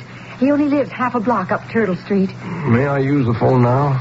Or a payphone if you have one. Let me look at you. Oh, let me touch you again. Now, look, miss. I don't know what bothers you about me, but all I want to do is call my wife and have her pick me up. What town is this, anyway? Hanover Hills. Hanover Hills? In Westchester? Oh, I just can't believe it. You're here at last. You're the first outsider to come here in 30 years.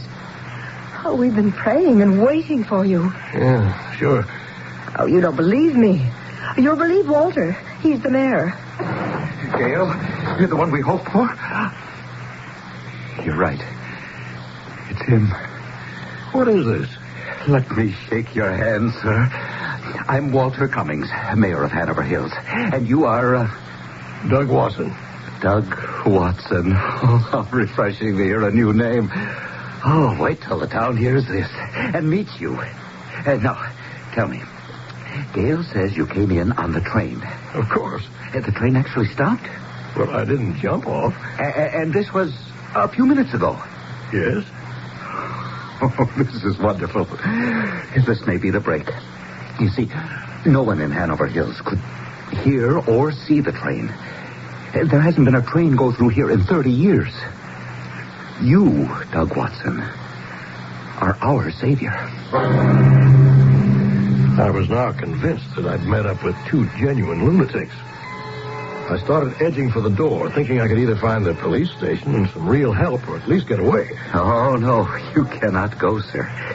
You will accept my hospitality and come home with me for a celebration. Gail, close up and spread the word. Well, thank you very much for your kind invitation, but I really have to get home. I have work to do, and it's getting late. My wife's going to be worried. Oh, yes. Yes, by all means, call your wife. Let's see if it works. Gail, this will be the first test of the outsider's power. Here, sir. Call your wife. Thank you. At last. I can dial Bloomsdale, can't I? Try it. Keep your fingers crossed.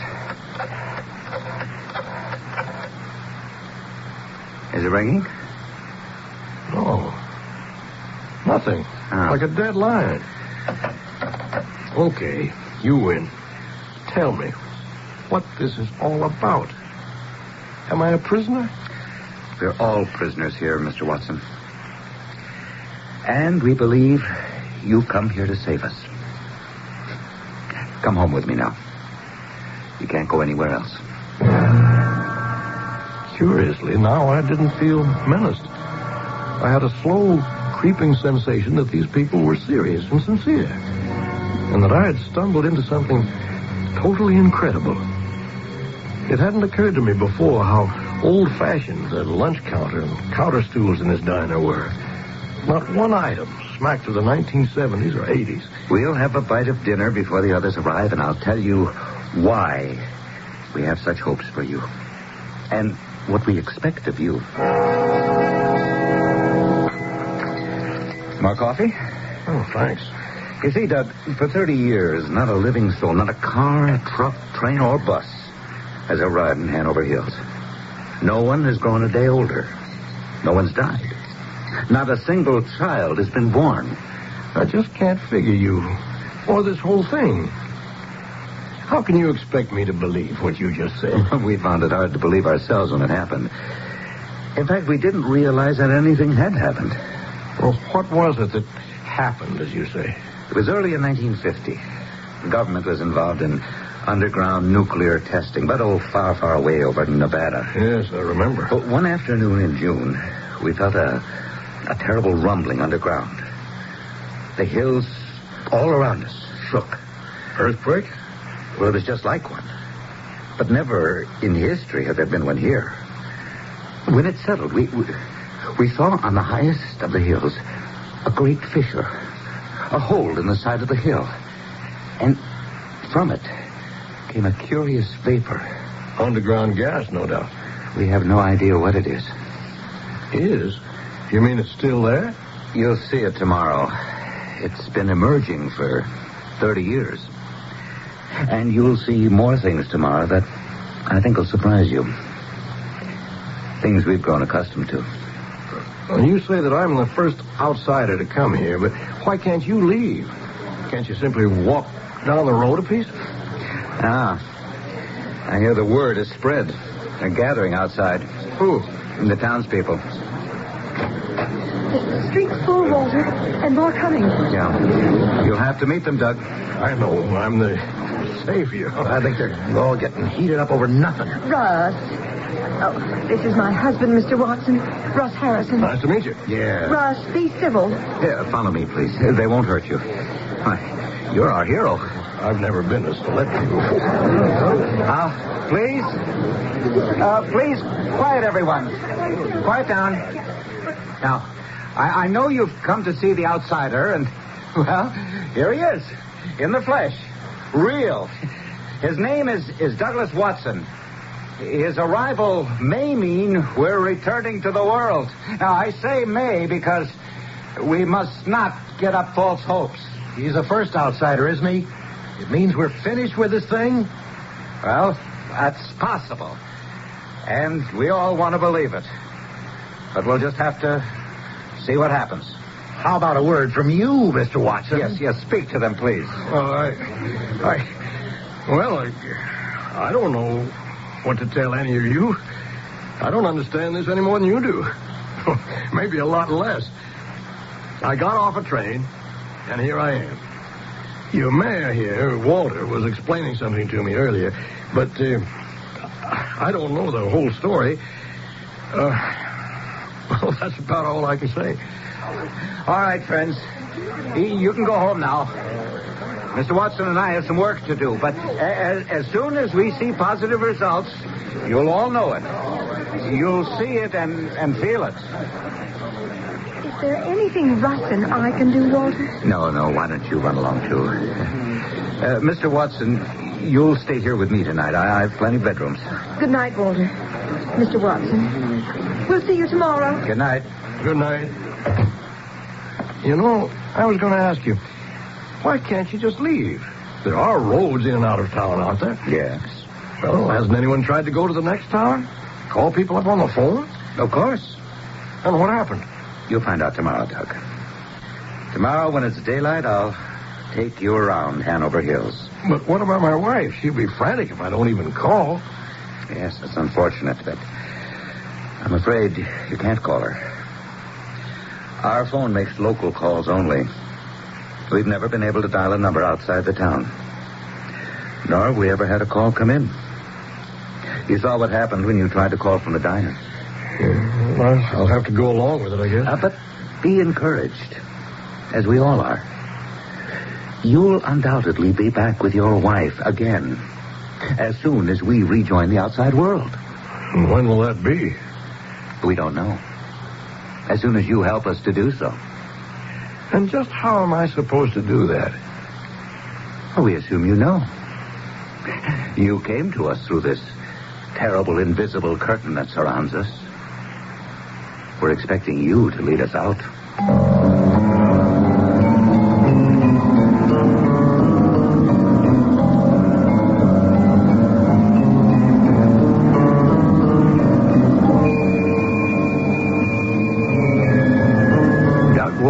Seems to have become the unwitting Pied Piper of Hanover Hills, a village caught in a strange and incredible time warp into which he stumbled. They're all expecting him to bring them back to the outside world. But I wonder if they really know what they're letting themselves in for. Of course, we haven't seen all of Hanover Hills yet, and we haven't really met its citizens. We'll do both when I return shortly with Act 2. Pat Summerall. If you're interested in values for your home, work, and play, you'll find the Fall Shopper Circular from True Value Hardware Stores well worth looking into. Because inside you'll find values to make your home more secure from theft and fire. Values to make your home more attractive, like paint and painting accessories. And plumbing and electrical supplies and fixtures to make your home run more smoothly. True Value Hardware Stores also offer new ideas to help you save on energy bills this winter. And appliance and power tool values to save you time and energy in the kitchen and workshop. Turn to the houseware section to find ways to help you clean up more efficiently and cook up new ideas. And the hardware section to help you make home repairs. See hundreds of values for your home, for work, and play in the Fall Shopper Circular from participating True Value Hardware Stores and home centers. And save gas. You won't have to drive far for your hardware and houseware needs. If you're looking for values, service, and selection, you'll find them nearby at any one of the more than 5,000 True Value Hardware Stores and home centers nationwide.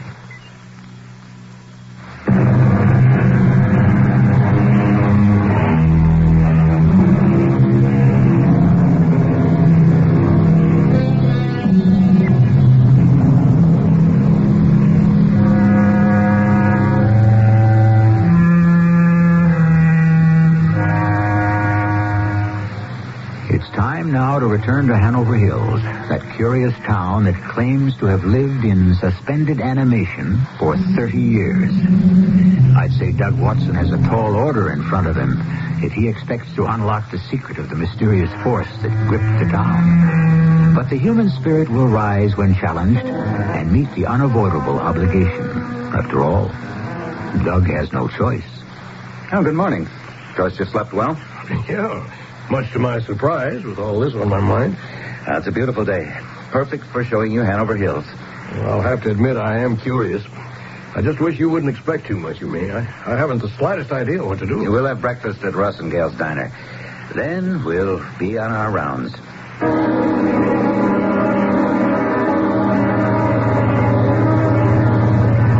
Your car's in fantastic shape for a 49. How do you do it? It's never changed. Nothing's ever worn out. Nothing ever does in Hanover Hills. Oh, I polish it regularly, though. Well, what about gas and oil? You said no trucks have ever come in here. Where do you get it? Pumps are always full. Ed Hanley runs a filling station. Oil and gas are always there. We gave up questioning it long ago. And electricity and water. Abundant supply. Well, what about food? Fields are always full of fresh vegetables. In summer, of course. The shelves at the supermarket never go empty. Nor the meat freezers. And you want to change all this? It's utopia. Not really, Tug. You'll soon see. Is that the vapor you're talking about up there on the hill? That's it. It's much farther away than it looks. It comes from that black hole in the side of the rock. And a deep wisp of steam disappears into the air. Well, like I started to say last night, can't you just take the main road out of town? Rather than tell you what happens, I'll show you. We're now on Route 52.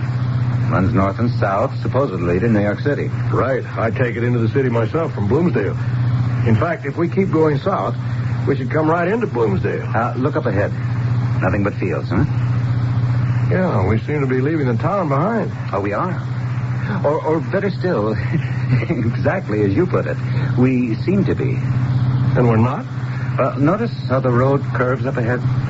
Yeah. Wait till you see what's around that bend.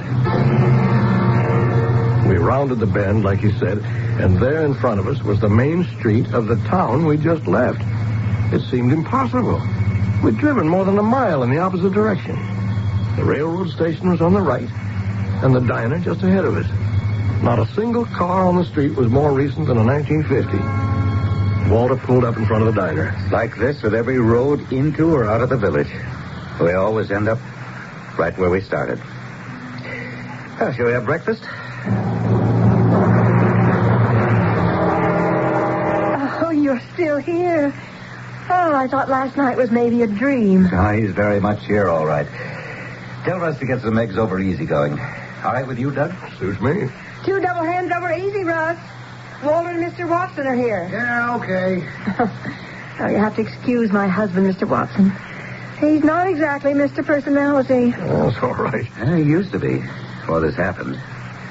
It affected lots of people in different ways. That's putting it mildly. You see, we know it's 1980, but we have no idea what the world is like. All TV and radio stopped with whatever is coming out of that hole in the mountain. How do you know 30 years have passed? Oh, we've kept track of the days, the years. Birthdays are the hardest in most people. They know they're a year older, but don't look it or feel it. And that's hard? Listen, I know 100 people who'd give their left arm to be in that position. Yeah, it sounds great, don't it? You got any idea how boring that is? You got any idea? Oh, of course you don't. Russ, please. Get up every morning and see the same woman looking the same year after year, driving the same car, seeing the same noisy brats, never growing up, just being the same noisy brats that, well, you want to choke them. Only it don't do no good because you can't shut them up. They ain't never going to grow up, and they ain't never going to die. Russ. Let him. I know what you're thinking, Mr. Outsider. Ain't it grand? I was 40 when this thing hit, and if anyone had told me then I was going to live like this forever, I'd have said, whoopee. But I'm so sick of this diner, this town, I could die. But the funny part is, I can't even do that. I'll be out back.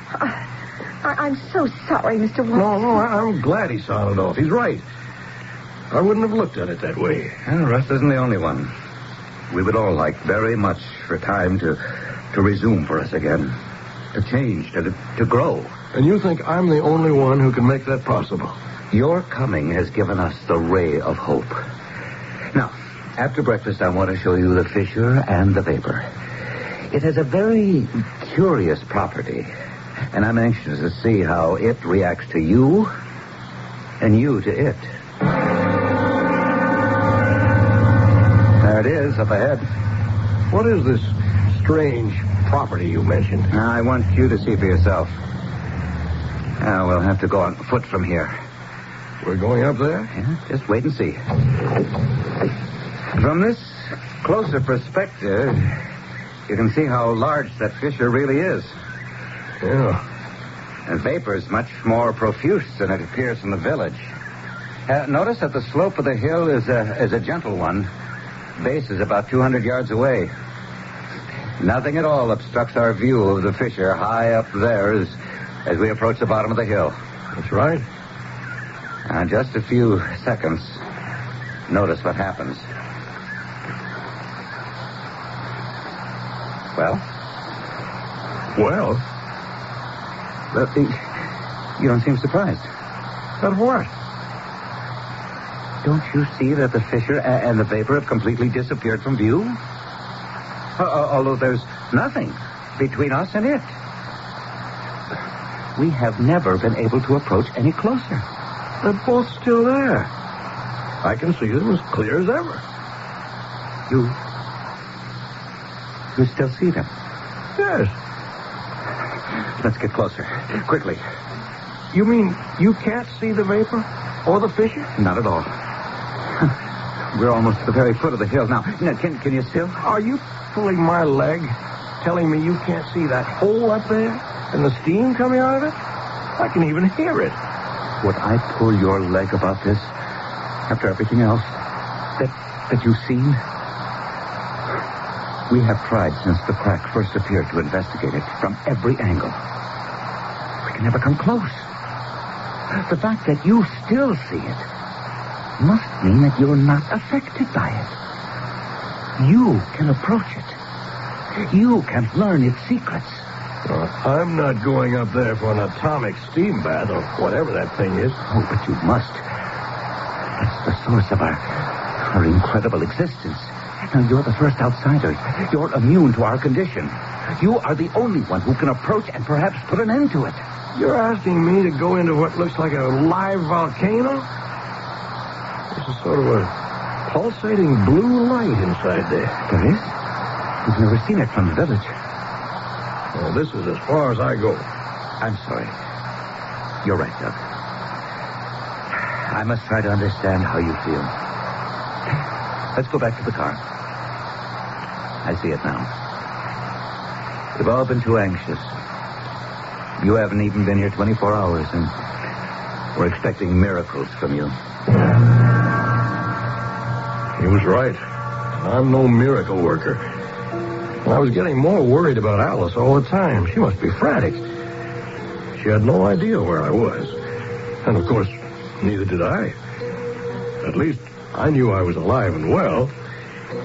Walter left me alone for the afternoon while he conferred with the city fathers.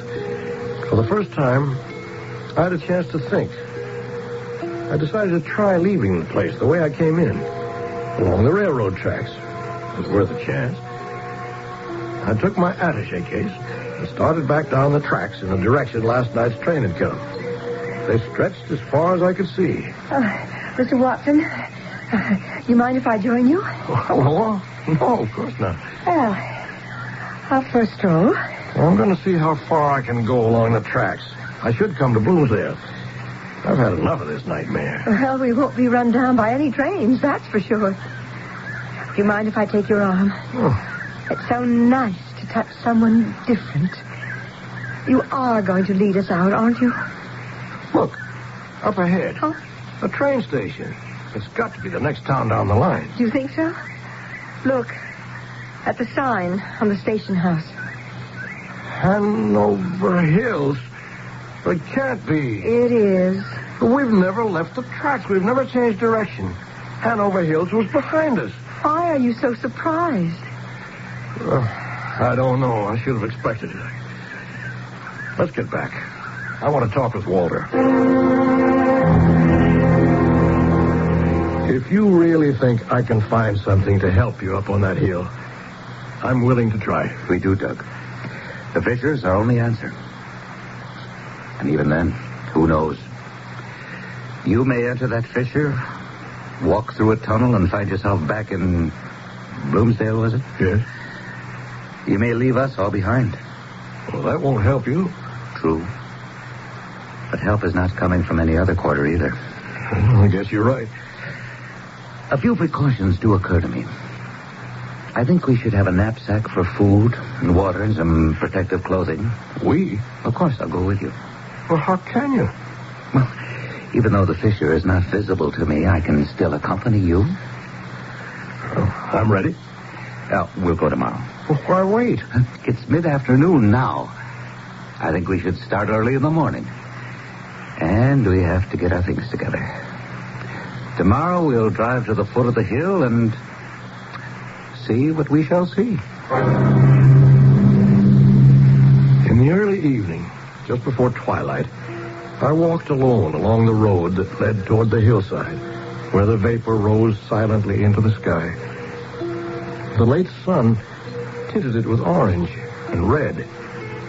It looked like a silk scarf gently waving in the evening summer breeze.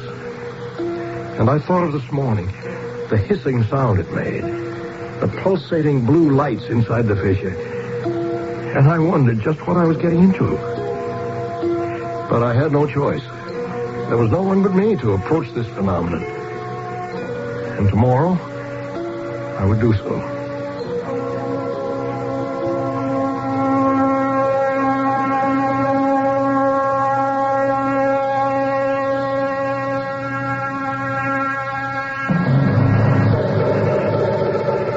Doug Watson seems to have found the fountain of youth, a land where no one grows older, nothing wears out, and nothing changes.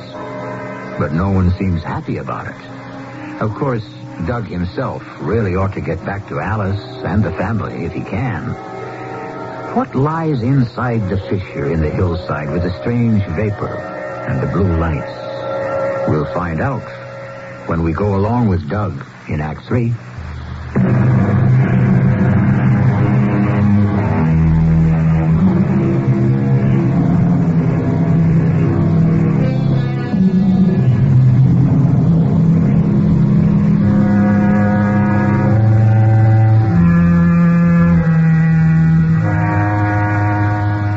The morning has dawned bright and pleasant in Hanover Hills. A wisp of vapor rises from the hole in the hillside in a straight, unwavering line in the still air. And on the highway leading, you should pardon the expression, out of Hanover Hills, Doug Watson is riding with Mayor Walter Cummings on their way to explore the strange phenomenon that has kept the village a virtual prisoner. Doug, you can't imagine my feelings at this time. We're on the threshold of an answer. You hope. I know that something will change when you explore that fissure. Well, I don't know what I'm going to do when I get there. You will know. All we can do is try. Come on. I want to get this thing over with. Doug, whatever happens, if you find a way out and leave us behind, or if tampering with that vapor only increases our condition, I want you to know how much we appreciate your help. And your courage. Oh, forget it. Courage is the last thing I've got. I just want to get out of here. Well, this is the vanishing point, or I'll stop seeing it. But I'll try to stay with you as long as I can. Well, let's go then. It's up there. Big as day. I can still see it and hear it. I can't. Well, what do you see then? Nothing but the hillside. Exactly as it was before this happened. Now, keep describing it for me. We're starting up the hill now. I'm right behind you. I can see the blue lights now. They're much brighter as we get closer. The opening is larger than it looks from down below. It's weird. It doesn't seem threatening. It's almost inviting. It's a shame you can't see it, Walter. Is there any heat from the vapor? No. The lights pulsate with a definite rhythm. Well, how close are you? A few yards from the entrance. Looks like a cave. Big enough to stand up in. I'm going in. No turning back now. Walter? Walter? I turned, and Walter was gone. The hill behind me was deserted. And before me, the the entrance to this fantastic opening in the hillside. I stepped inside the entrance. And it was like a disco. Hypnotizing, fantastic, fascinating. The walls and ceiling flashed with the pulsating blue and white light. The vapor swirled and danced inside the cave until it swept off the front of the fissure. I felt nothing. No heat, no choking sensation. Nothing but a force urging me deeper into the recess. And then I saw it. On the ground, resting in a shallow hole. A small blue stone, like polished marble. And from this jewel surged the light and vapor. This was the source of Hanover Hill's predicament. But where had it come from? The earth obviously upheaved it during the quake Walter had described. Hypnotized, I was drawn closer. The force was irresistible. I was completely in its spell. I knelt beside the hole and reached forward slowly. My fingers closed around the cool blue marble. I knelt alone in darkness, stillness. In an instant, the lights and the vapor had stopped. And ahead of me, I could see the daylight at the opening. I hurried outside. The morning seemed just as I'd left it, bright and beautiful. The hillside and the road below were empty. Walter was nowhere in sight. I started down toward the road and looked back. There wasn't a trace of the fissure I had so recently explored. The hillside was as unscarred as it had been for centuries. I scrambled the rest of the way down to the road. I heard it before I saw it.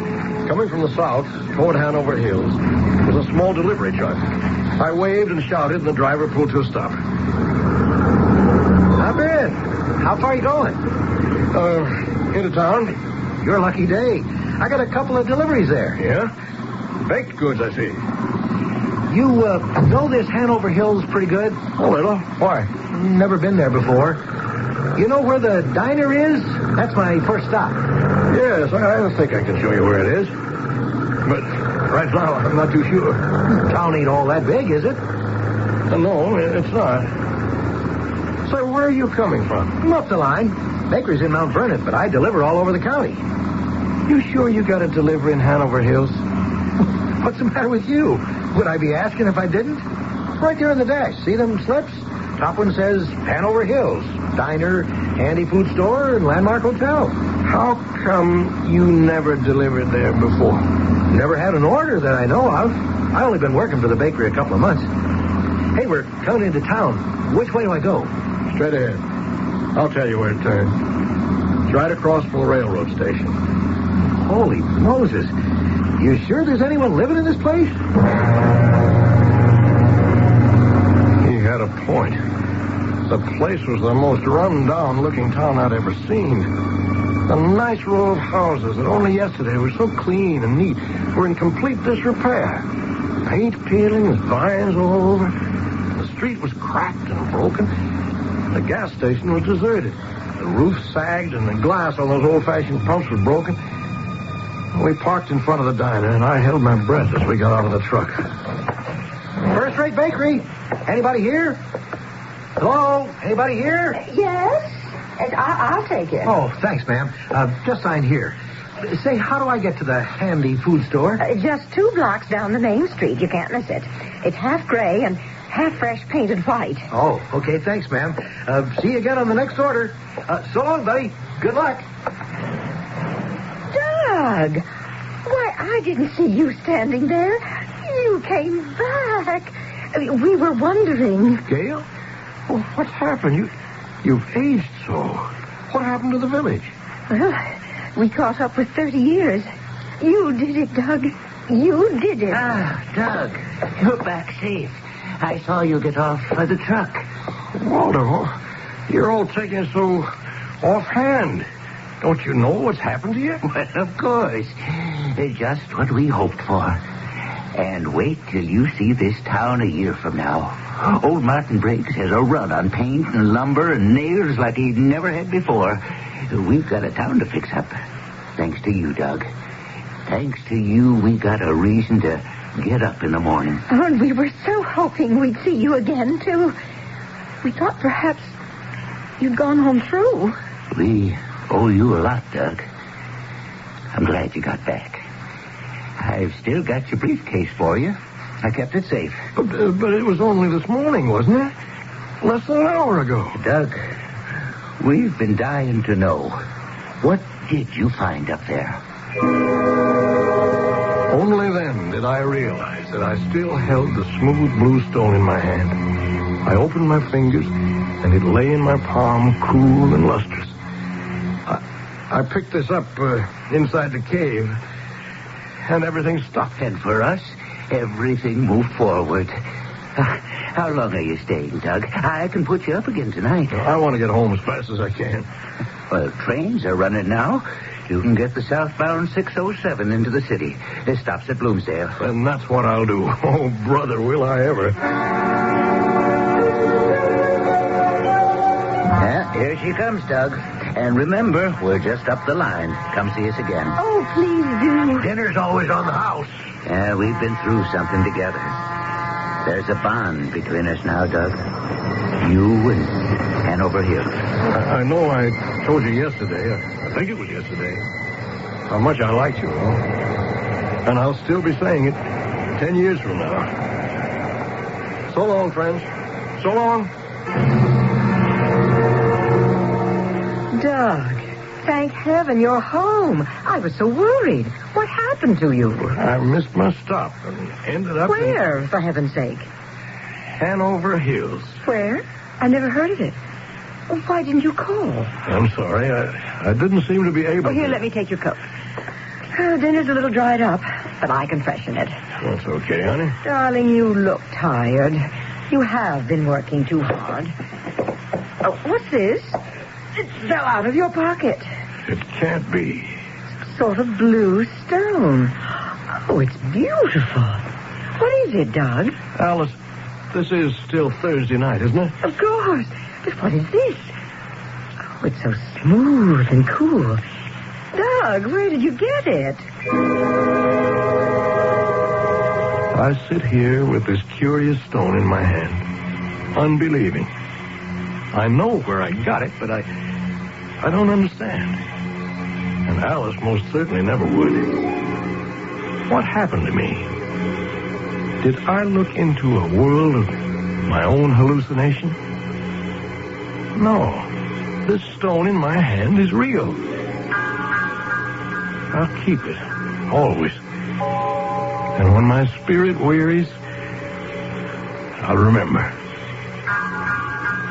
I'll remember, and I'll love life more.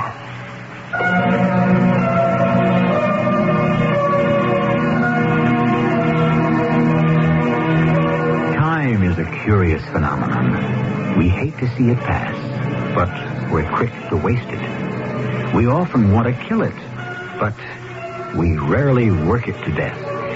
And we often wish that time would stand still. Well, we just saw what happened if time could stand still. I don't think I'd enjoy that any more than the good people of Hanover Hills. I look forward to each new experience, each new day, each moment, in fact, like the one we'll share when I return shortly.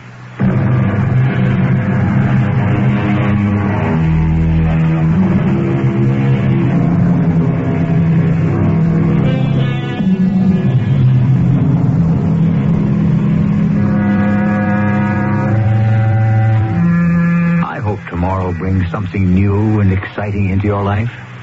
Variety is the spice of life, and change is inevitable.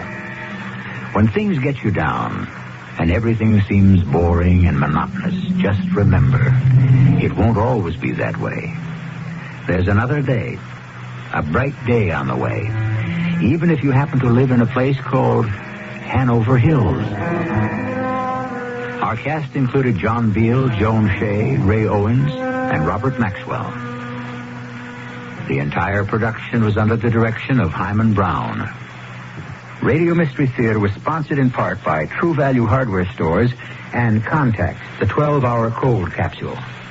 This is E.G. Marshall inviting you to return to our Mystery Theater for another adventure in the macabre. Until next time, pleasant dreams.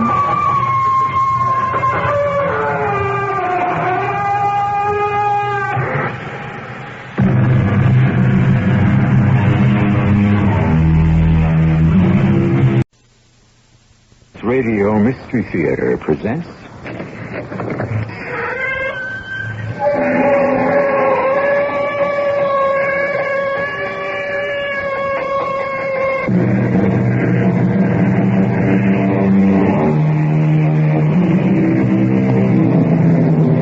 Come in. Welcome. I'm E.G. Marshall. Conscience, said Mr. Shakespeare, makes cowards of us all. Unfortunately, this places conscience in a rather unflattering light, since it implies that conscience is basically a demeaning quality. The truth is that conscience is a kind of magical and liberating force. After all, how many people have become heroes because they were too terrified to become cowards? Major, I demand to speak with the British ambassador. First, please tell us your name. I am Lady Madeline Marston Strathclyde. My husband, the Earl of Strathclyde, is Under-Secretary of Foreign Affairs. My brother, Lord Marston, is Commander-in-Chief of the British Army in India. Who is this lady, Wicklow? Sir, she is known as Limey Lily, and she runs the biggest sporting house in New Orleans.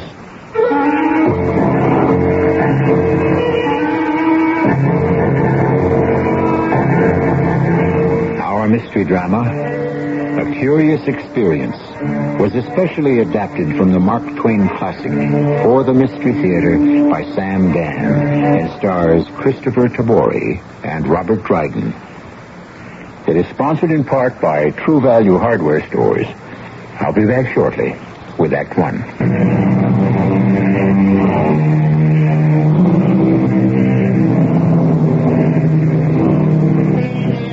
One of the tragic truths of our history has been the fact that almost every generation has known the terrible trauma of war.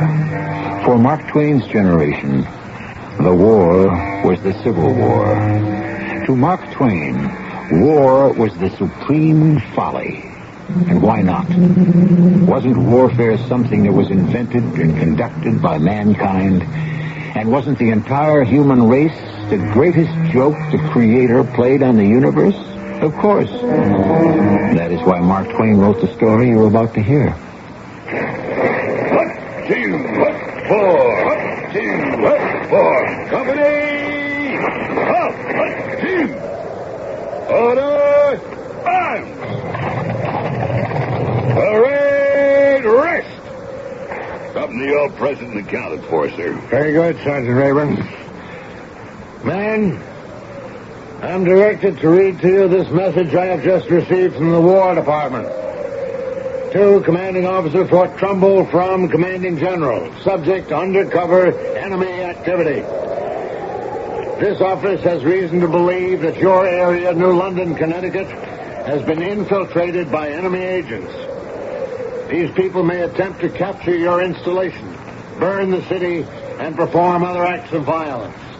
Therefore, every officer and enlisted man must be extremely vigilant at this time. Signed, the Commanding General. Dated December 4th, 1862. Now, men, I can only say this. Though we are far removed from the combat zones of Fort Donelson, Bull Run, Shiloh, we are still very much in the battle area and must conduct ourselves accordingly. Sergeant, take over. The 150 regulars of my command itched and ached to be hundreds of miles to the south and west in the thick of the fighting. I knew they would consider this message from Washington as just pap from the brass. How could I blame them? I was bored to tears myself. At any rate, I was sitting in my office writing a letter when I became aware of someone standing in front of my desk. It was a boy, pale, ragged, with big eyes and a trembling mouth. He couldn't have been more than 15 or 16. What are you doing here? Excuse me, sir. Who are you? My name? Oh, I'm Robert Wicklow, sir. How did you get in here? Well, how? Who let you in here? Sir, I sneaked in. You what? What do you mean you sneaked in? Oh, I'm sorry, sir, but it was the only way. You sneaked in here? You got past the sentry? Yes, sir. How could you do that? Well, I reckon they just weren't looking. Sergeant Rayburn? Rayburn, come in here at once. We shall see about this. Sergeant Rayburn reporting, sir. This boy, he was able to get past the sentries and make his way to my office. Well, begging the major's pardon, sir, but that would be impossible. Oh, is it? Well, here he is. How do you account for it? Well, sir, I don't know as how I could account for it at all. First, he would have to slip past the guard at the main gate. Who's supposed to be on duty there now? Private Pope, sir. And then he would have to elude the sentry on the inner perimeter. Who's pulling guard there? Private Sparks, sir. Sparks and Pope, huh? Yes, sir. What kind of security do we have around here? I will not tolerate another incident of this nature, Sergeant Rayburn. Do you understand? Yes, sir. Now, getting back to you. What's your name again? Robert Wicklow. Why did you want to sneak in here? Because I want to enlist. Enlist? How old are you? 21, sir. 21? Rayburn, you have boys of your own at home. How old does this cub appear to you? Not a day over 15, sir. Sir, I'm 18. I swear to you, I'm 18, but nobody believes me. When I told the sentry at the gate what I wanted, he just laughed at me and told me to go home. But I couldn't do that. I couldn't go home. Why not? I don't have a home. So I just sneaked in. Papa used to tell me, boy, when you get no satisfaction from the hired hands, you just go straight to the boss himself. Poor Papa. They killed him. Who killed him? The mob. They lynched him. What are you saying? What for? Because he was for Abe Lincoln and the Union. They made me watch it. They said, let this be a lesson, boy. But his last words, Papa's last words were, Abe Lincoln and the Union forever. Where was this? On our plantation, near Baton Rouge in Louisiana. I was stationed in New Orleans. I know that part of the country quite well. Exactly where was your plantation located? Just off the 60-mile point, sir. And what's directly above it? Emmonsville. And right below? Kruger's Creek. Where was the Hotel de Paris? On the Tutatapula Street. Who were the two big steamboat rivals? The Robert E. Lee and the Eclipse. Sir, are you trying to trap me? Ask me anything you want to know about New Orleans. You're a long way from home. I told you I have no home. We were burned out, driven off. How did you get from New Orleans, Louisiana, to New London, Connecticut? I can't remember too many of the details, sir. Can you remember any of them? That night, after they burned down the house and killed Papa, I got to the river. I stole a boat and made my way down the river to the harbor. There, I stowed away on a ship. What kind of ship? Well, she was a sailing vessel. German. Her name was the Landgravine Frederica Charlotte, or some such. Well, anyway, she put out to sea, and after a while they found me. Well, they set me to work. I became very sick, and I don't recall very much more. I don't even know how much time went by. Well, but then one day, I was wandering around the streets of the city. It was New London. And that's all you remember? Yes, sir. That was 3 days ago. I haven't had anything to eat. I tried to get a job so I could earn some money and buy decent clothes, so when I tried to enlist, I wouldn't look like a tramp. But it was no use. Now, sir, is it all right if I sit down? I'm afraid I'm just going to faint. Now, you just sit down, son. You'll get a hot meal inside you. You'll feel so much better. Rayburn. Yes, sir. Take him around to the kitchen. Oh, sir, let me enlist. No, I'm afraid... I'll be such a good soldier. I'm sorry, son. Oh, don't you see, sir? It's fate. It's the mysterious working of the will of the Lord. Why was I brought here to New London in Connecticut? He sent me to dwell among strangers. But I say to you, Major, you and the sergeant are not strangers, but men of kindness and goodwill. Oh, I should be a credit to the United States Army, sir. Rayburn, what do you think? Well, I don't know, Major. He does appear underage for a soldier. Let's quarter him with the musicians. We'll enroll him as a drummer. Oh, a drummer? Oh, thank you, sir. Thank you, Major. I'll pray for you. I'll pray for you every night.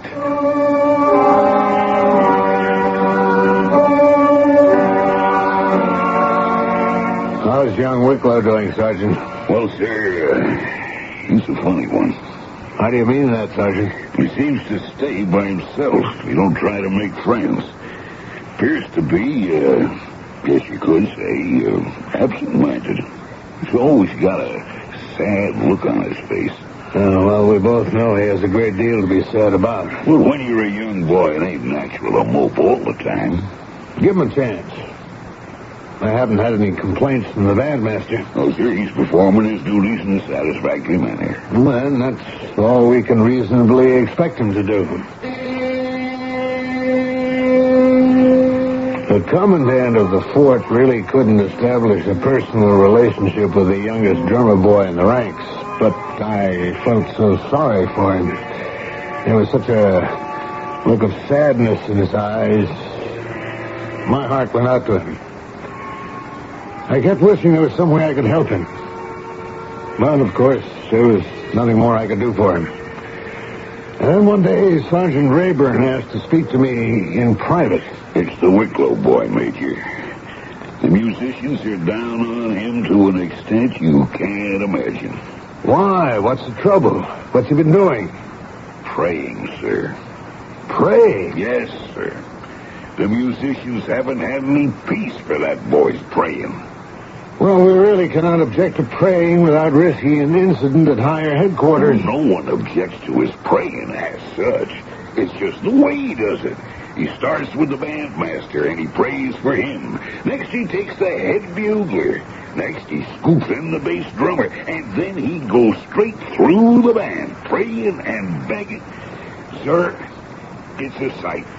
Well, I can't understand how that can be objectionable. Well, if the Major would only come and listen for himself. This way, sir. Now, what I'll do is kind of pry open the back window of the musician's barracks. Oh, Lord, I pray for the soul and the spirit of Band Sergeant Major Isaiah McTaggart. He's a good man, Lord. Oh, what if he does chew and smoke and blaspheme? Hey, quiet. Take a walk. For although his body is poisoned with vice, his heart is clean and his soul is pure, O Lord. Give me strength to reveal to this poor sinner the shining light of thy eternal truth. Then, O Lord, he shall no longer wallow in drunkenness. Now! What on earth is happening in there now, Sergeant? They're throwing boots at him. He's kneeling behind that big bass drum. You can't be serious, Sergeant. It don't face him. He don't mind it. If I hadn't heard this with my own ears... Begging the Major's pardon, it ain't no laughing matter. No, of course not, Rayburn. Of course not. I promise I'll do something about it.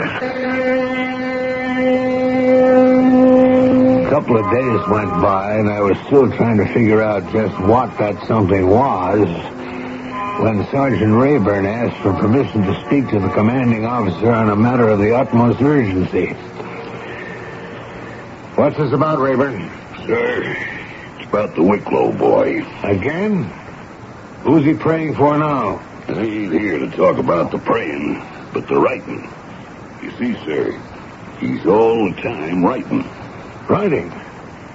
What does he write? Letters? I don't know, sir. But he's forever poking and nosing about the fort all by himself. Well, he's just naturally curious, perhaps. That may be. But every now and then he outs with a pencil and paper and scribbles something down. Oh? I would say it looks suspicious, sir. Mighty suspicious. Surely, Sergeant, you're not saying you don't think that young Wicklow could be... As the Major knows, Wicklow's from the south, and way down south at that. Yes, that's true. Does the Major have any instructions? Say nothing about this to anyone else. Yes, sir. And see if you can get hold of whatever it is he's writing down. Yes, sir. Rayburn, what are you staring at? Yes, sir, I'm just looking out of your window. Huh? What is it? There's the Wicklow boy. He's just walked over to the west wall of the fort. Hey, Rayburn, look what he's doing. Yes, sir, I told you, sir. He's stuffing a piece of paper into a chink in the masonry. Should I go out there and grab him now? No, Rayburn. We'll wait for him to go away. Obviously, he's leaving a message for someone. And that means he's not the only enemy spy in the fort. I was a stranger, and you took me in. Unfortunately, it can be paraphrased to read, you were a stranger, and you took me in. They say the Civil War was the first modern war. It introduced for the first time the advanced techniques of social, political, economic, and industrial conflict. And while it didn't exactly introduce the concept of espionage, it certainly refined the tactics and strategy. More of which we shall see in Act 2.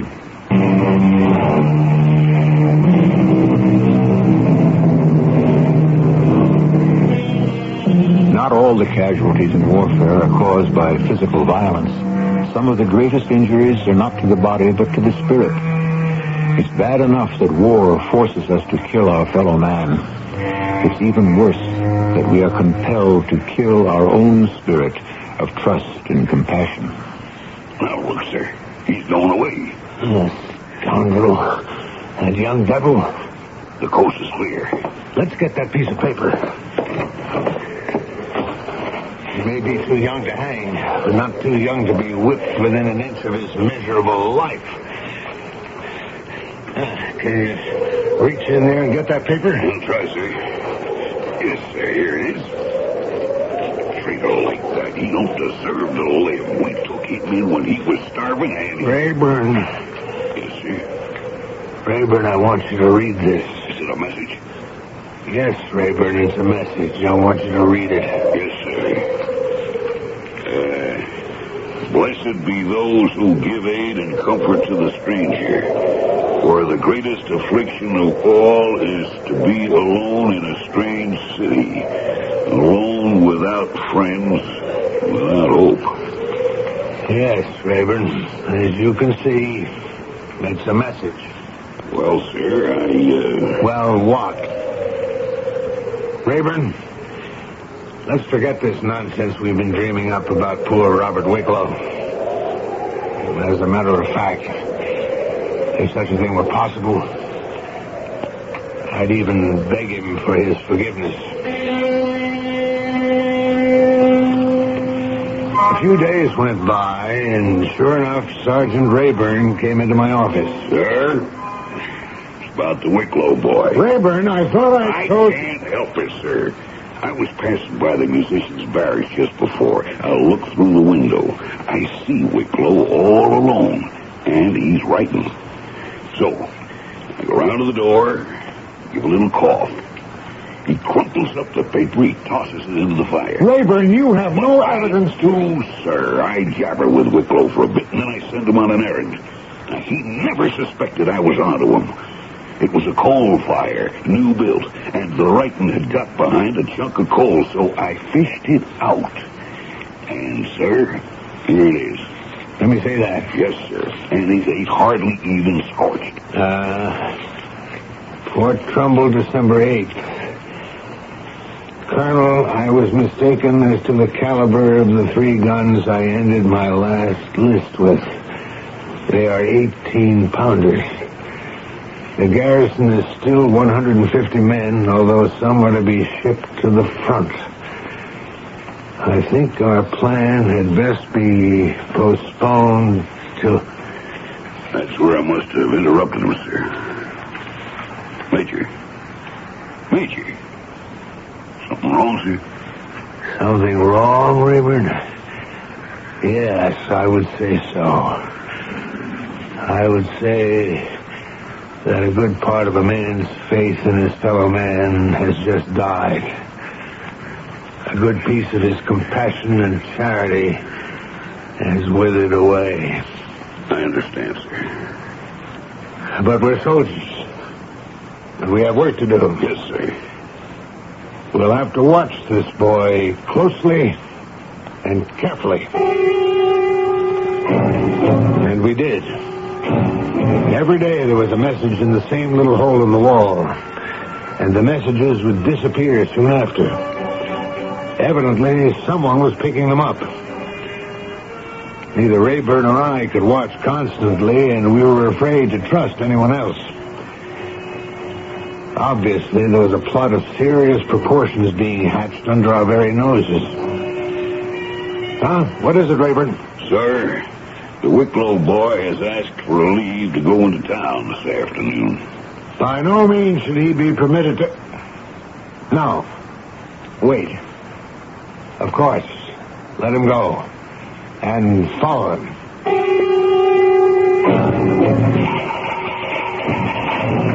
To Commanding General, Washington, D.C. Have reason to suspect enemy attempt to capture this installation and burn the town of New London. To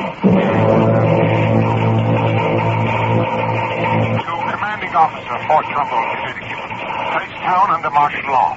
Suspend habeas corpus. Make necessary arrests. Hold summary court. Act with vigor and promptness. Keep the department informed. Signed, Secretary of War. Major. What can you report, Sergeant? I guess it's coming to a head. I followed the boy into town. Well, where'd he go? Nowhere. He stood in the corner of Market. What'd he do? Nothing. But the Union Hotel is just across the street. Well, sir, a kind of chubby old gentleman comes by, man of about 60, well-dressed, white whiskers. Yes? Wicklow stops him and talks to him. Could you hear what was said? No, sir, I couldn't get close enough. Oh. How long did they talk? Oh, couldn't have been more than a minute, if that. And then what happened? Well, sir, then the old gentleman walks into the hotel. Did you follow him? I was about to, sir, but then blamed if he don't stop a lady. A lady? A red-haired, rather handsome-looking lady. Oh, give her maybe 35. Was she also well-dressed? Like a real swell. Wicklow gabs with her for maybe a minute. And then she also goes into the hotel. Then what did you do, Rayburn? Then I see Wicklow go down the street. I figured he was headed back to the fort. So I go into the hotel. Did you find out who the man and the lady were? Yes, sir. The gentleman is a Reverend Marcus McEwen from New York City. And the lady is a British subject from London. And she's really a lady. Lady Marston Strathclyde or something. I got it written down here somewhere. That's a good day's work, Sergeant. Oh, it ain't over yet, sir. Coming back in the fort, I seen Wicklow sneak into the 2nd Platoon barracks. What was he doing there? Well, sir, you know how the men have their overcoats hanging on the wall by their beds? Well, I seen him sneak a piece of paper into the pockets of 2 of them. So, after he was gone, I just fished them out, and here they are. Oh. This one says, Eagle's 3rd flight. And the other one? Says exactly the same thing, sir. Into whose coat pockets were these messages placed? Private Pope and Private Sparks. Pope and Sparks? You positive? Yes, sir. Pope and Sparks. Why, those two were on sentry duty the day he sneaked in here. Yes, sir. No wonder he was able to get in. They're part of the plot. We have to make our move right now, Rayburn. We can't afford to wait another minute. Stand by. I've got to send a telegram. I'm prepared to place City of New London under martial law. Troops under my command not reliable. Request 1 battalion of regulars from Boston or New York immediately. Private Wicklow to see the commander, sir. Stand at ease, Wicklow. Now, my boy, tell me, why do you write so much? I? Oh, I don't write very much, sir. You don't? Seems to me you're constantly scribbling. Oh, scribbling. Oh, well, yeah, I do scribble some. You do? Yes, sir, for amusement. Now, what do you do with your scribblings? Oh, nothing, sir. I just throw them away. Never send them to anybody? Oh, no, sir. I don't know anybody. Who's the colonel? The colonel? The one you refer to in this note. Well, I'm sure I don't know any colonel. Read this and refresh your memory. Oh, that? No, I never meant any harm. You betray vital information concerning the armament and the manpower of this post, and you never meant any harm? Speak up. Sir, I don't know any colonel. Stop lying. Well, this is true. The letter was never intended for anyone. It was just for my own amusement. I understand the foolishness of it now, but there's nothing else to it, I swear to you. What is the Eagle's third flight? I don't know. Tell me about Pope and Sparks. Oh, believe me, I don't know anything about them. Who are the Reverend McEwen and Lady Marston Strathclyde? I don't know, I swear to you. Now, don't make me force you to tell us. I don't like to use certain methods, but this is wartime, and the fate of the city hangs on it. They are? We have confiscated all their belongings. Oh, no. Oh, no. Something's gone wrong. Oh, please have pity on me. Be merciful to me. Don't kill me. Promise to protect me. Say my life. I'll confess. I'll tell you everything. No. Control yourself. Yes, I will try. All right. Now, talk. I will, sir. So, you are, at heart, a rebel? Yes, sir. And a spy? And a spy. And you've been acting under orders from outside? Yes, sir. Willingly? Yes, sir. Gladly, perhaps? Yes, sir. Why deny it? The South is my country. My heart is Southern. And this is all in a holy cause. And the tale you told me of how you've been wronged, the persecution of your family, that was made up for the occasion? They told me to say that, sir. Who is the colonel? And what's the meaning of Eagle's third flight? Answer me. I can't. I won't. I refuse to betray my own beloved country. This is your final answer? Yes, final. As sure as I love my beautiful southern country and despise everything this ugly northern sun shines upon, I will die before I tell you one word. Very well, Wicklow. This is war. You chose to play a man's game, and now you must pay a man's price. Sergeant Rayburn? Yes, sir. Assemble a firing party and have this man shot. Well, war is war. And in it, we are given no choice. One kills and is killed for one's country. War always brings out the very worst in us. But on very rare occasions, it can also bring out the very best in us. We shall have an example of this in Act 3 shortly.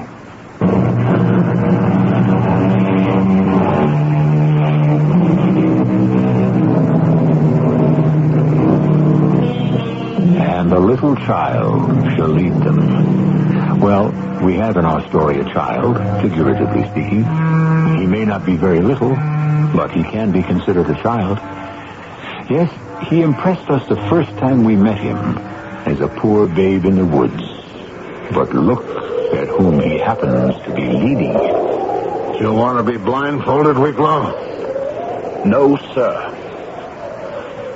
Instruct your firing party, Sergeant Rayburn. Yes, sir. Firing squad. With 1 round, full cartridges. Ready? Load. Lock. Firing party ready to proceed, sir. I sincerely hope you don't think we're bluffing, Mr. Wicklow. You would sooner die than betray your comrades? Is that a fact? Yes, sir. I wonder, would they do the same for you? Well, Mr. Wicklow? I have nothing to say. In that case, you may proceed, Sergeant Rayburn. Yes, sir. Firing party. Ready. Aim. No! Hold it, Sergeant. No, don't kill me. Please, please don't kill me. Oh, I'll tell you everything, but don't kill me. You'll answer every question, Wicklow. Oh, have mercy on me, sir. I don't deserve it. Oh, please pity me. Please, sir, please. Bring him inside, Rayburn. We had to half drag and half carry him inside. We finally managed to calm him down. His resistance was broken. We brought in Private Pope. What's your name, soldier? Sir, it's Pope. Private Peter Ellsworth Pope, sir. Tell us the truth. It'll be better for you. I don't understand, sir. Who are you? Like I said, sir, Private Pope from New Hadleyburg, Massachusetts, sir. That's your story? Yes, sir, it's true, sir. Is it true, Wicklow? No, sir. Tell us who this man is. Major, how would he know who I am? I never laid eyes on him. That will do. You had your chance to speak. Tell us, Wicklow. His real name is George Bristow, from New Orleans. 2 years ago, he was second mate of the Coast Packer steamer Capital. He's a violent person, sir, and has served 2 terms for manslaughter. One for killing a deckhand named Hyde with a capstan bar. Major! Be silent! Go ahead, Wicklow. The other term, sir, was for killing a roustabout for refusing to heave the lead, which is not part of a roustabout's business. He is a spy and was sent to enlist in the Federal Army and serve in that capacity. Well, Pope, or Bristow, as we ought to call you, what have you to say to this? Following your presence, Major, it's the infernalest damn lie that was ever spoke. And so it went, with Private Sparks and 7 other soldiers of the fort whom Wicklow identified. Each one of them, of course, denied every word Wicklow said. He detailed everything about them, where they came from, their families, what they did before the war. I decided to hold them in confinement pending the arrival of a special commission from the General Staff that was even now en route from Washington, D.C. And now I had the gentleman and the lady from the Union Hotel brought into the fort. Major, may I ask the meaning of this outrage? The meaning, sir? Why have I been dragged from my hotel by some of your soldiers and marched in here as if I were a common criminal? Well, sir, I wouldn't say you were a common criminal, more of an uncommon one. How dare you? Do you know who I am? No, suppose you tell me. I am the Reverend Marcus McEwen of Brooklyn, New York. I am the brother of Congressman James B. McEwen, and I assure you he shall hear about this. What are you doing in New London? I am visiting friends. I wouldn't doubt that at all. This young man standing near the wall, is he familiar to you? I've never seen him before in the... No, wait. No? I remember his face. He accosted me on a street corner outside my hotel a day or 2 ago. Yes? What did he say to you? What did he say to you? I don't know. Some sort of gibberish. I couldn't make it out. He didn't say anything about plans for attacking the fort? Are you mad? Have you taken leave of your senses? Wicklow, who is this man? Sir, His name is Peavy. That's a lie. Arthur L. Peavy, sir. And he is the man you addressed as the Colonel in your letter? That's right, sir. He is the mastermind behind the plot? Yes, sir. He is the most notorious criminal in Galveston, Texas. This is an outrage. Give it up, Artie. They're wise to us.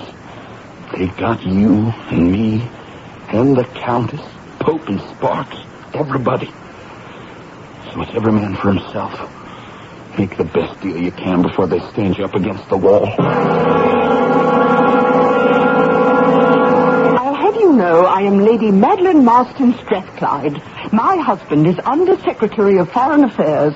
My brother is Lord Marston, Commander-in-Chief of Her Majesty's forces in India. Now, I demand to speak with the British ambassador. Who is she, Wicklow? Sir, she is known as Lily the Limey. She owns the biggest sporting house on Bourbon Street in New Orleans. She was arrested for selling contraband. She and George Bristow and all the rest were offered a chance for a complete pardon if they organized and executed this raid. Well, what do you say now, madame? I am speechless, Lieutenant. You will address the commanding officer as Major. Major. I found your country barbaric and boring, but at least after today, it will only be barbaric. Now, what is the meaning of this little comedy? I assure you, madame, this is a serious situation. Major, I'm not given to hysterics. You're obviously convinced that I'm part of a plot to do something or other, to destroy your fortress. A rather sloppily run establishment compared to the least of ours. Are you ready to make a statement? Do you realize that by throwing me into prison on these trumped-up charges, you risk alienating public opinion in England? Lily, oh, Lily, don't you understand? They know everything. Take her away, Sergeant. The next day, 2 companies of infantry, a battery of light artillery, and a squadron of cavalry marched into the fort. Now I felt safe and secure, ready for anything. We had almost 100 people under arrest all along the eastern seaboard from Boston to New York. But had we captured everyone? Was the enemy still strong enough to make a move? Major. What is it, Rayburn? It's the Wicklow boy. He's gone. What? Gone? He's disappeared. How could he disappear? Well, sir, it appears he escaped. How? Have we still got traitors inside the fort? Well, it's either that or just plain dumb carelessness. How long has he been gone? About half an hour. Cavalry already has patrols out. Well, he can't have gone too far. Search every ship in the harbor, through every house in town, scour the countryside. We'll get him if we need the Army, the Navy, and the United States Marines.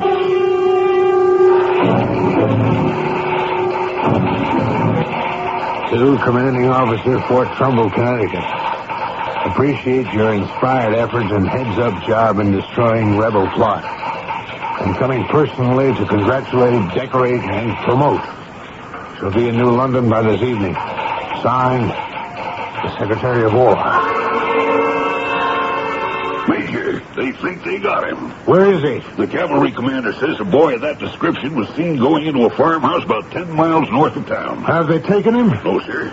They've got the place surrounded. If it's him, he can't get away. Let's get out there, Rayburn.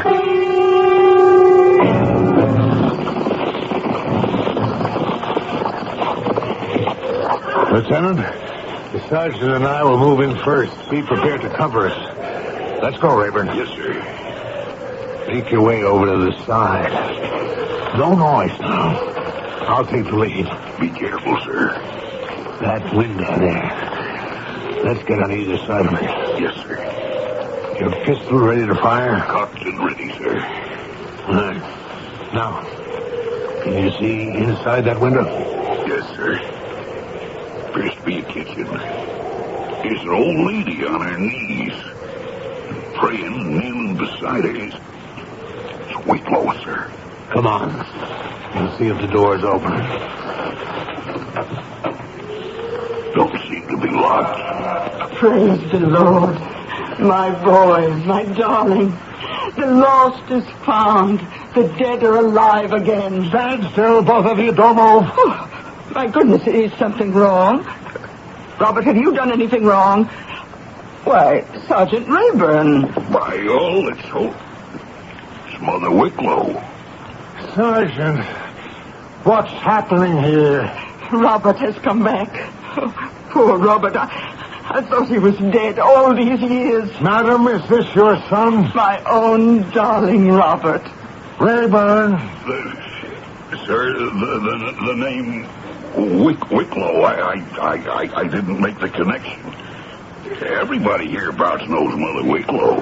Robert, did you get into trouble when you were gone? No, Mama, no. And this is her son? Robert, where have you been all this time? You're talking to your mama now. I've been living in New Haven, Mama. I've been going to Yale University. Robert. Well, I was a janitor.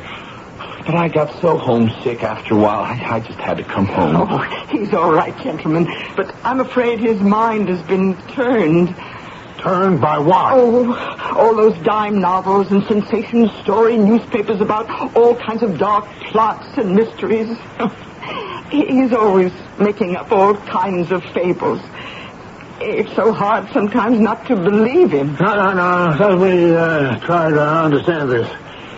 He does not come from the South? Oh, bless you, sir. No. And his father was never lynched by a mob? Oh, sir, his father was gathered into glory in the peace and fullness of his years. And he made it up? Every single word? Oh, he's so convincing, Major. I hope you didn't believe him. Whatever it was he told you. Poor boy, it's like a sickness. He can't help telling those wonderful yarns. He reads so much about all these places all over the world. He can make you actually see them. Madam, do you realize that on account of him I have placed the city of New London under martial law? Oh, I'm sorry. I have put more than 100 innocent people under arrest, including the clergyman brother of a congressman and the wife of the British Undersecretary of Foreign Affairs, and who happens to be the sister of the commander of the British Army in India. Now, that was a foolish thing to do, Robert. I shan't do it again, Mama. Oh, you will. You will. If I know you, you will. There will be a congressional investigation of the Army. The British, outraged, may now decide to recognize the Confederate States, at which time, if we attempt to blockade their ships on southern ports, we invite another war with England. Oh, Robert, you are a naughty boy. But of more pressing and immediate personal importance to me. The Secretary of War is due here any hour tonight to congratulate, decorate, and promote me for my masterly handling of this affair. Oh, my. Oh, I do wish there was some way I could help you. There is. Could you tell me what to say to him?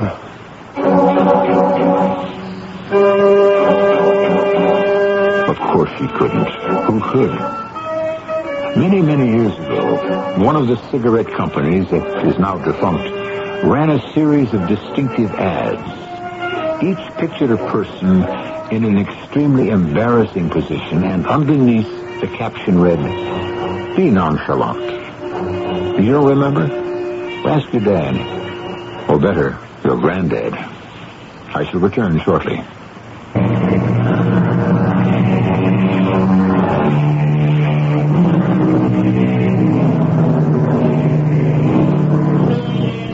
I'm sure you're dying to know how the Major got out of it, or if he got out of it. I don't know.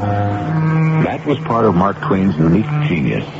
He could not only tell you an engrossing story, but when it was over, he could get your own mind running in fantastic directions to come up with a sequel. Today, this kind of thing is called audience participation. So you see, nothing is ever really new. Our cast included Christopher Tabori, Robert Dryden, Bryna Rayburn, and Jackson Beck. The entire production was under the direction of Himan Brown. This is E.G. Marshall inviting you to return to our Mystery Theater for another adventure in the macabre. Until next time, pleasant dreams. They said it couldn't be written. The book that hit America like a runaway locomotive.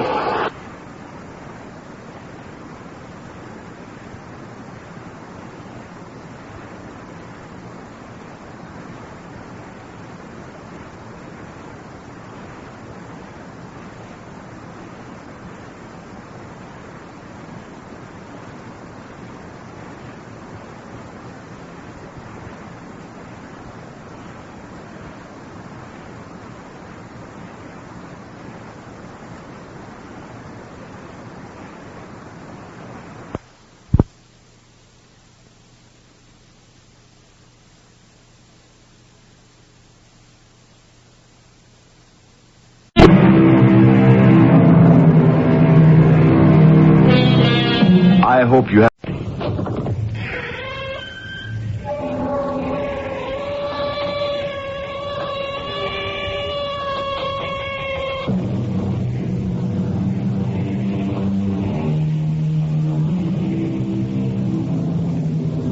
Come in. Welcome. I'm E.G. Marshall. An honest man, we are told, is the noblest work of God. Assuredly. And there are times, unfortunately, when it appears as if he is also the rarest.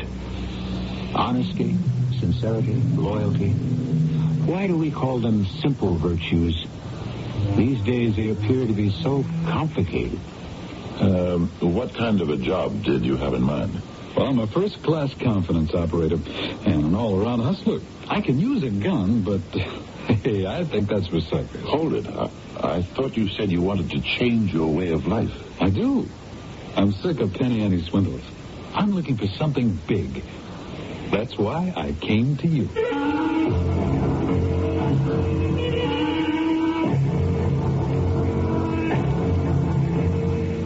Our mystery drama, Willy Dilly, was written especially for the Mystery Theater by Sam Dan and stars Fred Gwynne. It is sponsored in part by Contact, the 12-hour cold capsule. I'll be back shortly with Act One.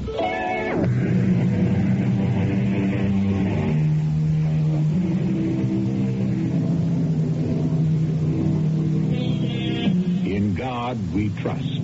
All others pay cash. That's a sign we read in so many commercial establishments. And yet, no matter how cynical, skeptical, or worldly wise we are, the fact is our social order is based on absolute trust. Aren't we constantly placing our lives, our health, our fortunes into the hands of airplane pilots, cab drivers, lawyers, bankers, automobile mechanics? Like it or not, we are destined to be our brother's keeper, just as he is required to be ours.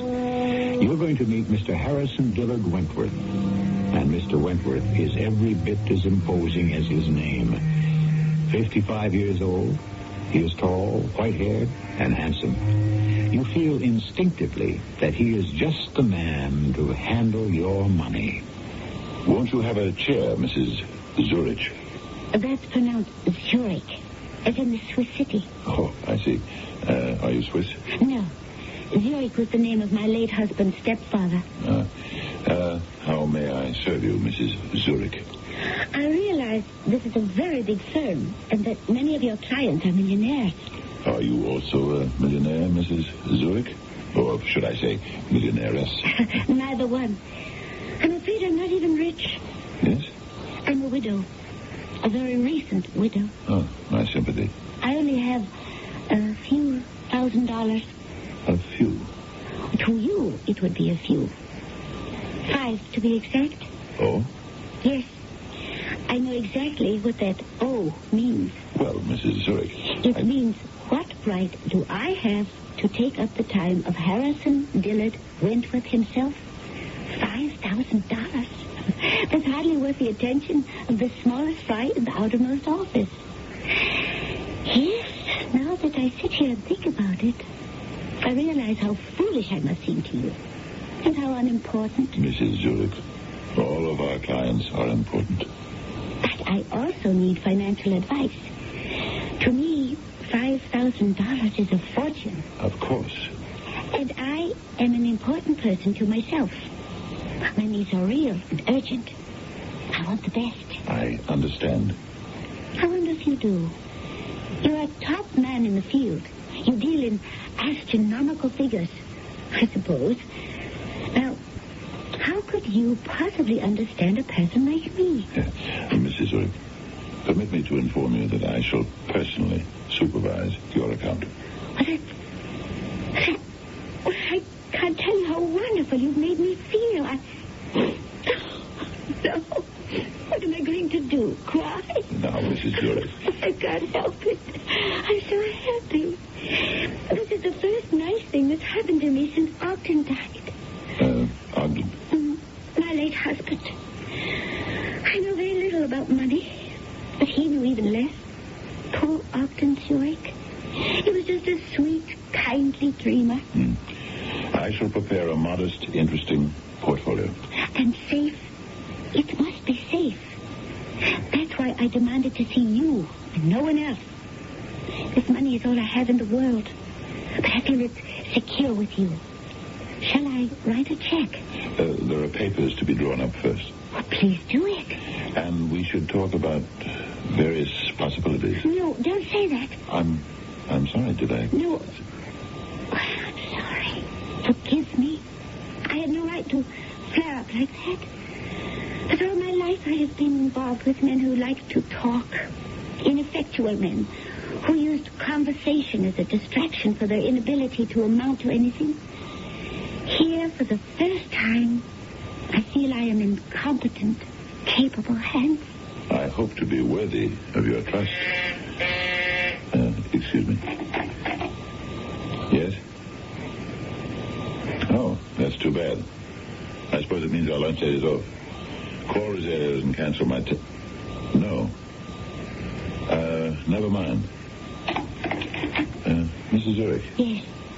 I hope you're free for lunch. Oh, you don't have to feel that you... But I do. I always take my important clients to lunch.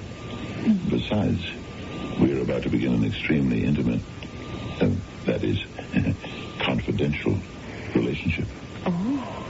I must know all about you, what your goals are, and so forth, if I am to invest your money prudently. Prudently? I like the sound of that. I never knew a man before who actually thought in those terms. Do you believe in fate? But doesn't everyone? Well, you see, I had a lunch date scheduled with a Mr. Jonathan Simpkins, a very wealthy gentleman. He's every bit of 60, yet he wears what's left of his hair down to his shoulders, dresses in jeans, and rides a motorcycle. Oh, good for him. He'll be in the hospital for at least a month. Oh. It was ordained. He was destined to run into that truck so that you and I could have lunch today. Oh, I'm sorry to be the cause of Mr. Simpkins' accident. Are you? I'm not. Oh, what a fabulous restaurant. You only see places like this in the movies. To think, I am actually lunching in a place like this. Do you know what I feel like? Oh, champagne. Ah, let me order some. Oh, no, that's not what I meant. I don't feel like having champagne. I feel like champagne. When you look into the glass and you see it fizzing and bubbling, that's me. Your eyes are glowing. I want to thank you. You want to thank me? Why? You just taught me a lesson. What kind of lesson could I possibly teach you? A lesson in how to live. You know, I've forgotten something very important. How to extract joy from the moment. I lunch here quite often, and I've been taking it just as a matter of course. If you'll pardon the pun. It's become just another eating place where food is merely an adjunct to a business conversation. But now... Now you've reminded me why I came here the very first time. For the decor, the magnificent cuisine. You do enjoy things, don't you? Oh, yes. When I get the chance. Somehow I feel you didn't get too many chances in your lifetime, Mrs. Zurich. Mrs. Zurich, I don't even know your first name. Oh, Wilhelmina. But my friends call me Willie. Oh, no. No? This is rapidly becoming a day of the most fantastic surprises. Do you know what my friends call me? I can't imagine. Dilly. Oh, I don't believe it. It's true. Dilly? A man of your stature and dignity? Who would dare? My name is Harrison Dillard Wentworth. But for some reason, no one ever wanted to call me Harrison. Or even Harry. Everyone preferred the name Dillard, which soon became Dilly. Dilly. Now that I say it again, it does seem to suit you somehow. And so here we are. Willie and Dilly. Really now, this has to be fate.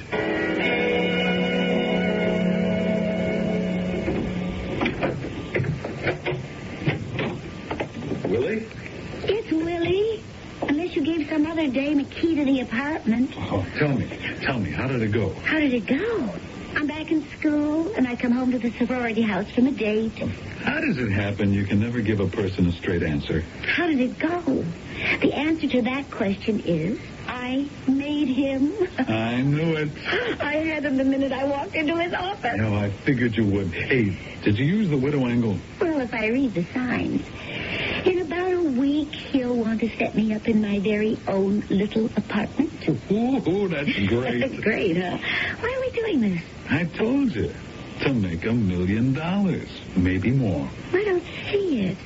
Oh, yes, I can get him to spend some money on me, but nowhere near $1 million.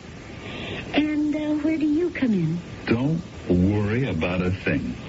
Blackmail? You think he'd come up with $1 million just to keep his wife from finding out? I don't. I told you. Don't worry about Or do you think the scandal would ruin him with his old-time conservative blue-chip customers? You're not even warm, Willie. Oh, yes, I am. Warm, vibrant, vital, alive. I am quoting Mr. Harrison Dillard Wentworth, also known as Dilly. Yeah, will you just keep heating up, Mr. Harrison Dillard Wentworth? And I'll let you know when to take him out of the oven. Oh, why can't you tell me what the angle is? Isn't it better this way? All you have to do is concentrate on the job at hand.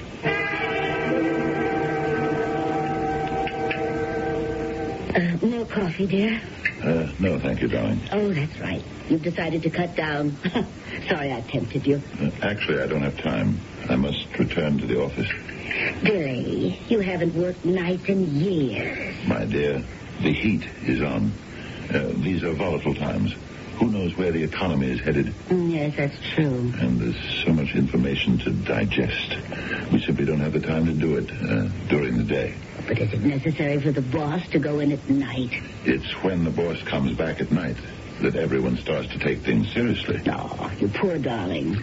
I hope you didn't have anything planned. No, I didn't. But you did. Didn't you say Frank Miller was going to stop by for a chat? That's right. He's in town for a while, and thoughtlessly, I had asked him to drop in for a drink. He's such a bore, always moralizing about something. Frank is one of your oldest friends. Actually, we've outgrown each other. Only Frank doesn't realize it. I hate to hurt his feelings. Well, I could give him a drink. Would you, dear? I know he's dreadfully dull. Well, I'll manage to get through the evening somehow. Will you be late? I don't know. I hope not. But don't wait up for me.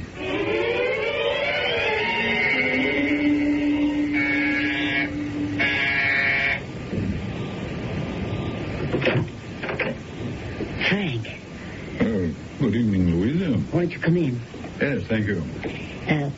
Dilly isn't home. He's been so busy lately. He had to go down to the office. Oh? I can offer you a drink. Well, the reason I stopped by was because I wanted some advice. Why don't you call him? No. I don't want to bother him. It shouldn't be a bother. No, it can wait till tomorrow. Now, how about that drink? Although, I'm on a morning flight to Chicago, and I should speak with Dilly about this first. Well, then by all means, I'll get him on the phone. Are you sure that it's no trouble? Well, actually, I'm glad of an excuse to call. Why? Do you want to check up on him? Oh, what an idea. Dilly, he has no time for other women. Why, he hardly has enough time for me. Poor dear, he does put in long hours. But you know what he always says. The first part of your life, you work hard to make your money. The second part, you work even harder to keep it. Even so, this working late is a bad habit that should be nipped in the bud. Now, that's odd. Oh, what is? Well, I wonder, did I dial the right number? Oh, I'm sure I did. Well, did he tell you definitely he was going to the office? Well, now that you mention it, what he said was he might stop by at the office. Oh. Yes, he's probably out with a client. Well, yes, I'm sure. He's probably on his way home right now. Of course. What am I going to do? Whatever it is she's going to do, she isn't going to do it until the second act. So far, it has been our purpose to introduce a roster of characters, mix them and watch them, and see what fireworks we can ignite. You must admit we have some highly combustible materials. I'll be back shortly with Act 2.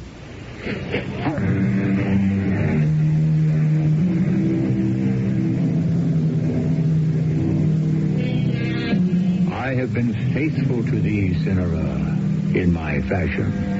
Yes, trust a poet to justify his roving eye with such a prettily turned phrase. But has he touched a universal nerve here? Is there such a thing as complete and absolute and unwavering faithfulness? Or is each of us faithful in his or her own fashion? Well, you know what Professor Einstein said. Everything is relative. Well, Frank, sit down. Well, yes, and thank you, Dilly. Sorry I missed you that night last week. Well, I wonder how to go about this. Go about what? Well, I might as well just dive in. What's her name, Dilly? Whose name? The girl you're having an affair with. Now, see here, Frank. You have no right to... I'm your oldest friend. I have every right. This is the most ridiculous accusation. You weren't at the office that night. Louisa called you. She called? Why? Because I wanted to speak with you. And there was no answer. Does she suspect? Well, she doesn't want to. Well, Dilly, what are you going to do about it? What am I going to do? I say cut it short. Well, let it end right now. Listen, Frank. Stay home. Be with her. And after a while, Louisa will believe that all her suspicions are groundless. Because that's what she wants to believe. And give up this woman, whoever she is. I can't. You have to. Frank, I'm 25 years old all over again. Now, that's nonsense. Don't say that. This girl makes me feel like a boy. Oh, sure. I'm enjoying life. All of life. Come on. I have young ideas. Young reactions to things. You and I, Frank, we've become old and stodgy and set in our ways. You should get yourself someone, too. Be surprised what a new outlook on life it gives you. Well, what about Louisa? Louisa? You still love her? What a question. Of course. What does one thing have to do with another? Oh, where does a thing like this end? Why should I think about that now? I'm only at the beginning.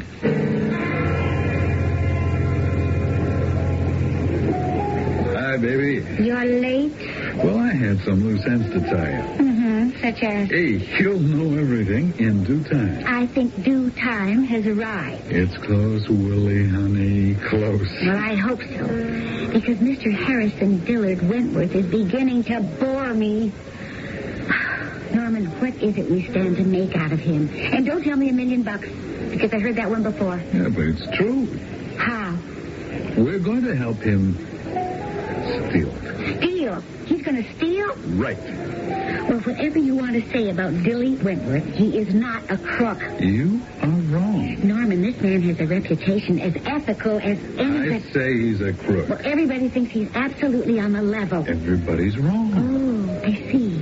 Everybody's wrong but you. Harrison Dillard Wentworth is a man who can't be trusted. Mm-hmm. And where's your proof? You are my proof. Me? Now, tell me, can Harrison Dillard Wentworth's wife trust him? I mean, should she? Well, So if she can, who else can? it's not the same thing. Oh, why not? A guy can be trusted, or he can't be trusted. If he can be trusted, anybody can trust him all the way. If not, it's just a question of the right girl, the right deal. But there's never been a hint of him ever cheating on any of his clients. To me, that means he's never been caught. And what do you think you can get him to steal? Oh, some securities. Negotiable securities. At least $1 million worth. Okay, Normie. Let's say you're right. He's a crook, and he would steal the securities. And why does he need us? Why doesn't he just steal them himself? Look, if he just puts the stuff in his pocket and walks out, he has to keep walking until he gets to a place somewhere in this world where there's no extradition treaty with the U.S. Such places are usually very rural and very dull, and not all Mr. Wentworth's idea of a good time. However, let us assume that the stuff is stolen from him. Do you see? Oh. Then he's in the clear. His hands are clean. You think he would listen to such a proposition? He'd be all ears. If you're right about him. It sounds like a great idea. I am, and it is. Now let me tell you how we're going to work it.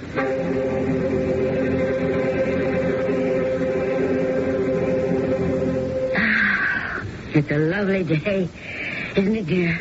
What is so rare as a day in June? How does the rest of it go? I'm not sure. But this is a rare Saturday. I have you home with me. Unless, of course, something happens to come up. Darling, I've been neglecting you shamefully lately, haven't I? I'm not complaining. No. You're too good a sport for that. I realize that what you're doing is absolutely necessary. I may be overdoing it. After all, I'm not getting any younger. You don't look very much older. Did you have anything planned for today? No, not really. Do you mind if we don't go anywhere? Of course not. I'm just a bit tired. I'd just sort of like to sit around and relax. Uh-oh. I'll make short work of it. Hello? Ah, yes. I love you. Oh, well, yes. I'm so lonesome. Yes, I can understand that. I could die. I want to see you. I don't think so. I have to see you. I don't see how. See to the usual story. I'm not sure I can. Oh, it's such a lovely day. You know what I want to do? I want to go to the track. That's rather difficult. I want you to take me. I understand. It is such fun. And afterwards... Maybe we could arrange it for another time. You mean you'll let me go by myself? Tom, I really appreciate this, and I won't let you down. Where are you now? You know where to find me, sweetie. All right. Goodbye, Tom. That was Tom Wesley. I don't know if you met him. We play squash at the club. Oh. He's been trying to get me together with a fellow from England who's got all sorts of money to invest. Man's going back tonight, and Tom thought it would be a good idea if he met me first. Well, I suppose it's important. Yes, it is. I really don't want to go. I'll cut it as short as I can.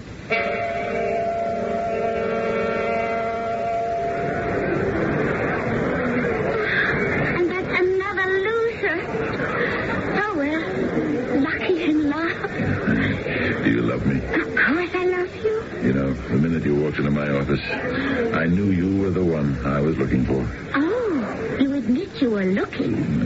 Well, yes. Louisa is a good woman in many ways, but she's dull. Oh, and so from time to time you look around for someone else to sort of liven things up? None of the others ever meant anything to me. Is that what you told each of them?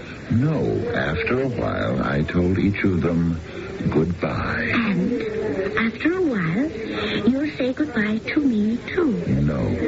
I never want to say goodbye to you. What do you want to say to me? I want to buy you an apartment. A lovely, luxurious apartment. Is this a proposal?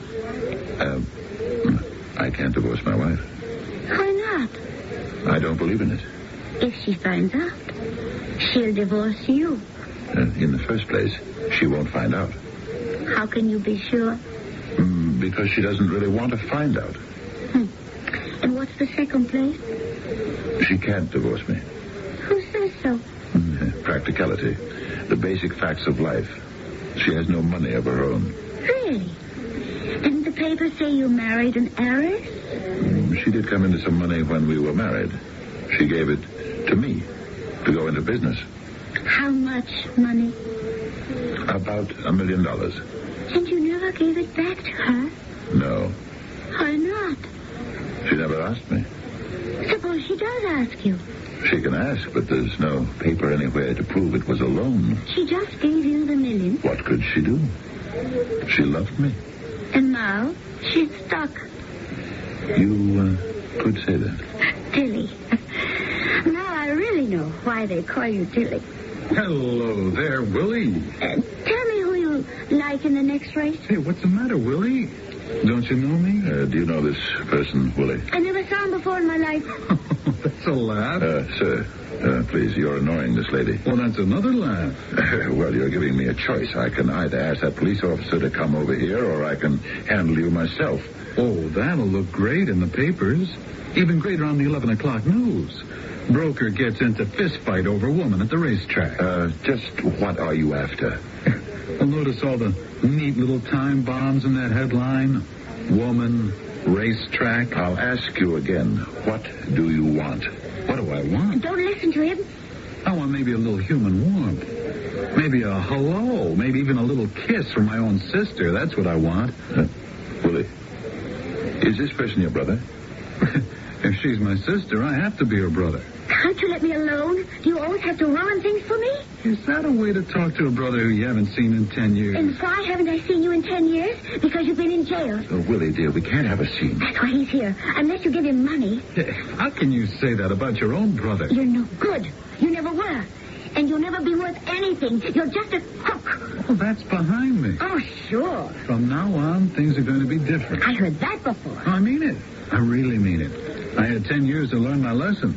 I don't want to go through that again. I don't believe a word you're saying. I'm still your brother. All right, Naomi. How much do you want this time? I don't want money.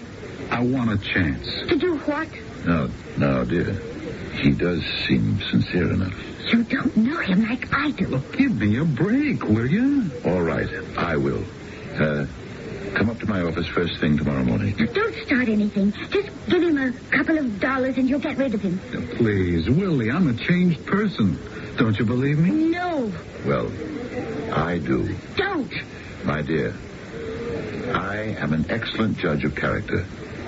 I have faith in this man.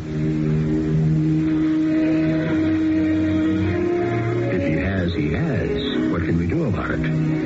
Things are proceeding apace. Our little web has been spun, and our spider steps aside temporarily to allow the fly to enter. However, who is the spider and who is the fly? This shall be unraveled in Act 3 shortly. No one cooks but me, so no one's in the kitchen. No one sees the package. Mrs. Donna Doynek talks about buying food that's sure to please her family.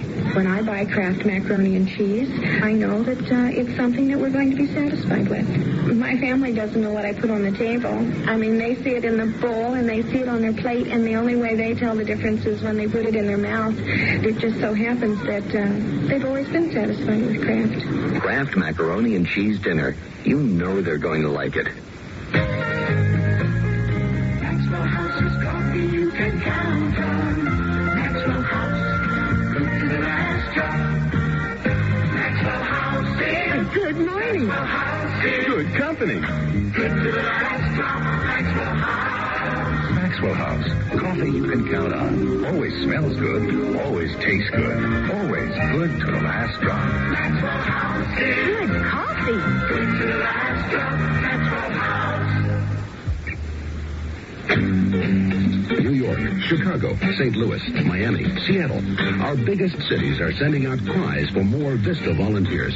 VISTA means Volunteers in Service to America. VISTA volunteers work with groups of inner-city residents to tackle the many urban problems that can't be solved alone. By working together with local leaders, entire neighborhoods can be restored. Job training centers can be created. Educational programs, health, and legal services can be expanded to reach all who need them. VISTA means working through the democratic process.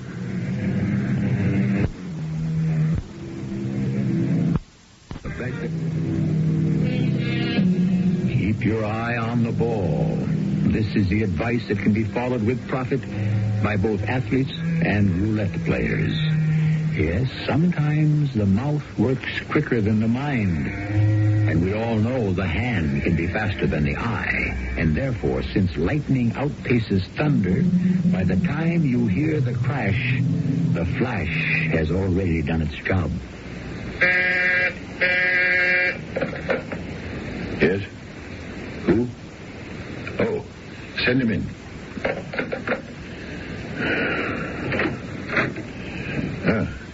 Well, Norman, sit down. Now then, I understand you're looking for something to do. Yes, that's right. For obvious reasons, I can't give you a job in my office. Oh, that's all right, I understand. But I do know people. Tell me, what can you do?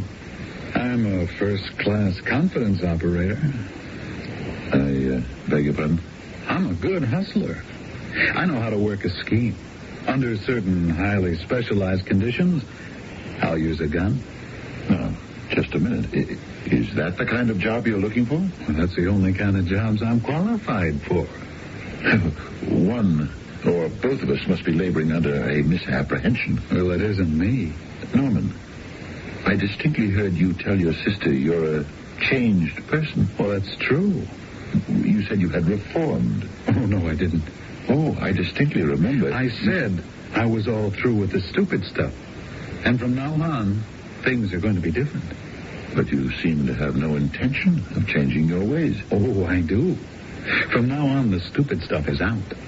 I've been in and out of jail most of my life. And do you know for what? Peanuts. Coffee and cake. You know what I learned? Obviously, not very much. No. I learned a very basic lesson. If a man steals a whole country, he goes down in history as a hero. If he steals $10 from somebody's wallet, he becomes a common thief and a jailbird. I do not see the relevance. When it comes to stealing, the bigger the prize, the better the chance of getting away with it. If this is your attitude, I don't know what there is for us to talk about. Personally, I'd like to steal $1 million. $1 million?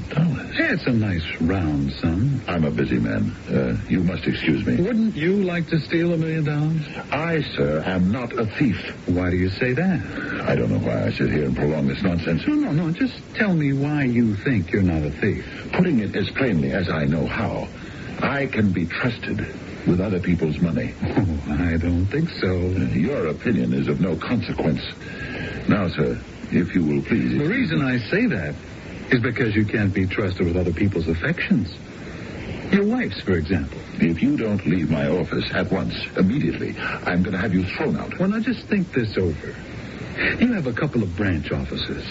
You're always sending cash and securities from here to there. Some of them can amount to a lot of money. You could tip me off when a shipment is on the way. And who the messenger is, and I could relieve him of his burden. And we would split. How dare you? Dare? What's there to dare? You're in or you're out. Get out of here. You know where to reach me. I said, get out. On second thought, cash could be traced. And besides, $1 million in cash might need an armored car. Did you hear what I just said? Negotiable bonds. You know, bearer bonds. You could get about $1 million worth in an attaché case, couldn't you? Do you want me to throw you out of here? Oh, no, I'm leaving. But you know where to reach me. Just ask Willie.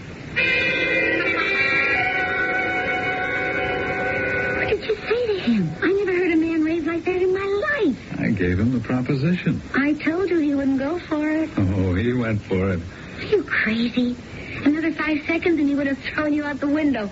Now, Willie, let me tell you what's happening. It's churning and turning and burning around inside his brain. Oh, come off it, Norman. He sees a chance to get away with $500,000. But he's rich. Why should he steal? You think only poor people steal? He has all the money he could ever need.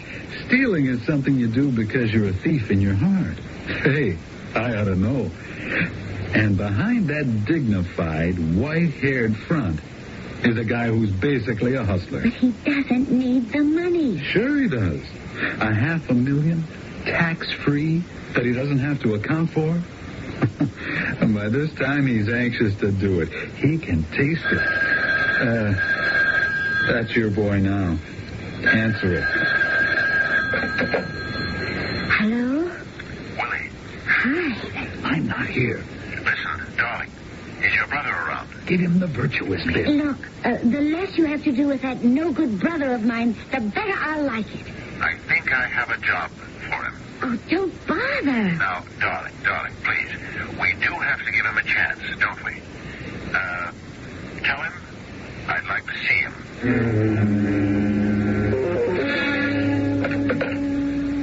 Miss Dayton, no calls. I don't want to be interrupted for the next half hour. We don't need a half hour, Mr. Winwood. How soon can we put this plan into operation? I knew you'd like it. We don't have to discuss anything other than the operational facts. Well, when can you have something worthwhile?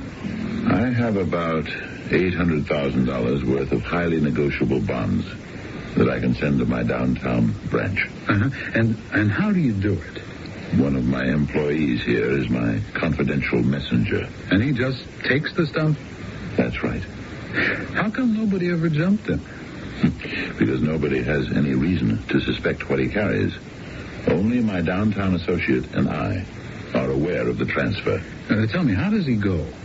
By taxicab. Okay. Tip me off exactly when he's due to leave, and I'll have a friend of mine in a hack in front of the building. We'll do the rest. Sounds good. What can go wrong? A 50-50 split for you? Sounds like a great deal. Well, I'm taking all the risk, right? The thing goes sour, and you're still in the clear. Where do we meet to settle our accounts? Willie's apartment. When is the best time for the activity? 10 o'clock. 10 o'clock tomorrow morning. By that time, the morning traffic jam is over. The streets will be clear. I'll point the man out to you.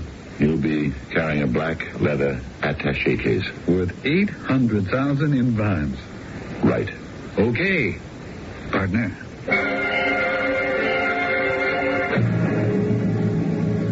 How do I look? Well, you ought to cut your hair, Willie. Plenty of cab drivers have long hair. Don't wear makeup. Dress in denims. The messenger won't know if you're a girl or a boy. Do you know him? Yeah, until you give me a good look at it. How much time do we have? We better get going right now. Listen, Normie. It's the first time since I've known you that you're using a gun. Hey, I'm not using it, just carrying it. But, Normie, if something goes wrong... Come on, baby. Positive thinking here. Positive thinking. Oh, please don't, for any reason, fire that thing. The gun is for show and tell. It isn't even loaded. Miss Dayton, have Snelling come in here, please. Thank you. What's that? My wife's on the phone. Tell her I'm rather busy right now and that I'll call her as soon as I get a chance. Snelling. Yes, sir. The bonds you brought in from the vault yesterday, they're ready. Very good, sir. They're in this attaché case, and they're needed downtown right away. I understand, sir. It's 10 o'clock. Can you leave now? I don't know why not.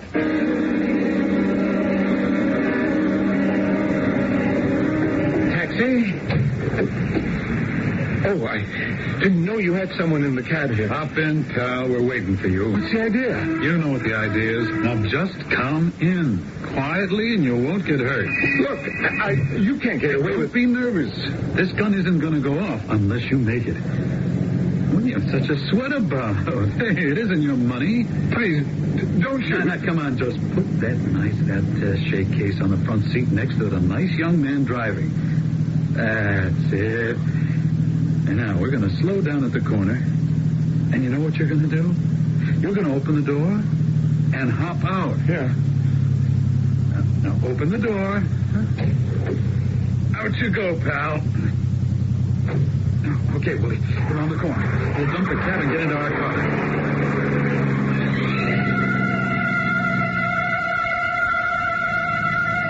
Okay, relax. Keep it down, Willie. We're in the clear. Let's not get picked up for speeding. Go on, turn on the radio. Head for the thruway. The thruway? Are we going to the apartment? What for? Are we supposed to meet Wentworth there and give him his cut? What for? Yes. Now that you mention it, what for indeed? 800,000 in lovely negotiable bonds, and it's all ours. Ladies and gentlemen, we interrupt for a news bulletin. There has been a spectacular holdup. A messenger for the brokerage firm of Wentworth and Company has just been robbed of a black attaché case with $1 million in bonds inside. More details as soon as we get them. $1 million? Either they exaggerate, or we did better than expected. Let's open this thing up and count it. And let's see. Hey, Willie. Willie! What is it? Inside the attaché case, there are no bonds here. What? Hey, look out! It's paper, just sheets of paper. Wait a minute, something's written down here. One good turn deserves another. Isn't it a Dilly? He wrote that. He was wise to it all the time.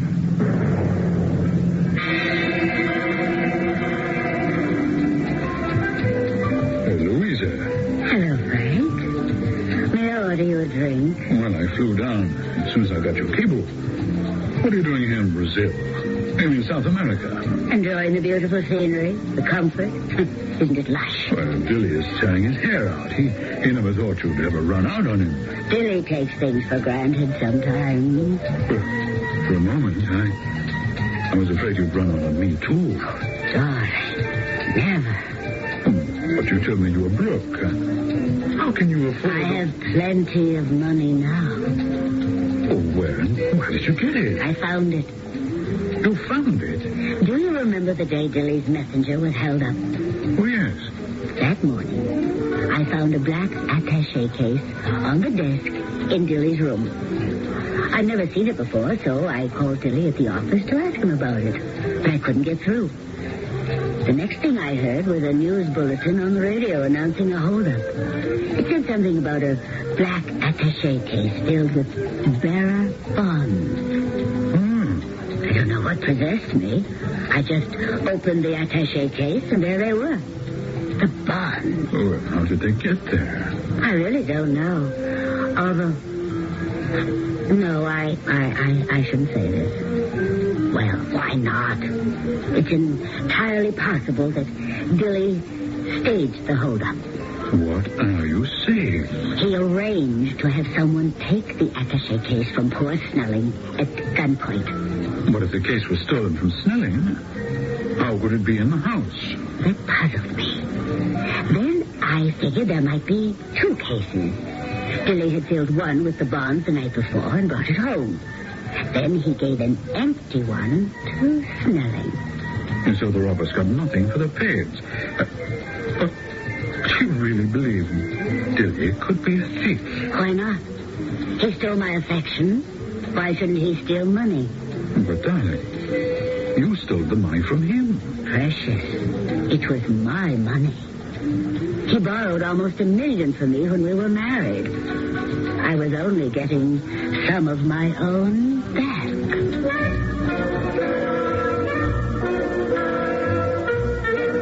Yes, indeed. That is the sweetest thing a woman, or a man for that matter, can do. Get some of your own back. And the longer you wait, the better it tastes. I'll have another tasty tidbit for you, and you won't have to wait too long for it either. Reynolds Wrap. It's the best to make summer more fun. Reynolds Wrap.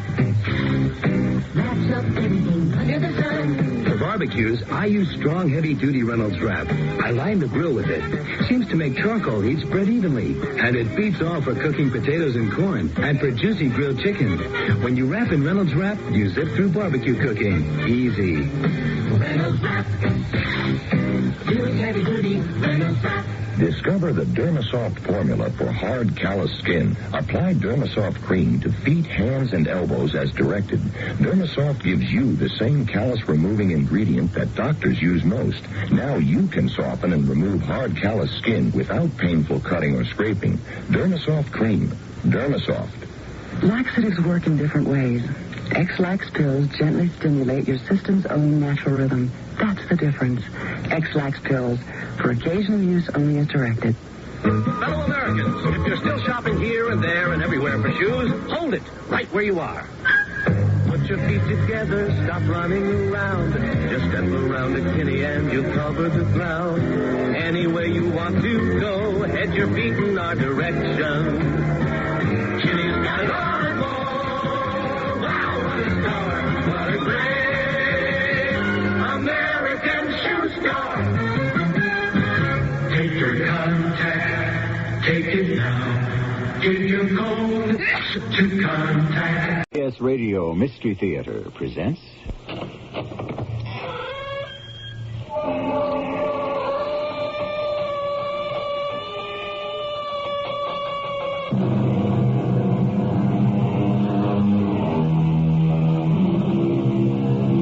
Come in. Welcome.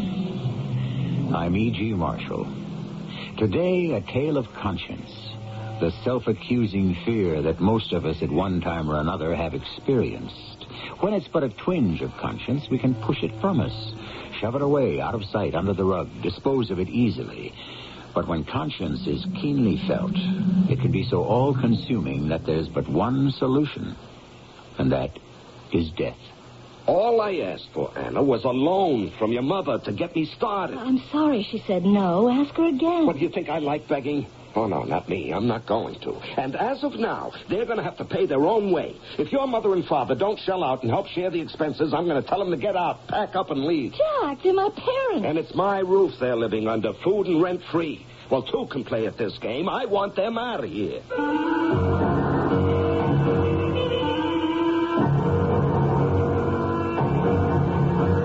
Our mystery drama, The Pardon, was taken from an original tale by Emil Bazin and written especially for the Mystery Theater by Gerald Keane. It stars Larry Haynes. I'll be back shortly with Act One.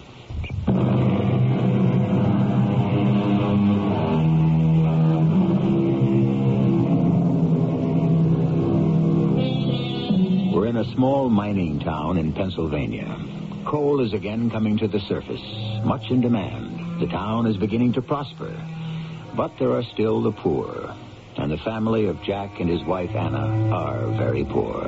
Jack was a miner once until his chest was crushed. Now the only work he can find is as an odd job man, which pays little. Is poor for the pocket, the spirit, and the disposition. Anna! Anna! Where is everybody? Anna! Don't smell anything on the stove at 6 o'clock. Well, maybe she's next door. I'll take a look outside.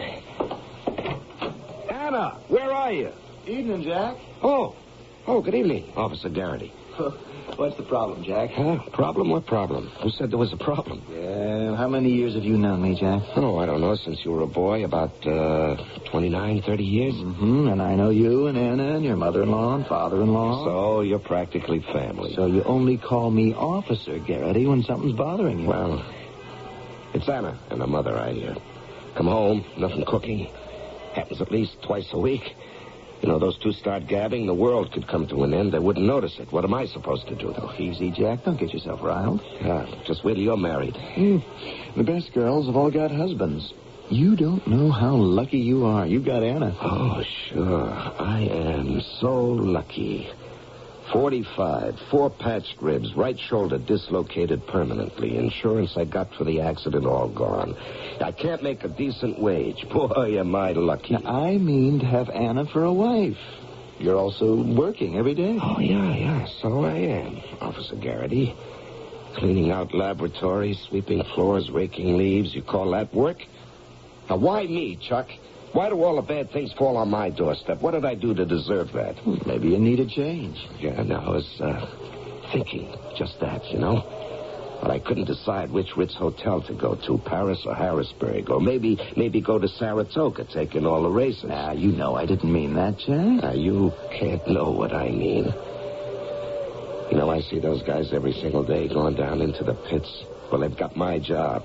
They're making good money, but the elevator falls on me. I'm out of the game. I'm washed up. Are you through crying? How would you like to take over Bill's machine shop? Are you kidding? You mean Bill wants out of his business? That's what I heard say today. I bet if you talked to him, he'd make you a good price. Machine shop? Oh, boy, would I ever love that. But I don't have a dime. What about Anna's mother? I bet she's good for it. At least the down payment. My mother-in-law is the biggest tightwad since Scrooge. Now, why do you think she and Albert live with us? They made a fortune on their condominium in Florida, come up north years ago, and moved in on us. You know where she's got her money? Right in a big old trunk at the foot of her bed. Well, maybe your father-in-law could talk her into it. Bill isn't asking for big money. What, Albert? He's weak as water. Not that I can blame him, married to that.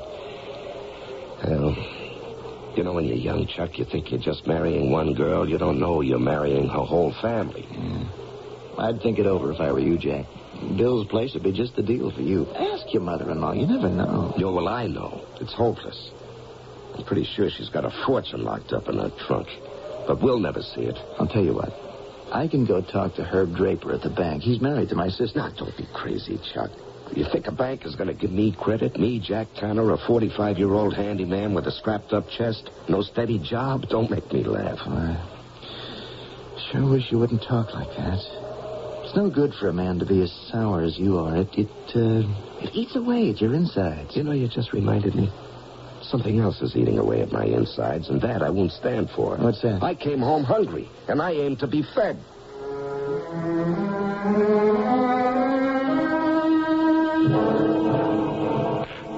And I've had just about enough from your mother. Because of her, I have to wait for 2 hours for my dinner. And then when I ask her a civil question, I get a reply that turns my stomach. It's not that. I know what you're going to say. She's an old lady. She has a bad heart. I shouldn't ask her questions about money. I've heard all that for years. But tonight, that was too much. I asked her, Mother, how would you like your son-in-law to go into the machine shop business? It's a wonderful opportunity. I might be able to buy it if you'll help me swing the down payment. And she gives me this look. Your own mother, Anna, flesh and blood. And she says, you heard her. She says, if you can't afford it, don't do it. It's too much for any man to take, Anna. I'm not like your father sitting here keeping quiet. Albert, you can take it. She's your wife. I can't. Dad, say something. I don't know what there is to say, Anna. No, it's not. It's not Albert's fault. Your mother's got all the money. I'm not asking for a gift. It's a loan. It's a business investment. I know the machine shop business inside out. Now, I'll never get this chance to get on my feet again. Now, maybe you can make her understand, Albert, that this is a chance for her own daughter to be a lot better off than married to an ex-coal miner who does odd jobs. This is terrible, fighting about money in your own family. Your mother's temperamental, Anna. She's always been that way. Do you think I like begging? Now, I'm not going to. And I tell you this, Albert. The way I feel right now, if you and she, Anna's mother, don't shell out with something, you're going to have to pack up and leave. Jack, what are you saying? Do you think it's about time? They're my parents. And it's my roof they're living under, food and rent-free. I don't think Jack's being unreasonable, Anna. I'll talk to your mother. Now, look, I have no quarrel with you, Albert. You're all right. Now, we all make mistakes. You know what yours were.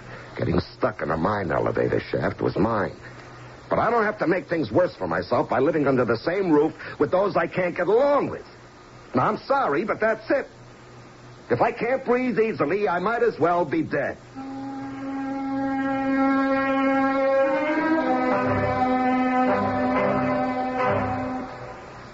Jack, come to bed. You've been standing there in the dark for an hour staring out of the window. I didn't know you were awake. Please come to bed. I'm not sleepy. Are you still angry at Mother? Am I crazy, or doesn't she have cash money in that trunk of hers and jewelry? Now, what good is it in a trunk? I've never seen it. But you've heard her talk about it often enough, haven't you? Her widow's mite, whatever that means. I guess everybody knows she inherited a lot from Grandpa, and of course she has all Grandma's jewelry. Anna, all I asked for was a loan, a business loan. She never liked me. Of course she did. She does now. No, never. And you know why? Her daughter, who went to the Philadelphia School of Music, ended up marrying a coal miner. Well, she hated that. That's not true. But that didn't stop them from moving in with us. Well, they were getting old. They had no one to take care of them. We asked them to. Well, that was all right. That was all right when I was making money in the mine.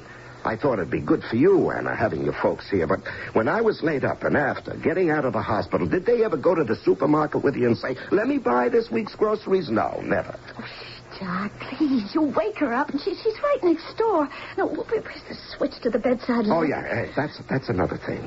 Albert, you'll have to sleep downstairs. You snore, and I don't wish to be disturbed. He's on the sofa, and she's next door in the bedroom. Jack, you're all dressed. Will you turn that light off? I'm going out. At this hour? Don't, Jack. You need your rest. For what? I don't have a job tomorrow.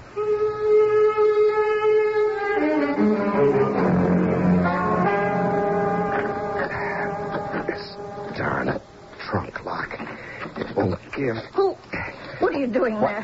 Hey, let go of me. Let go of me, old woman. When you let go, get away from me.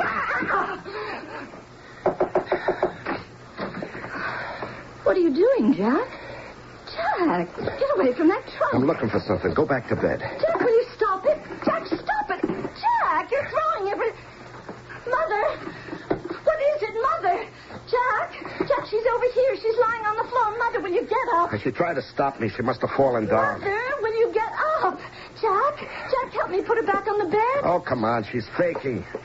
And there's nothing in this trunk but old clothes, hats, shoes. And where's the money? Mother, will you wake up? Nothing but shoes. What is it, Anna? Dad, quick. It's Mother. There's got to be a box somewhere in this trunk. There's a money box. Dad, look at her. She's lying there. Hey, give me a hand, Anna. We'll lift her back up on the bed. What has happened? I think I saw her blink her eyes, Mother. Mother, are you all right? I think she's just fainted. Mother, say something. What happened, Jack?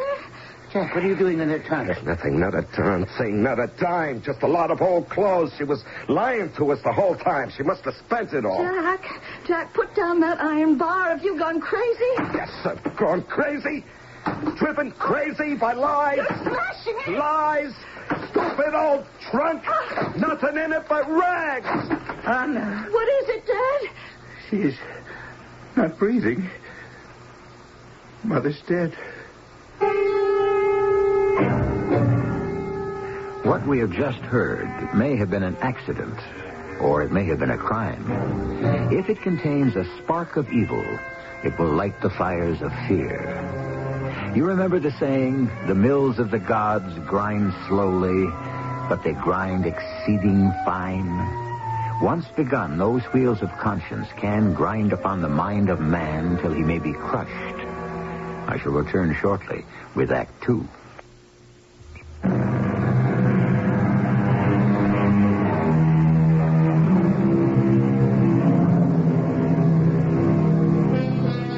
What we call the hand of fate is often powered by the hand of man. As I said, the wheels are set into motion and under their own weight gather speed, sometimes of terrifying consequence.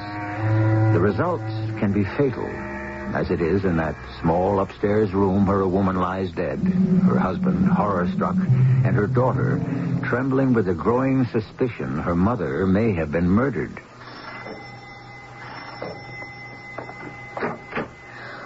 Oh, Chuck, I'm so glad you're here. Hello, Anna. You phoned the station house? Some trouble? Please come in, Chuck. Yeah, lucky I just came off duty. My one night, you know. Well, what is it? What happened? Mother's dead. Your mother? Mm-hmm.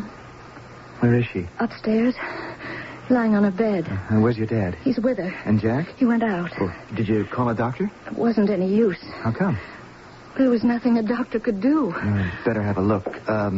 Which way is it? Oh, just up these stairs. Yeah. Well, what happened to Jack? Where'd he go? I don't know. He just ran out. At this time of night in his pajamas? No, he was all dressed. This door? No, that's our bedroom. Jack's and mine. Dad, he sleeps downstairs. Mother's is the one down here. It's this one. Okay. Oh, Albert, I'm awfully sorry about this. Oh, Dad, it's all right, Dad. Don't cry. It'll be all right. Let me have a look.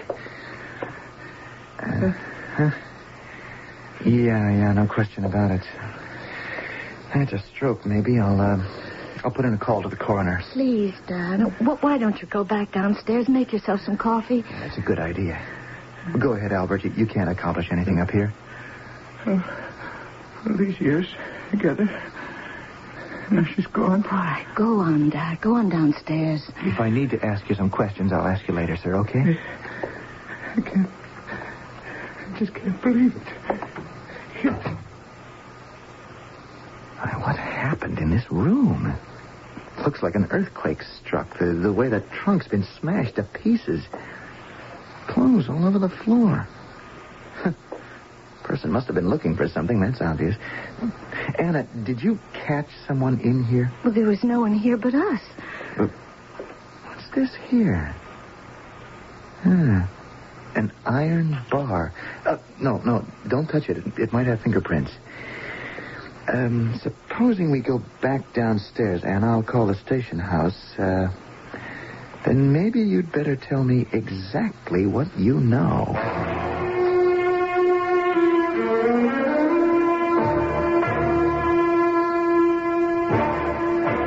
Dad, I'm scared stiff. The jury's been out 2 hours. Well, if they feel anything like I do, they won't know how to decide. All the time, Jack's been in jail. No matter how many times I went to see him, he'd just sit there behind that wire fence. I couldn't get him to open his mouth. He's in some other world. I hope they believed him. You know, that it was an accident, that Mother got up and fell and hit her head. Well, of course, that's how it happened. I could see they didn't like him breaking open that trunk, his fingerprints all over the heavy bar, and him admitting he wanted to take her money. Yeah, that counted against him. Jack was so angry that night. You do terrible things when you're angry. He'd never taken anything that didn't belong to him in his whole life. It was the iron bar. If they don't find him innocent, it'll be because of that iron bar. The jury. And Jack said he only used it to pry open the trunk. Did you see their faces? Of course, there was blood on it. Mother fell on it. Will the prisoner rise and stand before the bar? Jack Tanner, you have been judged guilty of murder in the second degree by a jury of your peers. Before this court pronounces sentence, do you have anything to say for yourself? I'm not guilty. It's you, all of you, who are guilty. You broke my back. I couldn't get decent work, and now you're going to put me away. Well, as God is my witness, it was an accident. I pushed her away, and she fell. Now, is it my fault she hit her head, the grasping, greedy old liar? What, are you going to stop me from talking, too? You asked me, do I have anything to say? Well, I have. I swear to you all, the day I get out, if I'm 90, I'll see to it that you're all repaid. An eye for an eye. There will be no threats in this courtroom. Are you quite through? Finished? Yeah, I'm finished. I know that. By the authority vested in me by the state of Pennsylvania, I sentence you to 20 years in penal servitude. 20 years? 20 years? You're going to lock me up for 20 years? You will be taken from this place to the state prison where you will serve out the duration of your sentence. What you're doing is evil. Take him away. It's evil. I'll come back, and I'll be revenged. You'll see if I don't.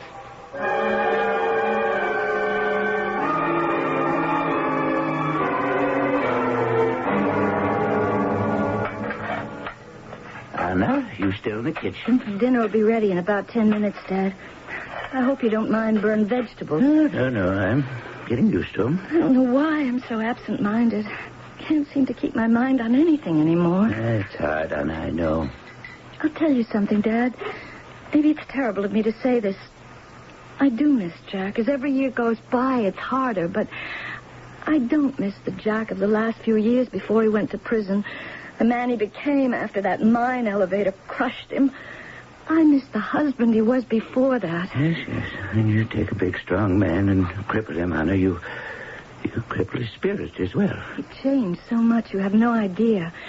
And I still, after 5 years and 3 months, I still lie awake at night thinking about what he threatened to do when he got out. Anna, don't do that. You've got years ahead of you. 20, less 5. You could get married again. How could I? I'm married to Jack. I think I read somewhere that you can divorce a man who's in jail for murder. Oh, I can't even think about that now. Oh, did I tell you, Dad? I'm almost finished with my typing course. Glad to hear it. That's what you need. To get out of this house and make new friends. Glad you're going to quit the store.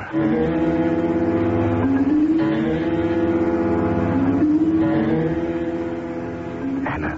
Who's that? It's me, Jack. Shh. Jack? Is that you? Honest? Now, don't turn on the light. But I don't understand. I told them they couldn't keep me in prison. You escaped? Over the wall and into the woods. What are you going to do? I'll just sit myself down at the end of your bed, Anna. What do you want me to do? You remember the trial? The prosecutor?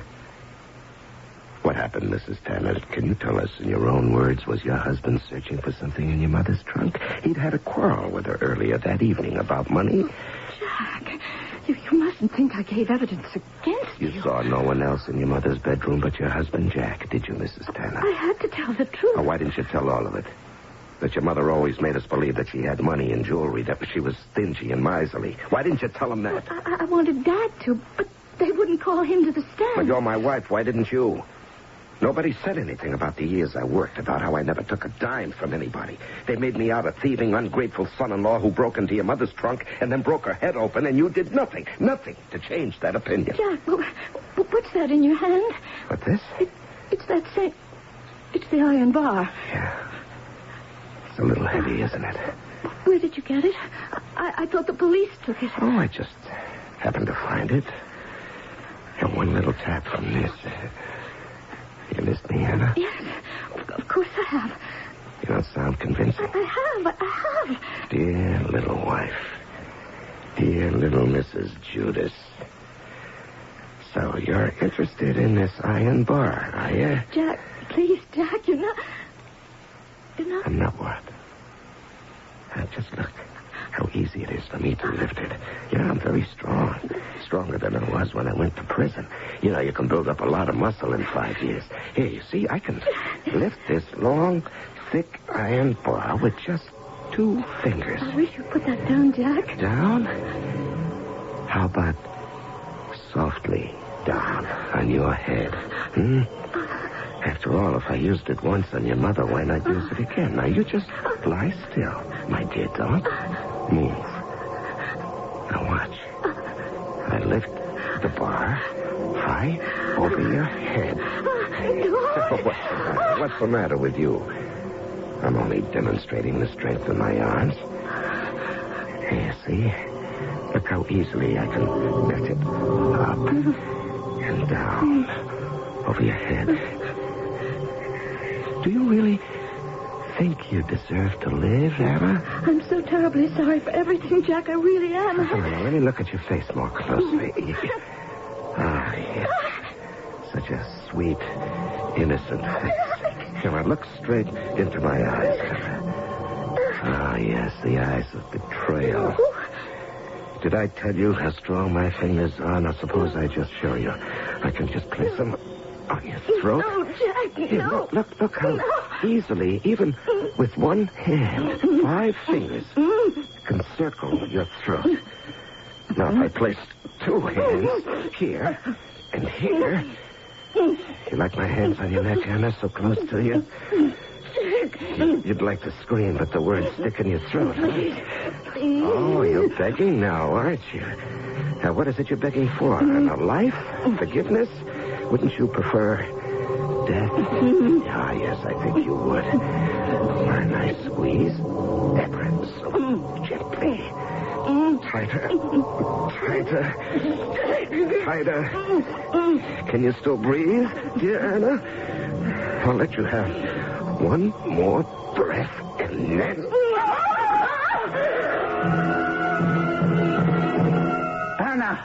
Anna, wake up. I heard you scream. You were having a nightmare.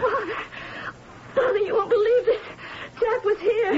No, he wasn't, child. No. It was a dream. Is there Dad, that iron bar on the floor next to my bed? Iron bar? Of course not, Anna. There's nothing here at all. Then it was a dream. Oh, Dad, it was so real. Dad, it was Jack. He'd escaped from prison, and he was here in this bedroom. His hands were around my throat. It was horrible. Now, I'll heat you a glass of milk, and then you try to get to sleep. For what's left of the night. Sleep? No, I'd be afraid to sleep. Why do I have these nightmares, Dad? Jack blaming me, trying to kill me.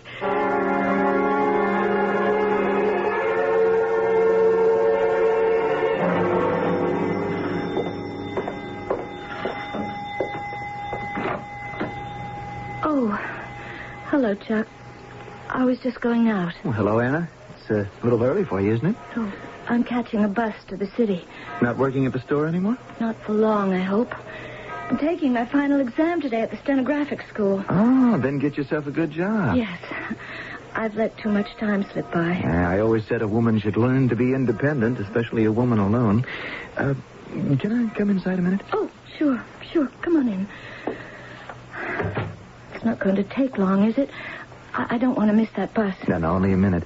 I heard on the radio this morning that the governor is planning to pardon a number of prisoners this month, and I talked to the warden in Harrisburg. I hope you don't mind. You talked to the... where Jack is? Right. Now, I think he's got a good chance. I don't understand. Well, what the warden said was Jack's had a good record of exemplary conduct, he called it, for all these years, and taking into consideration the fact that there was always some doubt as to whether he actually hit your mother. Well, you remember he maintained she had fallen, hit her head? They're going to pardon Jack? Well, it's not a sure thing, but I thought I'd come by and tell you the good news. Jack might be right back here in just a few weeks.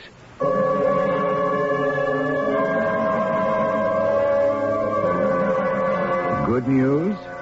Is it? Or is it perhaps the most threatening news Anne could hear?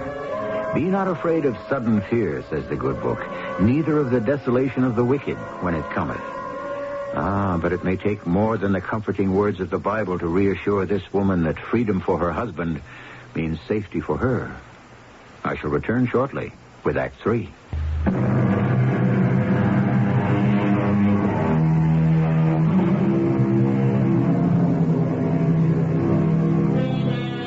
To return for a moment to the Proverbs. Whoso diggeth a pit shall fall therein. It says in the Bible, and he that rolleth a stone, it will return upon him. These very fears plagued the conscience of this young wife. Did she indeed dig a pit of evidence from which her husband could not extricate himself? These apprehensions are driving Mrs. Tanner to distraction. And from there, how far is she from madness? Dad, what am I going to do? Chuck said Jack might be pardoned. How can that be? It's not going to happen, Anna. Now, don't worry yourself about what might be. But he said... Dad, he said he'd kill us all. Al, Jack said no such thing. But that's what he meant. I'm so afraid. I feel sick. I have to get away. That's what I'll do. Where would you go? Anywhere where he can't find me. Dad, you don't know Jack as I do. How can you leave now? When you've just got this good job with Angus McPhailen. Now, jobs aren't growing on trees these days. Oh, Mr. McPhailen, I forgot. Dad, do you think maybe he could help? Oh, but what if he can't? I've suddenly got this terrible chill. I can't stop shivering. I can't.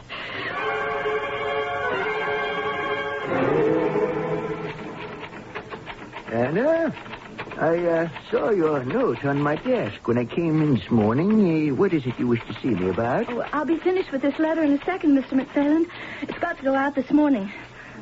Oh, Anna, I have told you to call me Angus. Now, this is a family business. Yes, Mr. Yes, Angus. Here, there you are, for you to sign. All right. Now, child, tell me what's troubling you. Well, I've been told the governor may give Jack a pardon. Well, now, that is fine news. You must be very pleased. No, you don't understand. When they found Jack guilty, he yelled out in the court. It was awful. He said someday when he got out, he'd get even with those who put him in prison. I see. Do you? Do you really? Well, I do remember reading about it, Anna, in the papers. It was a long time ago. 5 years. But if he gets out, I'm afraid that he might hurt my father and me. Oh, but why would he harm you, his own wife? Jack was the most wonderful husband any woman could ever want. I loved him, and I know he loved me very much. But after he was hurt in that mine accident and they wouldn't take him back, well, he changed. He was full of anger all the time. You don't have to say any more, Anna. He said, I'll get you. That was me, he meant. That's why I have to go away. I had to tell you, Mr. McPherson, in case you have any advice. Anna, before you do anything hasty, I'd like you to see a friend of mine. He's a very, very good attorney. You know, the law is created to protect the people, and you have rights. Anna? Anna, what are you doing? I'm packing my things. I'm leaving, Dad. Where are you going? I don't know exactly. Someplace where I can feel safe, and then I'll come and I'll get you. I thought you were going to see Angus McPherson's lawyer to see how you could be protected in case Jack was released from prison. I saw the lawyer, Dad, and it's no use. I'm trapped. Now, just slowly. What did the lawyer say? He was a very nice man. I said to him, can I leave, Jack? And he said, yes, you can after you get a divorce. But unless there are very special circumstances, it takes a long time. And in order to get that divorce, I'd have to prove that Jack ill-treated me. I can see the problem. Yes, that's what the lawyer said, too. He said I'd need clear proof. But the awfulest part of it is that if Jack comes home, I have to live with him in this house as his wife. Dad, what am I going to do? He will kill me as soon as he sees me. I know it. I'll go and have a talk with that lawyer myself. He said, very special circumstances, huh? Well, that's what these are. It'll be all right. Anna, don't look at me like that. Anna, what's the matter? Stop staring. Why, your hands are icy cold. Oh, for heaven's sakes, child, what is it?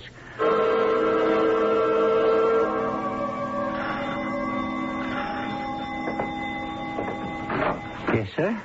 I'm Angus McPherson. You Anna's father? Oh, yes. Come in by all means, Mr. McPherson. Thank you. I've heard a lot about you. I thought you were the doctor and that you'd come back because you'd forgotten something. He was just here. Well, I stopped by because I hadn't heard from Anna in a week, and then the news... I was beginning to get worried she hasn't been to work. Well, it's all my fault, Mr. McPherson. I should have let you know. You say the doctor's been here? Is she very ill? Well, it's been a week of horrors, I tell you. She hasn't spoken one word in 7 days.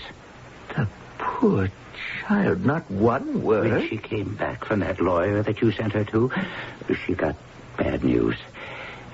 She was packing to leave. Get herself a new place to live. Another identity. She was that frightened of her husband. That's a sad thing. Suddenly, and just as she was packing, she went into a kind of seizure. Hardly knows me anymore. Speaks to no one. I had no idea what it was, why she didn't come to work. So, as soon as I heard the news tonight, I thought I'd come over and see if she knew. What news? You didn't hear it on the radio? Yeah, I haven't had it on. 6 o'clock news tonight. I came right over. I feel about Anna the way I would about my own daughter. What news, Mr. McPhail? He's dead.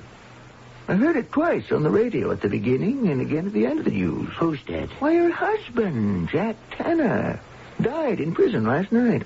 Jack Tanner is dead? What? Is that true?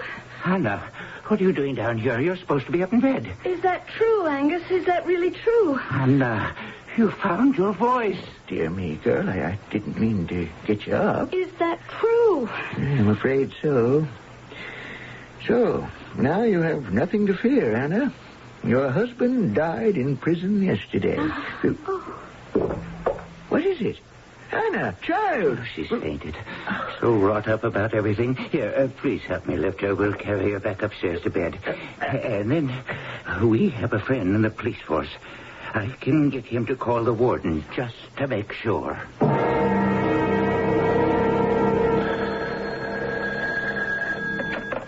Hello?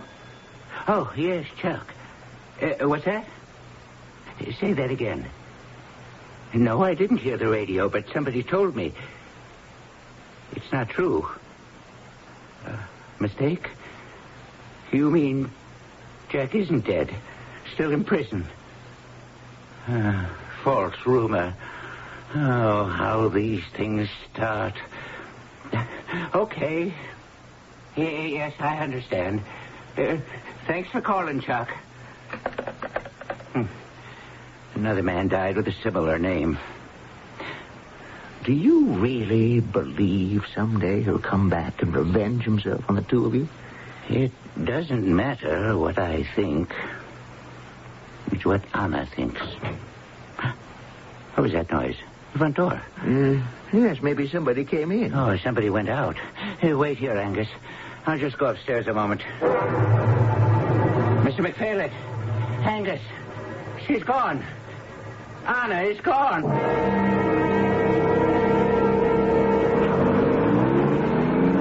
Is this where I buy a bus ticket? Yes, ma'am. Where to? How far will $25 take me? That depends. On what?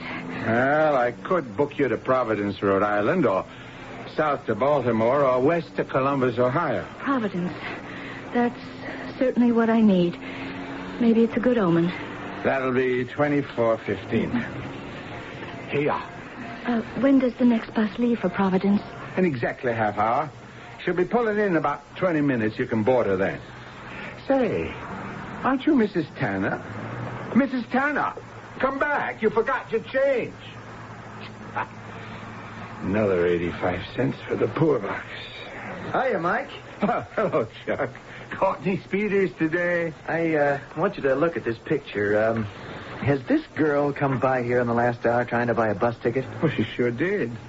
Just a moment ago. That's Mrs. Tanner, isn't it? Where was she headed? Providence. Just left my window. Hey, is she in some kind of trouble or something? No, but I'll be in a heap of it if I don't find her.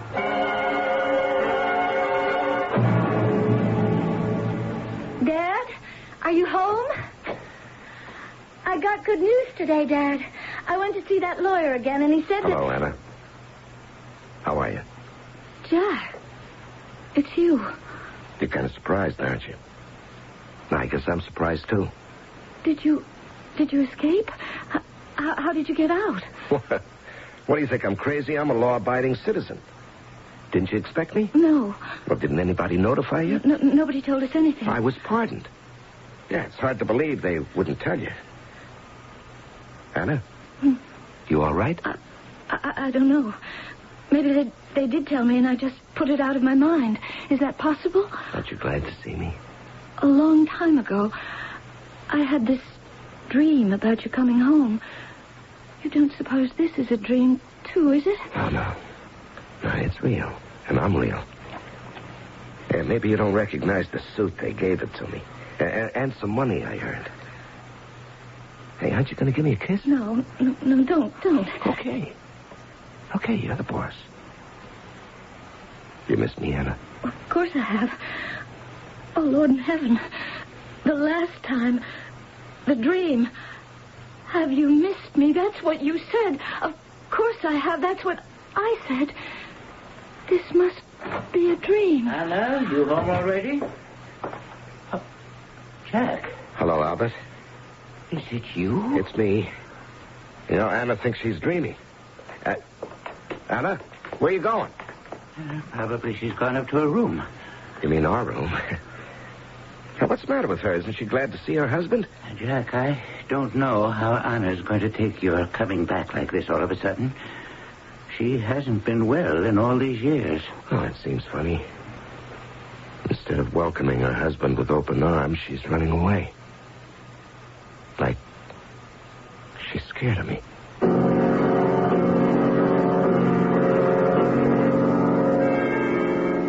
Anna, won't you come into bed? It's midnight. Hey, what are you doing standing there in the dark? I'm not sleeping. Well, what if you aren't? You're going to stay up all night? No. There isn't room in that bed. What are you talking about? You go to sleep. I'll go down to the living room. There's a book I want to read. I don't understand you. Are you afraid of me? Do you hate me? I'll see you in the morning. You come back here. You understand? No nonsense. Hey, what is it with you? Hey, your hands are as cold as ice.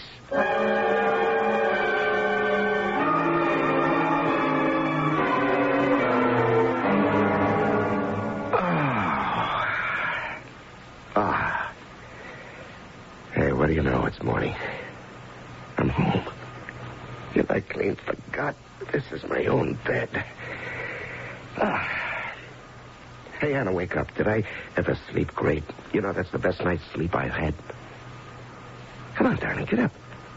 Hey, Anna, it's time for breakfast. Anna? Anna? Oh, no.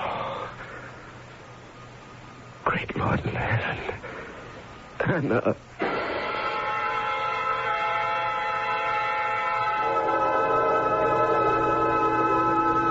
It was too short a service.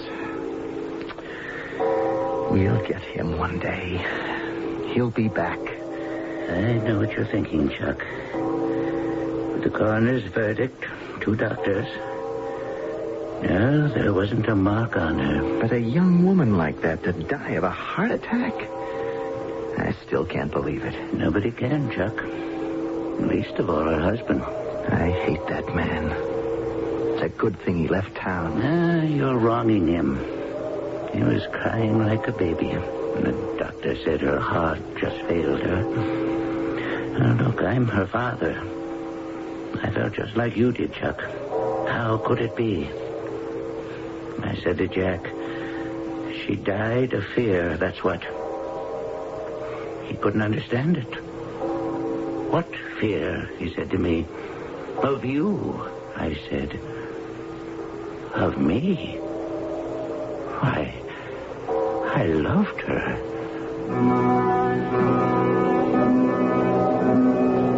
Thus conscience doth make cowards of us all. But can it kill us? Frighten us to death?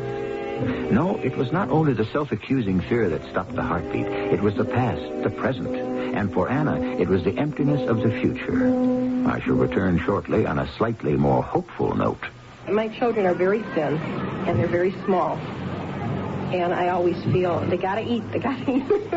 Mrs. Ruth Opfelbaum tells how she's always been able to get her family to eat well. Kraft macaroni and cheese, through the years, I mean, I know they like it. Even as little babies, I remember I put it on the high chair. And they pick it, before they used a fork. And they pick the little noodles up with their fingers. And they just always have liked it. They do like it. Kraft macaroni and cheese dinner. You know they're going to like it. Reynolds Wrap. It's the wrap that makes summer more fun. Reynolds Wrap.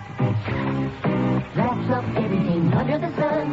Heavy-duty Reynolds Wrap sure comes in handy when we go camping. Like for cooking hamburgers or fish over a campfire. Yes, and for making disposable cups and plates. And how about Reynolds Wrap under sleeping bags? Keeps dampness out. The great outdoors wouldn't be so great without it. Reynolds Wrap.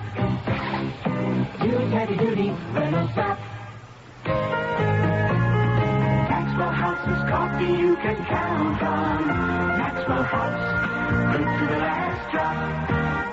Maxwell Housing. Good morning. Maxwell Housing. Good company. Good to the last drop. Maxwell House. Maxwell House. Coffee you can count on. Always smells good. Always tastes good. Always good to the last drop. Maxwell Housing. Good coffee. Good to the last drop. Maxwell House. Folks, this is Jim Backus and the Lazy Boy Teddy Bear to tell about Lazy Boy's 50th anniversary. Right, Jim. What a celebration. Yes, Lazy Boy dealers everywhere are joining this big event. And now is the time for you to purchase a famous Lazy Boy recliner or swivel rocker. Jim, they can save money, too. Right. And with Father's Day near, a Lazy Boy chair is a perfect gift. What a recliner. And folks, that's the Lazy Boy bare facts.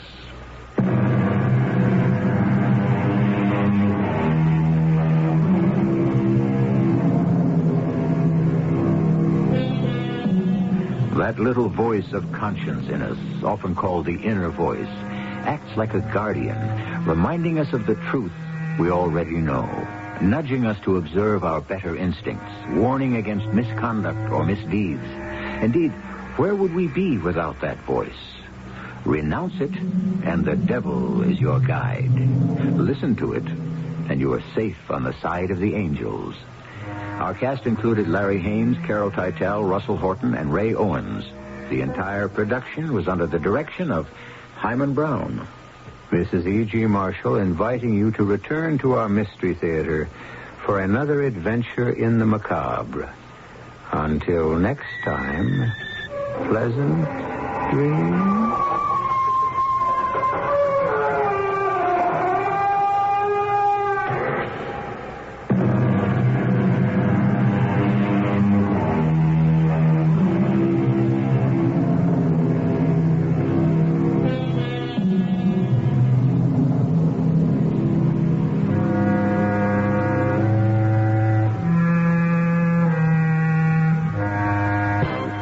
This is the voice of the Rocky Mountain West. Radio 85, KOA Denver.